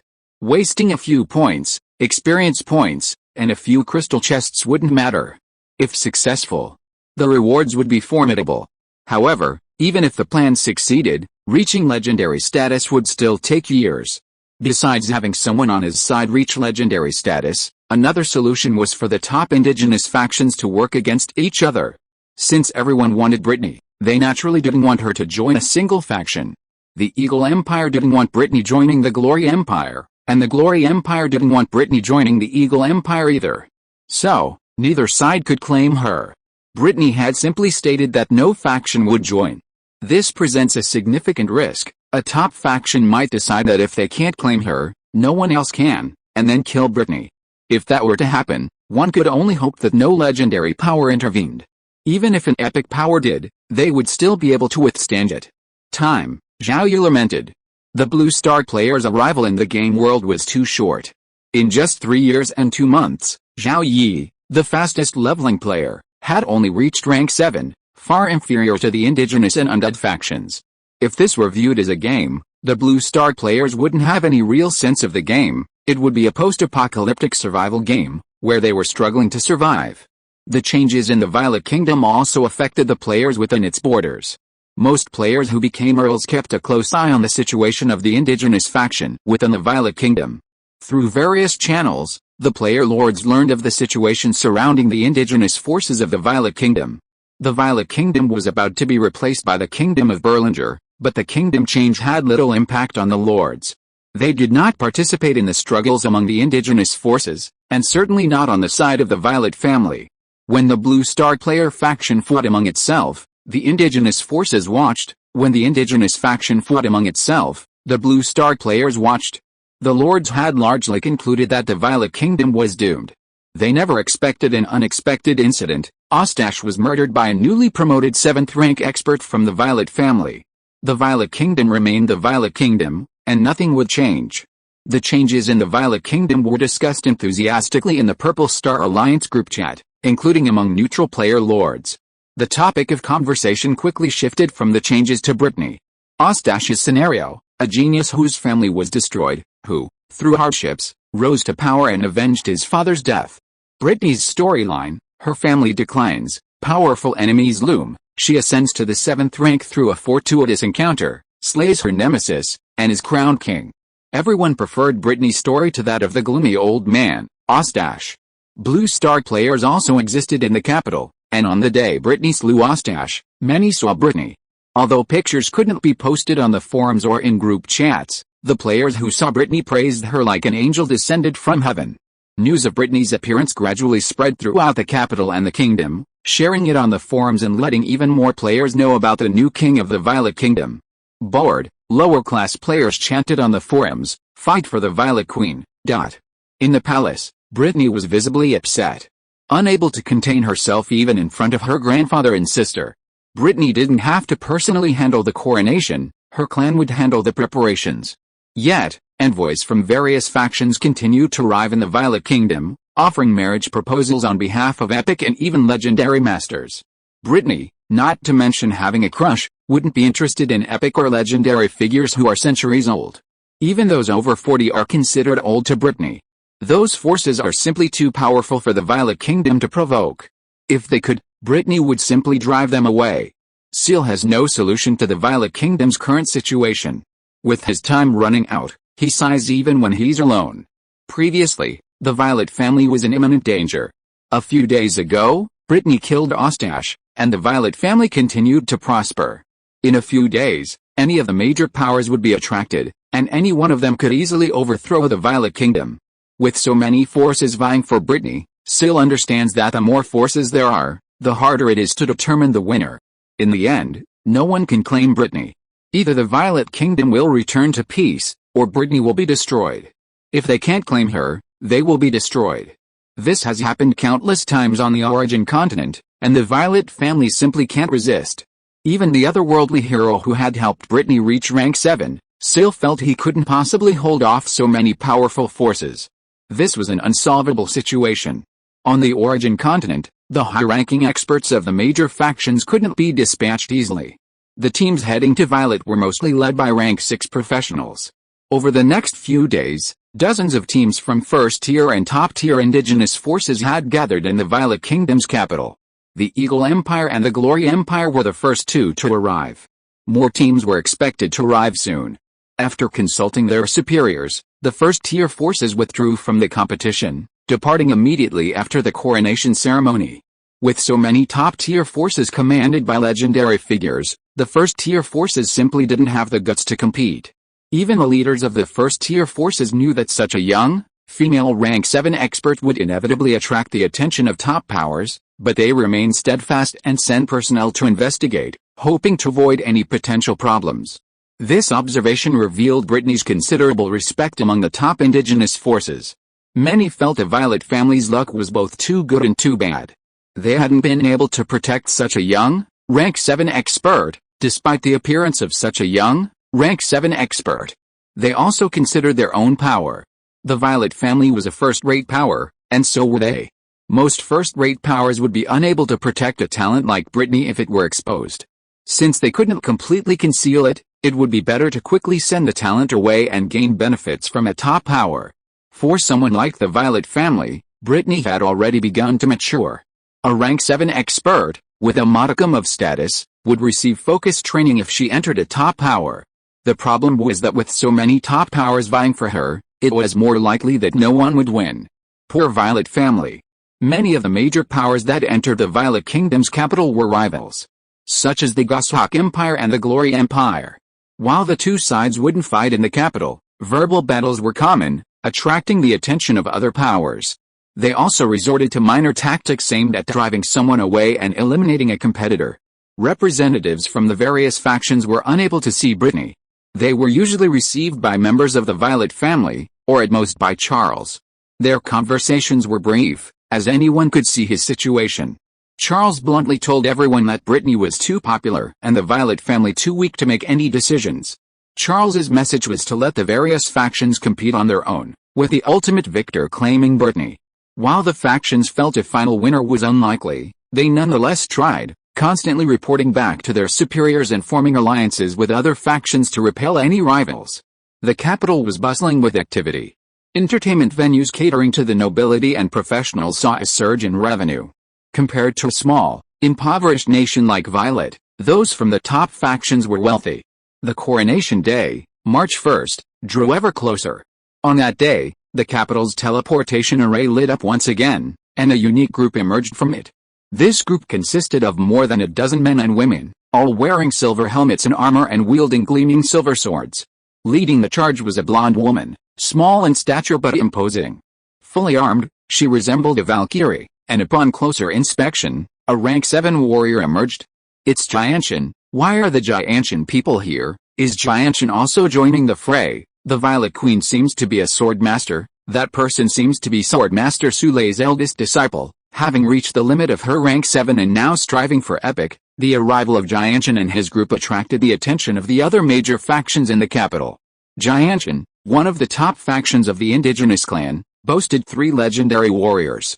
Jianshan's inhabitants were all swordsmen, possessing the greatest legacy of swordsmanship and a sacred ground for those who practiced a profession. All were proud to join Jianshan. But joining Jianshan is no easy feat. Talent, age, and, more importantly, a swordsman's heart are crucial. Of the major factions that arrived in the Violet Kingdom, no top faction boasted more legendary experts than Jianshan. The most numerous faction had only 2, while most had only 1. This scarcity of legendary experts necessitated the recruitment of talent from outside. Factions with more legendary experts simply didn't need Brittany. They prioritized the loyal talents cultivated within their own factions. A major rival had emerged, especially one led by a rank 7 expert. The various factions, previously allied, ceased their rivalry, eager to see what Jianshan's intentions were. If Jianshan's forces joined forces to compete for Brittany, each faction would have to carefully consider whether to defend Jianshan in order to secure Brittany, or to give up on her out of respect. Before the Jianshan team could reach the palace, sensing the presence of a rank 7 expert, Brittany and Seal flew out. Seeing Brittany and Seal, the team leader, Jasmine, broke away from the group and flew over, meeting them midair in the capital. Jianshan Jasmine was the first to introduce herself. Charles Violet, welcome, Swordsman expert, Brittany Violet. This isn't the place for chatting. Please come this way. With that, the 3 of them flew to the palace. Upon meeting, Jasmine glanced at Charles briefly before focusing her full attention on Brittany. Brittany was the natural motive for her visit. Such a young, female, 7th-level expert was a perfect match for their lineage, so the master sent her, the eldest disciple, to take Brittany under his wing. Charles and Brittany were completely focused on Jasmine, a visitor from Swordshan. Swordshan was a place coveted by all swordsmen, including Charles and Brittany, both 7th level. The plan is to suppress levels, gaining experience to reach level 90 or even higher. Once you gain experience to reach level 7 perfection, you can no longer gain experience. At this point, using a level 8 advancement stone will allow you to continue gaining experience, and the same applies to level 8 perfection. When you give up on suppressing the level, first reach the 7th level of perfection, get familiar with the power of the 7th level, then continue to break through to the 8th level of perfection, and finally advance to the 9th level. I will write about this in detail later. If you're listening to this novel on a channel other than Fanfic World, it means they downloaded and uploaded it without effort. We cordially invite you to visit our channel, Mundo Fanfic Novelis. There you'll find the original version of this story and you can explore many other novels of various genres. We're waiting for you to immerse yourself in a world of incredible novels. Chapter 271, Become a Disciple of the Sword Master 2. Flying back to the palace, by the time they landed on the ground, Charles's breathing had become heavy. Just that short flight had left him like this, his body was truly failing. No matter how great the treasure, it could only keep him alive for a few more days. Jasmine glanced at Charles again, easily discerning his condition. She shook her head, realizing that Jianshan couldn't save him. The three of them took their seats, and Jasmine explained the purpose of her visit. My teacher is Sword Saint Sulei, one of Jianshan's 3 legends. Are you willing to join Jianshan and become his disciple? Anyone else, including Charles, would have immediately agreed if Jasmine had said that. Joining Jianshan, and becoming a disciple of a legendary powerhouse, was a boon for any 7th-tier professional. The only worry was that if they agreed too late, Jianshan would reject them. As long as Brittany became Sword Saint Sulei's disciple, the Violet family would have a legendary backer. Facing other top factions with only one legendary powerhouse, Brittany could say no, and no old man would have the audacity to propose again. Seeing Brittany's hesitation, Seal wished he could agree on her behalf. Brittany's hesitation was naturally due to Zhao Yi. Unknowingly, Brittany's loyalty to Zhao Yi had reached peak strength. A move like becoming a disciple of Sword Saint Sulei would have a profound impact on the entire Violet Kingdom, and on Zhao Yi as well. Brittany was eager to join Sword Mountain, and if Zhao Yi disagreed, she would give up. For a few seconds, Brittany quickly considered the matter. Considering the current situation facing the Violet Kingdom, she felt Zhao Yi would likely agree to her joining Sword Mountain, but there were some issues to be resolved. After contemplating, Brittany looked at Jasmine seriously and said, "It's an honor to be a disciple of the Sword Saint, but I have a few small questions." Being a disciple of the Sword Saint was such a blessing, and Brittany actually had questions, but Jasmine didn't get angry. After all, Brittany was a 7th-rank cultivator and still very young. Just as the teacher chooses the disciple, so too must the disciple choose the teacher. You say, "You can also see that my grandfather's time is running out. Is there any way Jianshan can save my grandfather?" "No, the most I can do is let your grandfather live a few more days, and that is a treasure that only legendary strongmen can obtain. After my grandfather passed away, I was the only 7th level left in the Violet family. The Violet Kingdom needs a 7th level person to take charge. After I become a disciple of the Sword Saint, do I need to stay in Jianshan all the time?" "No, you don't need to stay in Jianshan all the time. When you are in Jianshan, whoever of your other brothers and sisters has time can take your place in the Violet Kingdom for a period of time." "Well, can I make my own decision about marriage in the future?" "Of course I have to make my own decision about marriage. If I don't like it, no one can force me. With Jianshan and my teacher as your backing, those old guys will definitely not send anyone to disturb you again. However, there will be relatively young 7th level or even epic people who will pursue you. If you don't like it, you can refuse. They can't force you." One last question. What does Jianshan think of heroes from other worlds? "Well, heroes from other worlds. We at Jianshan have accepted many of them as disciples. The teachers believe that heroes from other worlds are just as human as us, with little difference. They treat their disciples equally. Those are the only questions I have." "Senior sister, I'm willing to become your disciple." Brittany stood up and bowed slightly to Jen Simon. "Okay, from now on, you're my junior sister. The formal acceptance will have to wait for Jianshan to make the arrangements. Master is a legendary, and accepting a disciple is a big deal. After your coronation, come with me to Jianshan. I'll stay here for the next few days and help you deal with any minor issues out there." "Thank you, senior sister." Brittany smiled broadly. In reality, a legendary wouldn't simply decide on a disciple. With a population of the origin continent, there are plenty of geniuses. Talent is only one factor. Age, status, temperament, and other factors also factor in. Often, disciples they accept may not have even begun cultivation, or may only be at level 0 or level 1. Even if they make a mistake in their training, they can always start over.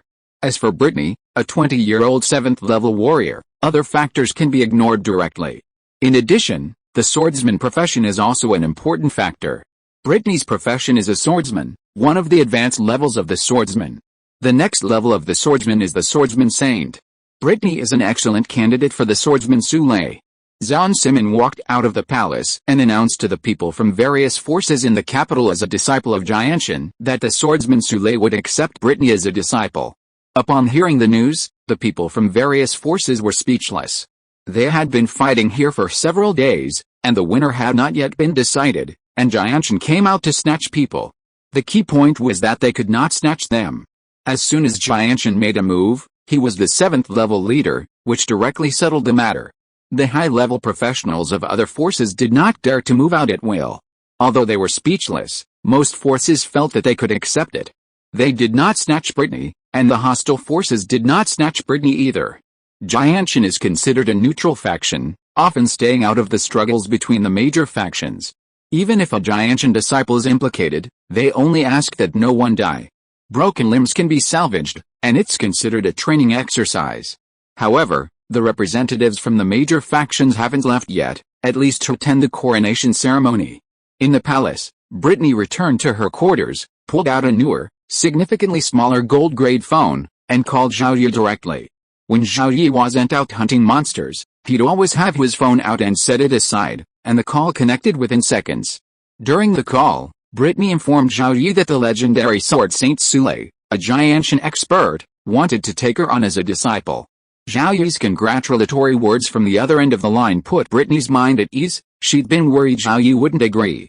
At the end of the call, Zhao Yi urged her not to reveal their relationship for the time being. Jianshan's restrictions on its disciples were light, and it was a neutral faction within the indigenous camp. However, Zhao Yi couldn't be sure Jianshan truly had no ulterior motives towards the otherworldly heroes. After all, there was a difference between a 5th tier and a 7th tier hero. Of course, there was also a difference between a 7th tier and a 9th tier hero. With their increased strength and status, perhaps the indigenous people and Blue Star players could fully integrate into the human race. The Jianshan leadership's opinions were uncertain, so the relationship between the two groups couldn't be revealed for now. On the day of Brittany's coronation, Zhao Yi planned not to travel to the capital, but to send only his own professionals. With Jianshan's backing, the coronation operation would be more secure. While other factions might not be concerned about the events within the Violet Kingdom, the Eagle Empire and the Glory Empire would certainly be. If one empire became powerful enough, it would directly annex the Violet Kingdom, thereby seizing more territory from the other. The Violet Kingdom has long survived caught between the Eagle Empire and the Glory Empire, facing imminent destruction. Now, however, they can rest easy. Because of Jianshan, the two empires are less likely to interfere with the Violet Kingdom. Over the past few days, Zhao Yi and his monster hunting team have been experimenting with a new monster hunting plan, which has been successful, leading to a dramatic increase in experience and points earned. Furthermore, the cemeteries for monster spawning have been determined, with each operation targeting a province or duchy within a country. Capitals or duchy capitals are large cities, each manned by a rank 6 professional. The nearest cemetery is home to multiple rank 6 undead, or even a rank 7 undead. The monster hunting team will first engage in battle in this cemetery, eliminating as many mid-level undead as possible, before moving on to the nearest cemetery in another mid-level city within the territory to continue their campaign. After battling through several cemeteries, their physical strength and energy are largely exhausted, and they no longer need to use the teleportation array to return home. The Void Trading Market has both standard and special invitations. Standard invitations allow entry as a soul projection, while special invitations allow entry as a real person. Using the special invitation, he returned to the Void Trading Market. Once outside, he arrived at Xiaocheng. Coming back was easy, but going there was more trouble.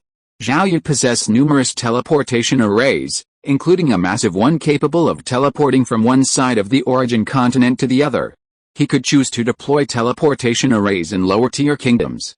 He couldn't deploy them in higher-tier kingdoms or even empires, as epic and legendary masters lorded over them. If the arrays were discovered, it would be dangerous. Being discovered in lower-tier kingdoms wouldn't be a big deal. It was a shame that territories couldn't be directly transferred to other countries.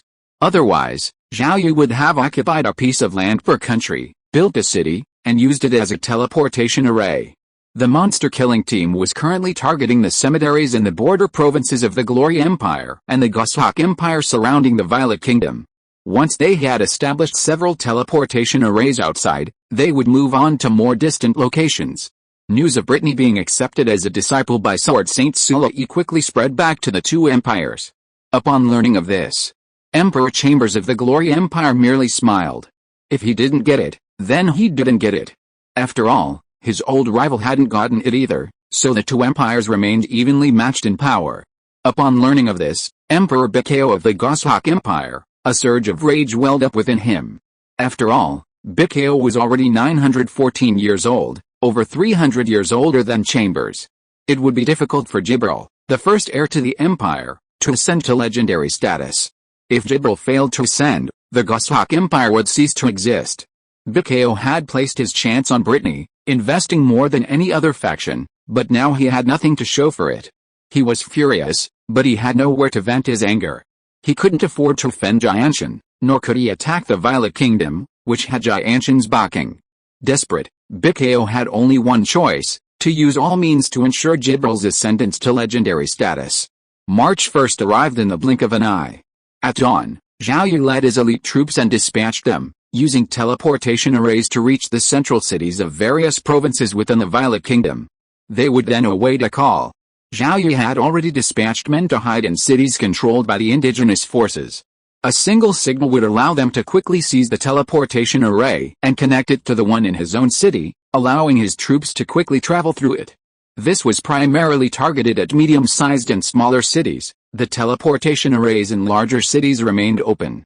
At 9 o'clock in the morning, all the indigenous nobles and representatives of the major indigenous forces gathered at the Violet Kingdom's palace. In the presence, the old king, Charles, personally placed the crown on Brittany, declaring Brittany Violet the new king of the Violet Kingdom. Brittany gave a speech and signaled the outsiders to leave. Once all outsiders had departed, the Forbidden Magic Circle activated, and the professionals of the Violet family and those led by Zhao Yi gathered outside. The Violet Kingdom nobles, including those loyal to the Violet family, were caught in a panic. What are they going to do? They want to kill us. Impossible. If they kill us, how can the Violet family rule the kingdom? Sil spoke, facing the panicked gazes of the nobles. Rest assured, only a small number of you will die. The rest of you will live well. Previously, my Violet family lacked the strength to fight against Ostash. I understand your surrender to Ostash to save your life, but if you then harm the Violet family after surrendering to Ostash, I cannot forgive you. Begin. As Seal finished his words, a 6th-level warrior stepped forward, producing a crystal-grade magic suppression bracelet or collar. They placed it on each noble, then escorted them out of the magic suppression circle. Outside the circle, professionals interrogated the nobles. Have you betrayed the Violet family? Have you harmed the Violet family? Are you still loyal to the Violet family? As the nobles answered, mages up to the 6th level cast spells to verify the truthfulness of their answers.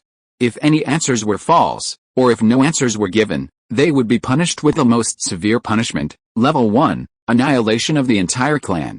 Some nobles collapsed in fear, dragged out of the Forbidden Magic Circle by the professionals. Others attempted to unite in resistance. Within the Forbidden Magic Circle, their physically formidable warriors retained some fighting power, but with Seal and Brittany still inside, they stood no chance. Level 1, annihilation of the entire clan. Level 2, confiscation of 9/10 of one's wealth and expulsion from the Violet Kingdom. Level 3, revocation of title and fiefdom, free to stay or depart. Level 4, unchanged. Level 5, reward. After the interrogation of a noble, they would be quickly classified. Those assigned to Level 1 and Level 2 would be immediately dispatched by Zhao Yiling's army outside the royal capital, storming the cities controlled by their families and swiftly seizing them. Any resistance would be annihilated without mercy.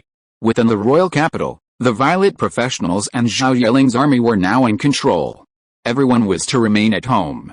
Only those from the major factions were allowed to roam the streets, though they could not leave for the time being because the royal city had been sealed off and the teleportation array was inoperable. Some professionals within the capital rebelled, attempting to escape. However, their strongest were only at rank 5, with rank 6 at the palace for the new king's coronation. A rank 5 professional couldn't escape the capital, as they would be surrounded and killed the moment they left their homes. Many more professionals chose to remain at home. With the head of their family still in the palace, no one dared to make a decision. Perhaps the head of their family would return safely. "My king, spare my life. I was forced to do this, and I didn't want to. I sign a contract, promising eternal loyalty to the Violet family. My king, I'm willing to trade all my wealth for the lives of my entire family. Don't kill me. Don't kill me, you're going to kill so many nobles, and the Violet Kingdom will be in chaos." Charles ignored these voices, determined to follow the path he had chosen. There was no turning back. The Violet family had been incredibly kind, only killing those who betrayed and harmed them. If it were him, Charles would have killed any traitor, regardless of whether they harmed the Violet family, as long as it was possible to maintain stability. Outside the royal capital, indigenous cities were constantly being captured by the invading Zhao Yiling army. Faced with Zhao Yiling's troops, some surrendered, some resisted, and some fled. Surrender was a good option, as at least they would not die for now. Resistors were utterly murdered. The only problem was those who fled. Some nobles had hidden teleportation arrays and escaped through them. Zhao Yiling's army couldn't blockade every city, so they focused on the ducal capitals, as the ducal families were more important and possessed greater wealth. As Zhao Yiling took control of each city, he faced two main challenges: the professionals of the noble families, who were generally stronger, and the private armies of the nobles, who were generally weaker but more numerous. Against the professionals of the noble families, any resistance was met with utter slaughter. When confronting the private armies of the nobles, persuasion was the first step. If that didn't work, the first step was to kill those who showed up, and then continue the persuasion. The private armies of the nobles, in effect, comprised all the military forces of the territory, including the city defenses, and were financed by the nobles themselves. Their loyalty was to the nobles, not to the Violet King. When making a call, it's difficult to use the righteousness of the kingdom, so threats of life are necessary. To protect themselves, the nobles betrayed the Violet family and pledged allegiance to Ostache. Those professionals who originally pledged allegiance to the nobles could also betray the nobles and pledge allegiance to the Violet family to protect their families. Whether it's betrayal in name or in reality, it's acceptable. Of course, there are some diehards who refuse even the nominal betrayal. This applies to the Violet family and the nobles alike, and these people can only be killed. Cities after cities have undergone tremendous changes. The natives and players stay at home, and players discuss this matter lively through the forum and group chat. Something's happened in my city. A large number of professionals emerged from the teleportation array, taking control of the entire city and capturing the entire family of the city lord. My city, too, my city is safe, though. The unrest in the Violet Kingdom caused a stir on the forum, but it didn't attract much attention from players. This scale of unrest wasn't big, but it wasn't small either. There have been far bigger incidents elsewhere in the Origin continent in recent years. Within the Purple Star Alliance, members quickly guessed the cause of the unrest. Before, the nobles of the Violet Kingdom pledged allegiance to Ostache, and now the new king is dealing with them. We're nobles of the Violet Kingdom too. Will the Violet Queen target us too? No, she can't. We're not involved in the conflict between the indigenous forces. Even Zhao Yi appeared in the group, reassuring the members that the Violet Kingdom wouldn't target the Blue Star players. Finally, the interrogation of all the nobles in the capital concluded. Of the 5 dukes, who held fiefs, 3 were exterminated, 1 had 9/10 of his wealth confiscated and was expelled from the country, and 1 was stripped of his title and fiefdom. Only 3 nominal dukes remained untouched or even rewarded, while 14 marquises and 37 earls remained loyal to the Violet family. In other words, in the entire Violet Kingdom, only 3 ducal families, 14 marquisate families, and 37 earl families remained loyal to the Violet family, not counting viscounts and barons. Over 4/5 of the nobles were either exterminated or expelled from the Violet Kingdom. Even if a family's titles and fiefs were stripped, making them unemployable within the Violet Kingdom and ultimately leaving, there were still nations on the Origin continent willing to accept them, especially ambitious kings. As for the emperor of the empire, he simply looked down upon families without even a single rank 7. The Violet Kingdom's cities under the control of indigenous forces included 1 capital, 13 large cities, 59 medium-sized cities, and 217 small cities. Most of these cities were now manned by Zhao Yi's mid-level professionals, who also deployed an elite unit and integrated the surrendered city defense forces to resist the daily sieges of the undead. With a number of mid-level professionals Zhao Yi commanded, he could leave enough personnel in each city within his own domain to garrison all of them. However, if a special undead army attacked the city in a short period of time, Zhao Yi would be limited in the number of reinforcements he could send. As time passed, the strength of player territories within the Violet Kingdom grew, and the number of territories requiring reinforcements decreased. He should be able to hold on, and avoid alerting outsiders to the dangers within his territory. Zhao Yi commanded numerous monster-killing teams, but he couldn't deploy all 3-star and higher-level talents. He also couldn't fully exterminate the undead in every city within the territory. Now, stationed in cities outside, he could slay more undead, accelerating his leveling. The number of mid-level professionals in the territory would only increase even faster. The Violet Kingdom had undergone such drastic changes, with so many nobles killed and expelled. Had this happened before, the Glory Empire and the Goshawk Empire would have conducted a thorough investigation. Although Brittany hadn't officially joined Jianshan yet, the matter was settled.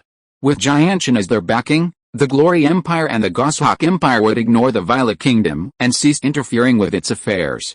Even with such a catastrophic change, the Violet Kingdom managed to maintain stability, leading some factions to believe Jianshan was behind the incident and ignore the matter.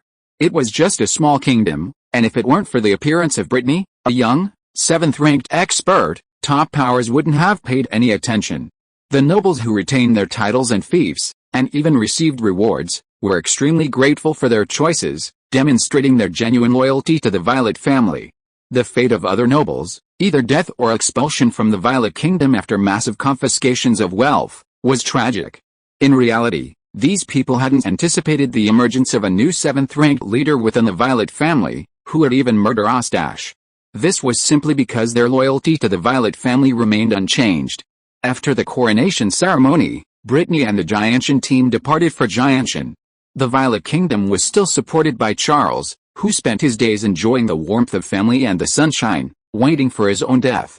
All matters of the Violet Kingdom, both large and small, were handled by Zhao Yi's subordinates. Relatively few Violet family members held key positions, and they were often knowledgeable.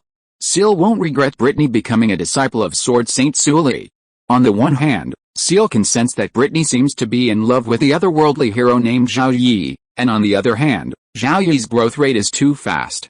It is very likely that because of Zhao Yi, the Violet family will quickly become powerful, and relying on Jianshan will not be enough. During recruitment, you cannot recruit personnel from other factions, but people from this faction can join another faction through normal means. Actually, I wanted to write a plot about the Glory Empire and the Eagle Empire fighting for Brittany.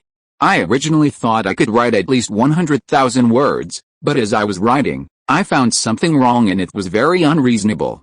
So I added a plot about becoming a disciple, which made it much more reasonable, but I can't continue writing this plot.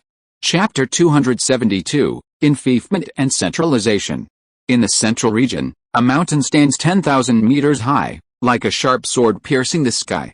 This is Sword Mountain. With Brittany's ascension to the Violet Queen, and the killing and expulsion of numerous nobles, Zhao Yi has effectively taken control of the entire Violet Kingdom. However, this control is not complete. For example, the enfeoffed nobles who remain loyal to the Violet family maintain their own private armies, and even player lords outnumber the original indigenous nobles. On the day of Brittany's coronation, as the territorial armies moved against the traitors, Zhao Yi noticed a serious problem. The lords' private armies, or rather, the feudal system that permeates almost all nations on the origin continent. Monarchs bestow fiefs upon meritorious nobles, granting them titles and fiefdoms. Within these fiefdoms, nobles can establish their own laws and raise armies virtually independent of the monarch's control. Nobles are vassals of the monarch, but not vassals of the nobles themselves. The monarch has the power to command the nobles, but not the power to command their vassals. The monarch can order the nobles to assemble their armies for battle, but cannot bypass the nobles and directly mobilize the territorial army. When war broke out between two nations, Their monarchs would first issue orders to the nobles, commanding them to assemble their armies. Unless the monarch specified a specific number of troops each noble was to lead, even those eager to achieve merit would likely not fully commit their forces, even if they were eager to make a name for themselves. This was a fact that all emperors and kings were aware of, but the feudal system, having existed for tens of thousands of years, was deeply ingrained. Meritorious service required rewards commensurate with merit, and land rewards were a crucial element. Many professionals fought in battle solely to earn fiefdoms. Without these fiefs, many disappointed professionals would leave the army. The feudal system greatly incentivized some professionals to participate in wars, but it also eroded some of the power of the emperor or king. Some emperors and kings were receptive, while others were reluctant, requiring only minor changes. One such change was to increase the size of the fiefdoms directly under the emperor's control. Previously, the fiefdoms directly under the emperor's control were modest, comprising less than 1/10 of the national territory. The larger the size of a directly governed fiefdom, the more powerful the army could be built, allowing the emperor to control more power. Completely abolishing the feudal system is difficult. The ancient Chen kingdom also had a feudal system, which was eventually replaced by centralized power. During the campaign against the traitors, Zhao Yi's army encountered fierce resistance from the nobles' private armies. These armies were weak, but out of loyalty to the nobles, they were willing to sacrifice their lives to repay them. This is what loyalty means. Zhao Yi is not the king of the Violet Kingdom, but as its de facto ruler, he needs to address this issue. Other indigenous states cannot abolish their feudal systems, or even make major changes. However, the Violet Kingdom has just undergone a dramatic transformation, with over 4/5 of the indigenous nobles either killed, expelled, or stripped of their titles and fiefs. The number of indigenous nobles in the Violet Kingdom has plummeted. Under these circumstances, Zhao Yi can make major changes to the Violet Kingdom's feudal system.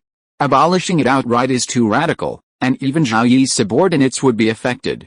The major changes to the feudal system primarily involve two key areas, military and legal. The law is simple: the Violet Kingdom will issue a single national law, which will be enforced throughout the kingdom. The laws implemented by each noble fiefdom are not allowed to deviate from the national legal framework, and only minor modifications are permitted. The military is crucial, and Zhao Yi intends to bring the armies of the noble fiefdoms under the kingdom's control. A nominal nationalization could be considered, with the nobles still commanding the armies. Even if this is just a nominal nationalization, the state would need to know the number of troops in each noble fiefdom, including the number of personnel of each profession and rank, to better understand the military. Next, personnel would be dispatched to noble fiefdoms to educate the troops on loyalty, understanding that their loyalty should be to the king, not the nobles. Loyalty often refers to the one who pays the bills. If the nobles pay for the army will pledge allegiance to the nobles. If the king doesn't contribute, it's difficult for the army to do so. This loyalty cannot be changed simply by slogans. Ostache is targeting the Violet family, who are currently penniless, and the nobles are also running low on cash after the undead invasion. As for the wealth gained from eliminating the traitors, it wasn't much in total. A portion went to the Violet family, and the rest was used to fund Zhao Yi's territory's army and to pay the future salaries of the nobles' armies that surrendered. 3 years later, Zhao Yi's territory's reserves of magic crystals alone had exceeded 1 billion low-grade magic crystals. The wealth of Zhao Yi's territory was greater than that of all the indigenous forces within the Violet Kingdom combined. Zhao Yi had money, and if he used it to pay the remaining nobles' private armies, he would have only two demands. One was that the territory's army become the property of the kingdom and be under its command, but the nobles would remain the sole commanders. The other was that, under the pretext of concerns about embezzlement, someone be dispatched to personally pay the salaries of all the soldiers. There was no need for overt loyalty education, simply making the professionals aware of who was paying them would gradually shift their loyalties. Directly instilling loyalty education in the nobles would likely lead to excessive emotions. Faced with cash-strapped nobles, these two demands were rarely rejected.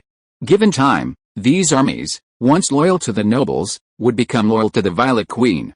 Armies loyal to the Violet Queen were, in turn, loyal to Zhao Yi. Funding these armies was a reasonable investment, and the costs were minimal. A month's wages wouldn't even exceed a day's revenue from the Void Exchange. Military supplies, however, would require a higher expenditure. Military supplies wouldn't require direct use of magic crystals. Zhao Yi's territory already had a vast manufacturing industry, enough to support the entire Violet Kingdom, and the cost of raw materials was extremely low. The armies of the indigenous nobles and the player nobles were relatively easy to deal with.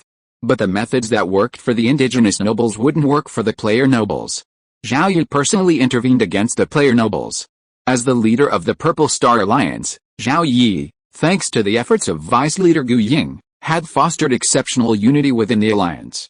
With a single call from Zhao Yi in the group chat, the members would immediately mobilize their troops and follow his command without any requests. The armies of the Purple Star Alliance members weren't yet ready for nationalization, but for now, they were sufficient, and Zhao Yi could control them. Only the neutral player lords were uncontrollable.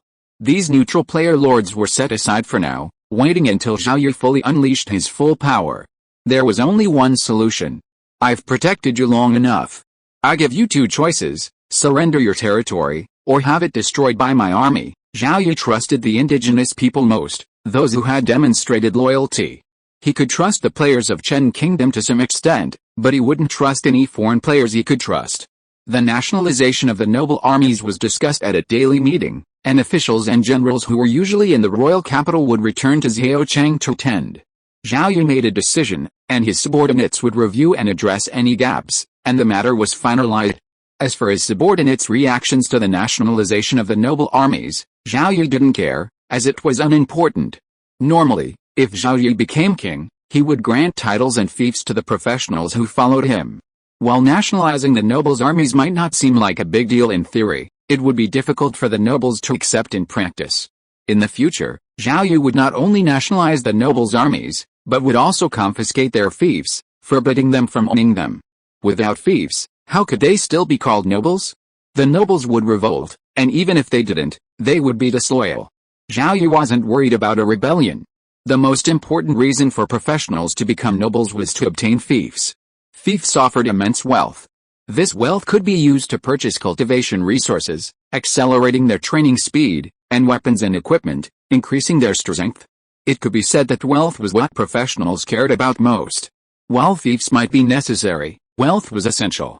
After becoming nobles, the emperor or king would not provide them with any regular payments. Nobles had to support their families and armies out of their own pockets, and without fiefs, they couldn't survive. And not all nobles were adept at commerce. Zhao Yi, becoming king or even emperor, would grant his subordinates titles, but not fiefs. Along with the titles came a monthly salary. With both titles and official positions, nobles no longer needed to maintain armies, and could only support their own families. For meritorious service, Zhao Yi might even grant shares in one of his chambers of commerce, allowing them to receive dividends. Furthermore, not all nobles possessed the ability to manage their fiefdoms, and they might even run them poorly, leading to a flight of servants. As long as the income from nobility met their needs, most professionals wouldn't care about fiefdoms. They needed wealth to accelerate their cultivation, and rising rank meant increased longevity. The people of Blue Star Shengchen have long pursued immortality, and professionals on the Origin continent similarly sought increased longevity and immense power. Zhao Yi planned to discuss this later idea privately with trusted aides like Elliot and Cease. If they agreed, Zhao Yi would implement it. If even his aides disagreed, there was no point in implementing it. Zhao Yi wasn't worried about not having enough money to give to the nobles. The Void Exchange was a cash cow, and Zhao Yi even had two of them, two 7th-tier trees of life. The life water they produced in just one day was worth more than the Void Exchange's 6-day profit. Zhao Yi believed that perhaps his territory's wealth was greater than that of the top indigenous forces, and in terms of daily wealth increase, it definitely surpassed all of them, not counting the Merchant Alliance, which was an alliance comprised of many top indigenous forces. The meeting discussed matters concerning the entire Violet Kingdom, not just the nationalization of the nobles' armies. As the de facto controller of the Violet Kingdom, this land was Zhao Yi's future foundation, and he intended to manage it like his own territory. Of course, it couldn't yet truly rival his own territory, but some things needed to change gradually. For example, the living conditions of the lower-class civilians in each city were cramped, their clothing was tattered, and they often went hungry. Deaths from starvation and disease were commonplace. These needed to be gradually improved. To defend against the siege of the undead, cities require walls constructed with magical materials. The cramped city walls require maximum population accommodation, But this shouldn't be the reason for the poor living conditions of the lower classes. While both are first-level small cities, occupying 4 square kilometers and accommodating a standard population of 120,000, the first-level cities in Zhao Yi's territory hold just over 120,000. The first-level cities within the Violet Kingdom, once controlled by indigenous nobles, also had populations no greater than 120,000. Despite this similar population, the indigenous cities are significantly more crowded than those in Zhao Yi's territory. This is particularly true for the lower classes. A family of 5 or 6 would squeeze into a small room of just over 10 square meters in an indigenous city, while in Zhao Yi's territory, they could enjoy a house of at least 40 square meters and a plot of land of at least 20 square meters for growing vegetables. The fundamental reason for the overcrowding in the indigenous cities is the control of the indigenous power structures. Large families often occupy a disproportionate amount of space within the city. Some noble mansions or family estates occupy a quarter of the city, creating a city within a city. The housing areas of professionals will likely be smaller, but even their combined size will still pale in comparison to the manors of the nobles. Reducing the size of the noble manors will effectively alleviate overcrowding in the cities. Improving the living conditions of the lower classes of the indigenous cities will be the second step in this transformation. Given the overcrowding, the manors formerly belonging to the nobles will be demolished to build residential housing. Given the high prices of grain and cloth, they will be directly transferred from the Zhao Yi territory. Zhao Yi territory has 2 large demi-planes and several medium-sized demi-planes. Over the past 2 years, these 2 demi-planes have been able to produce large quantities of grain and linen. The population of Zhao Yi territory has exceeded 40 million and is rapidly approaching 50 million, exceeding the total population of the indigenous cities of the Violet Kingdom. Transferring some of this grain and linen to the indigenous cities will quickly drive down grain and cloth prices. This will at least ensure that the lower classes have enough food and proper clothing. The lower classes are facing a shortage of jobs, and the work in the indigenous cities will increase significantly. Demolishing the noble manors and building residential housing will require a significant amount of labor. Ordinary people could easily handle the demolition and reconstruction. There was no need to call in earth mages. For the common people, these changes were already very welcome, though still far from the standard of living in Zhao Yi's territory. The first step in this transformation was to reorganize the armies of the surrendered native cities. This restructuring would involve replacing the soldiers' damaged equipment and weapons, thereby improving their combat effectiveness. The undead had been rampaging for so long, and the nobles couldn't afford to replace their weapons and equipment, so they patched up the broken ones and continued to use them. Even the soldiers' salaries were constantly reduced. The soldiers knew this wasn't just a problem for one city, at least many other cities within the Violet Kingdom were experiencing the same situation. Despite the reduced salaries, the soldiers' families were living much better than the common people.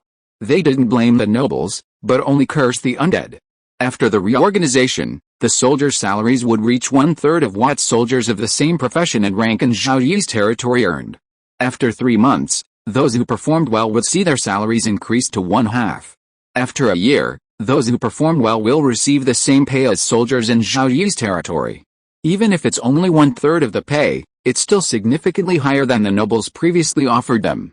While die-hard loyalists are swayed by whoever pays them, others who join the noble army for the money are more susceptible to change. Of course, loyalty bought with money is fragile, so we can't force it too much for now. Zhao Yi's territory has reached a bottleneck. Breaking through this bottleneck requires upgrading from a duchy to a kingdom, a task that will likely remain unsolved for a long time. Today's meeting discussed many matters concerning the Violet Kingdom, but there was also a major issue concerning the territory's development. Zhao Yi wants to expand Heochang to accommodate a larger population. A city's land area can't be expanded simply by expanding it. For player territories, the main city must upgrade as the territory advances. When the main city is upgraded, sunlight shines on the vast expanse of land outside the city, purifying the land of death. Only when the land is purified of death can ordinary people live there permanently. Daily sunlight alone cannot cleanse the land of all the deathly forces. If sunlight fails, then priests must be dispatched. Xiaocheng, a level 1 metropolis, currently covers an area of 64 square kilometers, with a standard population of 1.92 million, and an actual population exceeding 2 million. Zhao Yi plans to expand Heochang's area from 64 square kilometers to 100 square kilometers, bringing its standard population to 3 million. This way, each daily undead siege will grant Zhao Yi an epic chest containing 1 epic card. If a special triple undead siege occurs, the number of epic cards in the epic chest will increase to 3. The idea is a good one, but implementing it would be a massive undertaking, and the expansion plan will have to be delayed for some time. Numerous elite troops, including the Earth Legion, have been deployed to garrison the various cities. At a minimum, more level 3 professionals are needed to replace the Earth Legion's Earth Mages. All the regular members of the Earth Legion, along with the Earth Mages from the Heochang garrison, and even mobilizing Earth Mages from other cities within the territory, rapidly constructed the new city walls. Once the walls were complete, the city's construction could proceed more slowly, building houses and increasing the population. Following the expansion of Heochang, Zhao Yi had the idea of building more large cities within the Violet Kingdom to earn more crystal treasure chests. But upon closer examination, it felt wrong. A first-class duchy only had 9 mid-level cities available. He had to occupy all 9 of these mid-level cities to receive a 1-level rating reduction. Originally, achieving an S rating for the number of undead slain in a single battle would earn him a diamond treasure chest, but this would become an A rating, earning him a crystal treasure chest. To receive a diamond treasure chest, the city occupying the mid-level city slot would need to have a population of at least 3 million, reaching the level of Heochang after the expansion was complete. This wasn't going to work. Even if all 9 mid-level cities were expanded to large cities, they would still only receive crystal treasure chests, which at most would yield more crystal cards, a far cry from the diamond treasure chests. Furthermore, the points gained from the expansion were also insufficient, far inferior to Zhao Yi's team's current monster-killing plan. As for the population increase after the expansion, Zhao Yi currently preferred to increase the population in the demi-plane, recruiting new professionals and sending them to the newly controlled cities. Of the 9 medium-sized cities, Yicheng might be the first to be expanded to large city status. Once dozens of player territories were promoted to duchies, Zhao Yi's official territory would also need to be promoted, and Yicheng would need to be expanded. Today's meeting lasted much longer than usual. A preliminary plan was set at the meeting. After the meeting, a detailed plan will be drawn up.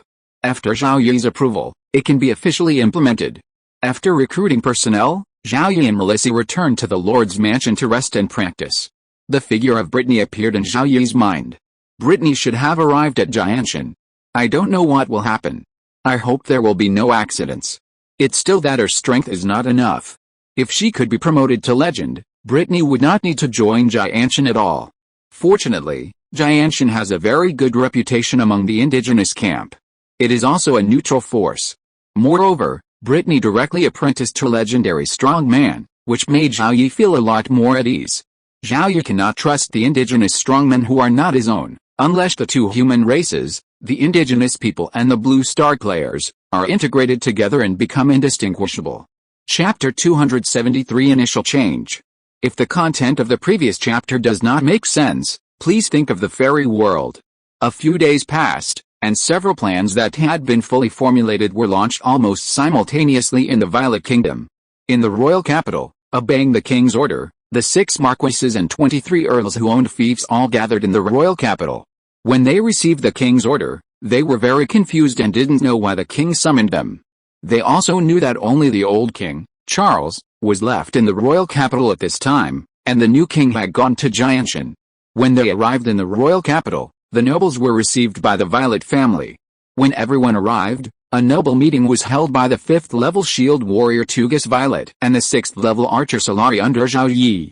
At the meeting, Tugas read out a royal order left by the queen before she left. Under the ravages of the undead plague, recognizing the increasing difficulty in resisting the sieges of the undead armies, we have allocated funds from the national treasury to pay the salaries of the garrisons across the land. The noble armies are also part of the kingdom's military. Each noble reports the number of troops of each class and rank in their territory's army, and the national treasury will allocate the corresponding funds, which will be distributed by designated personnel. The nobles present were delighted, confused, and their faces suddenly changed. Maintaining an army was undoubtedly a huge expense for the nobles, and they also wanted to use this money for their own cultivation and that of their clansmen. However, a territory needed not only strong individuals to protect it, but also a sufficient number of troops to protect it. Strong individuals alone were not enough. Especially under the ravages of the undead plague, an army was needed to defend the city against the undead hordes. Before the undead plague, the income from the territory had easily supported an army. With the outbreak of the undead plague, much of the territory was abandoned, trapped in the city, and income plummeted. The family's wealth was being depleted to support the army, and to sustain it longer, the soldiers' salaries were constantly decreasing. Fortunately, the soldiers understood the situation and did not lose morale due to the continuous pay cuts. The kingdom now provided salaries for the territory's troops, which undoubtedly greatly reduced the burden on the nobles, and some nobles were immediately delighted. However, others quickly discovered a problem. The territory's troops were supported by the nobles themselves, so the soldiers were loyal to them. Now, if the kingdom was supporting them, would they still be loyal? Kingdom one of the components of the army. Kingdom one of the components of the army, one noble muttered silently, a series of scenes flashing through his mind, as if something had occurred to him.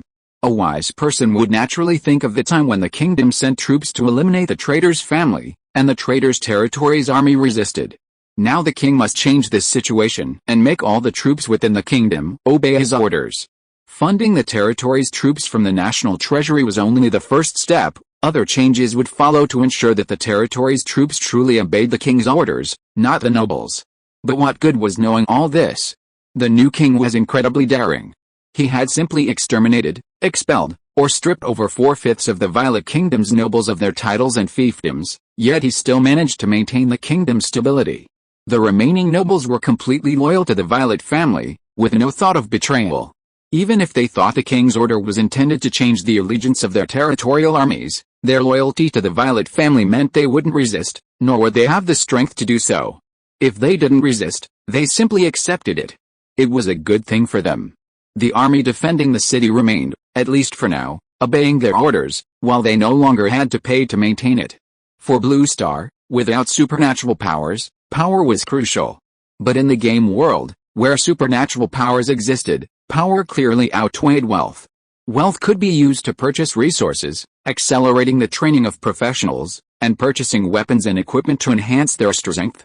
As professionals advanced in rank, they gained longer lives and greater power.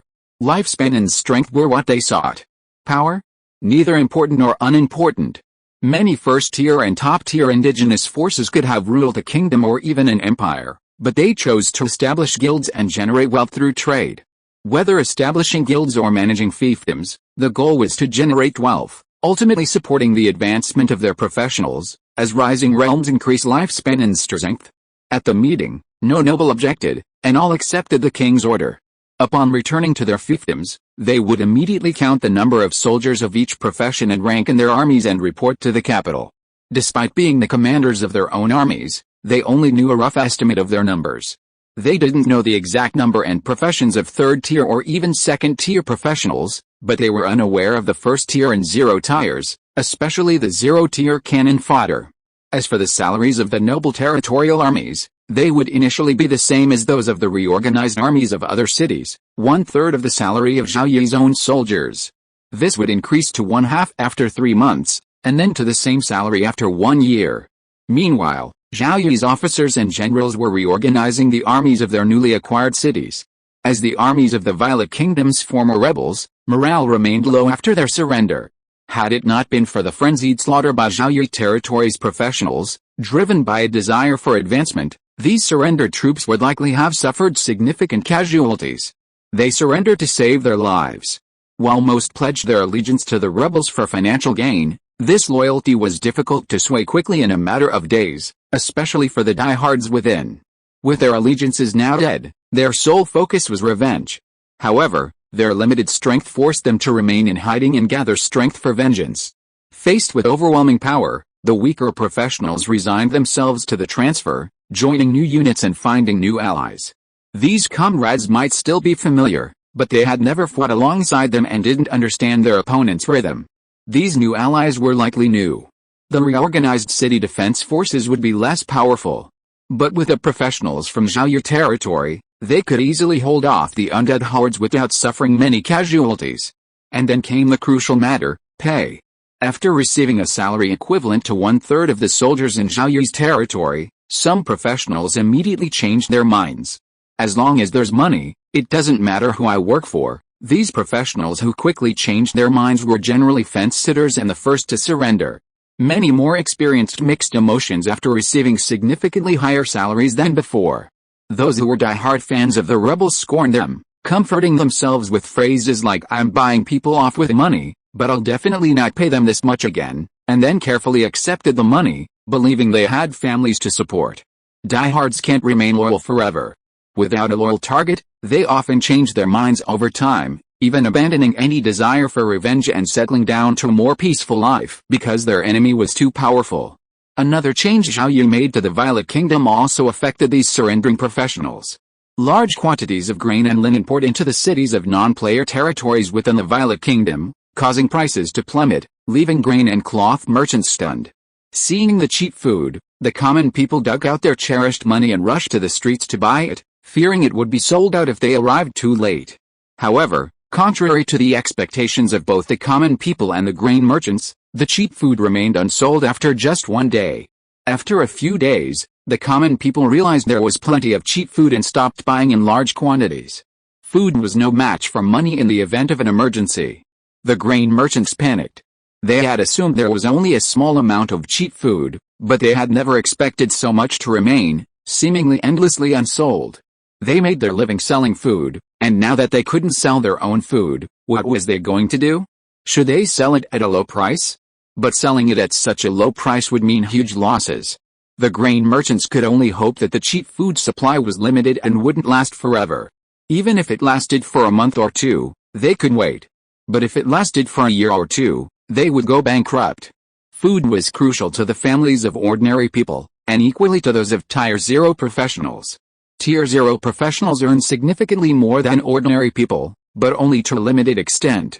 Faced with declining wages and rising food prices, many families of Tier 0 professionals were reduced to living on black bread, like ordinary families. This time, with increased wages and cheap food, Tier 0 families could once again eat white bread. Even with the availability of cheap linen, they could buy linen and make new clothes for their families. Zhao Yi understood the importance of ideological education. Each unit, after the surrender, had a dedicated person to conduct ideological education for the soldiers. The wages you receive are from the Queen. The cheap food and linen you buy are also from the Queen. Although the undead are still sieging the city outside, under the Queen's leadership, our lives will only get better. Under the Queen's leadership, we will surely defeat the undead. Zhao Yi didn't try to change the surrendered soldiers' minds immediately. A few months of consistent wages and the purchase of cheap food, linen, and other daily necessities would gradually change their minds. Ideological education was primarily intended to teach the surrendered soldiers who were responsible for all this, and, incidentally, who they would fight for. They were to be loyal to the Queen, but they fought for their country, their families, and themselves. This was also a form of faith. An army with faith had higher morale and could unleash its full potential. Even with casualties, it wouldn't collapse quickly. Compared to the surrendered soldiers, the common people changed their minds more quickly. The army was financed by the nobles, not the common people. The nobles collected taxes from the common people, essentially supporting the nobles and their own armies. Under the rule of the nobles, the common people often went hungry, their clothes tattered, and they often died of starvation, disease, or even from assault by thugs. The nobles paid no heed, caring little for the lives of the common people. Now, thanks to Her Majesty, the common people could buy cheap food, and they no longer had to go hungry. Security within the city had improved significantly. Any public safety incidents were immediately followed by professional arrests and forced labor. In a short time, thugs were completely eliminated. Soon, each city began recruiting large numbers of laborers, demolishing the aristocratic estates that occupied large swathes of the city and building numerous residential buildings for the common people. Although the ownership of this house is not on the hands of the common people, being able to move into a much more spacious new home is enough to make the common people dance with joy. The lower-class common people in the city are not only the natives, but also a large number of players. The changes in the Violet Kingdom have also affected the lower-class players living in the native city. Whether it is the lower-class natives or the lower-class players, their lives are very poor, and all families live in cramped dark rooms. At most, because players can open treasure chests, they can eat better than the natives and rarely go hungry. The lower-class players in the Violet Kingdom happily posted these changes on the forum, attracting the envy of more lower-class players. We are also lower-class players. Why has your Violet Kingdom undergone such a big change, while we haven't changed at all here? The Violet Kingdom is really enviable. The Violet Kingdom is truly a special place. First, Boss Zhao Yi formed the Purple Chen Alliance, annihilating all anti-Chen Alliance player territories. This became the first Blue Star player faction on the Origin continent to end internal strife, allowing the Chen Kingdom and neutral player territories to enter a period of peaceful development. Then, a queen emerged in the Violet Kingdom, joining Jianshan, one of the top factions on the Origin continent. With the support of a legendary powerhouse, they no longer had to worry about invasions from the Eagle Empire and the Glory Empire. Although Blue Star players are officially only ranked 5th, player factions can gain some unimportant intelligence by interacting with indigenous forces. Now, the Violet Queen is even changing the living conditions of the lower-class players. The Violet Kingdom has countless attractions for players, but unfortunately, its limited territory means the upper limit for player territories and alliances is low, far inferior to that of the Empire. Regardless of the Violet Kingdom's shortcomings, players, united by the Violet Queen, disregard the divisions of the nations on Blue Star and post comments on the forum, chanting "Long life the Violet Queen," and fight for the Violet Queen. Gu Ying, the vice leader of the Purple Star Alliance, was also a woman, practically idolizing the Queen. A new thought was brewing in Gu Ying's mind. The Purple Star Alliance had already reached its limit, and all it could do was strengthen its cohesion, something Gu Ying had already accomplished. Thanks to the magic crystals provided by the Purple Star Alliance, Gu Ying's territory had successfully advanced to the rank of a third-class marquisate. After reaching the rank of marquisate, development slowed again, and the rank of dukedom seemed a distant prospect. The Purple Star Alliance could still offer Gu Ying considerable assistance, but it couldn't allow her territory to grow any faster. Now, Gu Ying had set her sights on the Violet Kingdom. The Purple Star Alliance was powerful, but compared to an indigenous kingdom, it was undoubtedly far behind. At the very least, the Purple Star Alliance lacked even a single 6th-rank warrior, while the Violet Kingdom boasted a 7th-rank warrior. A single 7th-rank warrior could easily destroy a marquisate. If she could secure the Violet Kingdom's assistance, Gu Ying's territory would undoubtedly grow even faster. The king was a man, and Gu Ying hardly entertained such thoughts. She was terrified that the king might become envious and force her into his harem. Workplace. Gu Ying refused, but her strength was far inferior to the king's. She would essentially have to voluntarily withdraw from the game world, and her territory would be doomed. The leader of the Purple Star Alliance was also male, but they were all from Chen country, and since the Purple Star Alliance was an alliance, coercion was unlikely. If Zhao Yi liked her, then they could follow the Blue Star method. You pursue me, I'm interested, and we can date, get to know each other better, and if we feel a good match, we could marry in this world, or even continue the marriage on Blue Star. Now that the king was a woman, and a young one at that, the problem was much less. If she could perform great services for the Violet Kingdom, perhaps helping it grow in strength, then the queen would reward her. A small reward for a rank 7 expert would be a significant reward for Gu Ying, allowing her territory to rapidly develop. An idea came to her mind, and Gu Ying continued to ponder it. Although she was a Blue Star player, she was also a Marquess of the Violet Kingdom. With such status, traveling to the capital to meet the queen wouldn't be a problem. Non-nobles or minor nobles would have to offer treasures to gain an audience with a monarch. After meeting the queen, the most important thing is to speak your mind. Using these words, one can earn the opportunity to be appointed by the queen. With this opportunity, one can then attempt to transform the Violet Kingdom with their own strength. As a monarch, even a woman, one naturally desires to strengthen her nation. Gu Ying needs to carefully consider the words and plans she needs to present to the queen after the meeting, even visiting the capital and other cities. Gu Ying doesn't believe her intelligence surpasses that of some of the Violet Kingdom's ministers, but as a Blue Star player, her insights from Blue Star could potentially transform the country quickly, and that's the most important point.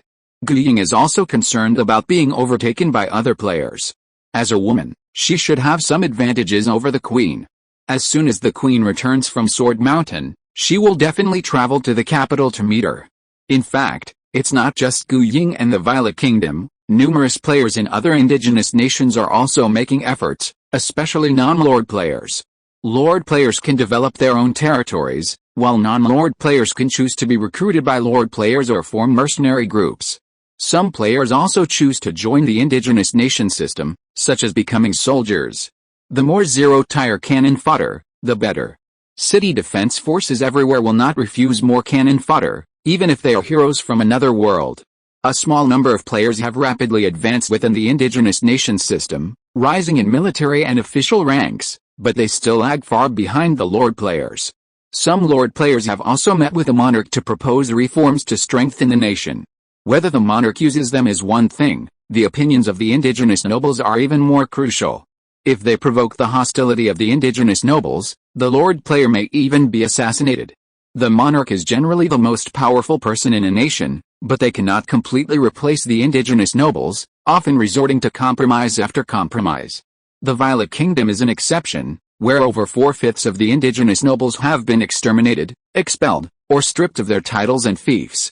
The indigenous noble class has been severely weakened, and any reforms in the Violet Kingdom would face very little resistance.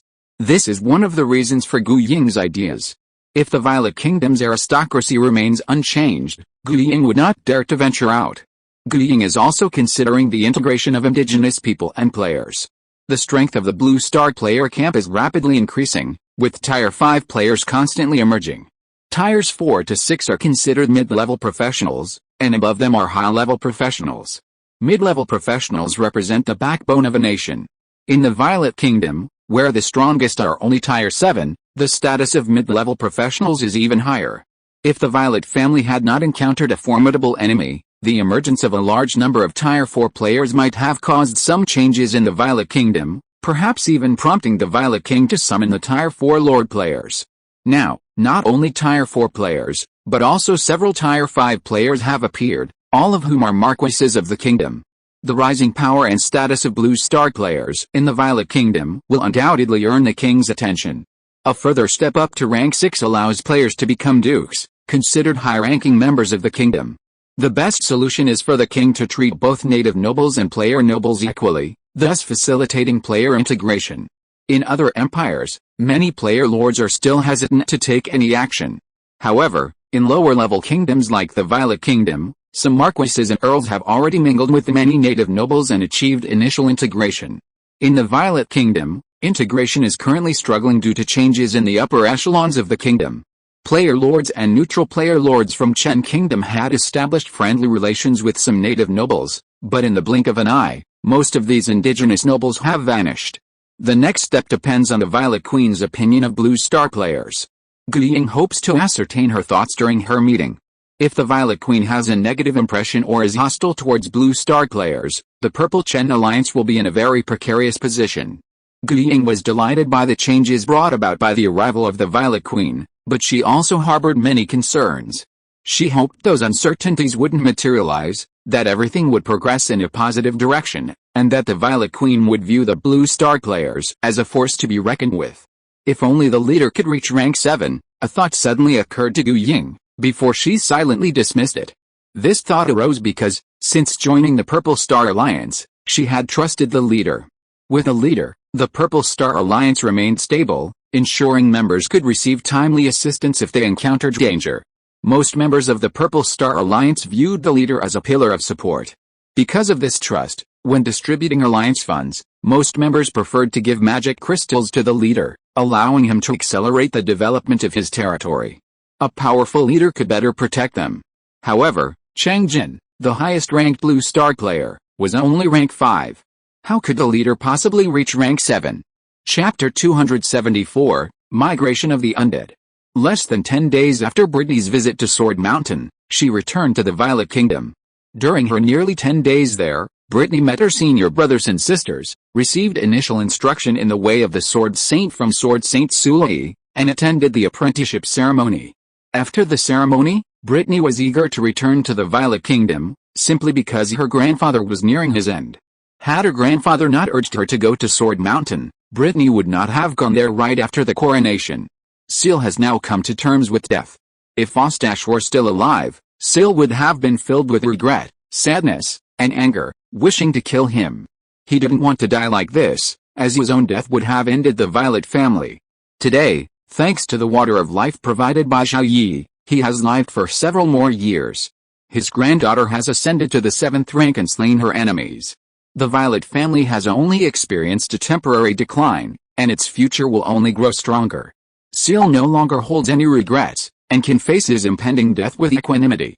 Brittany returned to the Violet Kingdom without concealing anything. Soon after arriving, news of the Queen's return spread throughout the capital. Gu Ying arranged for someone in the capital to immediately report the Violet Queen's arrival. Gu Ying worried about being overtaken by other players, but she couldn't seek an audience with the Violet Queen so soon after her arrival.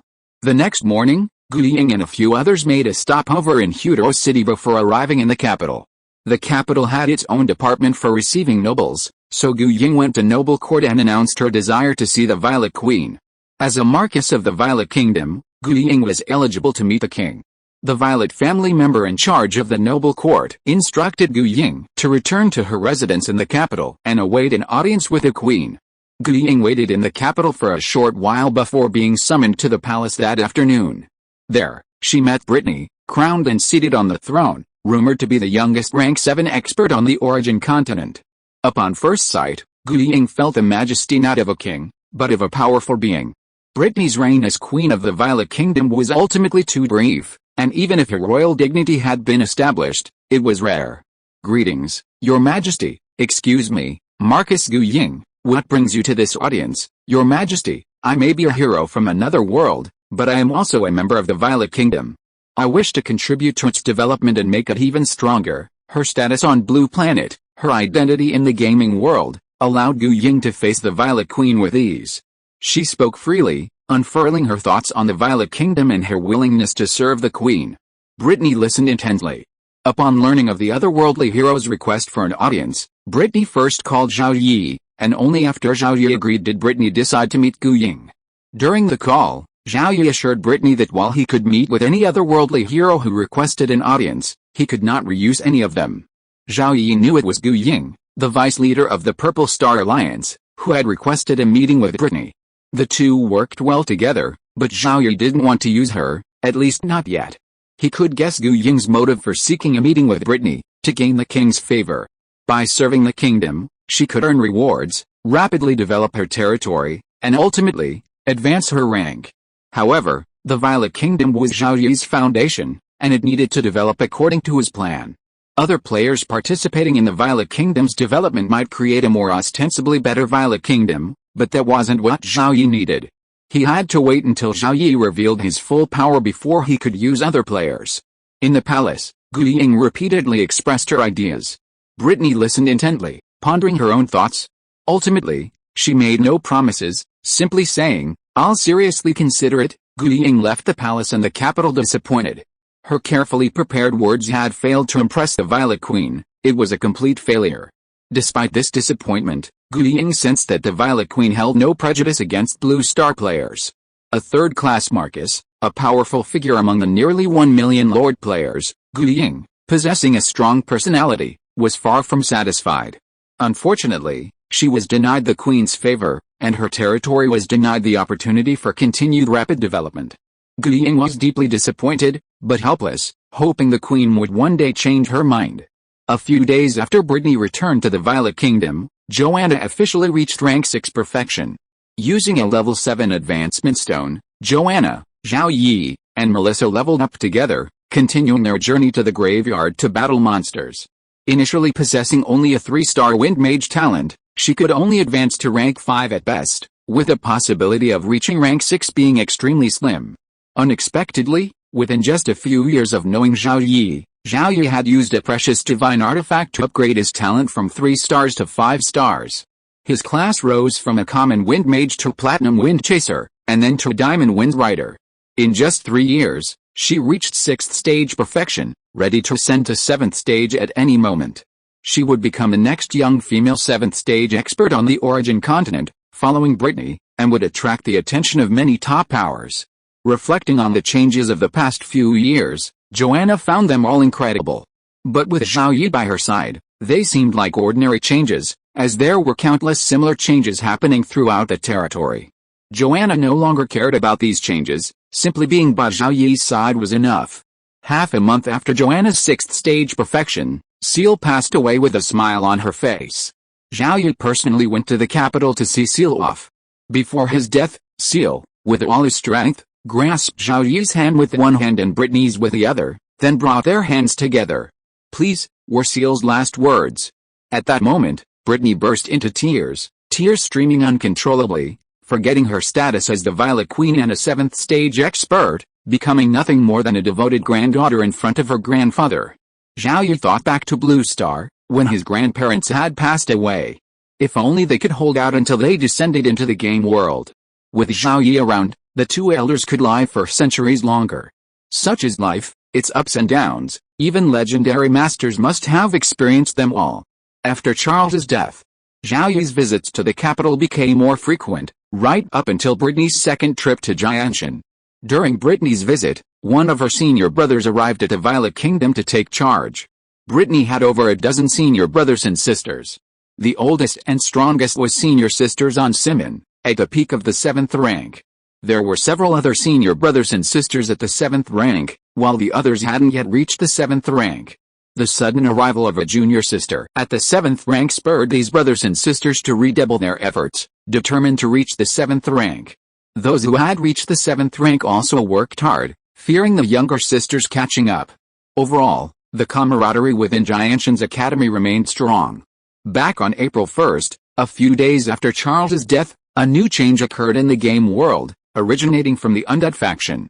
Whether it's a regular or unusual siege night, large numbers of undead migrate to the origin continent. These undead originate from the ocean, making their way onto land and heading towards the center of the continent. As they advance, some of them detach and settle in nearby cemeteries. It seems as if the undead faction is using the undead from the ocean to replenish those lost in the cemeteries on land. Has the undead lost too much over the years? While the undead are active at night, and while these migrating undead don't attack gathering points, the outside world becomes dangerous, and few human professionals dare venture out at night. The monster farming team in Zhao Yi's territory is an exception. They no longer farm monsters in the cemeteries at night, instead teleporting to a more distant location to attack a single undead group. The migrating undead rarely reach level 7, with the highest being level 6, making them ideal targets for spawning. Many Lord players initially sought to target the migrating undead, hoping to earn more points. However, after attacking these undead, they were quickly met with retaliation from the undead faction, leaving their territories severely damaged or even destroyed. Consequently, few Lord players dared to attack the migrating undead again. The indigenous forces received no points or experience for destroying the undead. As long as the undead didn't attack their cities, they would simply watch them pass by without taking any action. However, many indigenous people and players sensed that a new crisis might be approaching. With such a massive undead migration, the undead faction couldn't remain inactive. A massive outbreak was likely. Numerous advantages were the most formidable. While human professionals can withstand repeated undead sieges, they would eventually become exhausted. When the human professionals were unable to fight again, the city would be destroyed and everyone would perish. Coincidentally, both the Blue Star player faction and the indigenous faction were actively preparing, and the price of military supplies on the market skyrocketed. Those in need, inwardly cursing the profiteers, gritted their teeth and forked out more magic crystals to purchase them. In reality, the Blue Star player faction was in a much better position than the indigenous faction, simply stockpiling a supply of military supplies. If a major undead outbreak were to occur, they could earn points by eliminating the undead, which could be exchanged directly for military supplies. With current market prices, exchanging points for military supplies is still somewhat uneconomical, but prices are still rising, and it may not be long before points are cheaper than purchasing them with magic crystals. Another factor is the shortage of magic crystals. Facing the impending crisis, Zhao Yi avoided purchasing military supplies from the outside world. Within the two large demi-planes under Zhao Yi's control, he had established a vast manufacturing industry through the use of smelters, alchemy workshops, and pharmacy workshops, along with the recruitment of mages with professions such as alchemists and pharmacists. These factories operated at full capacity, not only meeting the needs of the territory itself, but also supplying the entire Violet Kingdom. All cities controlled by Zhao Yi's army had already stockpiled large quantities of military supplies, and these reserves were even increasing due to the undead's relocation of the sea undead to land. In the Zitsjan Alliance chatroom, Members repeatedly lamented that military supplies were too expensive to buy, yet they were forced to continue purchasing them. Since the intervention of the indigenous faction, the internal strife within the Blue Star player faction had ended, and most of the remaining territories had enjoyed peace and continued to grow in strength. The Lord players were eager to stockpile more military supplies. However, many Lord players, driven by their desire to advance, were dedicating more magic crystals to developing their territories. Military supplies were limited to dealing with a special undead siege. If faced with anything more extreme than a special undead siege, they would be insufficient. Most members of the Zixtian Alliance felt the same way. Even though they could redeem military supplies with points in special circumstances, they still needed to stockpile more now. If they didn't have time to redeem them, or if they had redeemed them but couldn't use them, they would be wasted.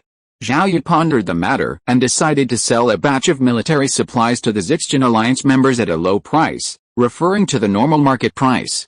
As soon as Zhao Yi announced his decision in the chat room, something unexpected unfolded. Alliance leader, no need. We were just complaining in the group chat. We can still afford the military supplies. You should keep them for your own territory. Stocking up on them is the safest option. Alliance leader, there's no need to sell us the military supplies. Securing your territory is your primary goal. Only by doing so can you send reinforcements when we're in danger. With you here, we can overcome any difficult situation. Zhao Yi spread his hands, expressing his helplessness. You don't want them, so I can't force you. Selling military supplies at a low price is different from allocating funds to the Purple Star Alliance. The Purple Star Alliance's funds primarily come from protection fees collected from neutral player lords, while the military supplies being sold are Zhao Yi's own. If they don't want them, forget it. Zhao Yi wasn't the only one who had the idea of establishing a manufacturing industry. All major player factions in the Blue Star faction had this plan and were implementing it. The ultimate goal was to achieve self-sufficiency, eliminating the need to purchase supplies from outside. To date, no player faction has truly achieved self-sufficiency. Zhao Yi's territory is barely self-sufficient, relying primarily on 2 large demi-planes and several small and medium-sized demi-planes. Some rare magical materials, yet to be discovered, must be purchased from outside sources. Given enough time, they could potentially replace them with other rare materials they possess. Compared to the entire origin continent, even if all the demi-planes Zhao Yi controls were combined, the area is still far too small. Self-sufficiency primarily involves 2 components: daily necessities and military supplies.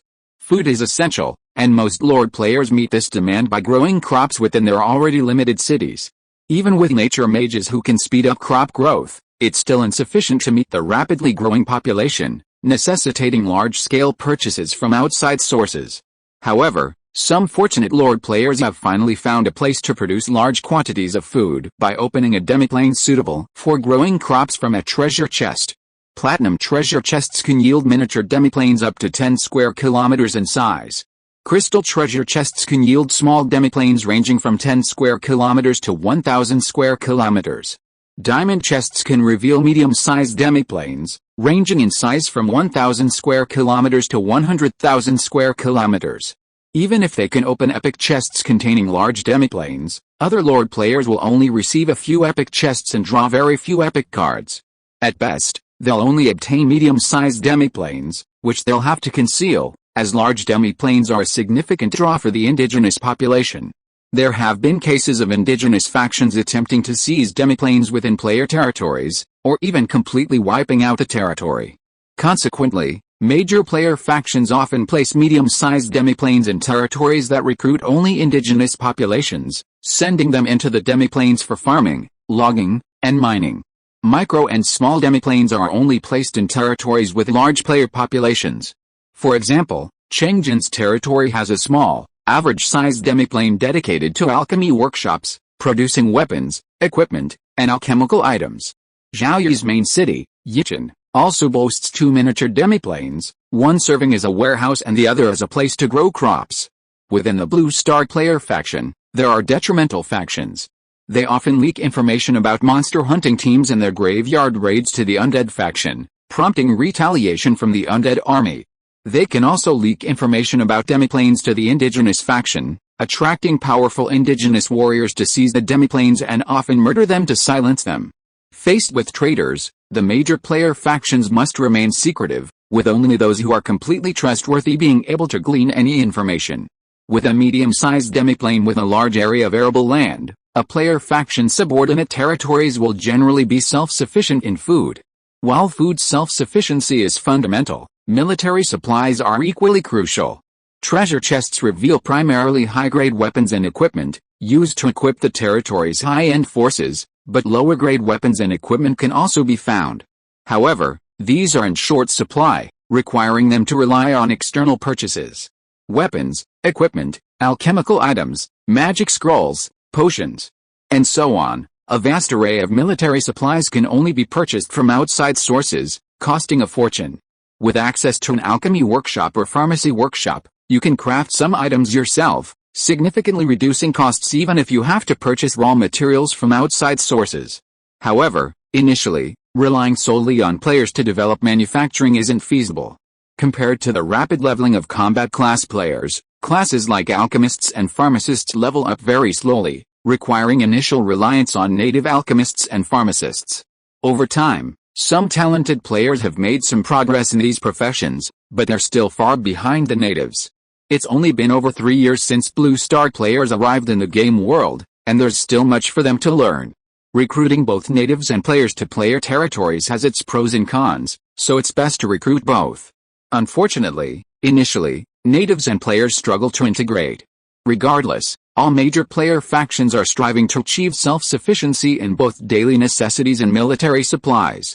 However, military self-sufficiency still has a long way to go, far behind Zhao Yi's territory.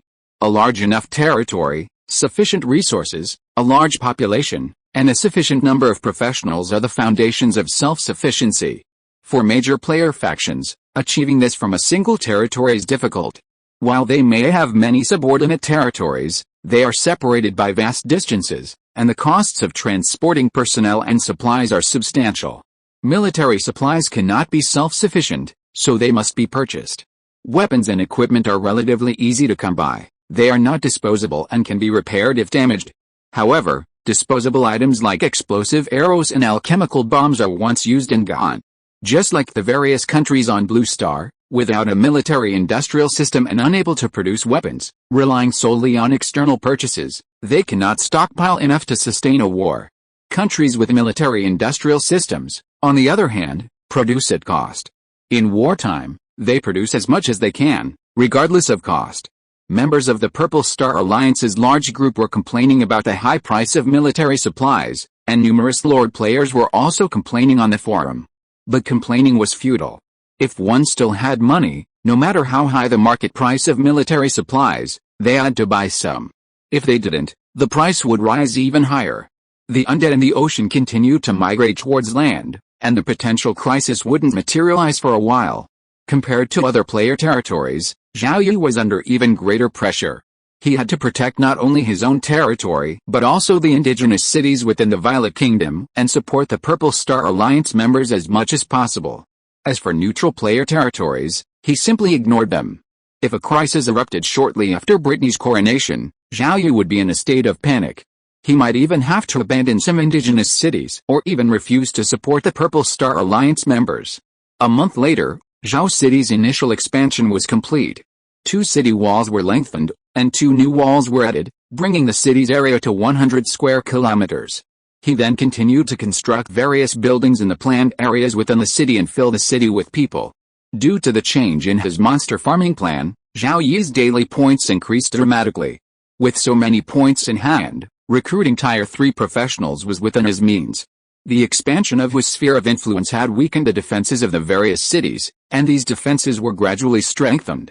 The undead were simply too numerous. Half a month had passed, and the undead migration hadn't stopped. At night, the undead emerged from the ocean and from the cemeteries on land, heading towards the center of the origin continent.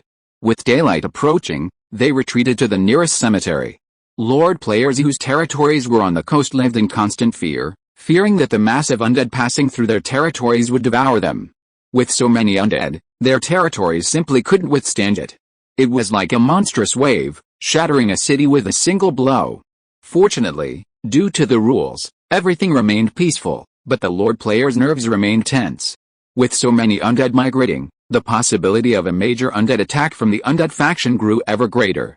From territories with hundreds of millions of players, to territories with fewer than 1 million players now, the survival rate is less than 1%. While some Lord players may be satisfied with the benefits of entering the game world, many are far from satisfied.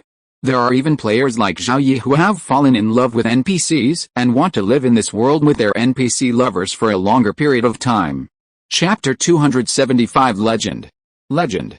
4 months passed in a flash, and the undead continued their migration. The distance was simply too great. The origin continent covered at least 3 billion square kilometers, 20 times the land area of Blue Planet.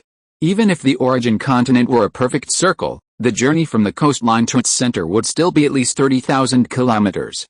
The undead are nocturnal, and their migration only occurs during the dark, sunless nights. While tireless, the undead have a limited movement speed, perhaps less than 200 kilometers per day. The undead are also adaptable, with some giant mid-level undead carrying a host of smaller low-level undead, giving the lower-level undead the speed of a mid-level undead. This method of movement also made it a perfect farming target for Zhao Yi's team. Eliminating a mid-level undead also resulted in the elimination of numerous lower-level undead, which was considered extra income. However, few human professionals dared to take action during the massive undead migration, and this would invite retaliation from the undead faction. Therefore, the pattern of giant mid-level undead leading lower-level undead remained unchanged. Zhao Yi's team, along with other monster hunting teams in Zhao Yi's territory, attacked the migrating undead nightly. Over the course of a month, countless undead had been killed, yet Zhao Yi had earned a significant amount of points and experience. This behavior clearly angered the undead, but Zhao Yi, confident in his strength and the rules of the game, feared no retaliation from the undead faction and instead eagerly anticipated it. After a month of persistent provocations from Zhao Yi's territory, Didion, the 8th level bone dragon in charge of Cemetery No. 1, could no longer tolerate it.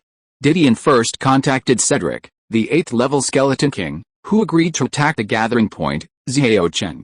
However, the forces they could mobilize were insufficient to destroy Xiaocheng. Xiaocheng lacked a 7th level creature, and due to the rules, they could not send 7th level undead to attack it. They could only rely on the vast numbers of undead to push it back. Xiaocheng had many tactics, and if the undead attacking Xiaocheng were few in number, they would be nothing more than a serving of food. The two undead jointly requested support from the 9th level skeleton king, Eugene, requesting more low-level and mid-level undead, as well as the loan of a diamond-level space-blocking artifact. Since only low-level and mid-level undead were needed, Eugene agreed without further consideration. The undead in the ocean were currently migrating towards land, and while there was a shortage of high-level undead, there were no shortages of mid-level and low-level undead. Losing a few of them wasn't a concern for Eugene. Eugene also produced a diamond-level space-blocking artifact. The highest-level space-blocking artifact Eugene possessed was only epic level. The higher-ups in the undead faction also possessed legendary-level space-blocking artifacts, but they were few and far between. A difference of 2 levels of diamond level would significantly increase the number. Upon receiving Eugene's order, Didion and Cedric immediately began preparations. Didion intercepted most of the mid-level undead passing through Cemetery No. 1. May 10th was not a typical day for an undead siege. At nightfall, the professionals stationed on the Xiaocheng walls stood guard, watching the undead horde steadily migrating inland. The next moment, the undead army changed. Instead of advancing inland, they turned towards Xiaocheng. Countless undead were pouring in from all directions. Immediately pressing the red button, the alarm signaling a critical situation rang throughout the city. Normally, the Xiaocheng defenders were divided into 2 shifts, 1 night on duty, 1 night off, and 1 night of full-time duty. Today was not a typical day for an undead siege, and since the undead migration had been ongoing for over a month, only 1 shift was on duty. Hearing the alarm, the other shift of professionals, whatever they had been busy with, dropped everything. Many of them dashed out of their homes, disheveled, and headed for their usual positions. At the Lord's mansion, Zhao Yi soared into the sky on his silver dragon, soaring above the southern wall.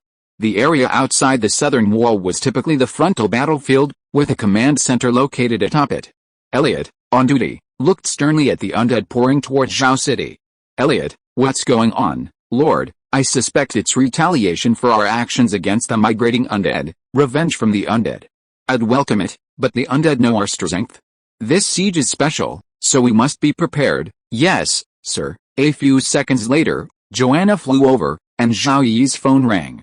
It was Ignace. Lord, the space in Zhao City is blocked. Breaking through requires at least rank 7 power. As a space mage, Ignace should have reached the southern wall faster than Zhao Yi. With the space blocked, Ignace's power was greatly reduced. Ignace, you will command the mage tower and be ready to activate all arrays at any time. Yes, command. Ignace's intermediate mage tower remained in the heart of Zhaocheng. It was also the core of Zhaocheng's various arrays, making it one of the most important areas in the city. Just as the undead were about to enter the range of the 4th-tier archers, most of Zhaocheng's defenders were already in place. The undead pouring into Zhaocheng were all from the ocean. Humanoids and flying undead were practically invisible, and those capable of long-range attacks were few and far between. Instead, there were a large number of massive undead. These massive undead would be the archers' first targets. Without destroying them, they would be unable to eliminate the smaller undead behind them. To a certain extent, the large undead served as a shield for the smaller undead. Shoot! Elliot's voice, blasted through the alchemical horn, echoed throughout the 4 walls of Zhaocheng. Instantly, tens of thousands of arrows blazed from the 4 walls, piercing the massive undead at the forefront. To combat the skeletal undead, the archers' arrows were all explosive. Amidst a series of explosions, the massive undead fell to the ground, their bones shattering like shattered pieces. Atop the walls, human archers calmly unleashed arrow after arrow. Behind them, the other professionals, each filled with fighting spirit, showed no fear of the swarms of undead swarming towards Zhaocheng from all directions. Battle after battle, they had forged a conviction of victory. Even the mightiest undead could not conquer Zhaocheng. Instead, they were utterly annihilated on the battlefield. They firmly believed that under the leadership of their lord, they would be invincible and unstoppable. Now was the peak of the Zhaocheng defenders' archers' fighting power. The arrows they fired were ordinary arrows infused with Dao Qi. Before the battle, the archers were in excellent condition. Even facing the vast undead hordes, they were able to hold them back with their arrows. Zhao Yi continued to soar through the air on his silver dragon, observing the battlefield. In Zhao Yi's view, a bone dragon also soared in the air towards cemetery number 1, observing the battle or directly directing it. Thousands of mid-level undead gathered on the ground beneath a bone dragon. 2 months prior, the siege of the 7th-level undead had only slain over 600 mid-level undead. This time, Zhaocheng faced at least 7 times the number, and many mid-level undead were also present among the attacking undead. It was a truly terrifying number. Even the indigenous empire couldn't muster a force of more than 1,000 4th-level professionals, but the undead, with their numerical superiority, could easily assemble one. Such a large number of mid-level undead could practically sweep through all the other player territories beneath Zhao Yi's domain, and even Cheng Jin, the ostensibly strongest, was powerless to stop them. However, facing Zhaocheng, they couldn't move freely, they needed to find an opportunity. The undead swarming Zhaocheng were simply too numerous, advancing in a seemingly endless stream, leaving the battlefield strewn with bones of all colors.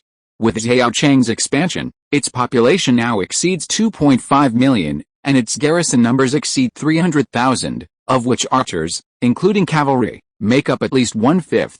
In just a few minutes, over 500,000 undead had been annihilated by the archers. After this initial surge, the archers' combat effectiveness gradually declined, requiring them to use explosive arrows to recover.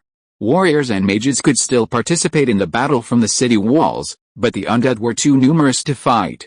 Instead of actively engaging the undead as usual, they resorted to defending the city, as they had done with other indigenous cities. As the undead scaled the walls, the warriors attacked from above.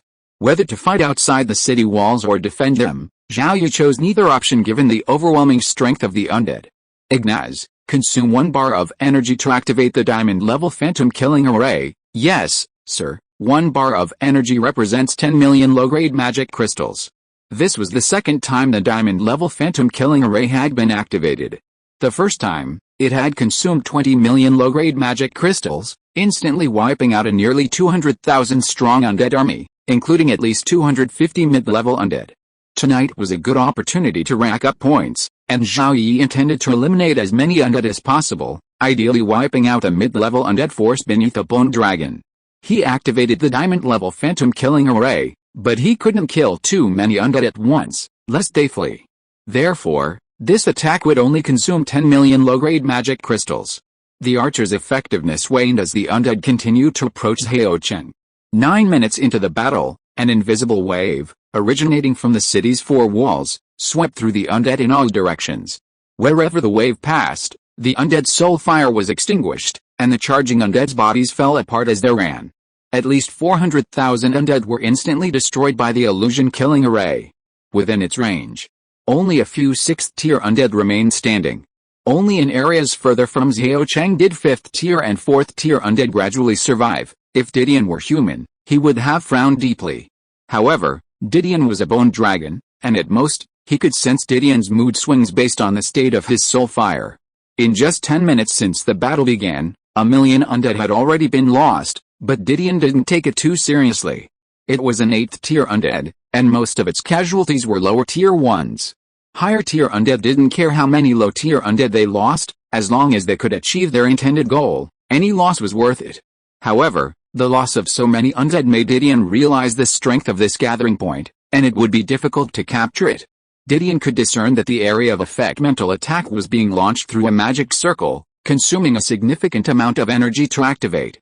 Even the defensive magic circle, capable of resisting 8th-tier undead attacks, also consumed a significant amount of energy. With the energy reserves of this gathering point, how many more could it activate? Once the energy was exhausted, the city would be broken. Under Didion's control, the undead continued to surge towards Zhao Cheng, but this time the density was less than half of the previous level. Although low-tier undead were very cheap, Didion didn't want to waste them pointlessly. The fewer losses, the better. Seeing the undead, instead of retreating, surge towards Zhao Cheng again, Zhao Yi smiled. Having only slain a few million undead was too few, even less than previous special undead sieges.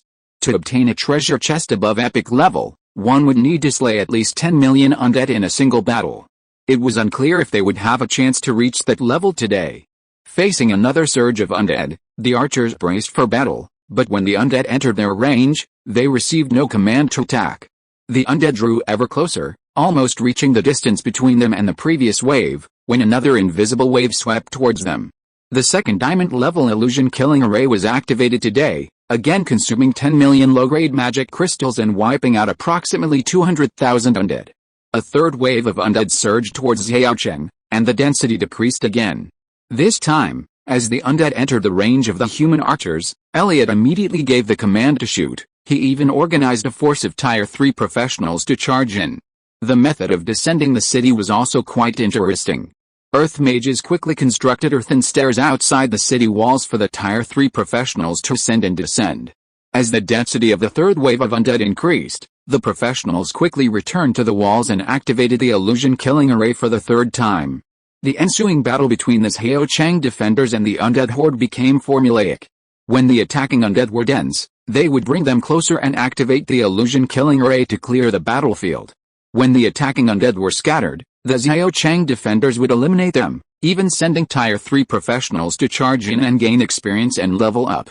Professionals below Tier 3 were fine. If they were to engage in battle, the casualties would be significantly increased.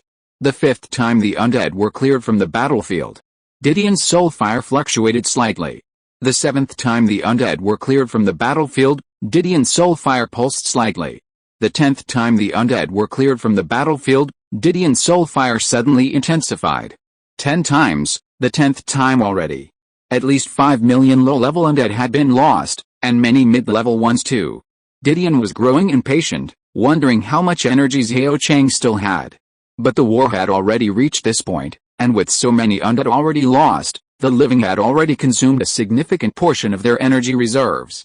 A few more battles might deplete their reserves. Didion was unwilling to give up now. The battlefield was emptied of undead for the 13th time, and Didion's soul fire burned fiercely. The battlefield was emptied of undead for the 17th time, and Didion's soul fire burned fiercely. The battlefield was emptied of undead for the 20th time, and Didion's soul fire felt like it was about to erupt like a volcano. Why do these damn humans still have energy reserves? Why? Furious, Didion continued to summon the undead to attack Zhao Cheng. Humanity's energy reserves must be depleted. This time we can break the city. We've already activated the magic circle so many times. I don't believe humanity has any more energy left. One more time. This time we'll definitely break the city, the undead lunged at Zhao, only to be instantly killed. The undead continued their assault, only to be killed again. Unconvinced, Didion summoned the undead to attack the city, constantly believing that Zhao Chang's energy reserves would be depleted the next time. However, Zhao Chang's energy reserves were greater than any Blue Star player could imagine. Before Brittany's coronation, Zhao Yi's territory had a total reserve of over 1 billion low-grade magic crystals. Due to the changes to the undead faction on April 1st, Zhao Yi reduced territory expenses and increased his magic crystal reserves. Currently, his reserves have exceeded 1.1 billion, 80% of which are held in Zhao. Clearing a battlefield only costs 10 million low-grade magic crystals, and 100 million for 10 Zhao Chang's magic crystal reserves are enough to clear the battlefield over 80 times, and now only a quarter of them have been depleted. Still suspended in midair, Zhao Yi paid no attention to the rapid depletion of Zhao Chang's magic crystal reserves. Consuming magic crystals was necessary to slay the undead. While he didn't gain experience, the points earned more than compensated for the crystal expenditure. To Zhao Yi, points were far more valuable than magic crystals. Even more important were the epic-level treasure chests.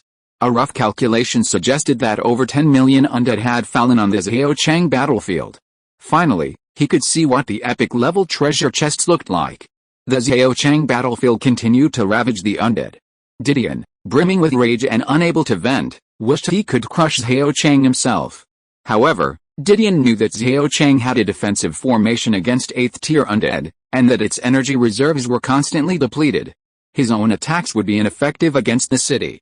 From anger to numbness, and from numbness to calm, Didion regained his composure after the undead on the battlefield were purged for the 31st time. Enough, enough. He hadn't seen his energy depleted yet. The chances of conquering Zhao Chang today were slim. There was no need to continue. Although a large number of undead were lost here, the vast majority were low-level, with only a few mid-level ones. 9th-level undead wouldn't mind the loss of these low-level undead.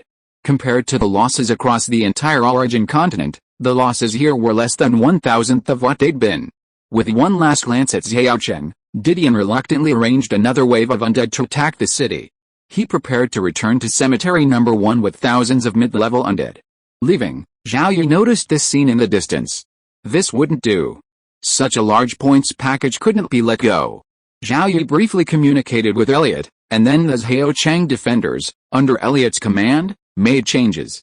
Archers unleashed a barrage of arrows at the undead, explosive arrows, ordinary arrows, and arrows infused with fighting spirit. The rate of fire was gradually decreasing, barely delaying the undead army's advance. The undead army drew closer and closer to the city walls, soon reaching their base. The undead, one after another, scaled the city walls, only to be attacked by the undead legion. Mages periodically cast offensive spells down below. First and second tier professionals avoided melee combat, instead receiving alchemical bombs, which they hurled over the walls. This was the first time the Zhao Chang defenders had used alchemical bombs in today's battle. 6th tier Wind Riders Joanna and 6th tier Nightmare Tia joined the fray, and even Zhao Yi rode a dragon to join the fray. Didion, who had already been turning back to Cemetery Number 1, paused upon seeing the situation in Zhao Chang and summoned more undead to the city. The battle lasted for over 10 minutes, and the undead swarmed outside the city walls, yet the humans failed to activate their magic circle. Running out of energy? Really running out of energy? At any other time, Didion would have pondered the situation. Although he appeared calm, the pent-up anger he felt was not easily dissipated. Seeing an opportunity at last, Didion refused to give up.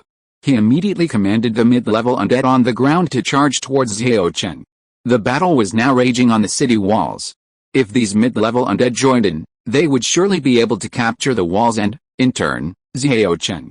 Soon, thousands of mid-level undead entered the Zhao Chang battlefield, charging through the undead horde and charging towards Zhao Chang. Just then, a massive wave, several times larger than any previous one, centered around Zhao Chang, rapidly swept across the battlefield. Wherever the wave passed, the soul fire of all undead, from rank 0 to rank 6, was extinguished. The previous wave had merely consumed 10 million low-grade magic crystals from the illusion-killing formation. This one consumed a full 50 million. Even the most prodigious of the 6th level undead would be unable to withstand it. No, Didion attacked furiously, ignoring the agreement between the legendary powerhouse of the indigenous faction and the 9th rank undead of the undead faction, and attacked Xiaocheng, where no high-level professionals were stationed. Before Didion's attack could land, a magic shield enveloped Xiaocheng, blocking Didion's attack.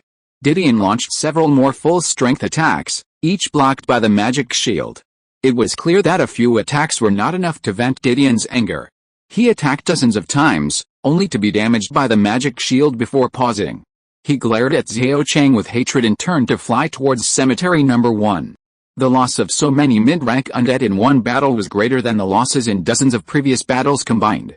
Of course, no matter how great the loss, it was nothing compared to the loss of a single 8th rank undead. Didion knew that at most he would be transferred and replaced by an 8th rank undead, and the chances of punishment were very small. The battle on the Xiaocheng battlefield continued. Some of the undead on the Xiaocheng city walls were not affected by the attack from the illusion-killing array. If they had been, even his own people would have been killed. When the 8th tier bone dragon attacked Xiaocheng, the magic shield also enveloped these undead. However, there were not many undead left, and they would be eliminated quickly. End of this chapter. Thank you very much for reaching the end. Don't forget to like. Looking for more exclusive content and immediate access? Subscribe to our Patreon. Remember, every like, subscription, or donation encourages us to continue. Thanks to everyone, see you in the next video.